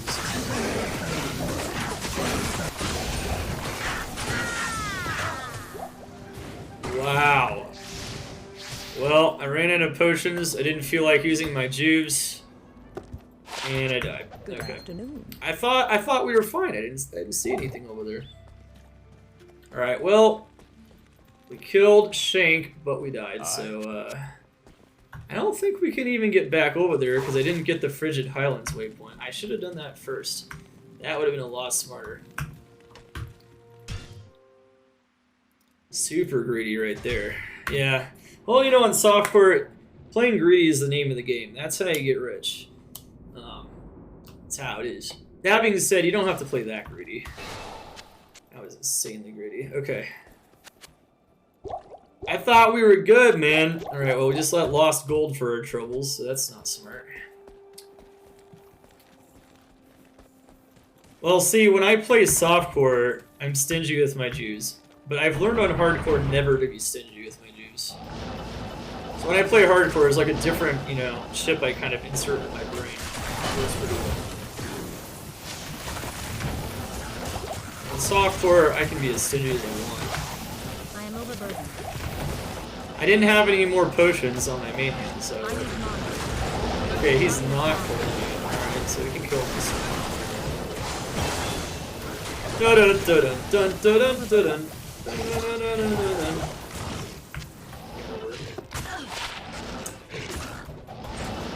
Three slot belt though.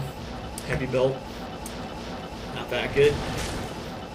I already said though before I did this guy, dying is gonna happen. I've been saying it throughout. Especially if I get really lucky. In some of these cases I'm getting way too good. But what can I say? Today I just feel like playing super greedy. Don't have to play that greedy. Right, Frigid Highlands waypoint. Now Eldritch is going to be one of our farms for experience and items potentially later, so you can wave hi to him, you can wave goodbye, but we're going to be saying hello again pretty soon. We're going to be saying hello to him pretty soon. So Eldritch, great experience even in Players 1. In order to be successful in Hell, I'd recommend getting to at least 60 without too much problems. If you're playing softcore though, you can start farming Hell as soon as 55. It's not really a level thing, it's more of a res thing. So we're going to farm what I want to farm, and we're going to show you the farm areas that are really good, especially if you don't want to do boss farming. Just for getting the basics like insight bases, Godly Charms. When we did the Rags to Riches practice, I found a 20 life small charm, 19 life small charm. I need mana. And all that stuff is easily acquirable. Just by farming some like Eldritch Shenk, Nightmare Cows, that kind of stuff. So if you're not comfortable with farming Hell yet, or you don't feel like you're strong enough, you don't have enough life, it's pretty easy to get to.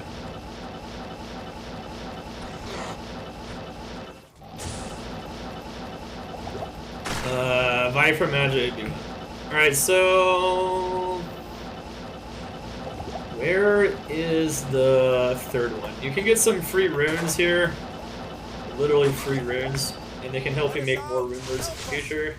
Follow me. So, just go save the barbarians, pop into here, grab the runes. In normal, you absolutely had to do that so you could get Ancient's Pledge for Nightmare, which makes things 10 times easier. But that's good stuff. Yeah, when I play softcore, sometimes I get really stingy with my juice, it's true. That's a good example. I was like, I'm 53 life, there's nothing nearby. Some of the deaths eventually, out of the deaths that have happened, they've all been pretty stupid. Alright. It can happen when you're also focusing on explaining things and not necessarily explaining. I need mana. Alright, so keep killing the elites.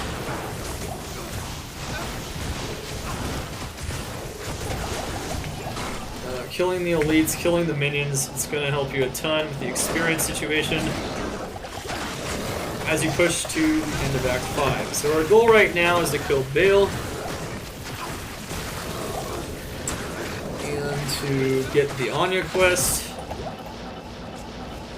and to open and to unlock Nightmare Cows. And Nightmare Cows is the nirvana of the Hell, the Nightmare to Hell transition. And of course, we'll also have Pindle unlocked if we do that as well. And Nightmare Eldritch is already there. So we'll have other nice farming options too for a combination of experience and items. One bad thing about Nightmare Mephisto and Nightmare Andy is that they're not going to give you the experience required to get to like level 60. At least not very easily. So it's a lot better of an idea just to do this if possible.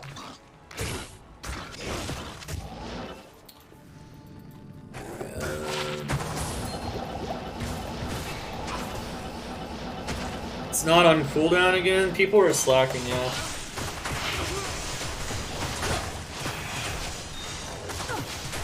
Not enough mana. Okay.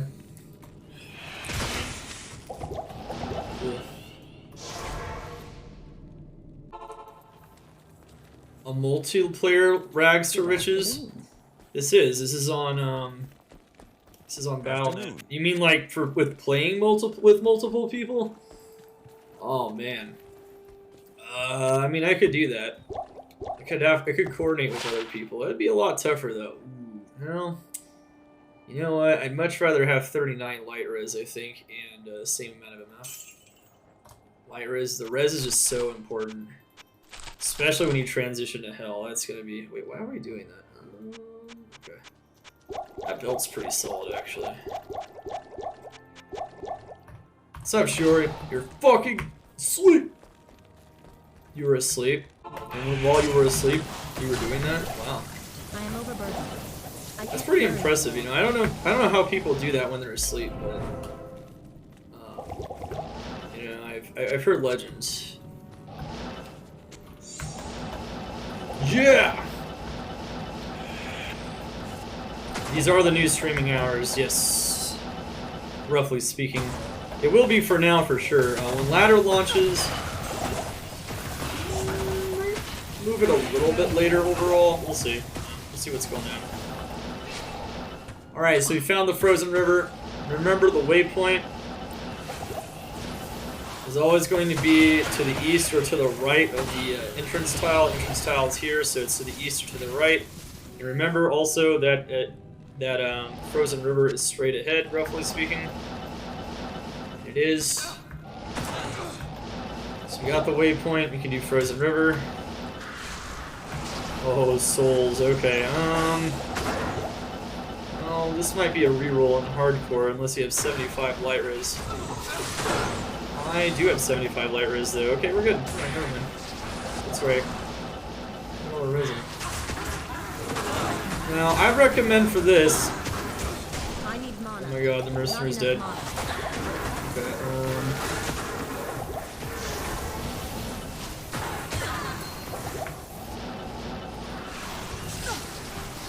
Are we gonna get greedy and die again?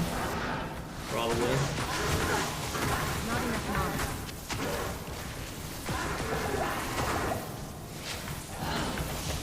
Okay, we can't kill Frozen Stein, so don't bother with them. Not enough mana. Alright. You can talk to Anya with your mind using telekinesis if you want to.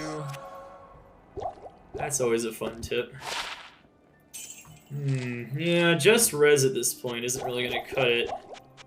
Unless it's like a lot of res, because this also has a Meph on it too, and that's pretty convenient. Yes? Well, we are doing players 1 drops, Mater. That is exactly what we're doing right now. This is a Rags to Riches Battle.net edition. Battle.net map generation, no saved maps. No upped player count, nothing. So if you just came in here, this is as tough as it gets. You're literally playing the ladder by yourself when you have time. This is how to do it. It's how to go from rags to riches as fast as possible. Alright, so Cold Mastery. Yeah, I don't know why I looked at that so long. Okay. Thank. Alright, cool. Wait, what? Oh my gosh. Alright, let's go see if she gave us a GG orb, some kind of like 5 Blizzard 20 SCR orb. If not, well, that's okay. We have Nilithok, not Nilithok, sorry, Pindleskin. You don't need to farm Nilithok ever, by the way. That's the thing, until you get to Hell. Even then, I wouldn't farm with weak-ass gear. You definitely want better gear than you'll probably complete one of these guides with, but that's just how it is. The gear we're going to end this guide with, probably not going to be super good for that. But of course I will mention all the areas you can farm. Alright. Next up, we got Glacial Trail.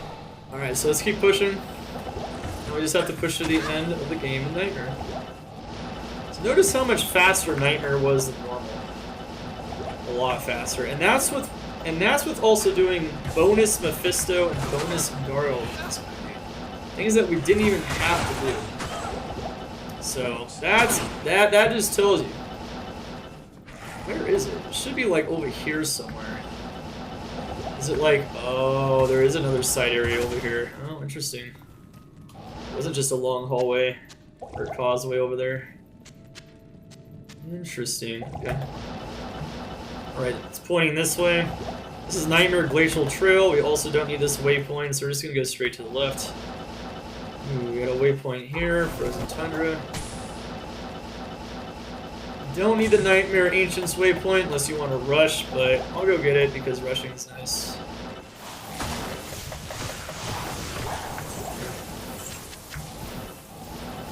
Alright. There we go.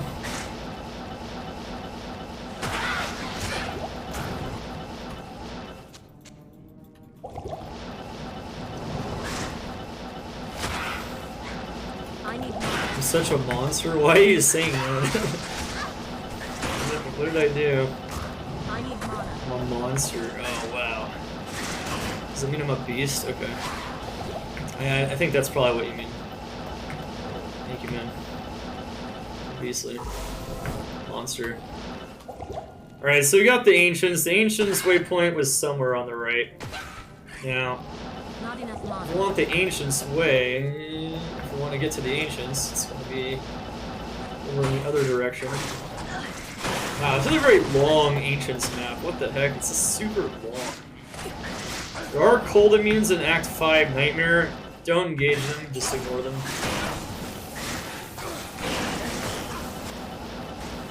I need mana. Shit, he's gonna die, isn't he? Oh, okay. Good afternoon. He lived. Good job, Mercenary. Good job, buddy.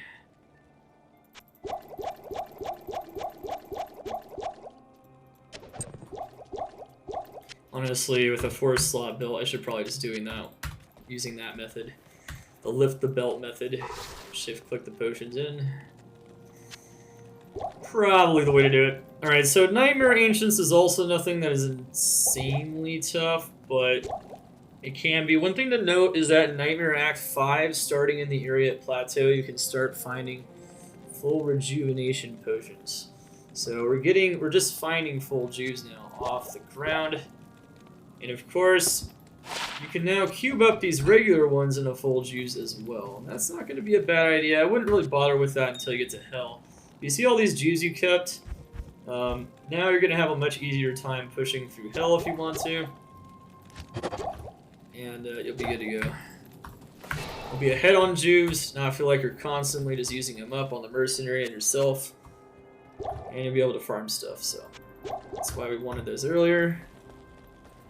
It's going to be good.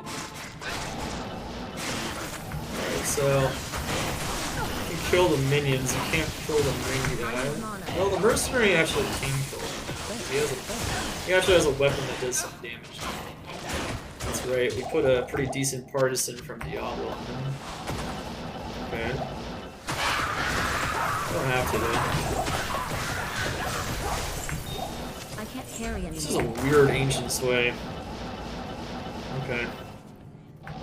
Where are the ancients?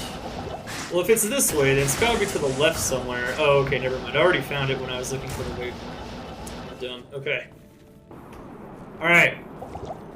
Ancients, let's go. Must be close. All you really gotta do for these is pop this open here, swap to your lower res one, lower res them, swap back, try to static field them down, and then use Blizzard. That's pretty much all you're going to want to do. And then you can finish off the last one, or you can throw out some Ice Blasts here and there. That's about it. We are the So try to clump them up. Okay. Wow, it's extra fast. So as you can see there, got him down to 33% with static field. Except for Malok.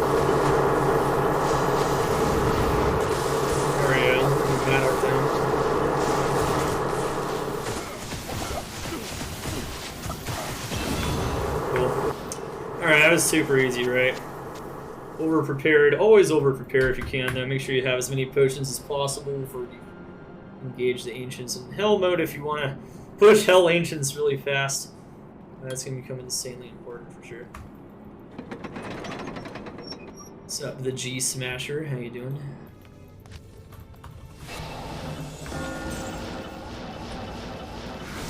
Alright, that's a minion. One thing to note is that one way to tell an elite pack from a normal pack is that usually the elite monster, the special monster, special name, will have a special color, so it'll be colored differently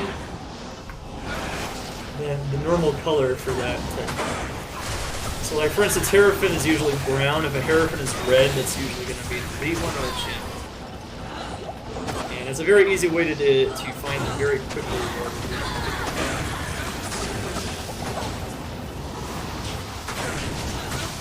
Is that a cold immune? No, one of them is a cold I need immune. mana. Okay, so,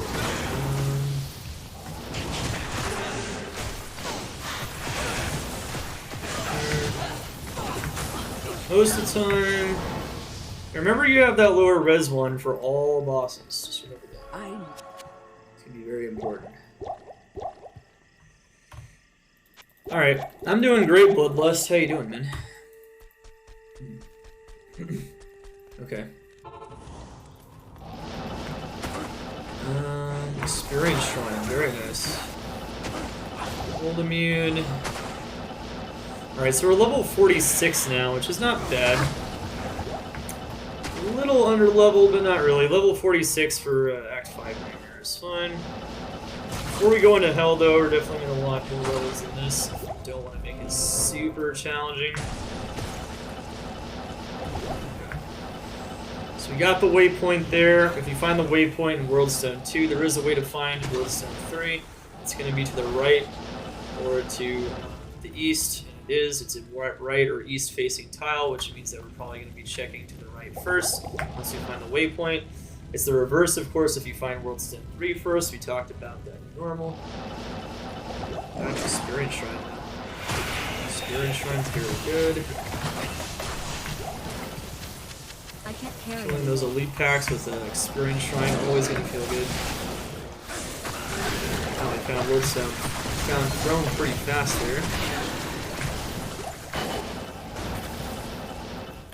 Alright, so one thing to note is that farming Nightmare Diablo and Nightmare Veil isn't very good, because it takes a while to get to them. You have to clear the seals, you have to clear the waves. That's why Nightmare Andy and Mephisto are more effective rags to riches farms. But getting past them is necessary to make it into some of the really big ticket farms. Good evening. Into Hell, of course. And if you really want that chance at getting that Shaco and whatnot, that's what you're gonna have to do. You like my stream? Hell yeah. Well, I like having you around, man. Content creator life, that's right.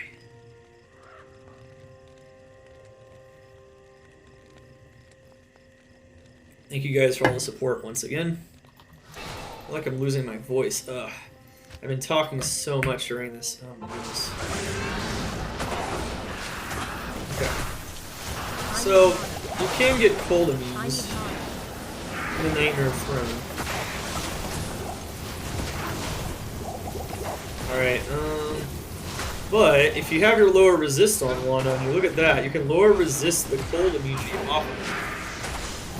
And with a combination of that and cold mastery, you can actually kill them insanely fast or further as long as you can break their immunity using lower res. Yes, lower res can break immunities. Cold immunity is really tough to break though, so it's rare that the lower resist one does break the cold immunity, but it can. In this case it does. It's another reason to have that lower resist one, right?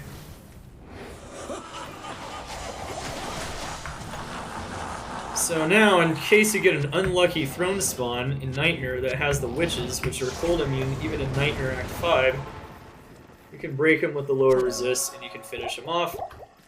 And then you can start killing Bill. Bestie. So, that's actually pretty cool. I'm kind of glad the witches spawned because I probably wouldn't have remembered to say anything about that. But remember, you have that lower res one, and it can break some cold immunities. And in that case, it's actually very, very useful.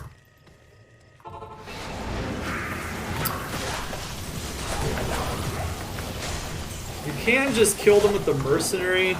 You could just static field them down and then have the mercenary finish them off, but that does take a bit longer than killing them yourself. If the mercenary has at least a somewhat decent weapon, so you can do that.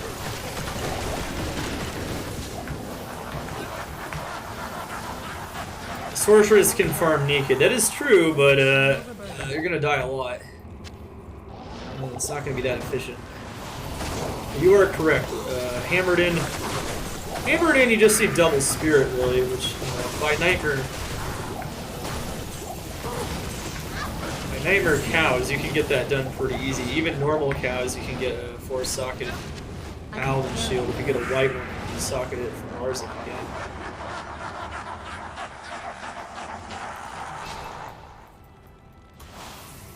Yeah, it's most of the same spots for a different type of a character. It just takes longer because you don't have color for it. That's right. Man, oh man, oh man, oh man. Gotta feed those potions. Remember, shift potion buttons. So shift 1 would feed him a healing potion. Shift 2 would feed him a... Look how easily, though, I can destroy these monsters in Players 1. At this point, I'm strong enough to farm Nightmare and higher player count. That is how powerful Blizzard is. And not just farm it, but farm it fairly quickly. Maybe not the bosses, but everything else. Not much of a problem. Alright, so we have 612 life. Good stuff. Switch to lower resist for Bale. Static down to 33%. And Blizzard and Ice Blast. And if I want to kill him with a bit more MF, I could. Go get my Naval Ring in my stash, but I'm just going to swap to this. Oh, well, I dropped the unique, but it wasn't a very good one. That belt's not going to be very good for this character. It's not super good in general. Could be nice for applying Prevent Monster Heal to Declone, though. So if you have a really low-grade Blizzard Circ like this one, you can kill Declone if you can apply Prevent Monster Heal using some kind of melee weapon like a throwing weapon, and Angelics could also help with that, so that wouldn't be terrible. Oh yeah. Alright, so we killed Bale. What does that mean? We're level 48. Pretty low level for Hell. We could push Hell like this. It's possible. It's always possible. Heck, our Lightning Res wouldn't even be that bad in Hell. I believe our Lightning Res would be 42. Poison Res would be 46, or Fire Res would be 29. Our Cold Res would be the real problem. Our Cold Res would be like negative 25, I believe. At your service. Which wouldn't be amazing. Of course, you could use Thawing Potions to boost your Cold Res temporarily. But overall, that's just good stuff. Actually, I'm not even going to use that. I'm just going to drop that on the ground. Okay, so... thought I might make an Ancient's Pledge on swap, but... found the Rhyme. We got the Rhyme pretty early, so that's fun. Didn't get that many bonus runes either. Alright, so now it's time for my very favorite farm. Nightmare Cows. And this farm can definitely get you from rags to riches by itself, but it's a great way to transition to Hell, and it makes your character way stronger and way more durable for Hell. So now we are 8.5 hours into the guide. And transitioning into Hell isn't too bad. But I'm going to show you guys how to do it the best way. So we're going to farm cows for items. And we're also going to farm Eldritch and Pindleskin for levels and for items as well. Levels are way better from Eldritch and Pindleskin than cows. So cows aren't the best for levels. Even Bale's better for levels, but Bale is like terrible for items though, because it takes so long to get to them and whatnot. Unless you're running in a group, it's not going to be that much. It's not going to be that much more efficient for experience anyway. So that's why if you farm like Eldritch and Pindleskin, you can get items at the same time you generate experience. Now for cows, what you're going to want to do, if you want to boost the strength of your gear, is you're going to want to put a cow portal next to either Geed and Charcy and farm them for gloves, boots, and belts. So normally your gloves, boots, and belts at this point in the run are not this good. Normally getting MF and Res simultaneously on gloves and boots is pretty tough. And getting a belt that has 4 slots that has life, dual res, and FHR, that usually doesn't happen. So normally you want some kind of 4-slot belt with res, life, and whatnot, maybe res. You want like res and MF on gloves, res and MF on boots, and that will help you transition into Hell farming. You'll be able to get as much MF as possible, get as much survivability. And if you put a cow portal next to Geet or Charcy, either one will give you pretty good odds. And what you would do is you would just go in and out of the cow portal here. I can't. gloves are okay. I'd say the belt's more nuts than the gloves. You can't get MF on the belt anyway unless it's gold wrapped, so don't worry about getting MF on the belt. But what you would do is you would just go in and out of the cow portal, and you would literally just check them for this kind of gear. Hopefully you can find some good examples, but look, this one just has res on it. It can also get MF on it. So you can definitely massively increase your res. I can't. I could use a pair of gloves that's not poison res, potentially, in addition to that. Since we have a Meph in high amount of light res, that's going to be like perfect for Andy or Mephisto, so I'm not... Yeah, see, this is pretty nice. You get like FHR and res on a 4-slot belt. That's a shark skin belt. So you can definitely increase the strength of your gloves, boots, and belts very easily by farming Geed. Impossible. Impossible. We're also going to want to farm for a 3-socketed helm. And I'll show you guys how to do that as well.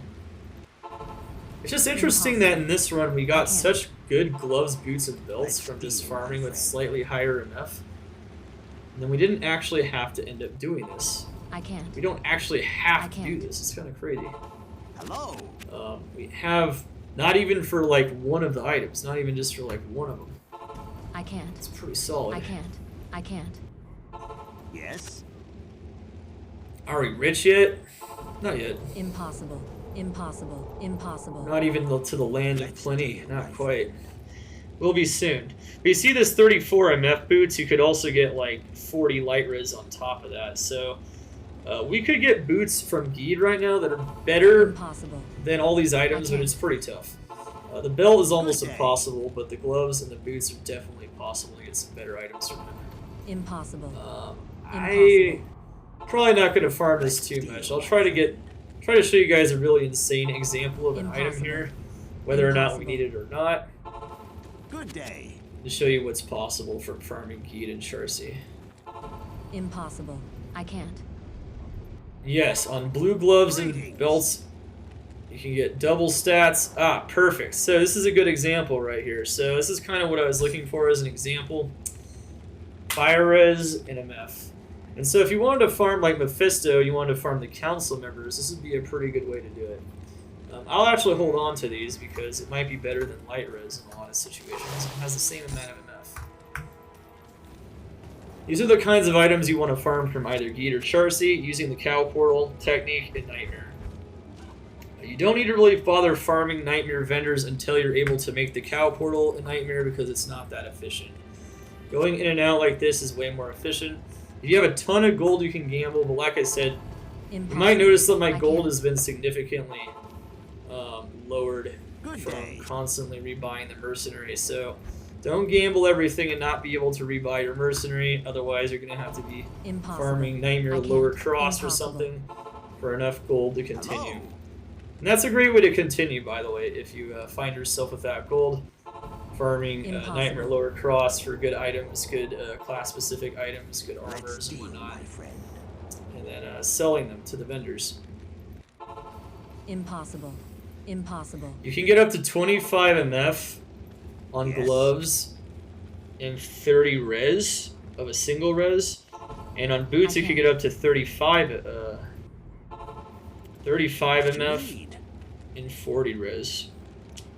So, and you can just farm those from Geed. And you can farm up even like a 100 life sharkskin belt or something. Good day. But since our belt is giving us so many good stats, I think we're good on the belt. So you can check the belt too. This is primarily, though, a pretty good strategy for this. I think I'm going to stop this at like 10 more attempts here. Impossible. We found a pretty good pair of fire res MF boots. I think that's another good pair of like just MF boots just to have on hand.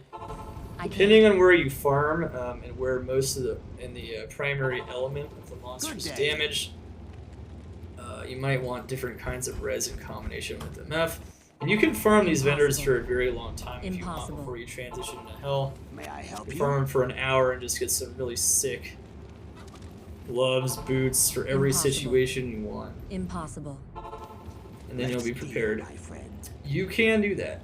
That's an option. I don't like vendor farming for a super long period of time. Okay. Good day. Yeah, 37 cold res boots. See, like, even the single res ones without, like, other stats. Go away, cows. I'm not ready for you yet. Greetings. Also, I'd recommend doing this before you start farming cows or Eldritch or Shenk so that you have MF on your items so that when you farm them, you're more likely to get uniques. I'd also recommend farming your 3-socketed helm if you already have the topazes for it, too. Which I'm going to do here pretty shortly. Impossible. I can't. Good day. As a poison necro, honestly, farm Travincal. Travincal is probably a good path to that. Nightmare Andy is still going to be good, but obviously Andy has a lot of... I mean, if you have a really good poison necro, it doesn't matter. Impossible. But Andy has a ton of poison res. Impossible. I can't. Good day. Yes, sir. So we're going to explain that. That's a great way to start transitioning into getting even better gear. Impossible. Impossible. Let's deal, my friend. Alright. Impossible. Alright, so I'm going to go in and out like 3 more times. Good day.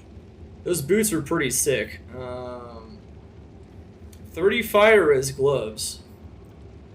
So if you're lacking fire res, and you don't want your MF, you could just get 30 fire res gloves. Not bad. Now if those had 25 MF on top of them, which can happen, or even like anywhere like north of 20 MF, that'd be pretty sick. Impossible. I can't. These are all possibilities. Yes.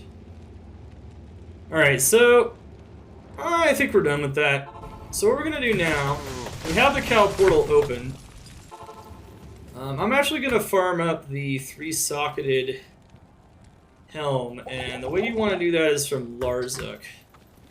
So Larzuk in Nightmare can give you a 3-socketed helm, and I think as long as you're minimum character level 39, Afternoon. or maybe I think it's because of the way the formula works, you might have to be character level 44 or you can farm it up. So let's see. So we're gonna check the crowns and the great helms from Larzuk. Can I help you?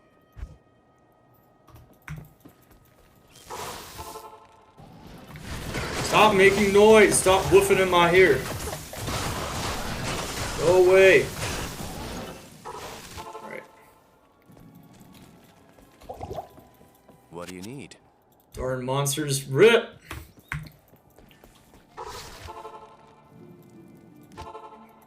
Oh man. Damn, we still have like 3 more hours in this guy to go. Afternoon. Holy moly. So in Rags to Riches, we don't actually get the riches. We get you to the point to where you can start farming the riches, and that's the key. What do you need? Not enough time to get the riches, really, unless I want to make like a 24-hour video. Split it up into pieces. That's just how it is. Afternoon. I'll show you guys how to get there, and then you guys can take it from here. 1 socket, okay. False advertisement, I know. Can I help you? It's going from rags to riches. This is how you do it. Honestly, getting a Shaco could take several days, so you know, it just depends on your RNG rate. Afternoon. Getting the riches takes a bit longer than getting to the point where you can start farming the riches. But we'll show you all the really good areas, of course, though, and we're going to be pushing Hell and At show your you guys what to service. do. Do some demo farms, show you guys what kind of steps you can take to continue to improve your gear. And that's going to be it. What do you need? Alright, so... I knew at level 60 we're at least high enough. I think we're good, though. Afternoon.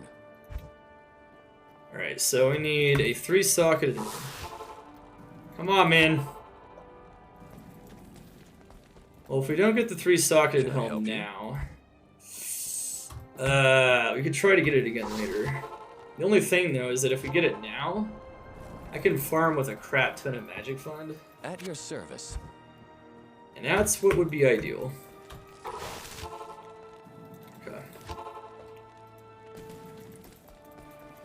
Wow, that's insane. Really great grievance.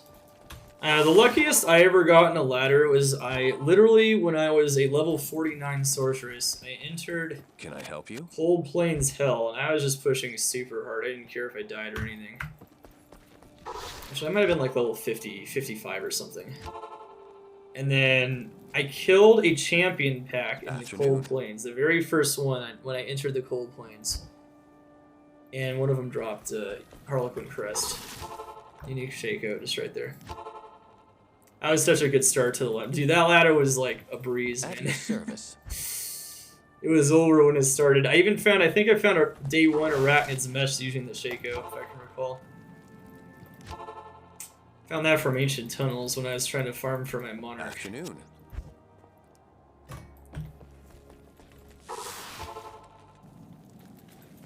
Day 1 Arak and Shaco. I couldn't even use the Shaco or the Arak when I found them, if I can recall. I think I was too low of a level in both cases and I had to level up to use them. Like, it was actually nuts. Like, you never find it that fast. Am I not high enough? Maybe a higher character level would increase the odds of it? I'm not sure. At your service. Oh, no, we're good. Alright, so you need to be at least 30. I think at least level 44 will make it easy. Artisan's Crown, there we go. And that, chat, is the key to victory. So... Okay, so I guess what we should do here is try to find a regular topaz or a flawless topaz. And in the meantime, we can use this. So it's going to lower our damage a bit, but that's okay for Nightmare Cows. It's just going to increase our amount. We have to find one more topaz somewhere. So now, when we start our farming for levels and for gear, cows or Pindleskin or Eldritch, we're going to have good odds. Can't find a perfect topaz. I can find a gem shrine. I could go look for a gem shrine real quick, but I'm going to take the lazy approach and just hope we find a topaz. If that doesn't happen, then we can go search for a topaz. Go farm a gem shrine or something.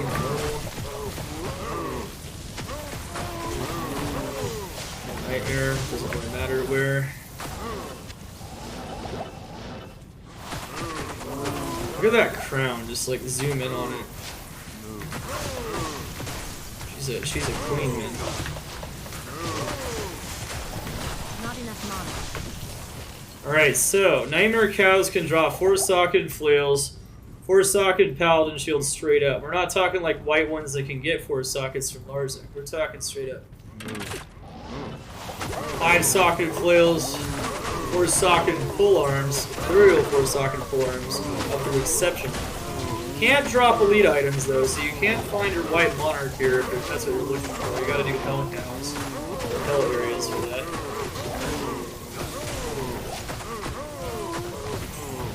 You know what? We can increase our MF actually. I forgot that we're still wearing the Fire Res Ammy, which I was using for Nightmare in Act 4. There's a lot of things to remember sometimes. There we go, 27. We found that in normal cows, interestingly enough. Cows is still a great destination for runes, charms, gems, jewelry. Fun fact, you can find up to an Isrune from a normal cow. Flawed topaz? Alright, getting closer, I guess. We're gonna farm some cows first before we start doing Eldritch Shenk. So we can find that topaz. Sapphire. Got all those topazes.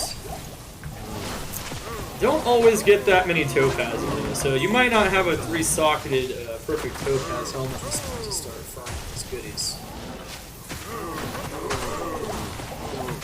Okay, we got here. can also just find a 3-socketed helm off the ground at Nightmare Cows or elsewhere. 2 sockets? Rip. Okay, so that's not what we want. 8 life, 8 mana. Actually, strangely enough, that's better than our just plain 9 life charm. Alright. I'll use it, I guess. Not very good, though, at this point in the game. Did you know you can also find a perfect charm? A 20 life 5 all res, 7 MF 5 all res. You can find those charms in Nightmare Cows. Another fun fact about Nightmare Cows.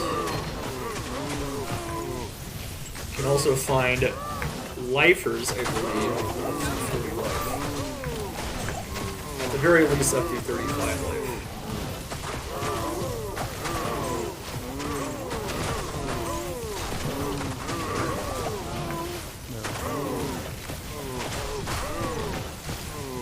So right now, you can see even without lore we have plenty of damage, so we're just gonna like focus on boosting our MF as much as possible here. Gonna wear this topaz helm. I could wear a flawless topaz if I didn't want to be super greedy, but I'm so close to getting that extra 4 MF, so I may as well get it.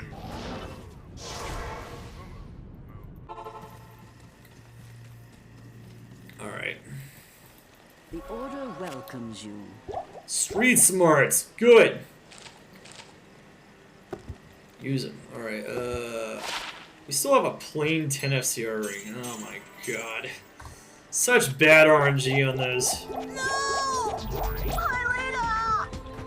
Barricades! Barricade X.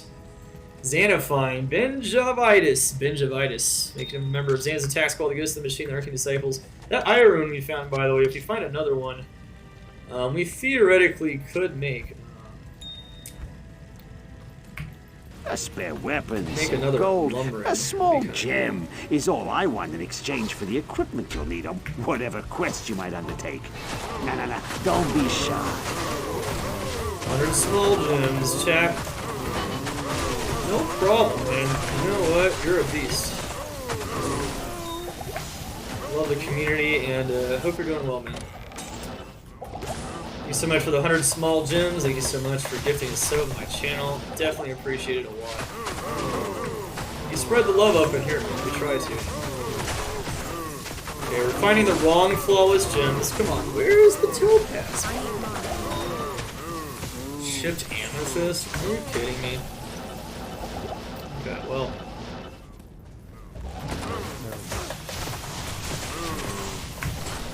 We can farm more cows after this. Cows are gonna level us up as well, by the way, so it's not like we're not leveling up at this level. We're just not leveling up as fast as like Bale or which we should. Those will also give items, but of course, Bale, not very efficient for items. You can farm for items and levels if you want to, though. Bill is not like insanely bad. I made it sound like it is before. It's just that for items, it's just super hard to get to. Aha! It's showtime! Alright, so we did it. Before getting into Hell, and being able to farm everything that we can with maximum magic find, we achieved the Nirvana. The 72 MF helmet. That's very good. Now you can also get a 96 MF armor, but I wouldn't recommend sacrificing faster cast rate to do that. You can swap it out, of course, at the end if you want. But we don't have the topazes for that. We're likely not going to get the topazes for that in this guide. But it's another way you can further boost your MF very early on. Not in town.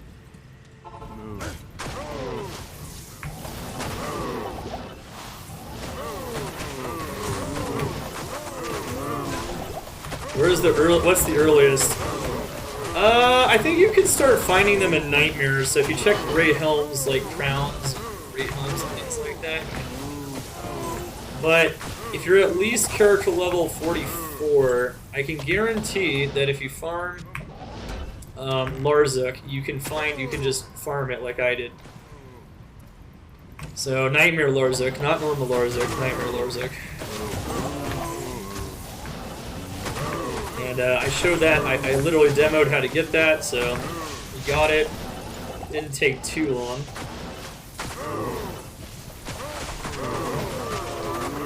Yeah, you can farm it from a vendor if you didn't know. It is vendor farmable. Larzek will sell them either a great home or a crown. And since it's not a rune word, it can be blue.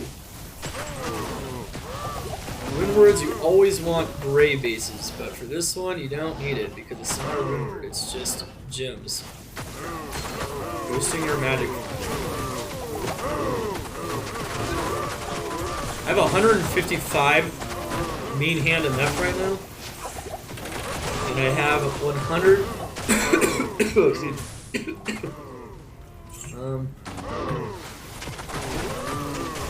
180 MF on SWAT. Once you hit around 200 MF, that is the promised land. That is when you're going to find a lot of uniques.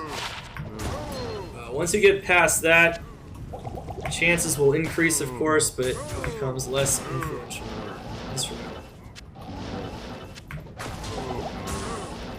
Thank you for killing the bot, Shiori. Nice bot. For 3 perfect topaz helm, right? Yep. We can even farm cows with it too, but honestly, if you get as much MF as I have, it becomes very effective against Eldritch and Pindle, maybe more so. Because uniques and super unique monsters always drop minimum of the magic item and they have great odds, which means that if you kill them with a lot of MF, you're more likely to get better items. Of course, it's also more instrumental against bosses like Nightmare, Mephisto, and Andy, which we already demoed. So, once you get that 3 perfect topaz helm, you can really farm Nightmare like a boss. No problem. Okay, right.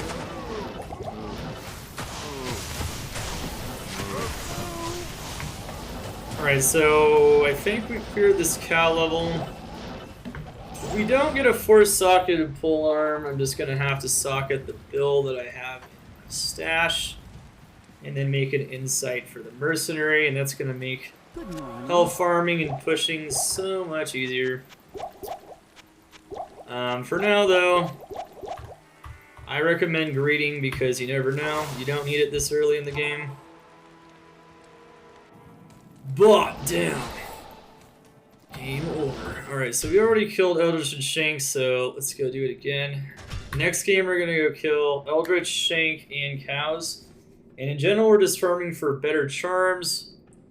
Nightmare cows can drop some really good charms, so before you enter Hell, getting more life, getting more res, it's just such a huge farm. Farming vendors, we don't need to farm vendors anymore, of course, but Good morning. you can see just what it can do for you before you enter Hell. Getting all this res and all this life. Oh, no Oculus? Oh, no. I want an Oculus. Dude, if I found an Oculus, that'd be so insane. Crazy. Salutations. Not enough MF chat. That's what we learned. You can also get charms from Eldritch and Pindle, but cows are better for charms and things of that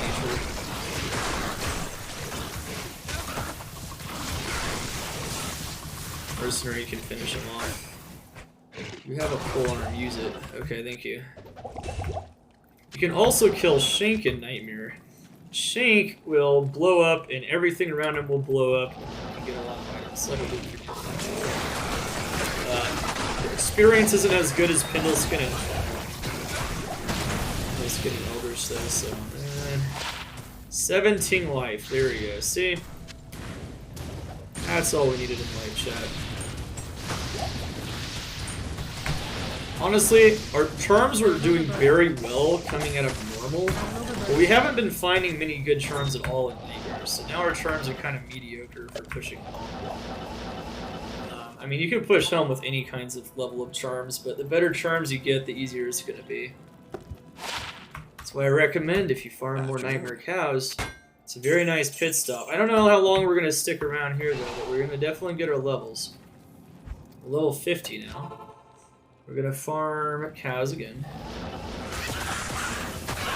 Definitely gonna stick around here for a little bit.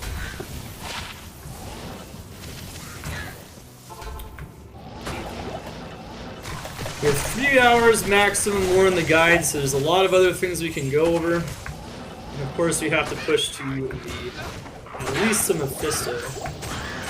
Show you guys the best rags to riches farms when you have no gear.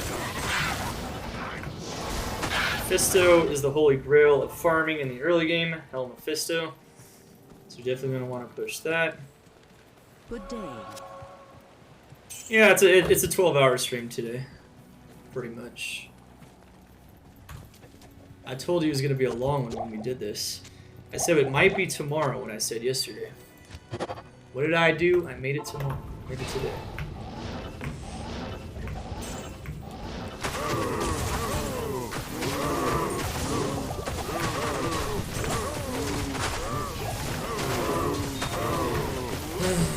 So you got the ruby, okay.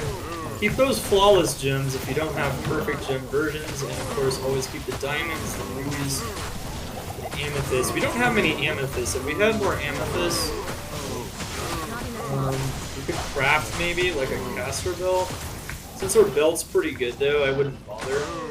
That'd be if rune plus perfect amethyst, random jewel, and then a shark skin belt that you can gamble for need. Wait, is that a... Wait, what? Oh, hello. And see, that MF is already paying off. So out of that clickable there, we just found chance guards. So remember how I told you MF is a snowball? It is. Alright, 25 to 40 MF, chat. 25 to 40 MF. We just found chance guards.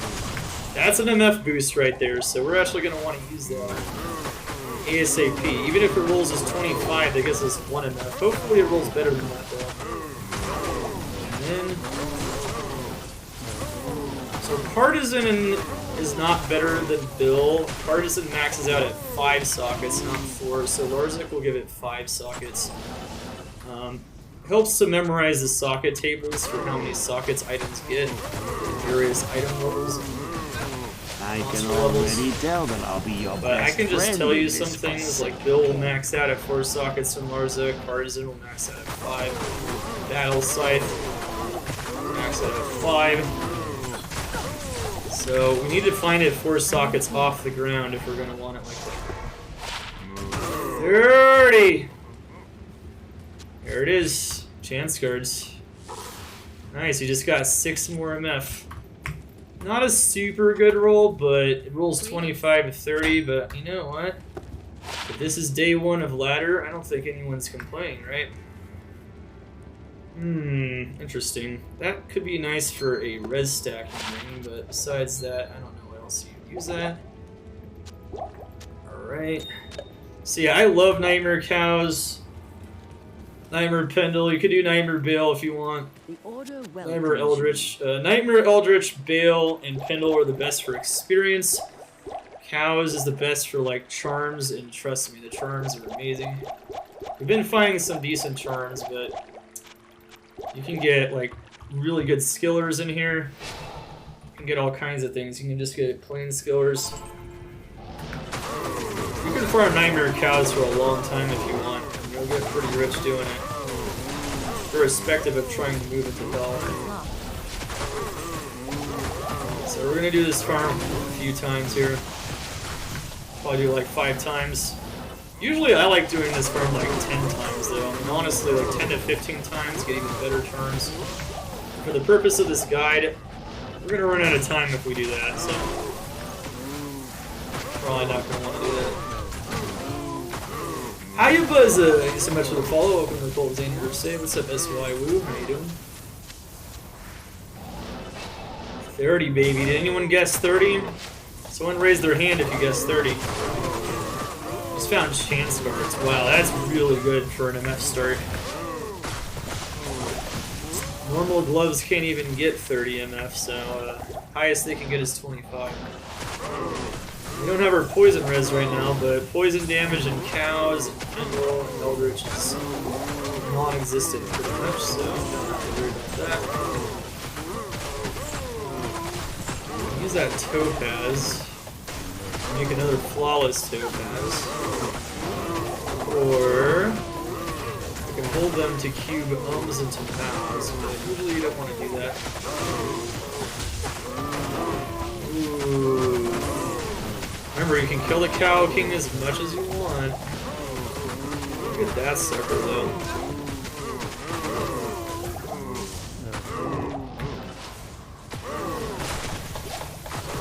So once we go into Hell, I'm going to assume everyone has a pretty good grasp of the maps at that point. And we're going to focus on what areas you can farm in Hell. A build that's pretty trashy. Oh shit.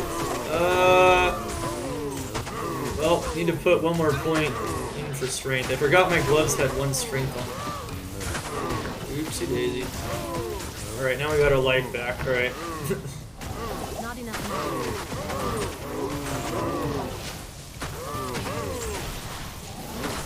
Alright, we're level 50. I like to go into Hell at level 60, but you can go even earlier. I've gone in at like 55, even 50 can work as well. It's mostly a matter of having res, so at this point, just doing some nightmare farming isn't a bad idea. Increase your survivability and health.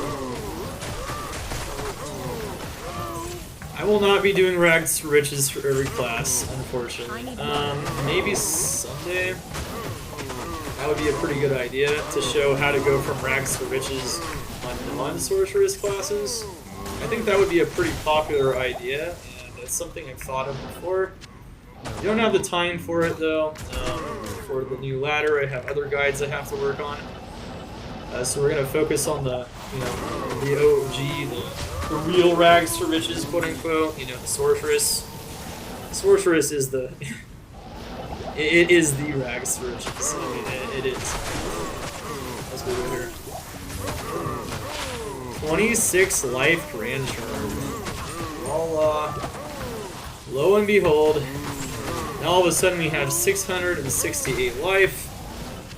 See how farming this area can be very good before you go to Hell. It's going to be very good stuff, and it's going to make it way easier to start farming Hell as soon as possible. You could stay in here for 20 runs, 30 runs. You can get some kinds of nice sharps. This is going to be one of the top areas for sure. I can do it. I can do rags to riches on any class, but here's what I'm going to tell you. For those other ones, you might have to have like a part 1 and a part 2, especially if it's like a barbarian. I think if it's a barbarian, you need 24 hours for that. I think we're going to need 24 hours. We're going to need a bit more. Yeah, you can do it though. Yeah. You're gonna need quite a bit more. Death mask, 3 sockets. Oh, 3-socketed death mask. We could keep that for other types of runes and other types of things. Interesting. FCR on the amulet instead of the ring. Well, that can open up some options, but it's just a plain FCR amulet. Finally finding a. That's only the second 10 FCR piece of jewelry we found this entire run. Yikes, right? That's not the best RNG on that, for sure. 3-socketed helms, though, it's never a bad thing to keep them on hand, and people do buy them, so they do trade for them. A lot of people don't even know you can farm it from a vendor, so take advantage of that. Pick up all the flails. Remember, you can get 4-socketed items, 5-socketed items straight up off of Nightmare Cows. Can't get monarchs and elite bases like from Hell Cows, but you can get a lot.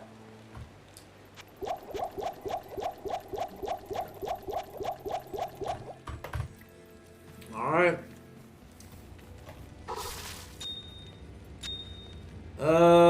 Ooh, we can make a perfect amethyst, chat. So what that means... So you could roll a weapon, or we can craft something. What I think I want to do is craft something. I think I'm going to craft an amulet, because honestly our amulets aren't amazing. We can get an FCR amulet, and they can help us get to 105 faster, and I'll explain how that works. I need a key. So we did end up getting 1 amethyst, or topaz RNG is a lot better. It's locked. Shit, I don't have keys, by the way. Ah, man. I need mana. Whatever, I'm gonna ignore the keys until the next run. It's bad form though.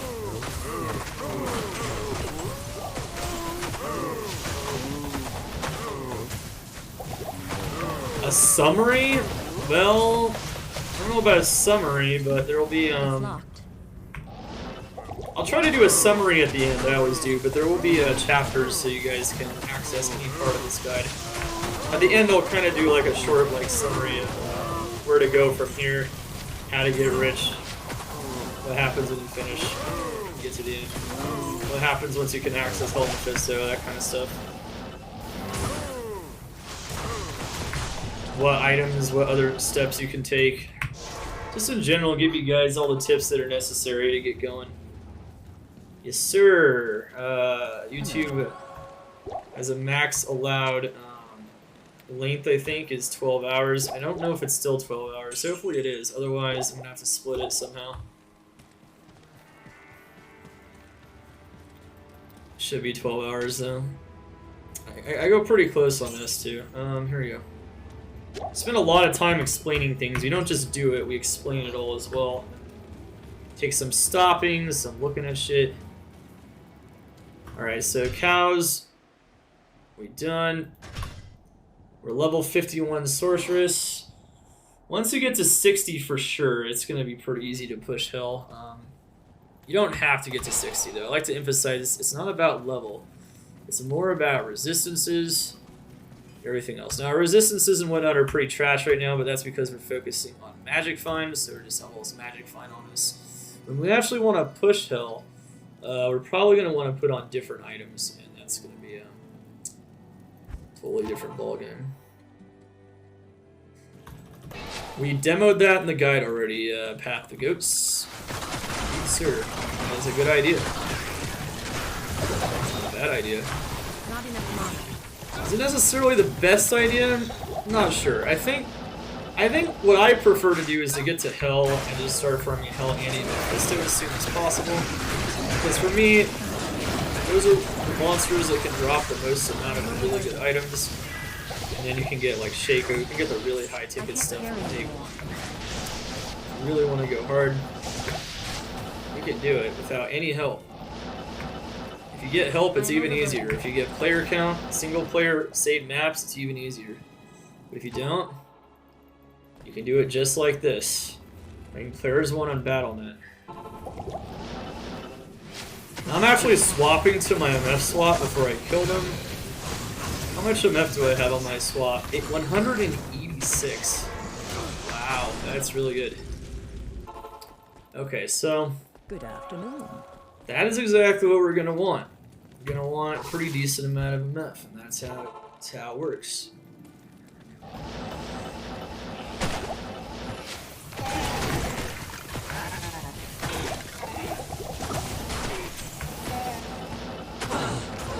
Okay. Maybe we'll get lucky and find some other GG unique items and whatnot, like a Viper Magi. That'd be insane. Did find a Viper Magi in one of my sword books. Wow, 2 uniques off of Arachnid. Not good ones, but 2 uniques nonetheless. Blood Rise and the Diggler.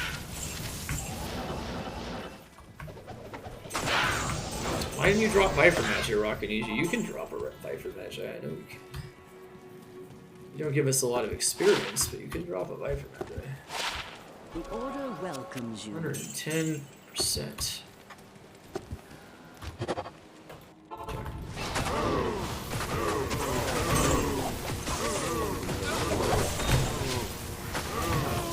Crown.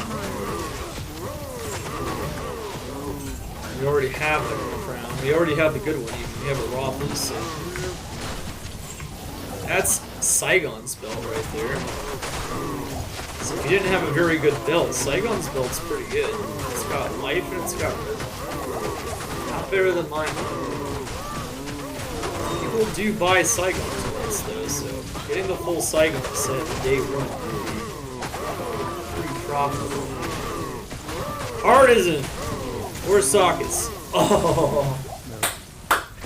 This is why we didn't make the insight. Because if you farm the cows like I do and you put in the work, you know what? You don't have to use the socket quest for that. And that saves that socket quest for something else. Impossible. Saves it for maybe a peasant crown. It can save it, which can give you more MF on your helm, even with a skill. You can save it for a Shaco, obviously. You can save it for a white monarch. You can use it for a Viper Magi. And that can save that socket for later on. So even if we don't end up using the socket in this guide, just know that they can save you sockets. There's a way to save them. So now we don't need this bill at all. We can actually just make the... we can just make insight now. I think. Wait, no we can't. Wait, no we can. We can. No wait, no we can't. Oh wait, yeah we can. Okay, let me see this. Is this chipped amethyst? Okay, I think it's chipped amethyst and 3 am runes. That's not what you usually want to do, but if you're desperate for a soul rune, if you're not trading and whatnot, you can do that. So Ral, Tur, Tal, yeah, we haven't found we only found 1 soul rune for our lore apparently. Okay. Ral, Tur, Tal, Soul. All right, what is it gonna be, chat? 12 to 17.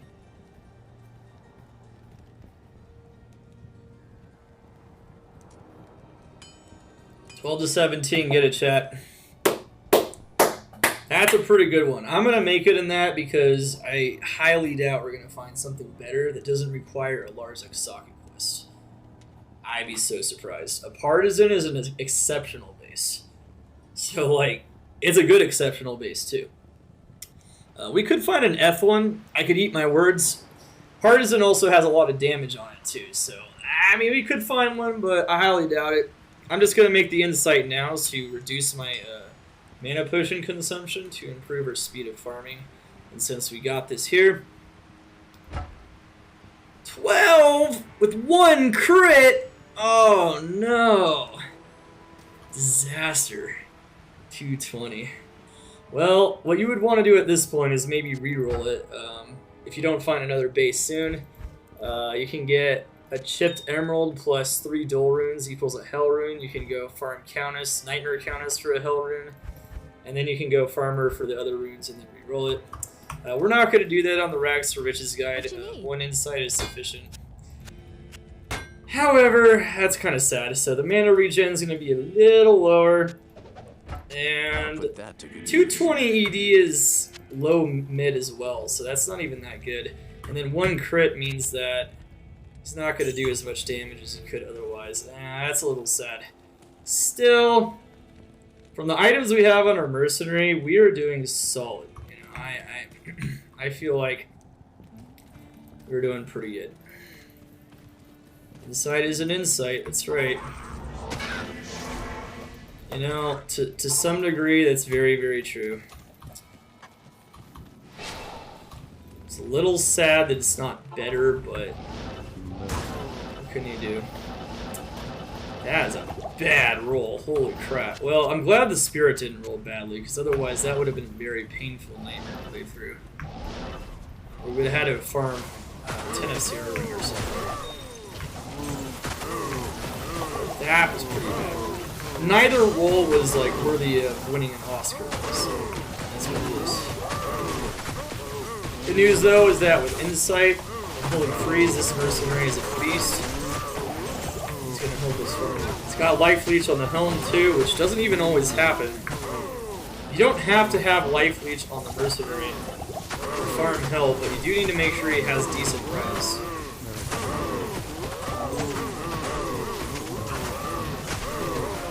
He has Life Leech and he has decent res. And he has Insight. And it's not even in a shit base. This is a better base than I had in the practice room. So that's pretty good. I like the partisan base. I think the base is more important than anything. If this was in a shit base, it wouldn't matter what the roll is. So this is a good base. Got good damage on it. But we could have gotten luckier, unfortunately. Crit strike increases the chance of doing double damage, so level 6 crit strike has significantly higher chance than crit strike.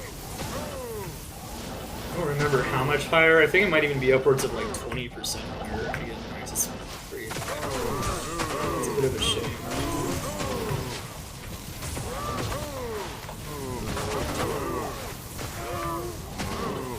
Right, and now we could put more charms in the inventory, potentially. That's correct, because now we don't need as many punishes to maintain.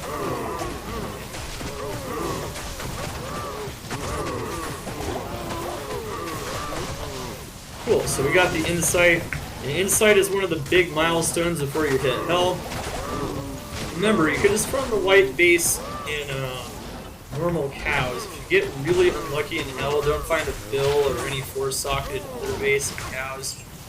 You can definitely get that from normal cows. You're definitely going to want an insight before entering hell for sure. You're going to want to do some of that serious farming, or even want to do some serious efficient nightmare farming. Once you get to this point, you're going to want an insight. But I was fully prepared to use a Larza quest on it. Just to show you guys. Get that. Didn't have to though, which is good. Sorry it rolled so shit. Can't have a rags to riches without some adversity, right? It's pretty bad. Ring. Still picking up all the rings, all the jewelry, all the charms. Hell rune, there we go! Now all we need is another soul ring that can reroll the insight. Awesome. Alright, you could use the unsocket recipe, which doesn't give you your runes back, but it will allow you to reroll them. The chances of any roll being better than that one are actually insane, guys. Yeah, that's a really bad roll. That might be the worst insight I've rolled in like a year. Not enough mana. It's that bad. Okay, that is a really bad insight. Oh boy. Hello. Got a hell rune. You know, you could always reroll it, get some more regen. Strength. I can already tell that I'll be your best friend. So another cool thing you can find if you pick up all the blue ammies, you can gamble them, of course. The gold fine barb, but if you guys didn't know, you can get a 3 cold skill amulet, or even a 3 fire skill amulet, which I actually did on the previous run, and then I changed to Hydra just to show the power of that 3 fire skill amulet. And I found it in Nightmare Cows. So you can find the 3 skill amulets in here. Like I said, spending some time in here, not a bad idea. At Dude Willie D, so we should follow Paul's enemy, so.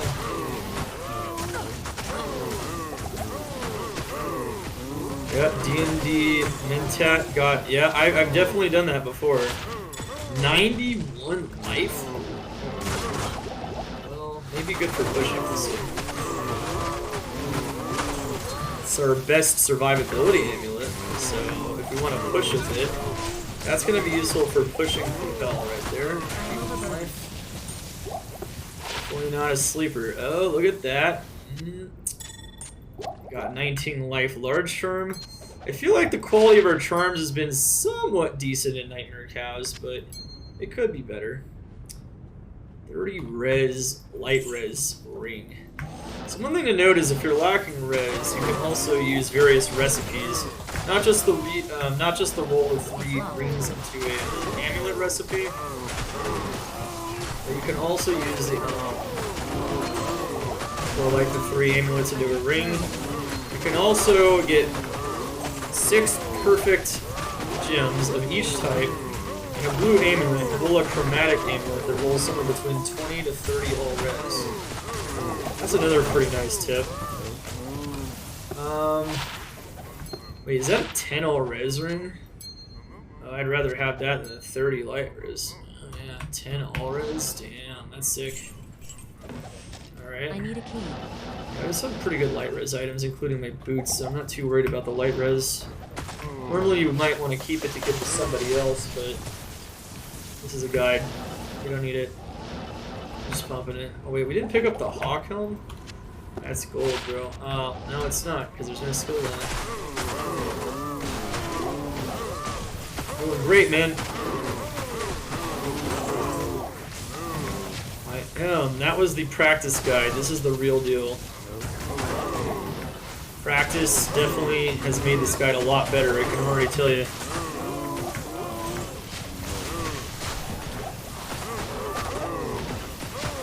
Gotta get some practice in, you know. Alright, here we go. Yeah, so jumping into Nightmare Cows can get you killed very easily. If you're on hardcore, I recommend combining teleport and Nightmare Cows, because that will get you killed very fast. All it takes is some like aura cows, you just jump into them. Masses of might, you name it. No, that is just a disaster is what that is. Alright. Cool. Cool. So we got Insight. Alright, so we're gonna go farm cows a few more times here. And then we should be ready to push Hell. Well, farm cows and then Eldritch and Pindle, and then you can push Hell. We're only 52, but notice cows are leveling us up at a pretty decent pace. Welcomes you. 91. So those survivability items are very good. That's the kind of jewelry you find in cows, and it's going to help you a ton when it comes to pushing through Hell, which is why we do this.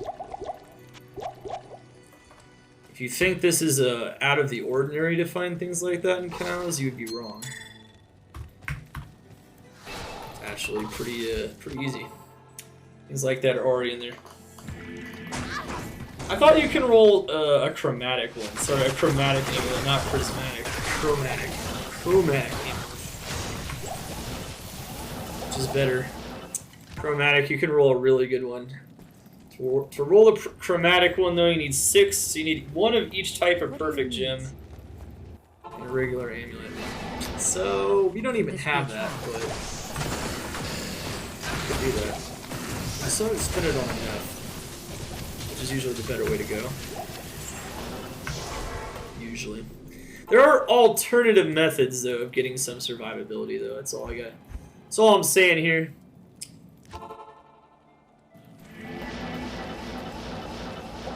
Alright, honestly, maybe we should start pushing Hell. Maybe I'll start pushing when I'm 55 even, actually. I might not even bother getting to 60. I might just get to 55. Maybe, we'll do some Eldritch and Shenk farming with our 180 enough. Just to... Is that another Blood Rise? Oh my goodness.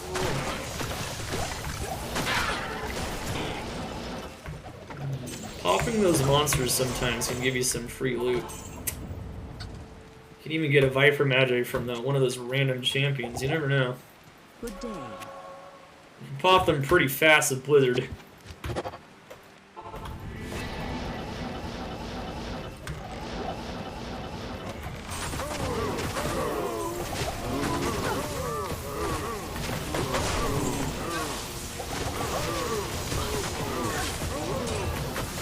Alright. Wow, Saigon's gloves and shield. Those aren't going to really help this build very much, so we're not going to pick them up, but you could trade that stuff. This early on in the game? Absolutely. You're starting a ladder, Rags to Riches is OP. Let's go. Alright, let's go. Look at all this Saigon items. Yeah, people like Saigons because then you can use all kinds of builds and you can level yourself up very easily. Yeah, people are haven't had the time to farm up here and whatnot. It'd be pretty easy to get some stuff. Be socket and full axe. Alright, we have over 700 health now. That's like the minimum I like to be before I start farming Hell. That's pretty minimum there, but we'll get over that though. We should get closer to 800 by the time we actually enter Hell, which is cool. Sometimes you can have like almost 900 though, depending on your RNG and what kinds of items you're using. I think we actually have items that can get us closer to 900. Now it's Scythe. You can pick that up and you can trade that. It's an insight base. Side bases are also tradable at this point.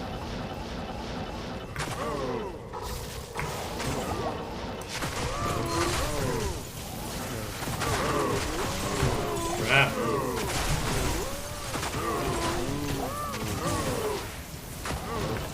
No, it's not good for casters. Saigons is better for like melee builds.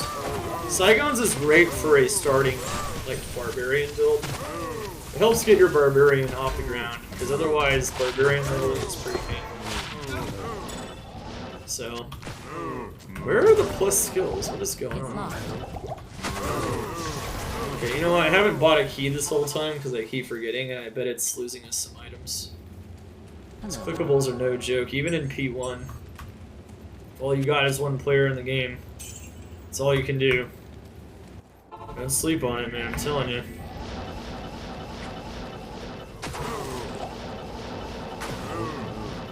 We'll get something out of one of these locked chests and I'll show you. We did get chance cards out of a chest. I don't think that was locked.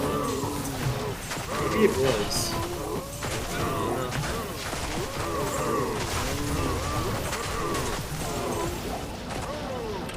Not enough mana.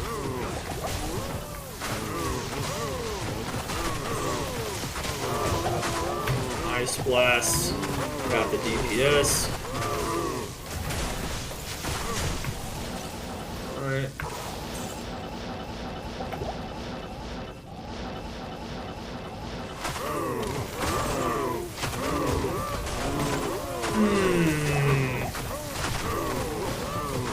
Can we find a white coronet or something to use the Nightmare Imbue on? That'd be nice. It's also something we could use as our Nightmare Imbue. I don't think we've used that yet. Flail, is that 4 sockets? 2 sockets, rip. Oh, that's not gonna make any Hodo. It would be a base roll.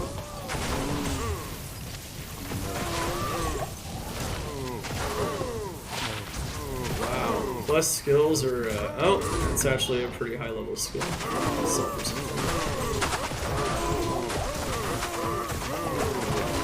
High level on the Grimoire. This gold will also help us farm Hell. Help us revive our mercenary. Pick up all the gold if you can, it's pretty important.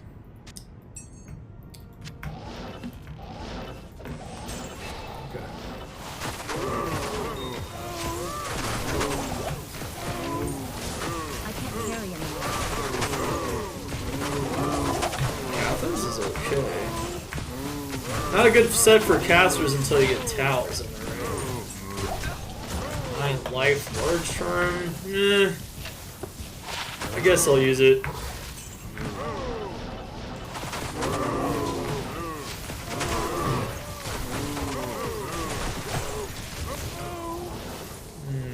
All that survivability stuff. Bill! Battle boots! I know War Traps. You could get War Traps in here. You could get War Traps from Nightmare Mephisto. Or you could get Elder's Boots too. Elder's Boots require a lot of strength though, so do War Traps, but it's worth it. At last Hell respec, you can use it to put enough strength in to wear the Spirit Monarch once you're able to find a White Monarch. But yeah, it's gonna be good stuff. Alright, Blizzard, Meteor. Yeah, we have almost 500,000 gold now, so that's one of the goals as well by doing this. Actually, stock up. Oh, almost make 2 Hell runes. If I find a Soul rune, I think we can re-roll the Insight, maybe. I'm not sure, actually. I don't know if I have the other runes.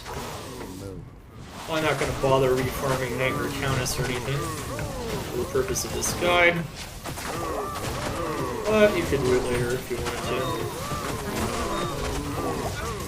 Yes. You can find Talsum in Countess.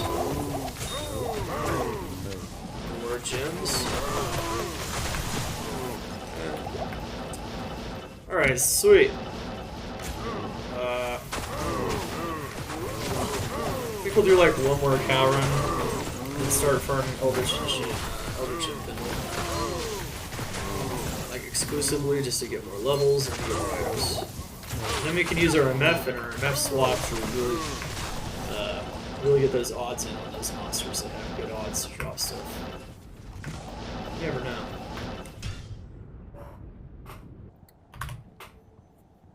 Oh yeah.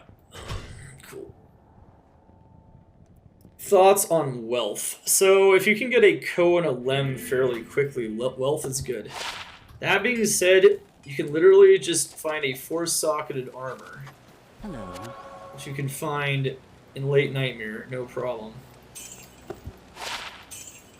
You can definitely find it in Hell. Actually, can you find it in Late Nightmare? I know you can find 4-socket armors in Hell. Pretty sure you can, though. Anyway. And then you just stack in a whole bunch more topazes and you get 96 of it. Lemon Co can be a little bit more difficult. With certain RNG, though, wealth does make a lot of sense to make. It's true. Aw, shit. Accidentally put the gold somewhere where it doesn't belong. How much gold was that? 30k? I don't know.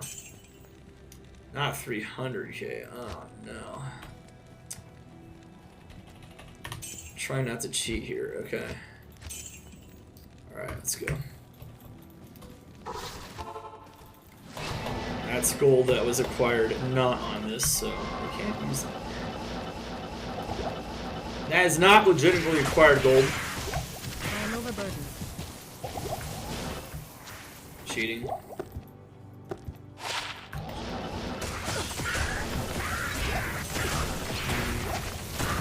Could be weapon swapping to my rhyme for the extra MF. Kill things like Arachnid if I wanted to. Never know.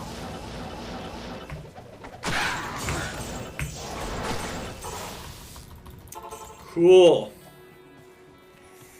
Yeah, gold wrap would be nice to find. Usually you're gonna find that off of some kind of a boss or super unique or something like that. Chancy's same thing. I got lucky though. I just found it off of a chest. It's pretty nice. You don't need Chancy's though. You could just use those res MF drugs. I need a lot of this stuff, honestly. Look at that! Oh, he drops Death Bit. Oh, early game Throwbar incoming. Let's go. Acheron Targe, 3 sockets. Interesting. Get the 4 socket. Let's hear.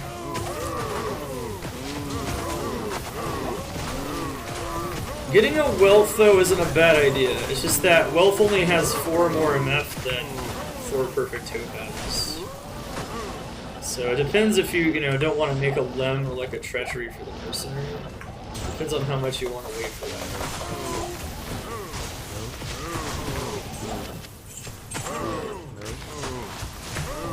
Yep. I need mana. Now that the mercenary has a lot of damage on his weapon, he has life leech. He's surviving pretty darn well. Even a random item like a worm skull or a undead crown can give him that life leech. Any helm with life leech is gonna be good though. You can buy one from Act 5 Larzik as well. If you don't get one somewhere else. Ooh, a 3-socketed armor. That could be used to make wealth. There you go. Also use that to make, well, not smoke. We should make smoke with that one we have if we can find an armor base for it.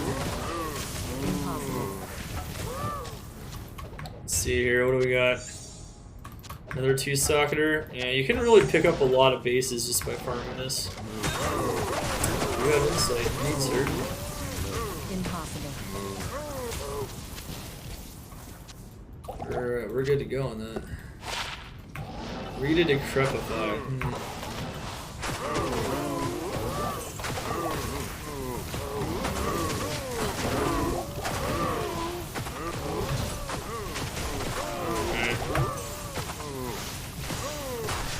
Alright. Yeah, this is the last cow run. Honestly, I'd probably still keep doing cow runs because I like Nightmare Cows. I feel like it's so good. But, it's enough. We've been leveling up off of it. We're definitely in, like, the yellow zone for levels now for pushing Hell. If you're playing hardcore, I'd wait till 60, though, to push Hell at the minimum. You can level up even more. If you're playing hardcore, try to level up as much as possible. Make sure you get res, get as much life as possible. And then put that 1 point in Energy Shield.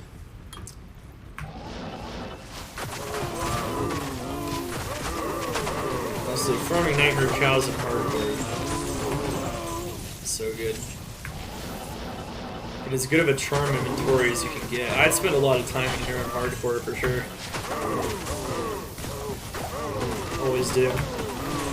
Make sure you can take a pretty big hit. That's the key. Yeah, that's the thing, is like Wealth overusing Limb for Treachery, unless you're a Gold Find Bard, doing Travincal, doesn't make a lot of sense usually. Remember, you can just find any old 4-socket armor and do that. But then again, Wealth requires only 3-socket armor, so I guess it depends on what you find. Or what you can trade for. Trading.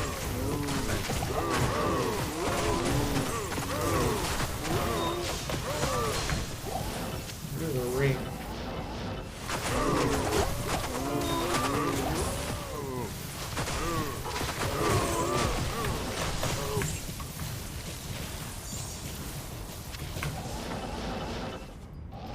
Alright.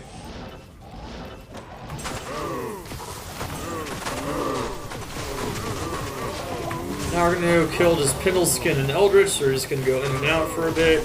Gonna level up some more. Maybe around like level 56, 57, I'll start pushing. Oh, that's fine. That's pretty solid for the most part. Especially for software. Yeah, is it? You can have too much pain. You can level up in Hell a ton, so Hell's very good for leveling up. Just target the elite packs like normal. That'll be good to go. Of course, we'll go over that in a bit, though.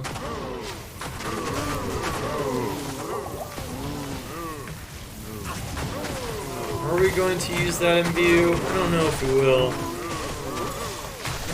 I'm not really finding anything I want to imbue. You can save the imbues for later and get like tiaras and diadems too. The diadems have really good odds of getting some really sick rolls. So if you start farming some 85 areas like Ancient Tunnels, it's going to be really good.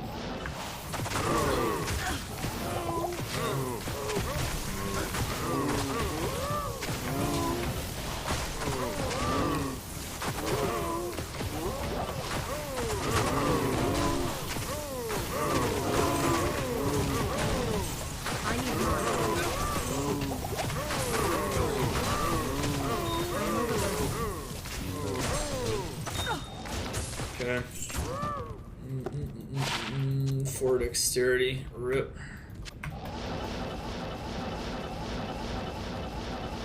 Alright. Not enough mana. Cows did some pretty good things for us. Honestly, I feel like the charms are pretty mediocre this time around, though, for that many runs. But you can get way better charms for sure. Like I said, 20 life small charms, 5 all res, you can get MF small charms. Not enough mana.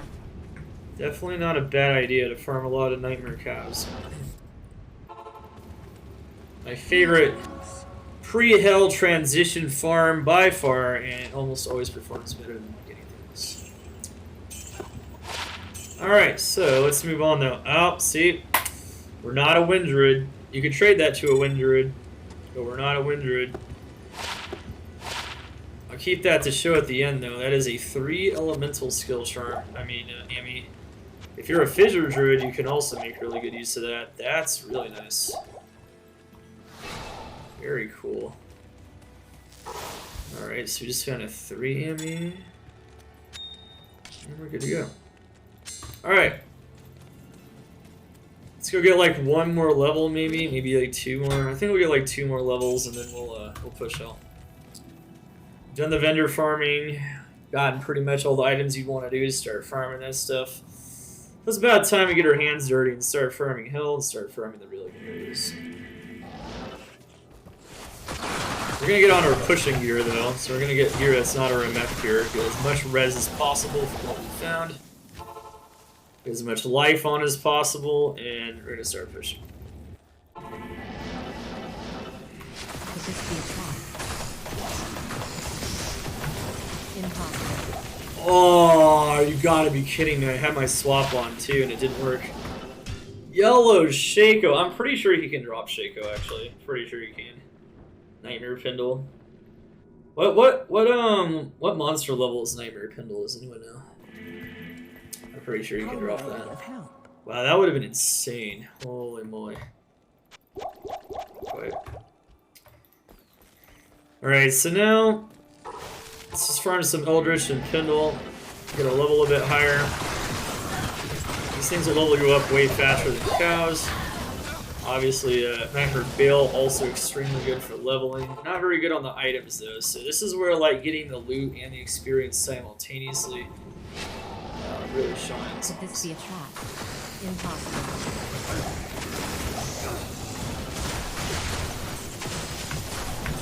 Alright, there we go. Oh, he can't, but Nilithok can. Interesting. Wait, was that a... Dang, I should have checked that Shaco for triple durability. Wonder if it had triple durability on it, like triple the normal amount of durability. I don't think so, though. I think it was like 12. Oh, that would have been stupid. I got a decent amount of MF, so there's no reason to think that couldn't happen. There's a lot of free socketed rune words like Treachery, so holding on to one of those if you find a limb. You get like wealth, there's a lot of things you can put in that. You can even just put like res runes in there if your mercenary doesn't have smoke. What do you need? I recommend just making smoke if you can get a 2-socketed armor though. Let's get to 56 though. Is there any way to see your gear? Not currently. This will all be on YouTube, and of course you can check it all yourself on there. I do go over my gear multiple times. You can also see what we're putting on. At the very end, I'll do like an overview of the gear and where you can go from here, so that's going to be the idea. We're starting to run out of time though. Only got about like 2 more hours I can have left in the guide. That's plenty of time though to get to the farmers. Because all we have to do is push it this way. So once we get a couple more levels, it's going to be pretty easy. I do a little bit more nightmare farming. I'm going to show you guys where to farm and how to get rich. Then we're going to go over the gear. It's going to be pretty easy stuff, I think. We'll see though.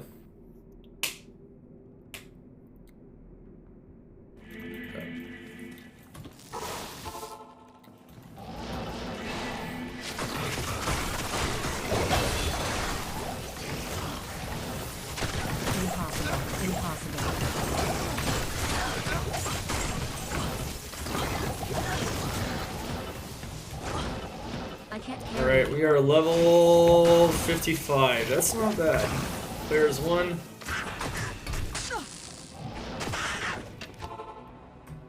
Wait, what was that? What just dropped there? Oculus Kappa? Yeah.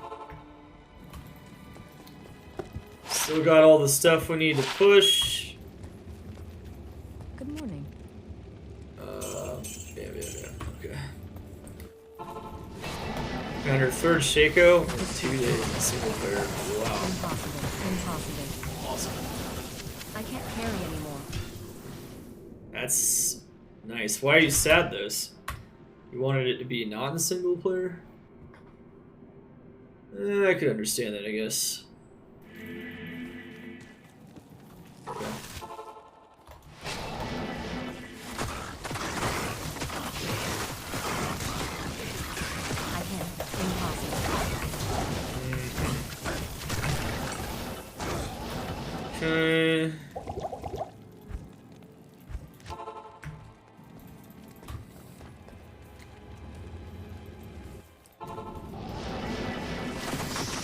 be a trap.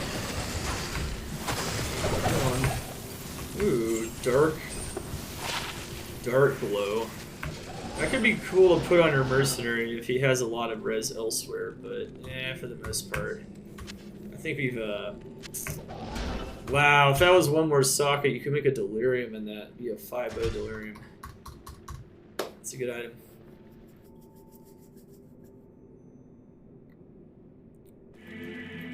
I am objective as possible, and I create very strict criteria as Sub-Ante. Because I do talk about my criteria when I go to the tier list usually. Impossible. You can judge for yourself whether or not it means anything. Wow, Fire Enchant Nightmare. Still trying to die. Oh, wow. Well, there's a Chromatic Amulet with 19 Strength. If it had a Sorceress skill, that'd be insane. It's only 7 all res though. Martial arts skills. You know, if I'm being honest, we're probably not going to use that. But it got really close. Alright, so we're about to hit the level that we need. We're going to put the gear on that we need for Hell. And then we're going to book it. This is how it works.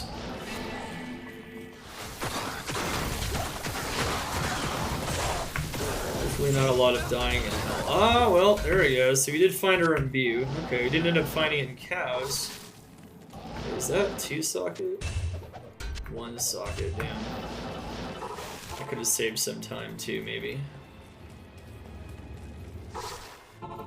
So, this is the red portals. Open. In and out, in and out, in and out. Alright, so we don't have too much more farming to do in Nightmare, and then we're gonna start demoing, you know, the Hell farming and whatnot.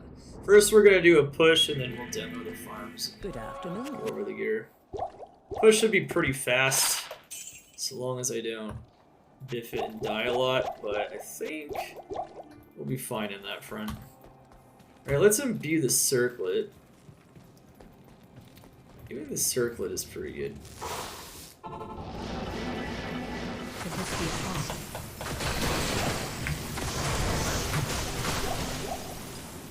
Are we getting super art god tier RNG? Not really.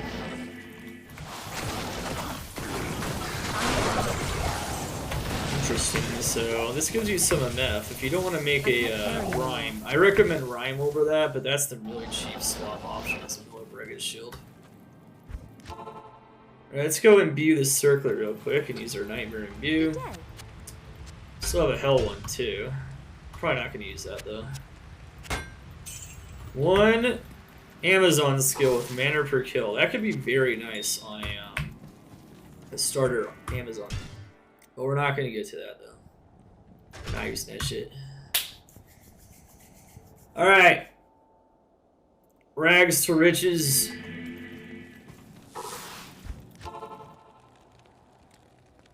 Indeed not.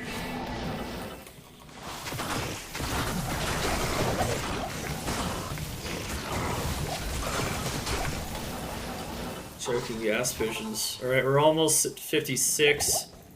I'm gonna start pushing at 56.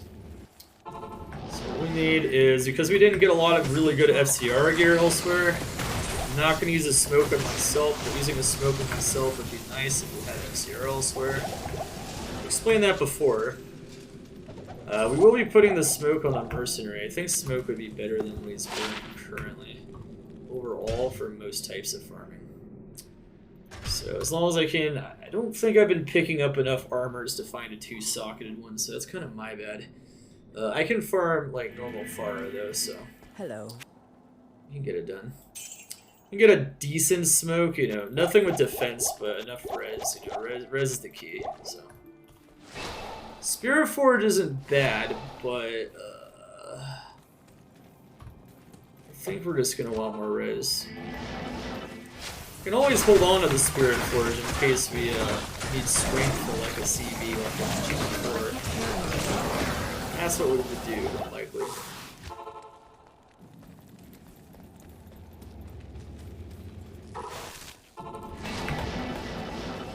You can get a Monarch in the Catacombs, actually. Do you know that? That's not a bad mercenary in home if you have nothing on the mercenary. It's a Coif of Glory. Yeah, you can't farm a Monarch in Nightmare. You can farm it in Hell, though. And you're gonna want to target areas like maybe Hell Cows.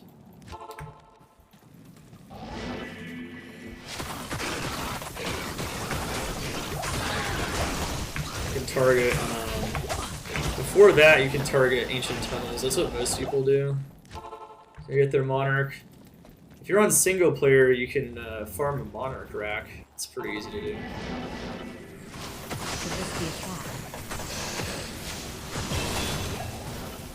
Alright, sweet!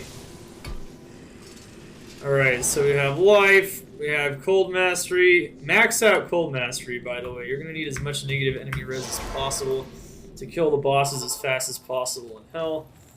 Once you've maxed it out, once again, go into Glacial Spike. Okay, so now what we're going to do is we're going to go put on our pushing gear. So pushing gear is similar, but we're going to make sure we have res, and res is going to be the primary concern. Or life. Honestly, I think the dual res on this is just super good.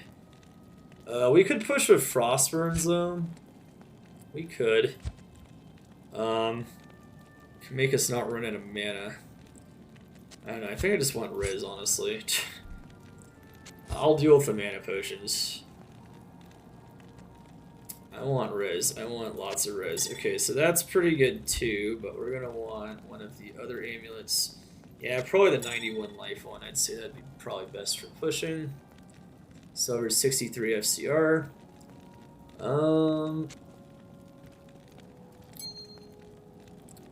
10 all res would be nice. Apparently though I need to put 5 points into strength though if I still want to wear my belt. And then the helm, we're gonna want to put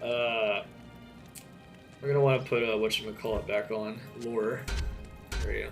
For damage and for survivability, res and whatnot. Alright, so are we good? Are we ready? I think so. You know, honestly, charms can be a bit better, but we did get some life charms from cows, which is definitely one of the better ways to do it. Notice we have 842 life, so that's not bad. At level 56 especially, that's not bad. Alright, so let's go into Hell, and let's start pushing. No, let's make a smoke for the mercenary first, so let's go and farm the 2-socketed base of normal Pharah. And now it's time to start pushing Hell. Now, one thing you don't do until you get a really good weapon base, I wouldn't recommend doing Den of Evil. I'd recommend skipping that. That's just going to waste a lot of time. You can get like one skill from that later on, but it's not really the key for getting rich. So we're going to be skipping Hell, Den of Evil. As well, actually, the mercenary has a decent enough insight to do it. If we have time, we can do it, but it's not really key to this guide. A lot of cold immunes in there. It's kind of nasty. Don't recommend messing around in there too much. Alright, we just need a 2-socketed armor. I don't really care what it is, honestly. Just want FHR and 50 all resistance on the mercenary. That's going to give him a huge boost to his survivability. How may I help you? Even at a pretty low level, and then he has pretty good likelihood of surviving. Rags to riches, baby. Can't wait for D2R edition of Battle of the Pit. Oh yeah, you know, that will come at some point. Card throwing you so much, man. So much support. 17 months as a member of Xan's attack squad, the Ghost of the Machine, the Arcane Disciples. Careful with that one, that's a blue one. You know, we need a gray one. Careful. I saw that and I was like, wait, that's it. And I'm like, no, that's not it. I could farm Charcy if I wanted to. I think Charcy's easier, but her armors are such shit.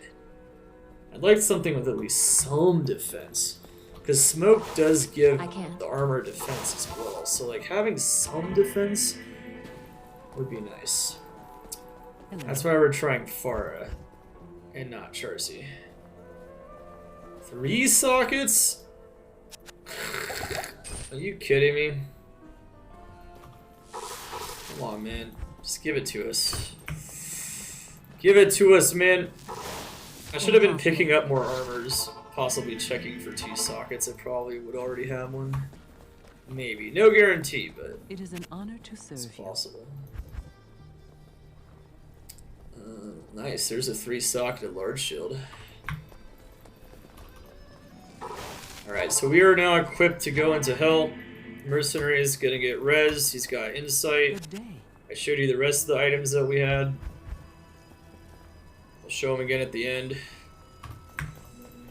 But farming a 2-socketed armor from Farah is proving to be pretty tricky right now. It is No an Glover honor to music. We were making a guide. You can be refunded if you want to, though. No Glover music.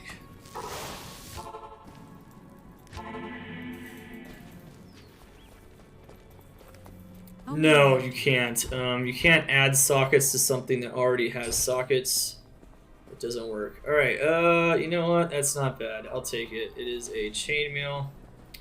So, Neff, Lum. If you didn't see, we found the Lum early Nightmare, so that's kind of cool. Alright. I'll put that to good use. Not as much defense as this sucker, as you can see. But 50 all res is I'll put that to good use. extremely huge. 14 all res as well, plus life leech and a decent I'll damage put that to insight. good use. That guy will survive things in Hell. Not a lot. It's going to be spotty here and there. Let's make some more full juice. Don't really need the regular juice anymore. We can keep the regular juice, but you can make more full juice if you want. And this is something I mentioned earlier. This is why you keep all these juice. Now we're gonna go push up. Alright. No Glover today. Today is not the day for the Glover. If you DM me, I'll give you your points back if there's no moderator to do it right now.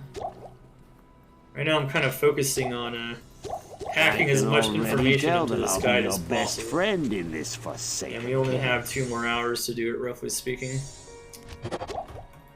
Alright. Demos, information, all kinds of stuff. Okay. So. We're good to go. I got lots of res. That's what we're going to want. If I get that 5 strength, I can get more res just by putting a 10 all res ring on, which should be nice. Found that in cows, I believe. Alright, so now, chat. Let's do it. Alright, so we just queued up all of our potions. We have a bit more room. Honestly, I could use that for poison res. Yeah, why not? I don't like getting poisoned anyway. Alright, so the MF gear is not going to be super important while pushing through the Promised Land. These are the Hell areas. These are the areas that are going to give you Shakos, Arachnids, Meshes, all the really good stuff, all the insane stuff. But to get there, we have to push through Hell, so that's what we're going to do first. We're going to do the push first, Good day. and then we'll go over the farming areas that we passed over. I'll briefly mention them as well when we go by them.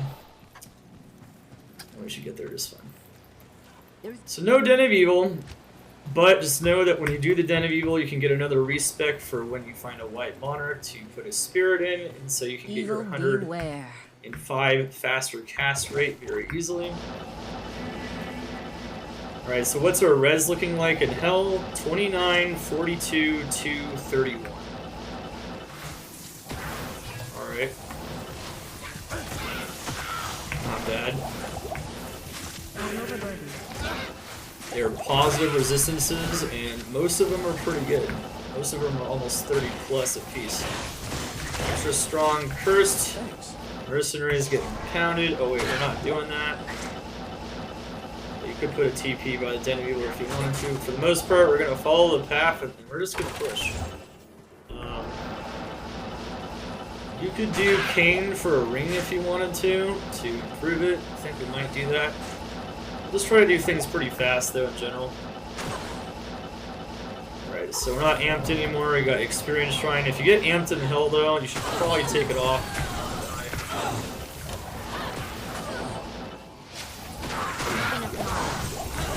You should still kill the elite packs when you find them, for sure. Keep taking care of your goal. 100%. I can already tell that I'll be your best friend in this forsaken camp. Soldiers, okay. Convince Naj D2R. I can already tell that I'll be your best friend in this forsaken camp. Oh, no, we found the burial grounds. Burial grounds is right next. Wait, are we even right next to the wall? Yeah, we're too close to that. Go for the wash, though. I can already tell that No, I'll be your oh, I best could have friend dropped in this Shaco. Oh man, wouldn't it be crazy to find a Shaco at the end of this guy? Man, that'd be insane. But you know, it's probably not gonna happen. We'll see. Not enough mana.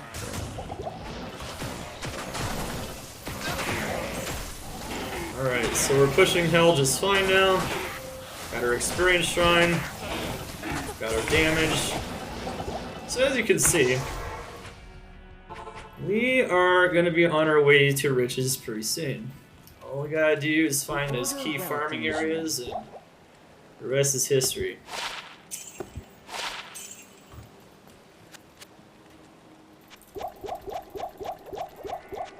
Okay, yeah, that's fun. Wow, we're level 56. Getting some pretty good experience right now. Alright, those are all fire immune. It does help to memorize the immunities once you get into Hell. But if there's any cold immunes, just avoid them. Only attack things that aren't cold immune for this part. It's going to be a lot of immunities now that we're in Hell mode. Avoid the cold immunes, just skip them. That is the most important thing I can say starting Hell. Doesn't matter what element you are, whether you're Hydra, Nova, or you're going to the standard Blizzard for the maximum number of farming areas. Alright, found the waypoint. You're not going to go over geography of the areas. We already did it in both Nightmare and Normal. So if you guys want to learn more information about how to read maps, and how to read them as fast as I am, and how to read as fast through the game as I am, you can check out earlier parts of the guide. I've gone over them multiple times. We're going to focus more about how to farm now and how to get to that point. And just, you know, do the quests that we want to do or can do easily that are going to make us powerful enough to start doing this stuff. Dark Wood waypoint. Oh wow. This ancient tree has an aura of magic about it. Careful for the Might Aura. Careful for the Fanaticism Aura too. Alright. Mercenary is gonna die very fast. Those are cold immunes. Oh shit, yeah. I knew that was gonna happen. There we go, just pop them.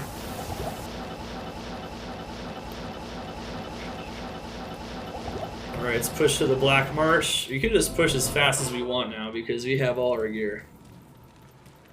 Oh. Now, the key is not to be dying all the time, if possible. Welcome. But yeah, it's not easy. Alright, I need 5 more points into this, and then I'm going to give myself even more res using this ring. Found a lot of nice, useful gear at Nightmare. Alright, sweet. So let's go get another ring as well from Saving King. Another rare ring. We'll see if we get lucky this time. And then if you want to push all the way to cows, Get to the rogue camp. you can. You're going to have to get all the way through Hell Vale, which can be very difficult on the pure Blizzard. But if you're willing to respec, or if you have some other source of it, you can grab the leg. Hell Cows isn't bad on a Blizzard Sorcerer. I'd say it's better on something like a Javazon early on, compared to other areas that I feel like the Blizzard Sorcerer excels in a bit better. But you can definitely start targeting Hell Cows, especially if you want some of the best bases. Alright, so we just leveled up. I believe we need... Yeah, so I need 5 points into strength. Okay. So now we have even more res. So now we have 22, 52, 41, 12. And like I mentioned before, if you actually... Ooh, dual stat ring? That'd be nice for some classes, but not for this one. They're just gonna sell it for now. You could definitely keep that for other builds, though, if you wanted to, 100%. One thing to note is that if your cold res is trash, remember, you can use a thawing potion trick or the antidote trick for poison and cold res. And every one you drink is 30 seconds. So that's like 5 minutes of 50 more cold res, so... cold enchant's very dangerous in Hell, even more dangerous than fire enchant in Hell. So that's one stat to really look out for besides auras and conviction, enchants with elemental damage added in, etc. Those auras, those damage auras with physical damage are very dangerous. So remember, don't bother with the cold immunes. Alright, we're still maxing out Cold Mastery.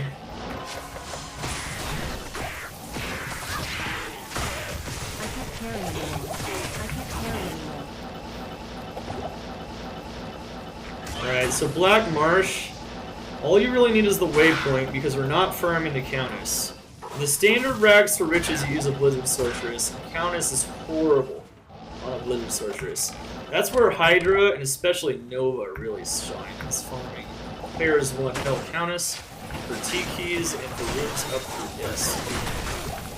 We are not going to be doing that with this character though because it's very inefficient. You need a very strong mercenary just to get through it. They're all cold immune. It's just a nightmare, especially when you don't have gear. But that is a farming area for other versions of a sorceress that gets to this point, so if you want to respec and go like Nova or Hydra or something, it will be effective. I have tested it. Alright, so the waypoint's on the right side of the fountain. That means the barracks is over here. I know I said I wouldn't do maps, but for that one, it's a good stop and show that. Another area we passed through the Tomo Highland is the pit. The pit is also replete with cold immunes. Even though it's a max level area, it's not going to be good at all. Stay away from the pit on Blizzard Sorceress. On a pure Nova Sorceress, as long as you avoid the archers, you can make it work. Hydra also finds the pit to be very difficult though because of how many fire immunes there are in there, particularly the devil things.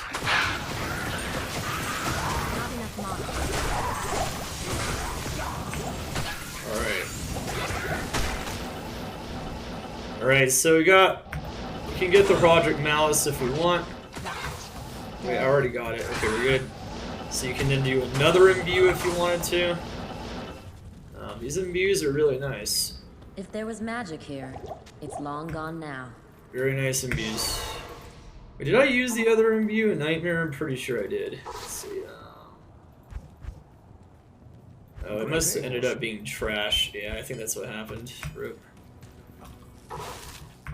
Maybe find another tiara. Keep killing the elite packs. Keep leveling up. As long as they're not cold immune, go for it. Waypoint. Alright, I guess in case we die, we have a jail waypoint. Sweet.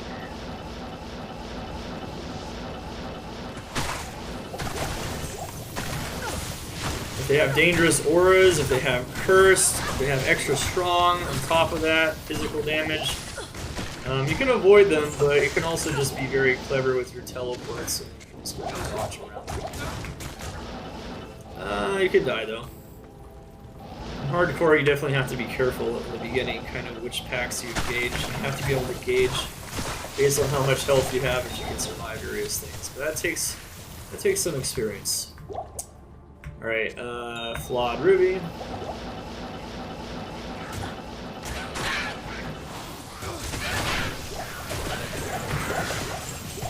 Circlet? Did I miss a circlet just now?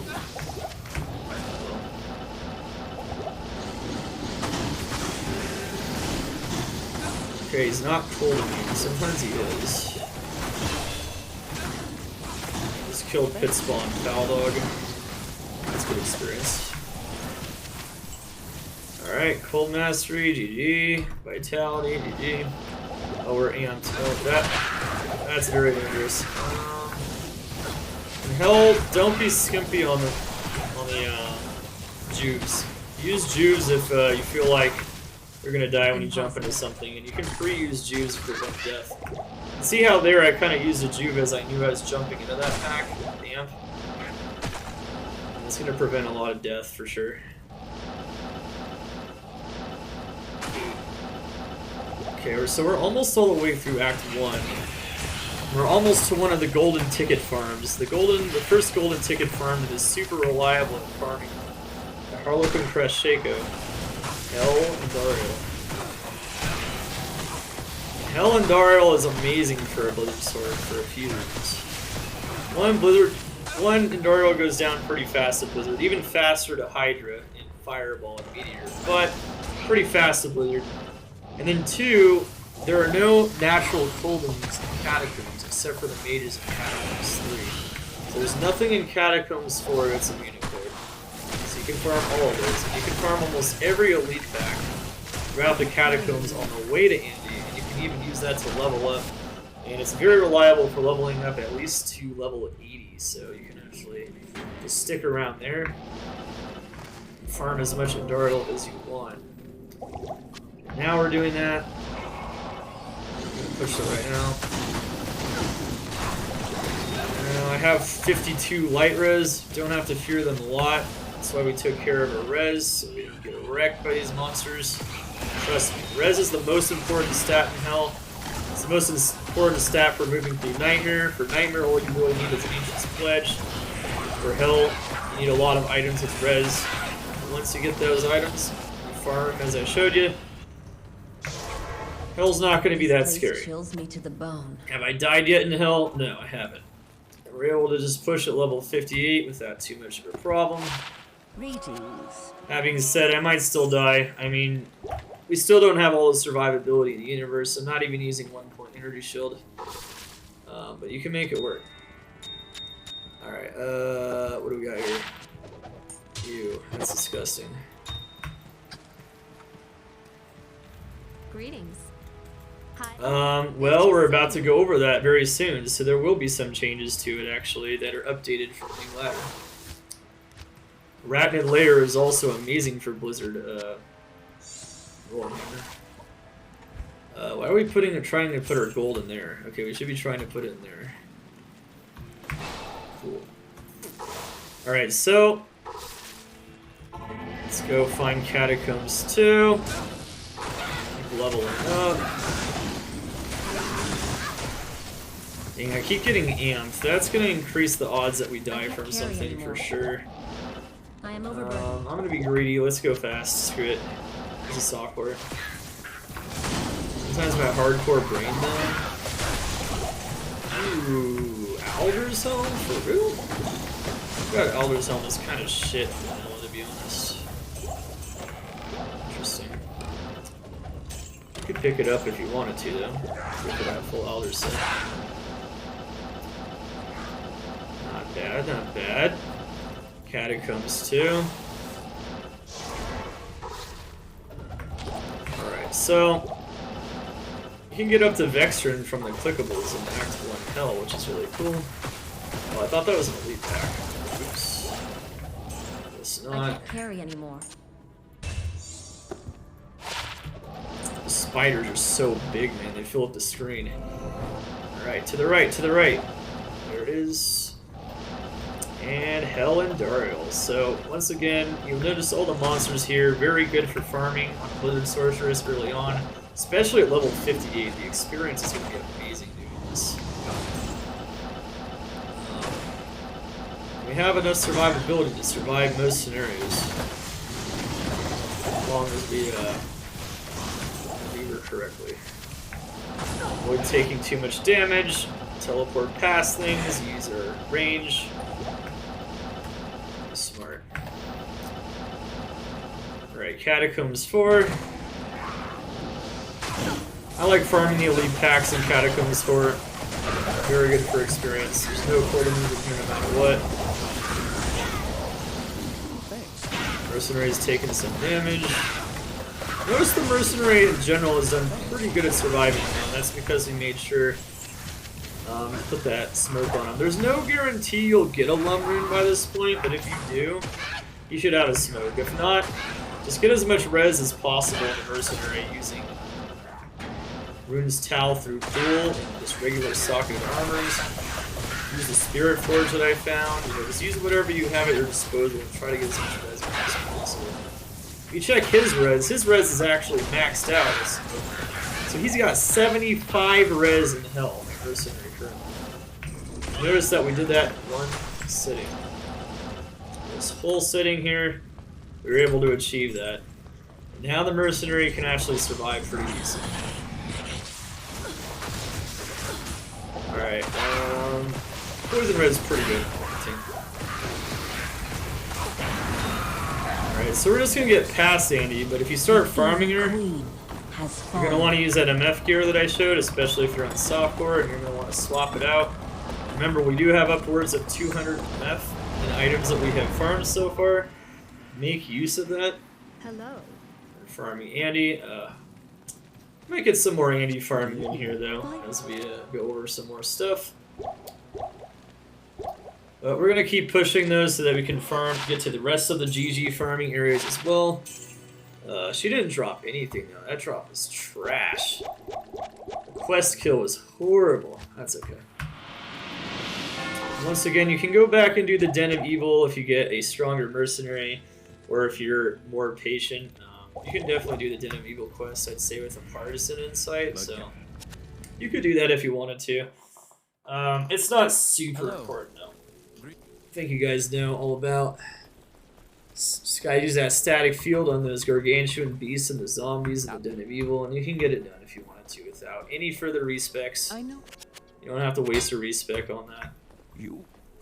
One question I also get a lot is, isn't going hybrid better for farming? Well, you don't have a lot of plus skills and a lot of damage. It can be in some areas. However, when you're killing bosses, hybrid is always going to mean less damage. Especially if you want both of your elements to do damage. It's difficult. This is why going one element, Nova, Hydra, or Blizzard is going to be most efficient to start farming. It's very pertinent to Rags to Riches, because your whole goal going from Rags to Riches is to start getting those GG items as fast as possible. Alright, so we entered the sewers through this entrance, because whatever. We got pretty fast teleport at this point, unlike when I came here the first time. Actually, no, I had fast teleport. Well, I had fast teleport Nightmare, that's about it though. Alright, don't have to worry about the mercenary weapon anymore. It's got insight. Insight's just super good. The mana regen's insane. Has damage, so the mercenary can actually do damage. That's going to become very important for getting to Hell Mephisto.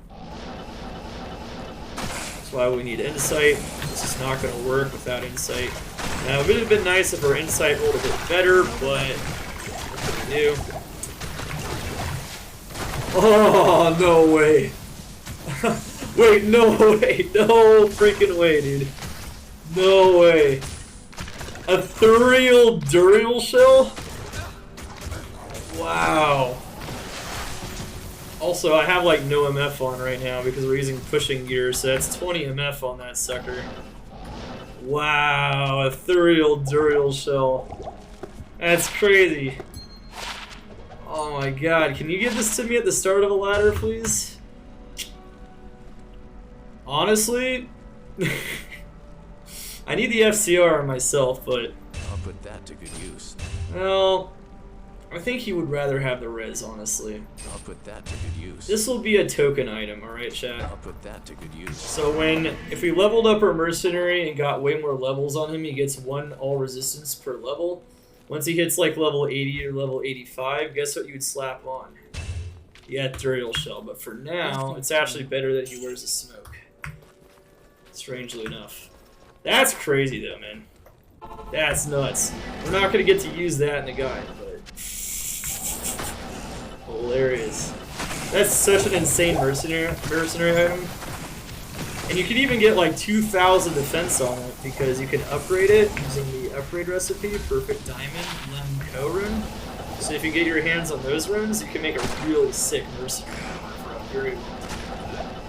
That's almost endgame. The only thing that's better than that is Fortitude pretty much. That's insane. I can already tell that I'll be your best Fortitude friend or in this Leviathan, it would have to be something really good. That's really good. That's sick. Found that in the random sewers, just farming the elite packs, getting experience. 20 MF on our current setup for pushing. Great stuff. Osmare Poe. This one's gonna fall. Look at the close everything. Oh no, he's cold immune. Okay, that's bad. He's cold immune in Nightmare too, that's so lame. I was trying to get my free plus skill. Oh. So bad, man.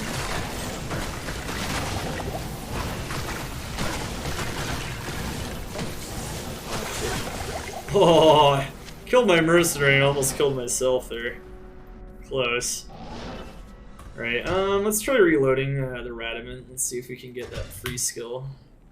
You don't have to do this, but this one's actually a lot easier than the Den of Evil. There's not a lot of cold immunes down there. Mostly fire immunes. And it's a lot more reliable to do just in general. But if he's cold immune again, I'm not going to spend that much time on it, honestly. Eh. Wow, we got lucky there. To the left. Alright, we're almost level 60, so like I said, farming those elite packs along the way, it's going to do some good stuff while you're just pushing the game.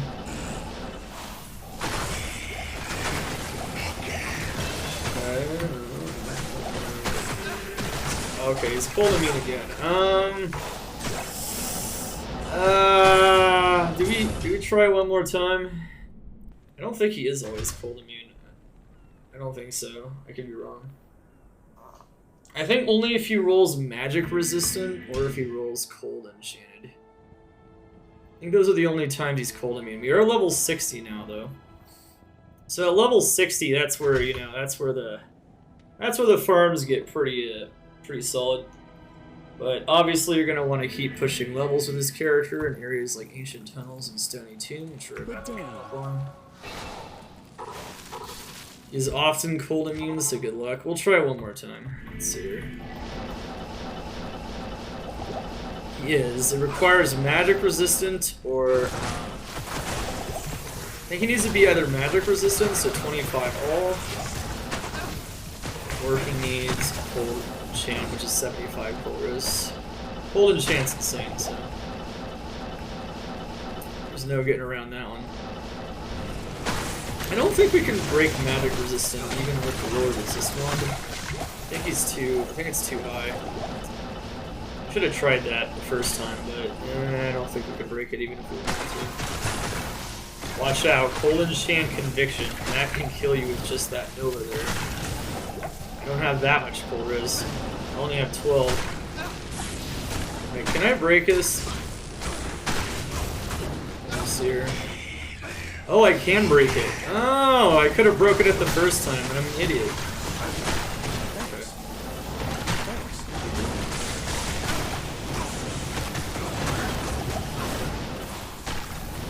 Come on. Kill these stupid monsters, man. Cold immune mages can suck it. I don't care. Yeah, so the lower resist one can break magic resistant, but not cold enchant. Okay, okay. How may I help you? Sorry, I'm a noob. I didn't break it the first time. Could have just broken it the first time. Alright, now we're going to start pushing to some more very good level 85 farming areas that are excellent for farming experience. Bases like your White Monarch that you want to look for so you can get your Spirit Monarch. Get even more FCR and do your first respec and get 100 or your last respec without tokens. Get that 156 strength for the Monarch, and then farm like a real boss. But you're gonna need an item for that though.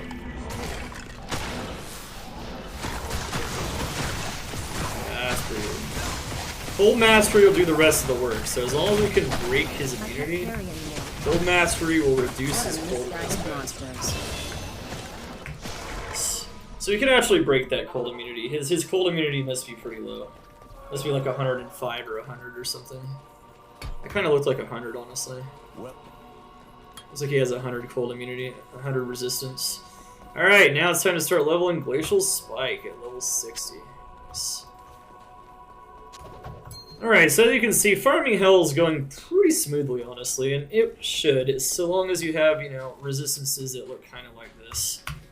If you have even better resistances, which you can with more cow farming and whatnot, you can do some pretty good stuff. Now, one thing I forgot to mention was we could make a caster Amy. I forgot to make the caster Amy. Let's try to make a caster Amy. Level 60. We could benefit from that quite a bit, potentially. Let's use one of the random jewels. Where's our Ral rune? Okay, there we go. Let's go gamble an amulet so that it's a good item level on the amulet. And what we can get from the amulet, we can get some pretty sick stuff. Doesn't matter what the amulet rolls. If you gamble or find it, as long as the item level is decent. And then we can get FCR on the amulet. We can get like a lot of life. You can get sorceress skills. You can get cold skills. Let's see what we get. Wow, that wasn't very good at all, actually. Don't even have enough FCR on it to replace that. Damn it! Okay, that was a dud. But if you keep finding perfect amethysts like that, see, we almost can make another one. You get enough Ral runes. Keep trying to craft amulets. Keep trying to craft belts if you don't have a good belt. Use the caster recipe. That's the recipe for an amulet. Actually, I guess that's a gem shrine. That's what reminded me, so... If I wanted to, I could go for another perfect amethyst, maybe, but... Let's say I want to keep crafting the amulets. Get that perfect amulet right there. Perfect amethyst. Gotta upgrade those gems.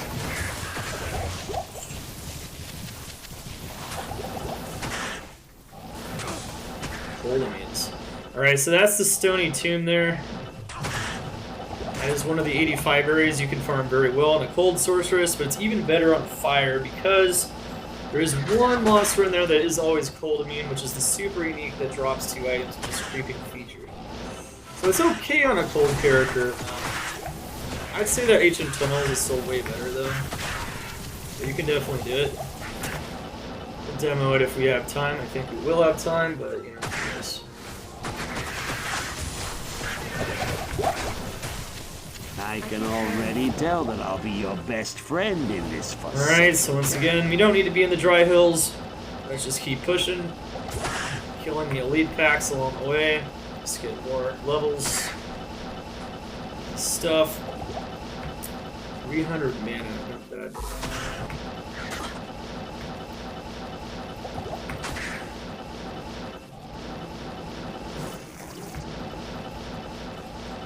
Alright. Fire, lightning enchanted. Careful. Whenever there's a lightning enchanted and another element on top of it, it hits really hard and does both fire and lightning damage per bolt. That's gonna hit very hard. I am overburdened. Would that have possible? Alright, so there's Beetleverse. Nice.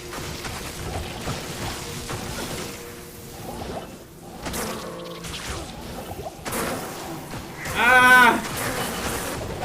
Whoa! That's a lot of auras. It's also a lot of experience, though, because that's a lot of elite packs. Lots of minions. Very nice.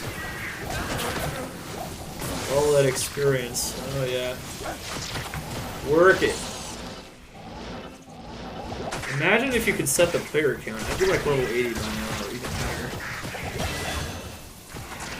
There's another Ral rune. Hey, I think we can actually make another amulet, actually.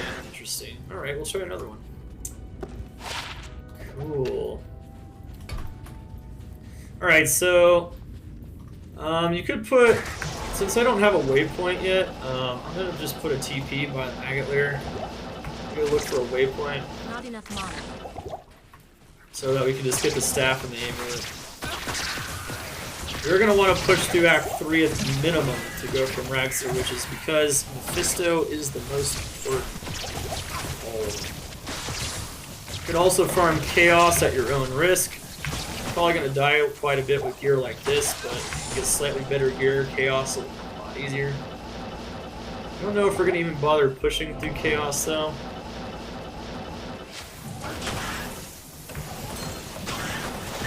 Act 5 has some decent farms, but Act 5 is trouble in the Cold Sork in general, so unless you're farming with World Stone Keep and getting communities that aren't cold.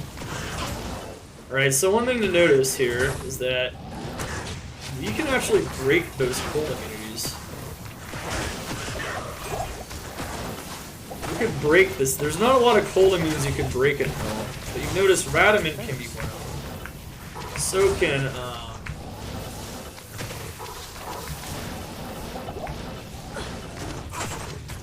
so can Torque with Infinity. Oh shit, I'm gonna die. Ah! Oh, what am I doing? Okay, wrong button, man. Wrong button. Wrong freaking button, man. Panic. Help! Manage not to die there, though. So you can actually kill the cold immune elite packs if you wanted to, just by casting lower res on them. Fun fact, while you're looking for the ancient tunnels in Lost City, you can 100% do that. Ancient tunnels is always going to be next to this gun or L-shaped house. And look, we found it. This house can be lit pretty much anywhere in the Lost City. Anywhere. I'm going to do one ancient tunnels run just to show you guys. No cold immunes. It's heaven for a cold sorceress.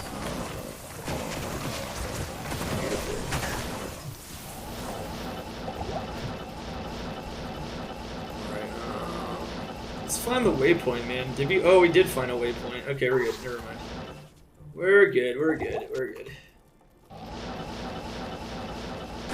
Lower resist one. Lower resist charge one. If you watch earlier in this guide, you'll see how I get it. It's pretty easy. All right. Here we go.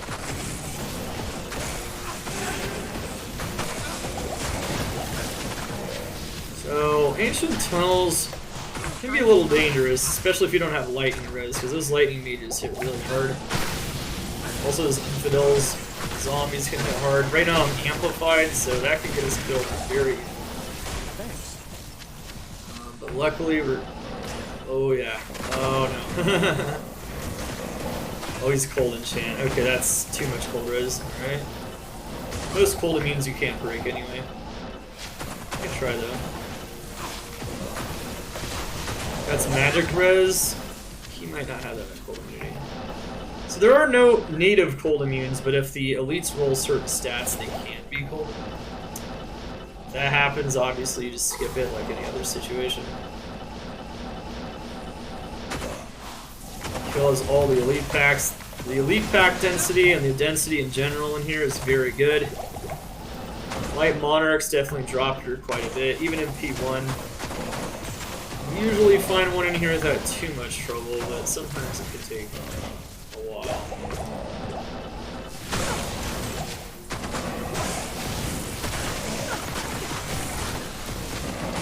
But yeah, as you can see, this is also an 85 area, so I don't know if you noticed, but our experience is going crazy in here. You're going to want to stop off and get some experience. This is a great place to do it. Ancient Tunnels is one of the best early game farms, period. Especially for the bases. Killing the elites. If you don't have a ton of MF stacked on you, it's going to be tough to find a lot of like really good items in there, like unique-wise, but they'll be fine. Bosses are definitely way better for elites and sets.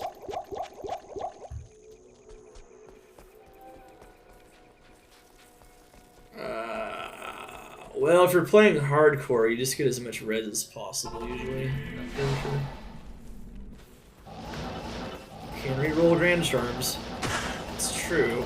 This early in the game, though, you don't have enough P-gens usually for it to be worth it. It's better to craft stuff. Crafting, it's more bang for your buck, typically. Alright, did we find the Claw Viper Temple? I don't think we did. Isn't it? It must be like over here or something, yeah. Alright, so this is like one of the most challenging areas simply to pass through as a Cold Sorc. Why? Because everything in here is cold. Magic within this place. And they're very dangerous monsters. Snakes hit very hard. It's just hard shit. So let's see what happens. We're gonna teleport through it, try to go to the left, see if we can find the exit quickly. Alright, we found it. Nice. Nice! Not everything is cold immune, but... Alright. Telekinesis it, jump in, get out. If they're on top of it, the snakes are, you might have to reload, because that's going to be hard. You can have your mercenary kill a static field, but that's pretty rough. Alright. I did leave a TP by the Maggot Lair, but I ended up just going for that first, so whatever. Now I can push through the Maggot Lair.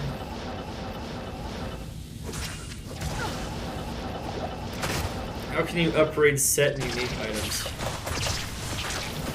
Cube recipes. If it's exceptional to elite base, it's Lemco Perfect Diamond for any armor piece that includes any type of armor, belts and things like that. Wow, Griswold's Edge, nice. I am overburdened.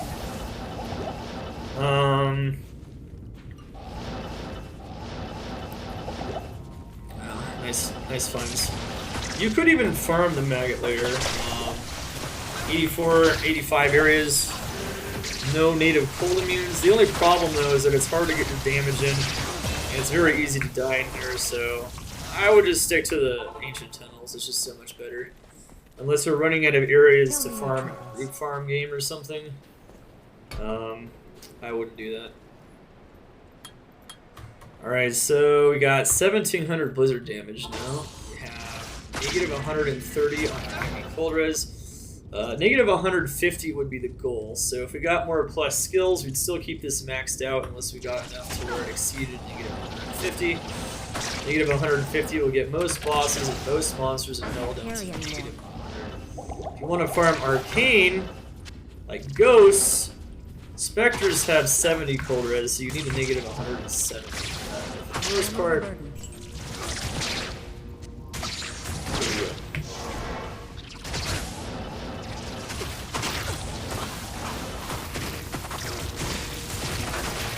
level 62 now.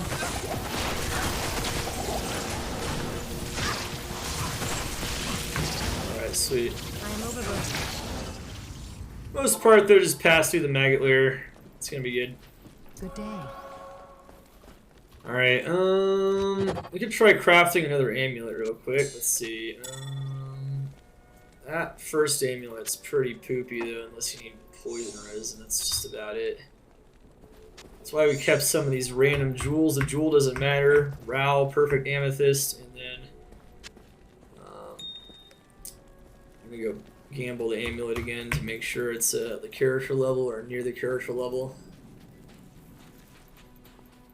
I think it might be better just to pick a blue amulet off the ground though right now, because I think they're higher level than I can make it. Yeah, makes sense. They definitely are. Yeah, they are. Correction, they are. Okay. Ha! Okay, now we're talking. Holy crap. There we go. That's beastly. Okay.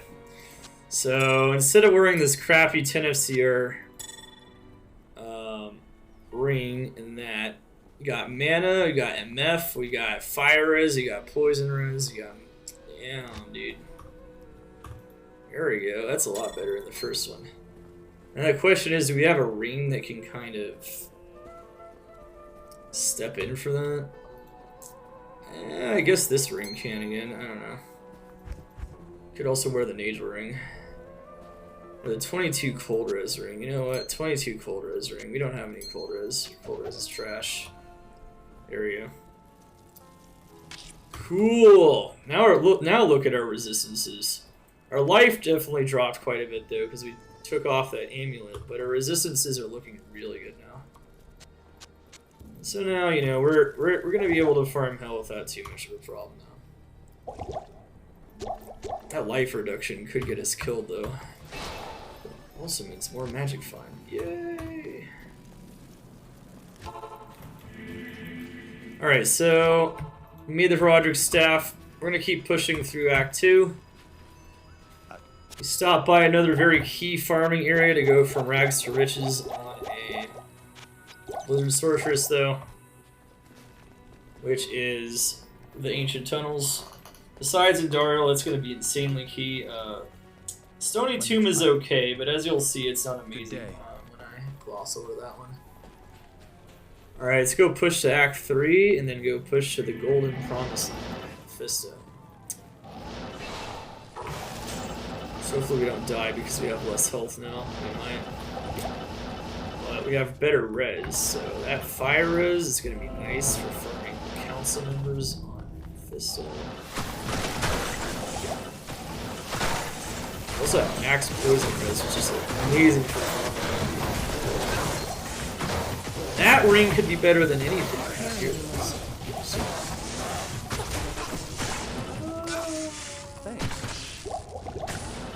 Oh wow, it's an elite. I did not see that. Okay, that's why he's dying. Extra strong too. Ooh, that could be extremely good for a melee character. Holy crap. I'd trade that, man, for real. 100 plus AR, perfect life leech, res. Damn. Can't even use it, it's level 65.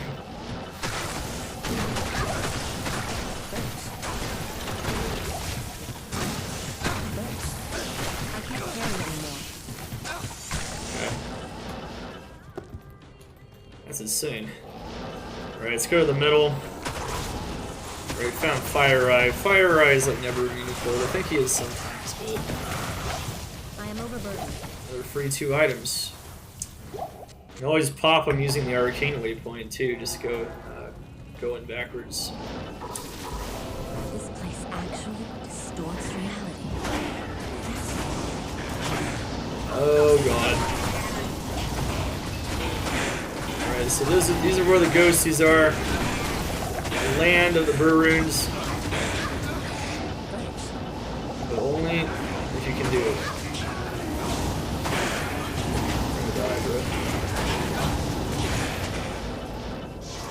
Being super greedy for experience, popping the elite packs. Take off the amp. It's very likely we get hit in here.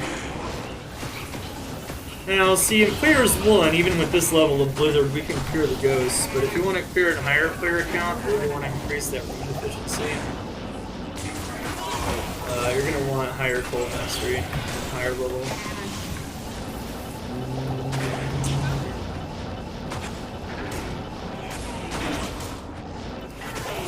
Could make a TP back to town, but we have teleport, so I can just walk the elites in here. Go back around the other way. Not enough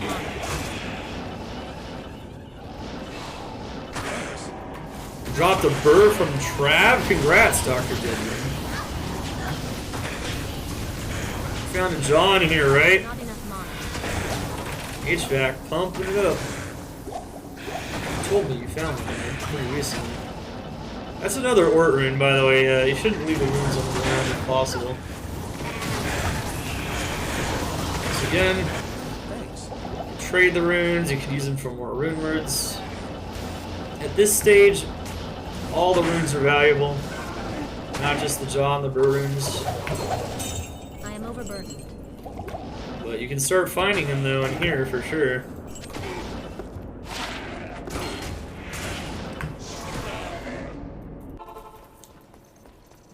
Oh baby! Alright, let's push. We're getting wrecked! So where it's like 4-way Arcane every time, man. Every single time. Look at that 10 of Seer Amulet. Dude, if that was 2 cold skills, that would be so crazy. This is 2 summon druid skills. Man, that amulet would be nuts. We'd be using that all the way through endgame, pretty much. But as it is, it's actually pretty solid. That's a very solid amulet, even without the skills.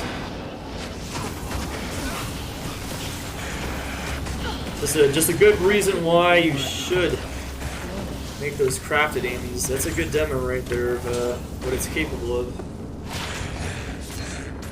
Alright, only plebs check the quest log, so the one that's missing is the double down arrow. Just remember that. Only plebs check the quest log, guys. Alright. Do you want to be a pleb? Alright,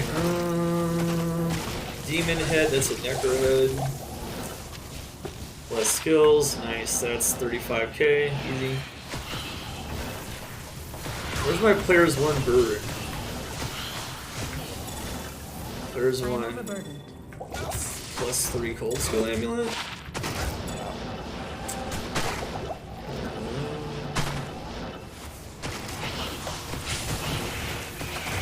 Oh, it's cold immune and physical immune. Rip. Oh no! Not enough mana. F. Holy shit. Okay. That room is like jam-packed.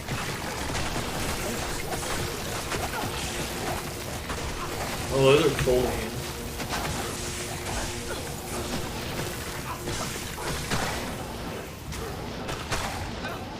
Do we try to grab the 5 bow home? We do. We survive. Live another day. Is it behind? Oh my gosh. It's behind. Damn it, dude.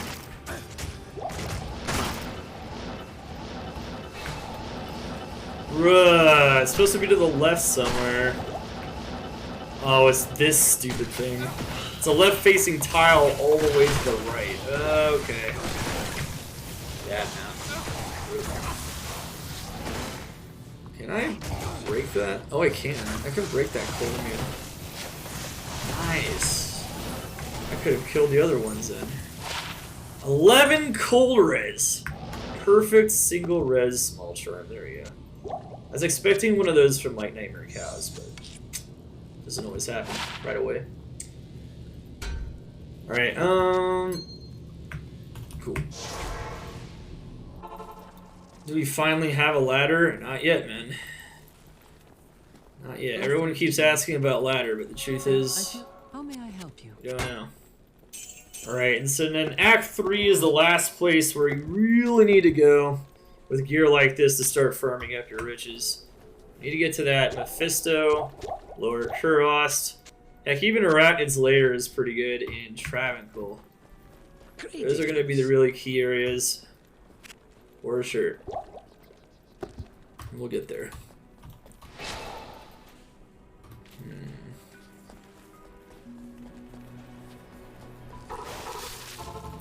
Okay, so we're good. Slam it in. Notice we can push through hell very fast on this build. It's not too painful. And we're even getting levels along the way. Becoming more capable of farming these areas even faster. Remember, you can always go back to Nightmare Cow. It's not like once you go into hell, you can't go backwards and farm nightmare areas and continue to build your character.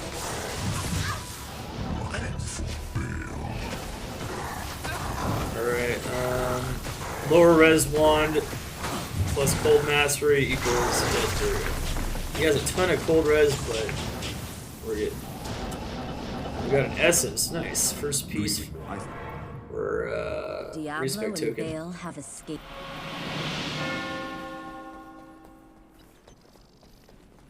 Alright, so here we go. Let's go push through Act 3 real quick.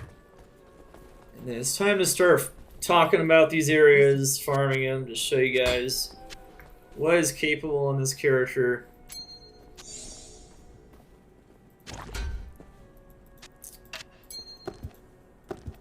Looks like we're going to be able to do it in one sitting, which is what I'd hoped.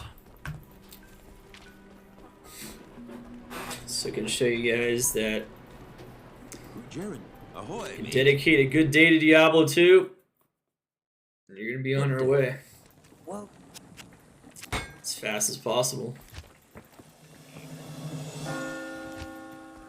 The 7 Tombs, easy mode. Yay!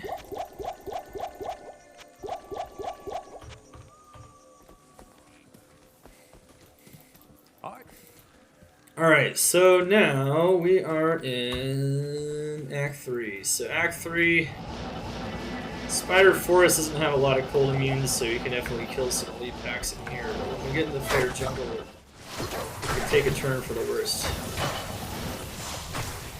We can also get another Gibden Ring in here. We can get 5 more free stats.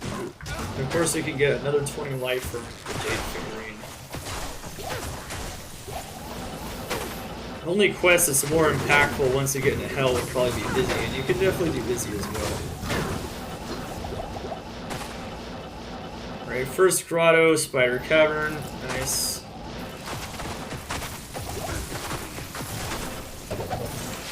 Don't get near him, extra strong curse in Hell, no joke.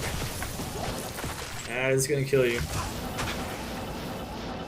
Alright, and then another thing we're gonna want to find is the Arachnid Lair. The Arachnid Lair is actually something that we want to find in here.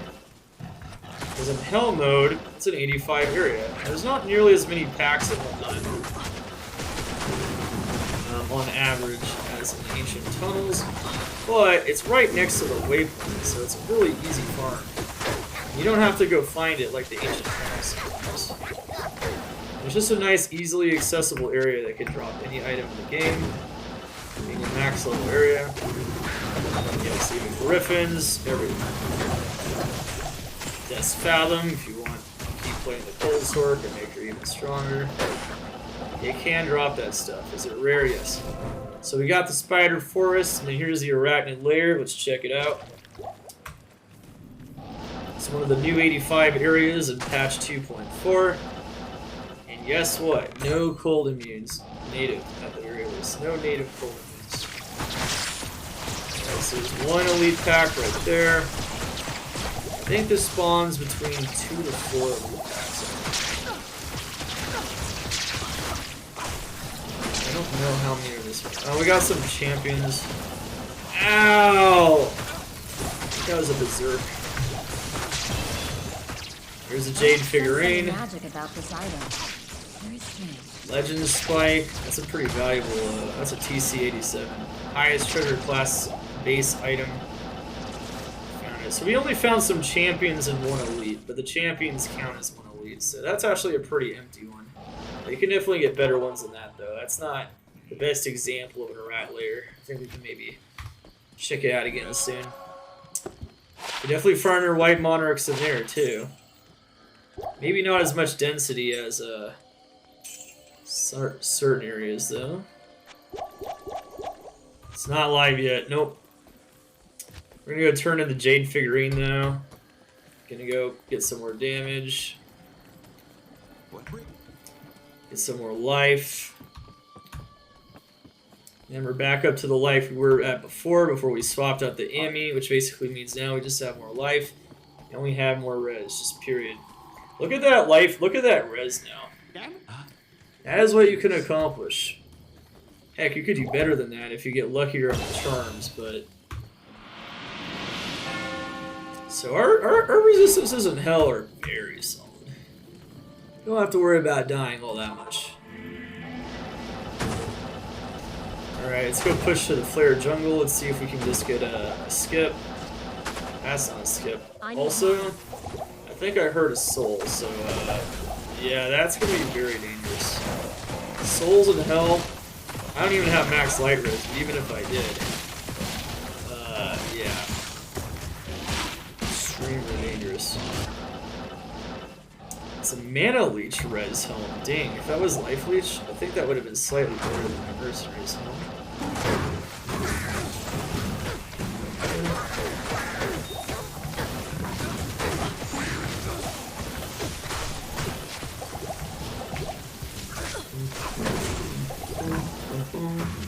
I am overburdened. Alright, maybe there's like a pathway into the Flare Jungle from here. Maybe the Flare Jungle over here. Look how strong I can't carry it it. is. It's crazy. Damage is insane. Definitely don't have shortage of damage. Do some more glacial spike. Avoid getting wrecked like that in here. Alright, I don't think we got a flare skip a single one of these difficulties. That is so... Well, alright. Looks like we're gonna have to go push through the Great Marsh. This might kill us, though. I think there were souls in here. I can't carry anymore. I think I saw souls. Yeah, there's souls. Okay, well, we're gonna have to get lucky, basically. I have 52 light res, let's hope it's enough. Maybe take a hit. I think it should. Oh my gosh. Yeah, don't do this in hardcore. Don't do this at home, kids. Holy moly. This is very dangerous. Wow, he almost died from not souls. He almost died from fanaticism zombies. Alright, well, that can kill you too, obviously. Alright, we hit the Flare Jungle. Sweet. Oof, oof, oof, oof, oof, oof, oof. Soul Killers, nice. These are lightning units. Those are flares though, those are cool. Let's rip. Let's see, what's in this grotto? Nothing? Okay, so this must be the blank grotto. Alright, need to go find the waypoint.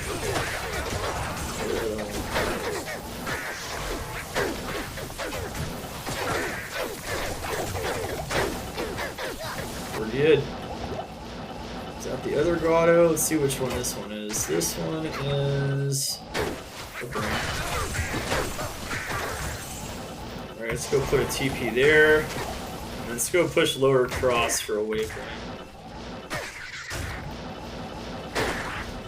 And also get the Gibden in here as well. Don't bother at this very second. Make sure you got your frozen armor on at all times in here, man. Rough. Alright, yeah, those are cold immune and they will kill you very fast. Not enough mana. Ah, super chest, super chest. Brewing. Okay, here we go.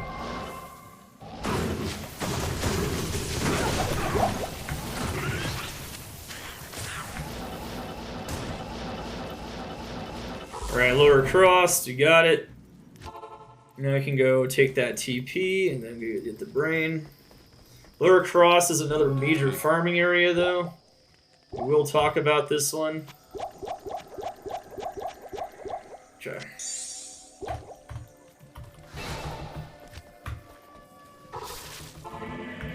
We'll even demo it.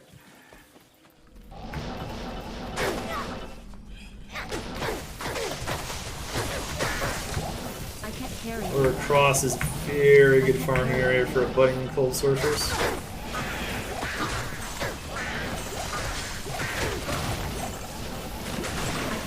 Kill the elite packs. Go to the left. This is a very dangerous area, but it's not that dangerous as long as keep your head on you. Oh god. That's bad actually. We have solid resistances though, so as long as we don't just like sit there and take damage, we should be fine. Abuse of power is real. You are real. Welcome. Your abuse of power is real. Alright, here we go. We're going fast, man. We're pumping it. Still got stuff we want to go over, of course. We have about an hour to do it. Luckily, though, we're pretty much where we want to be, though. We have gotten to Act 3 Hell, which means Thanks. the world is our oyster for the most part. Thanks. So from where the farming begins. Thanks. Serious farming begins. Burun from There's One Ghost. No, that's a fool. Close. Very close. I can already tell that I'll be your best friend in this forsaken camp. Ah! Alright, the brain should be... Okay, it's here. It's in one of the corners. Valdez is king. Oh, what the Alexander say? Level 65, chat. Level 65, so... You've pounded out a lot of levels in this. Oh, that is sad. That is garbage. Free to find item. Okay. Alright. You can sell that for gold if we wanted it. I am We're overburdened. gonna take care of your gold. Alright, so we got the brain. We got the eye. Wait, did we get the brain? I don't think we got the brain. I don't want to get the brain.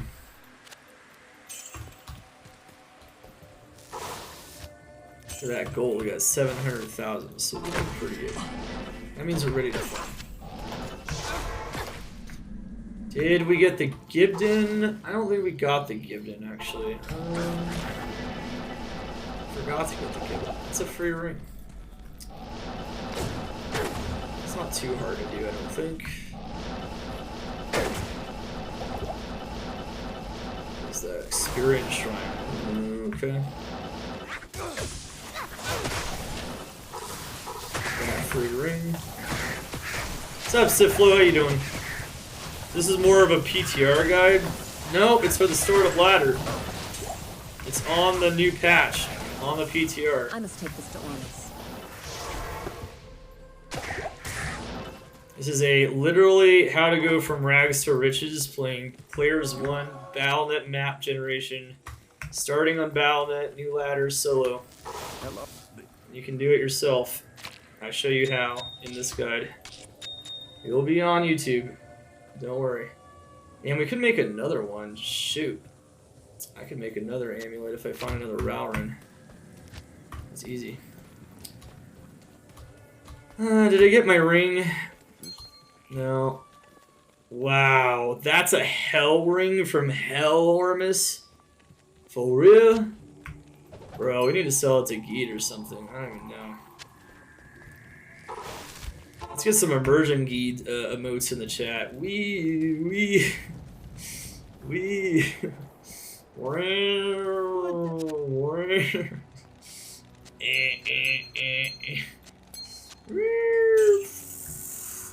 No, I gotta destroy it in Geet's gambling bar. It's destroyed. Geet's OP. Alright, so here's the deal. Alright. Lower cross. I'm actually gonna reload the game now. Let's do a lower cross farm and show you guys how it's done. So lower cross on Battle.net, you want to click all the clickables because you don't know where the super chests are. But if you're on single player, you want to try to get a map. And you can reload. You can reset your map by going into Nightmare normal difficulty and back into Hell difficulty, where there's two sets. There's two torch circles, bonfires, two rings of torches, whatever you want to call it, right next to the waypoint if possible. And then there's the two houses with the 3 super chests. But if you're playing Battle.net, you don't know where the super chests are. So, you can of course enter higher player count games, and higher player count will influence the odds on the chests and whatnot. Up to Sir and Burun can drop and lower cross.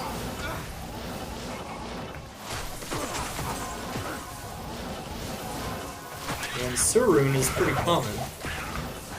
And you can even get those from random clickables. So a random clickable, not a basket, but like a random chest or something. So equivalent, 4 of the random clickables are equivalent to 1 super chest. So if we know where all the clickables are, which There's patterns based on what kind of houses are where. You know where to find them. Charms, jewels, gems, and of course the high runes I mentioned. And high runes below them abound in here. It's going to be a great farm no matter what. No matter what, there will at least be 3 super chests. So there's one of them. We got 1 ring of torches right here, and the bonfire in the middle. I need mana. I need mana. Oh god. Mercenary is keeled over. He was done. Monsters can be a little dangerous in here. There's no native buildings, so have at the monsters as well. It's a level 80 area, so you get some decent experience also farming the monsters and the chests at the same time. 28 mana. Wow, that is nice. Cool. You're gonna be able to farm a lot of good stuff in here, though. Hello. What I like to do, though, is I like to get all the clickables. It's telekinesis, all of them. The more FCR, the better, so this becomes a much more efficient farm at 105 FCR. But you can definitely do it early on. It's not too hard of an area. This level of a character can definitely get it done. It's a great way to go from rags to riches. All you need to do is pop 1 high rune. You're already golden. Even if you don't, you can improve your charms very rapidly in here. And you can see, I can just continue to farm all the skeletons. Pick up the flawless topaz, make another perfect one.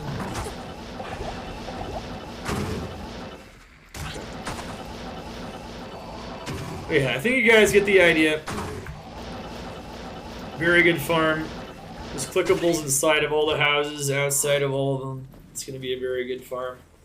I think we only found 1 ring of torches in that one, so if you can get 2 rings of torches, 6 super chests, that's a way better map for sure. But on Battle.net, beggars can't be choosers. Take what you can get. Start farming those clickables. Alright, now let's advance.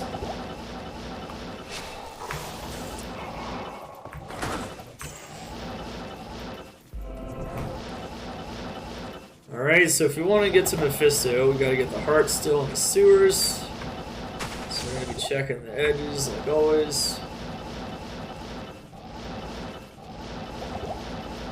I can already tell that I'll be your best friend in this forsaken world. Well, this is simulating solo play from nothing on Battle.net to getting to the point where you can start farming up items quickly yourself.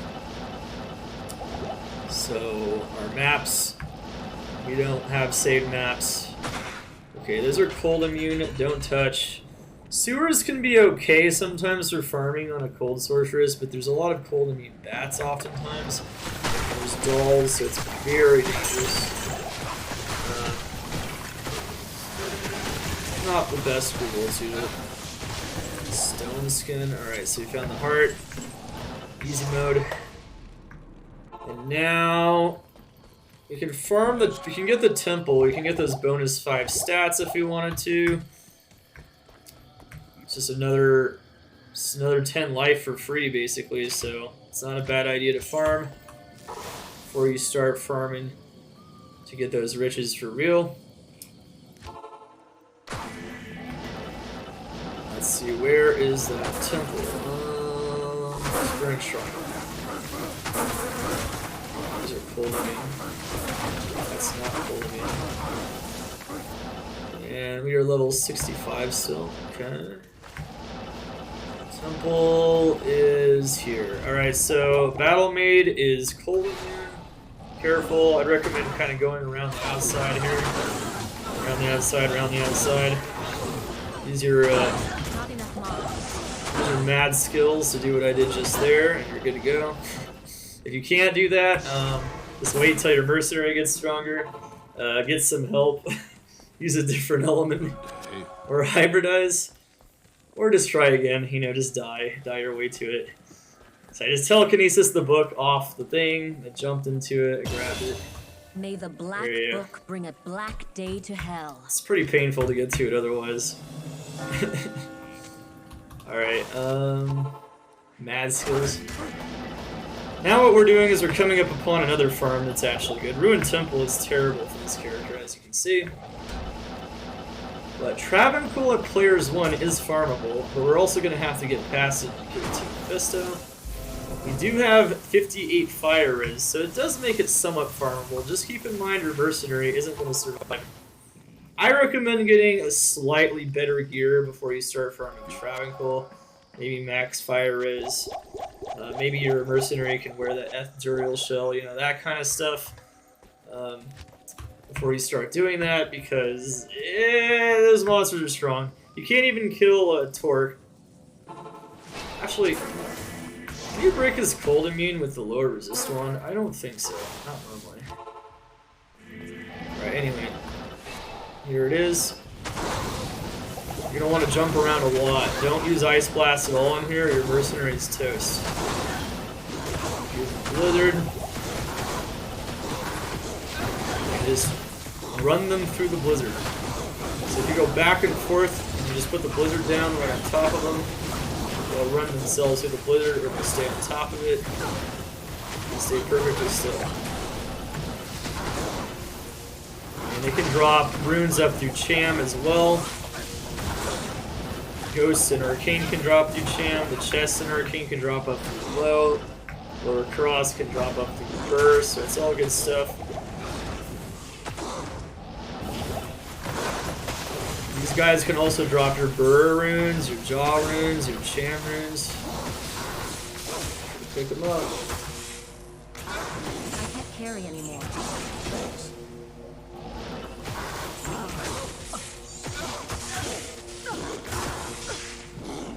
Alright, so he's the lightning enchanted. That's actually kind of nasty. So we need our mercenary to kill him most likely. I don't think lower resist breaks his immunity. Maybe it does though. If it does, another +1 for the lower resist one. No, it doesn't. That's what I thought. Yeah. Okay. That's why when I tried it earlier, it didn't work. Tank the Hydras for your mercenary. Otherwise, your mercenary's going down fast. We don't like no Hydras. Try to use telekinesis to pin him against the wall. It's a little easier to kill him. Thanks. Oh my god. Okay, well, that is likely to happen at least once. Yes? Notice that killing all the council except for Torque is really easy. So you can farm them if you want, even with this level of gear. I wouldn't recommend it on hardcore though, and typically I like to get like slightly better gear. But council members are insane. They farm, you can farm jewels, charms, gems, jewelry. You can farm runes up through there. Their jewelry drops are insane. They can even drop basic items like Shaco and Storm Shield just like bosses. Power is null. So it's not a joke.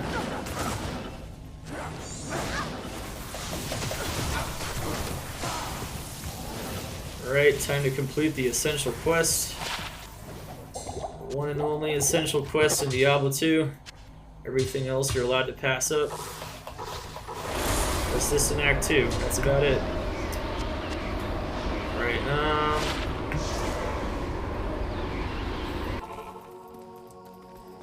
Hello. GG. And now the path to the Durance is opened. And our pathway to riches is upon us.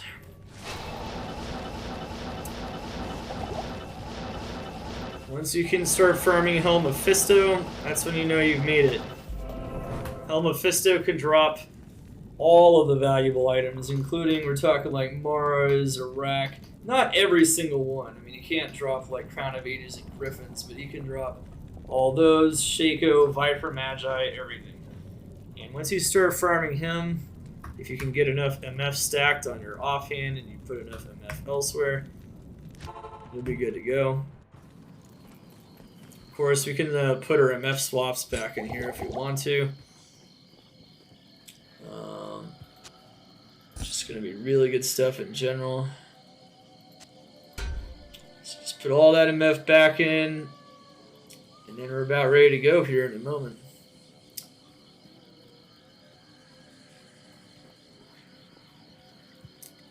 We don't need this mana. I don't know why we have that mana. Mana's just getting in our way. Alright, so you can put on all these MF swaps if you want to. Put them in the cube. We could put them on ourselves. Oh wait, no. That's the MF swap. Forgot to have chances. Alright. Found the waypoint. It's going to be a west-facing tile. It's pointing this way. It's going to be somewhere to the left or to the west every time. Or Mephisto. It could be around to the back. It could be up on the side. That's pretty much it in general. Alright, where is he at? Where are you at, sir? Found the waypoint. Is this one of those really bad maps? I think so. Okay, it's just up here. Okay, it's up here and to the left, alright? I recommend farming the council members before you hit Mephisto. There are no Polymine council members here. I'll be your best friend in this forsaken. And oftentimes they drop better than Mephisto.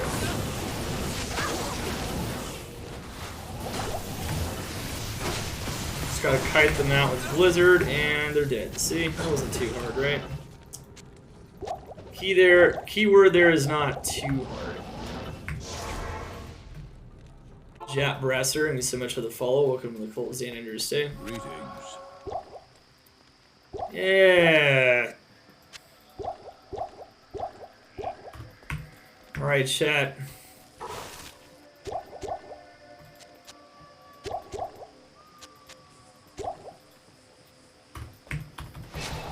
Let's go farm some Mephisto.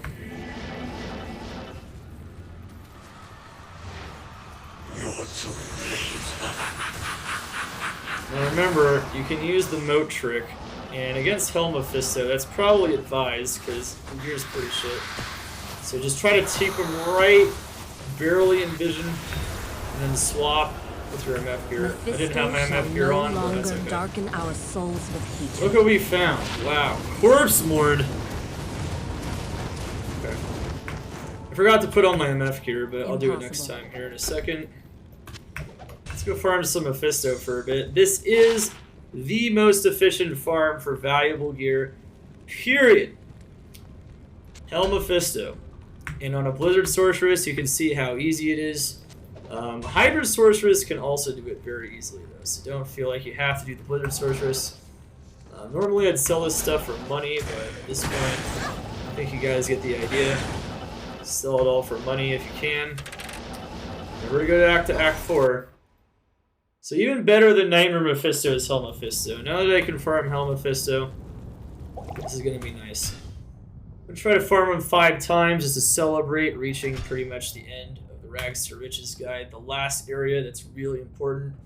I could farm Izzy and get my 2 skills if I want real quick. And then of course I can go back over some other areas and go back over our gear and kind of show you guys what's up. Anyway, this is the top area. Honestly, if you just spent your time doing this, this would get you rich. Guaranteed.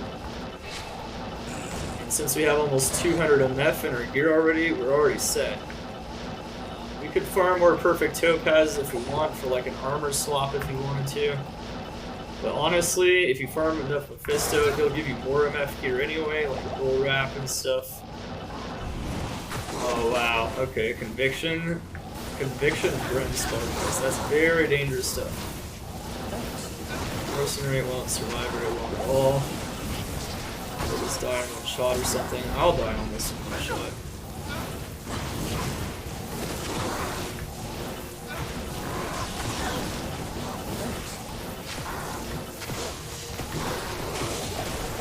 Okay, well, you can still farm him.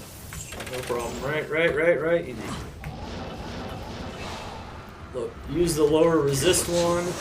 Always that shit. And you can just bring him over here to finish him off. And we're gonna go put on our MF swap here. We missed the ring, but besides that, we almost had 200 MF. Let's see what we got. Dang. No Mage Fist. Mage Fist would be nice for hitting 200 FCR. Finding FCR would be really crazy for increasing your farm speed in all areas. So getting that first pair of 20 FCR gloves would be nice. Ow. Alright. What do you need? Let's go farm him a few more times here. Because he's fun to farm and he's pretty easy to farm. As long as you know how to find Mephisto, which I've explained this map a few times, but you know, I can explain it a few more. You don't have to rush Bale. Hell Cows aren't super efficient on a Blizz Sword anyway, but you can. I mentioned that before. You could even farm Chaos with this character, but it's going to be kind of rippy. Mostly for experience, because it's going to take a while, and killing Lord of Sace with this level of gear, you're not quite ready for that yet, until you find maybe an Obedience base for the Mercenary, or you decide to use some kind of a hybrid build, Hydra Orb, Blizzard, or otherwise. But anyway, see, look at that. This is straight ahead, so it's going to be a west or a left-facing tile. It could be behind the waypoint, it can be all the way to the right and to the left. But it can just be immediately to the left like this, pretty much. Oh, skill shot. That's nice.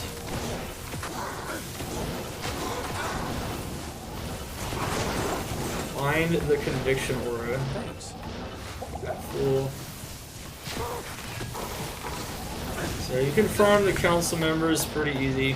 And in Players 1, Mephisto has a much better chance to draw an item, just period, just any item at all, than Andariel, because his loot table is just better and lower player count. This is why like farming here early on is always going to be a good idea. Okay, good job. And rare circlet, nice. So we swapped out our MF, swap here. Good shit. Oh, you know what? I think I have another MF ring somewhere. I could use that if we wanted to. This is it. This is the farm. This is where you stay. And notice all the stuff he's dropping. Now, obviously, we could get better RNG. I don't know. Maybe we'll see something crazy here in the next few runs. If not, I'm going to show you guys Stony Tomb. Maybe farm some other areas again. Kind of went over everything that we kind of like absolutely needed to though. And you can see that, you know, guide. This guide's a long one, but this has been beastly. This has been awesome. All right, here we go. Honestly, yeah, let's just use that one. Just hit level 66. I'm not going to be able to hit 69, I don't think, but 66 is pretty good.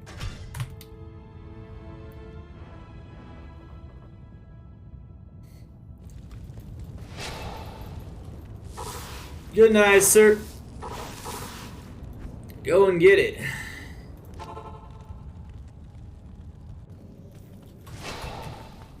Alright. Let's do like 3 more runs. Come on, Mephisto. Give me something crazy. More like Shaco or something. Just increased my MF again. I know you can do it. You gave me Storm Shield too. Come on, Mephisto. Come on, man. Maybe one of these dudes will do it.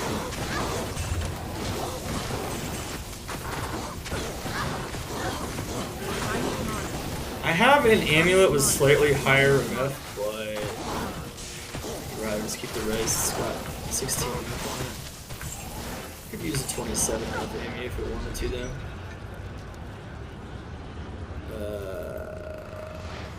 My brothers have escaped you. Oh, we're gonna die. I'm amped. That's funny. No, don't kill me, Mephisto. You're not allowed to. That's not fair. God. Now, I could man mode him too. There's no reason why I can't just, like, Not enough mana. pull him up here, but it is a little slower usually than using the moat, trapping him behind the moat.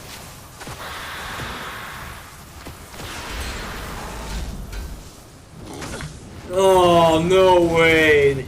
He almost dropped Andy's. Not enough mana. Oh, but he dropped his stupid... I didn't swap out all my MF gear, so maybe we could have gotten it. Oh, man. Darrell's Village. Woo! Well, that's what some MF gear will do for us just on the base MF. 50 MF on the base, just found a Water Walks! Damn. Well, we're gonna want to keep our MF though. But that's a nice item. I need mana. I can tell you a budding Hammerden is probably looking for that. If they can't afford the word travs, since we're only like 11 hours into the ladder. Sure they probably can. I just found Float Club. No way. Are you kidding me? That is so rare from Mephisto. That is a pretty sick find, actually, but unfortunately, it's not very useful. Hail to you, Jeff. Wow. What a find, bro. What an item. What a drop! Alright, so you see all these Jews here? Pretty much run out of Jews, but see, the Jews are helping us out. And obviously, we can go farm more Jews if we want in Act 1 Hell or something, but Jews are doing good. Alright, so we'll go farm Mephisto twice. I'll go show you guys Stony Tomb with her as well. Maybe do some Andy farming. Does anyone else have any more questions about how to go from rags to riches? I'll do Izual too, I guess. Why not? Too skilled, baby. Anyone want to know? I mentioned all those primary farming areas we're going to want to take a look at. We talked about Travincal even. Council members before Mephisto. You can even hit the clickables before Mephisto.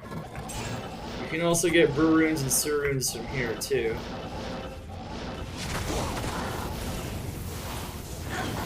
That's pretty close, yeah, so... You dropped the demon head, it rolled rare. You can get jaw runes from these suckers too. See, we're ready to get rich, man. We're ready. My brothers have escaped you. Notice most of the time, I'm not really dying that garden.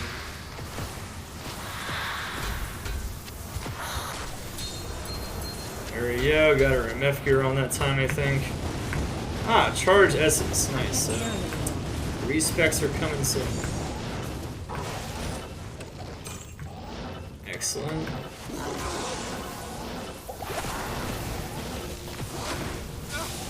Fuck, Durga. Oh my god. No! Alright. Go kill him one more time. What do you need? Dropping Philok, so that's an item that's way more common in normal. Finding that from a Hell boss, I think the odds are like 1 in 6,000 on that item. That's pretty rare.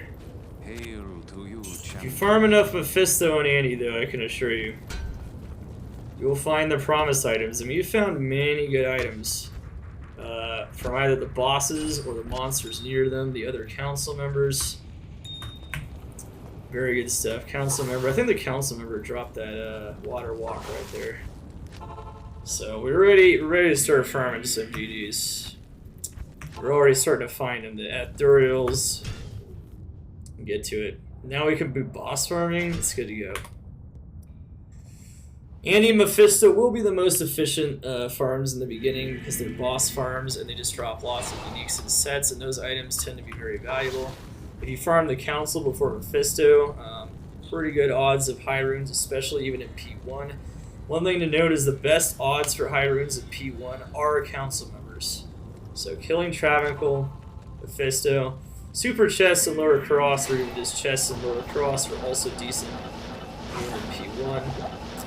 If you can join higher player count games on Battle.net though, public games, just ride some pub bales or something, you can make it big at lower cross, and you don't even need more damage for that.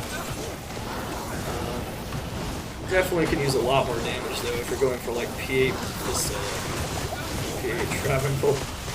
Those get pretty challenging. You can find like a Viper Magi or a Shaco though, you know.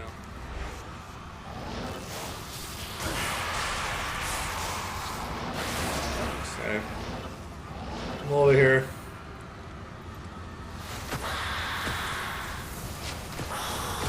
Alright.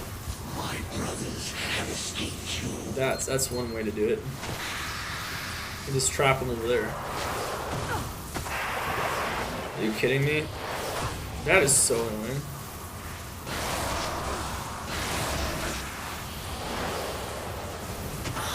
You're not getting hit by the blizzard, sir. Alright, well that time you drop crap. Always hit the super chest behind Mephisto, by the way. That is a super chest that can also drop up the door. I also like hitting the other random chests, and I like hitting the armor. You can hit the armor and weapon racks as well, and they can also drop some good items. Remember, that also goes for Nightmare Mephisto as well, but obviously, items you can get from Nightmare Mephisto are quite a bit more limited than Hell Mephisto. What do you need?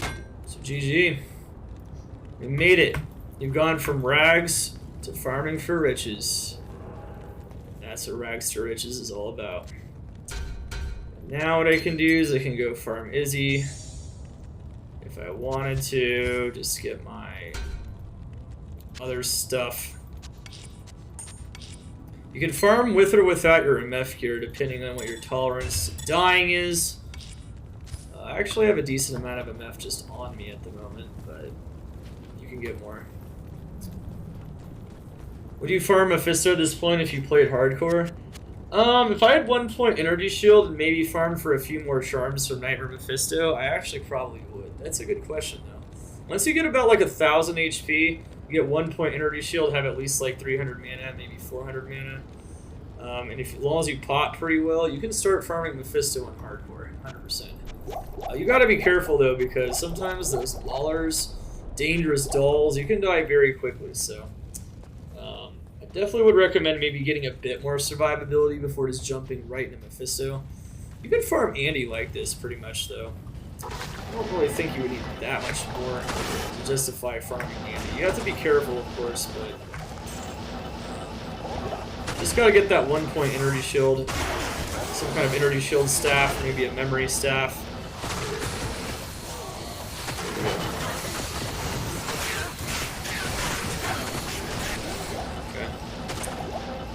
Where are you, Andariel? Up here? Yeah, you're always up there. No souls. Oh my god, thank god. Oh, nice. No souls. Never pick up all those charms, man. You're gonna need them. I don't think I've died since I've gotten. Have I died in Hell yet? I don't think so. I've done a pretty good job staying alive then.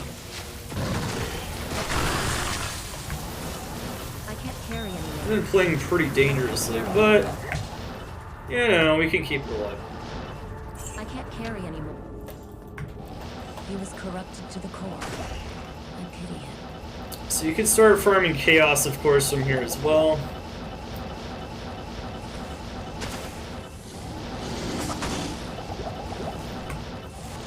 Like I said before, you can get through chaos. Some people might be curious if I can actually farm chaos. You know what? Maybe we can show you kind of like that we can do damage in chaos. We can do it. That'd be a pretty cool thing to show, I think. You just get some more skills. You killed Izual. So you can continue to push if you want to, but honestly, Mephisto is the holy grail of farming in the early games, so you don't have to push past this. But you can get those 2 skills from Izzy. It's not too hard as long as there's no burning souls. There are burning souls. Just reload the map really until there's not. You Even if you have max light res, this amount of HP will likely get you killed. Especially if you're on hardcore, you're gonna want to be very careful there. Don't mess around with that shit. You can do the Hellforge too, I suppose. Like one Stony Tomb farm. Maybe another Arachnid's Lair farm in Chaos. And then we'll conclude the guide.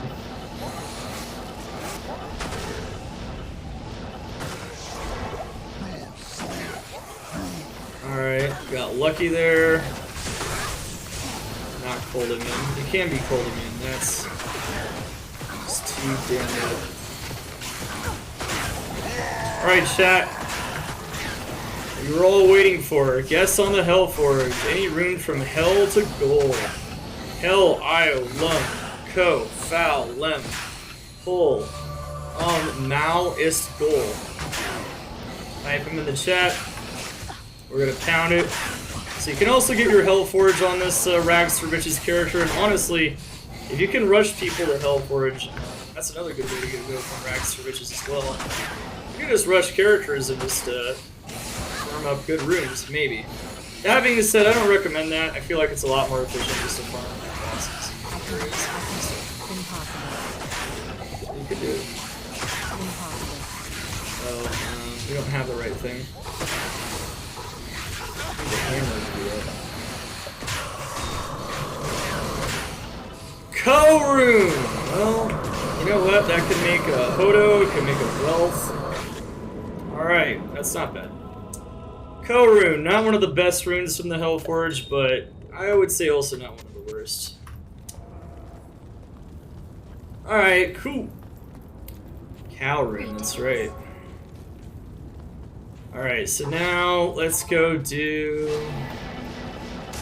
Chaos Farm. This is definitely an area that you can get away with doing. Even a Blizzard Sorceress is this week. As you can see, I can kill the elite packs. And it's really good experience, and you can also farm high runes. You can do seal popping, but I'll warn you though, the Sace is always cold.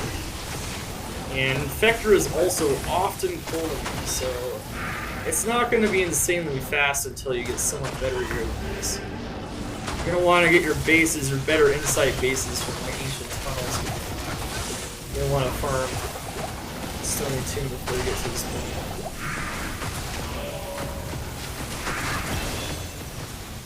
point. As you can see, experience is very good. I can just get experience and maybe runes and whatnot off of Grand Vizier. I can just only farm Vizier if I want to. Instead of farming the whole Chaos, you can just go straight to Vizier and farm him.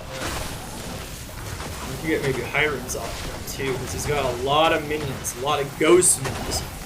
Just like Arcane, those ghosts have amazing odds for runes, charms, and jewels because they can't drop armor and weapon items.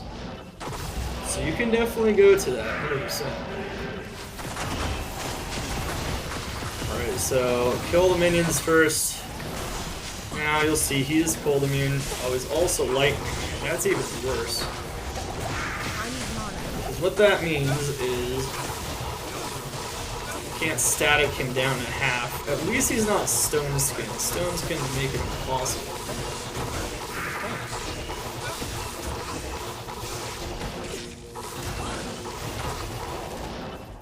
Come on.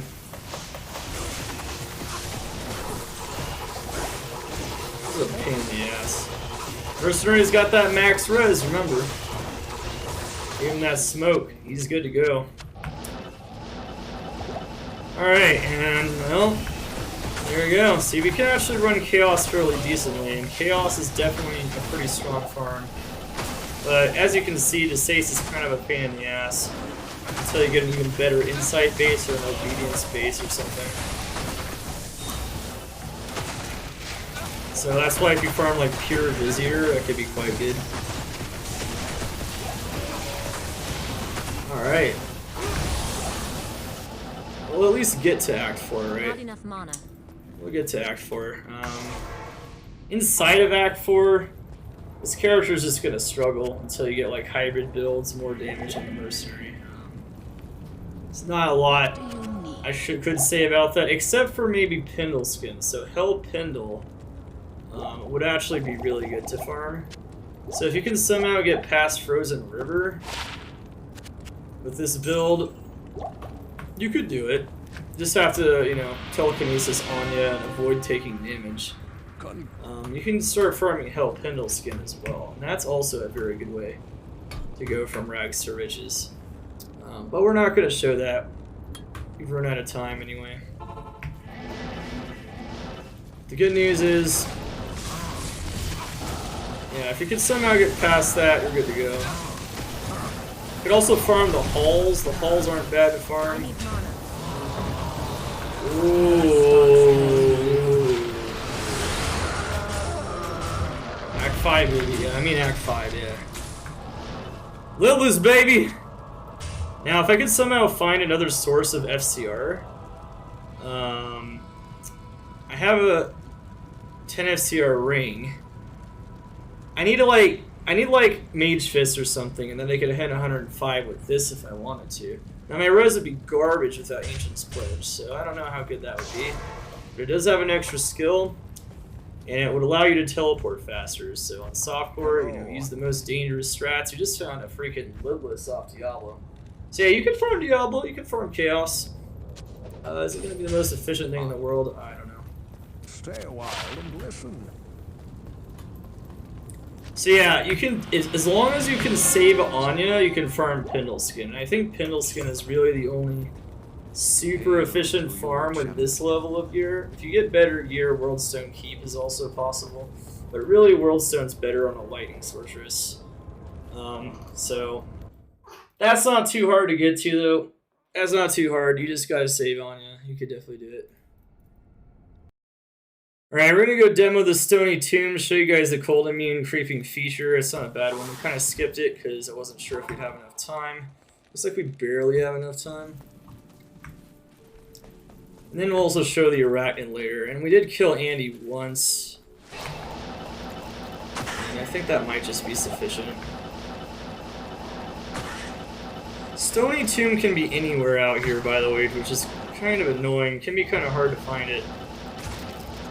Besides that, though, most of the monsters in here, no cold immunes, not for the most part.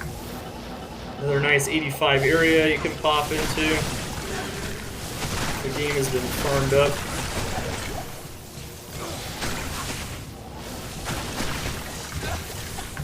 So you can just farm all of this. Pretty easy stuff, right? We almost have 900 health. If we keep leveling, we get 1,000 health pretty easy. If I wanted purely levels, I'd probably be sticking in Ancient Tunnels or Arachnid Lair or Stony Tomb at the moment. A lot of risk of dying and losing experience. High area level monsters. Good deal. Alright, so this is Creeping Feature. Creeping Feature, as you can see here, is cold immune. You can static him down. Look, notice that lower resist will take away his poison immunity, but not his cold immunity. So, yeah, it takes a little bit longer to kill him. So, not incredible, but as you can see, it's not that bad. With a partisan insight, we can make it happen.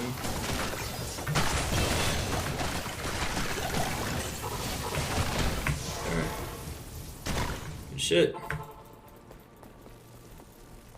Very good stuff. Now if you want, let's see if we can get a better example of like how good Arachnid Lair is for farming. That's pretty nice. It's another new 85 area in patch 2.4.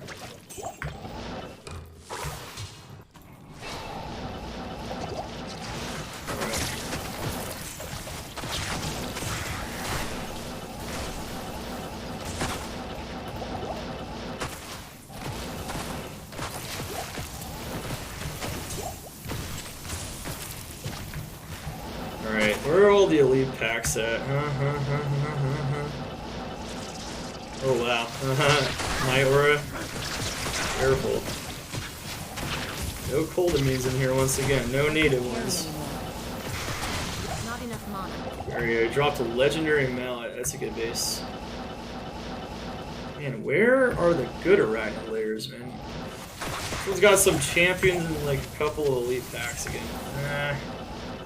No, it's like 2 to 4 elite packs. That's the issue. Do we have any more questions from chat about how to go from rags to riches? You did it in one sitting. You can do it too. Don't be discouraged. Even if you only are playing solo, you have no loaders, you're playing on Battle.net, Okay. and you can't get free items. If you want to start farming in the beginning of the ladder, you just want to start solo farming, it's easy.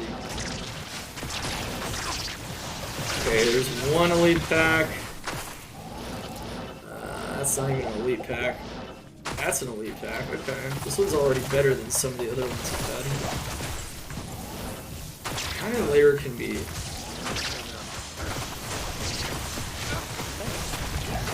Not enough mana. Not bad though, not bad.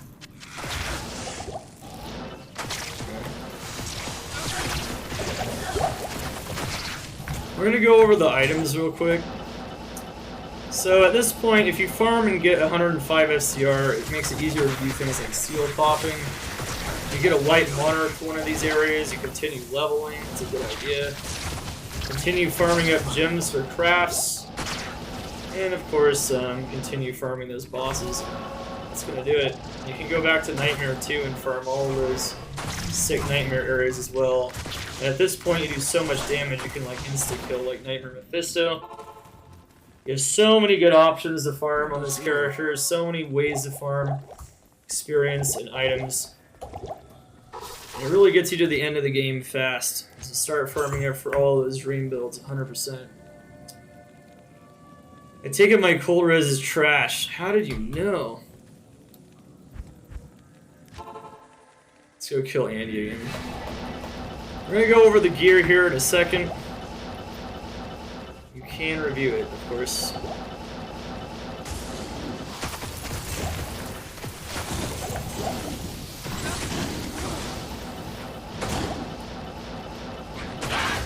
Ow! Be afraid to Already tell that I'll be your best friend in this fuss. Come on, Andy, give me a Shaco. You know you can do it. Killer sales guy. Remember to rewatch Normal and Nightmare for my map tutorials so you guys can know how to navigate the maps quickly once again. We'll be putting all of the sections and the timestamps below.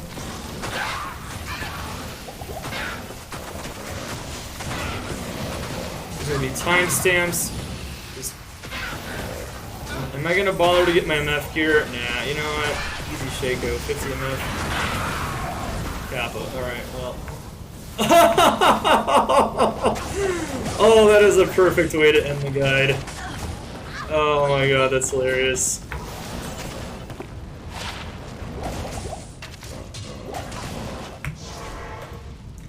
And there it is, chat. Not in town. Oculus swirling crystal. The order welcomes you. Wow, that was just lucky, dude. That was just lucky, but at the same time, we have the power to get this, right? That is what we call riches! From rags to riches, chat, it happened. It's not just rags to riches in name only. And it's not just the progress of getting to it, we actually got to the riches. There you go. And Oculus is worth a lot. And obviously, My magic will break the seeds. it's gonna be nice. I need mana. Ah! 65 of CR. 65 CR. Alright, we should be good. MF, baby! And now we got even more MF, so. From here, it's just riches, chat. From here, it's just riches. And you can push all the way through Act 5. Like I said, you can go mess around with Pindleskin if you wanted to. Yay! I need mana. From here is just riches, chat. The proof is in the pudding. Alright. We don't have a lot of FHR anymore, though. And now we have random teleport. We have MF, we have damage, we have more resistance. Look at our res. Our res is like maxed out. You can survive souls if they spawn in here. That's how good this is. Frozen River, baby.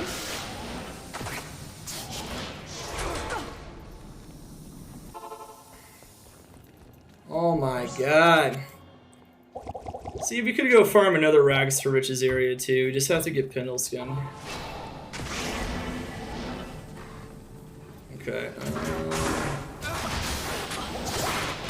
Fuck! Almost died due to Oculus! Oh my god. Oculus, help! Not pre-recorded, I promise.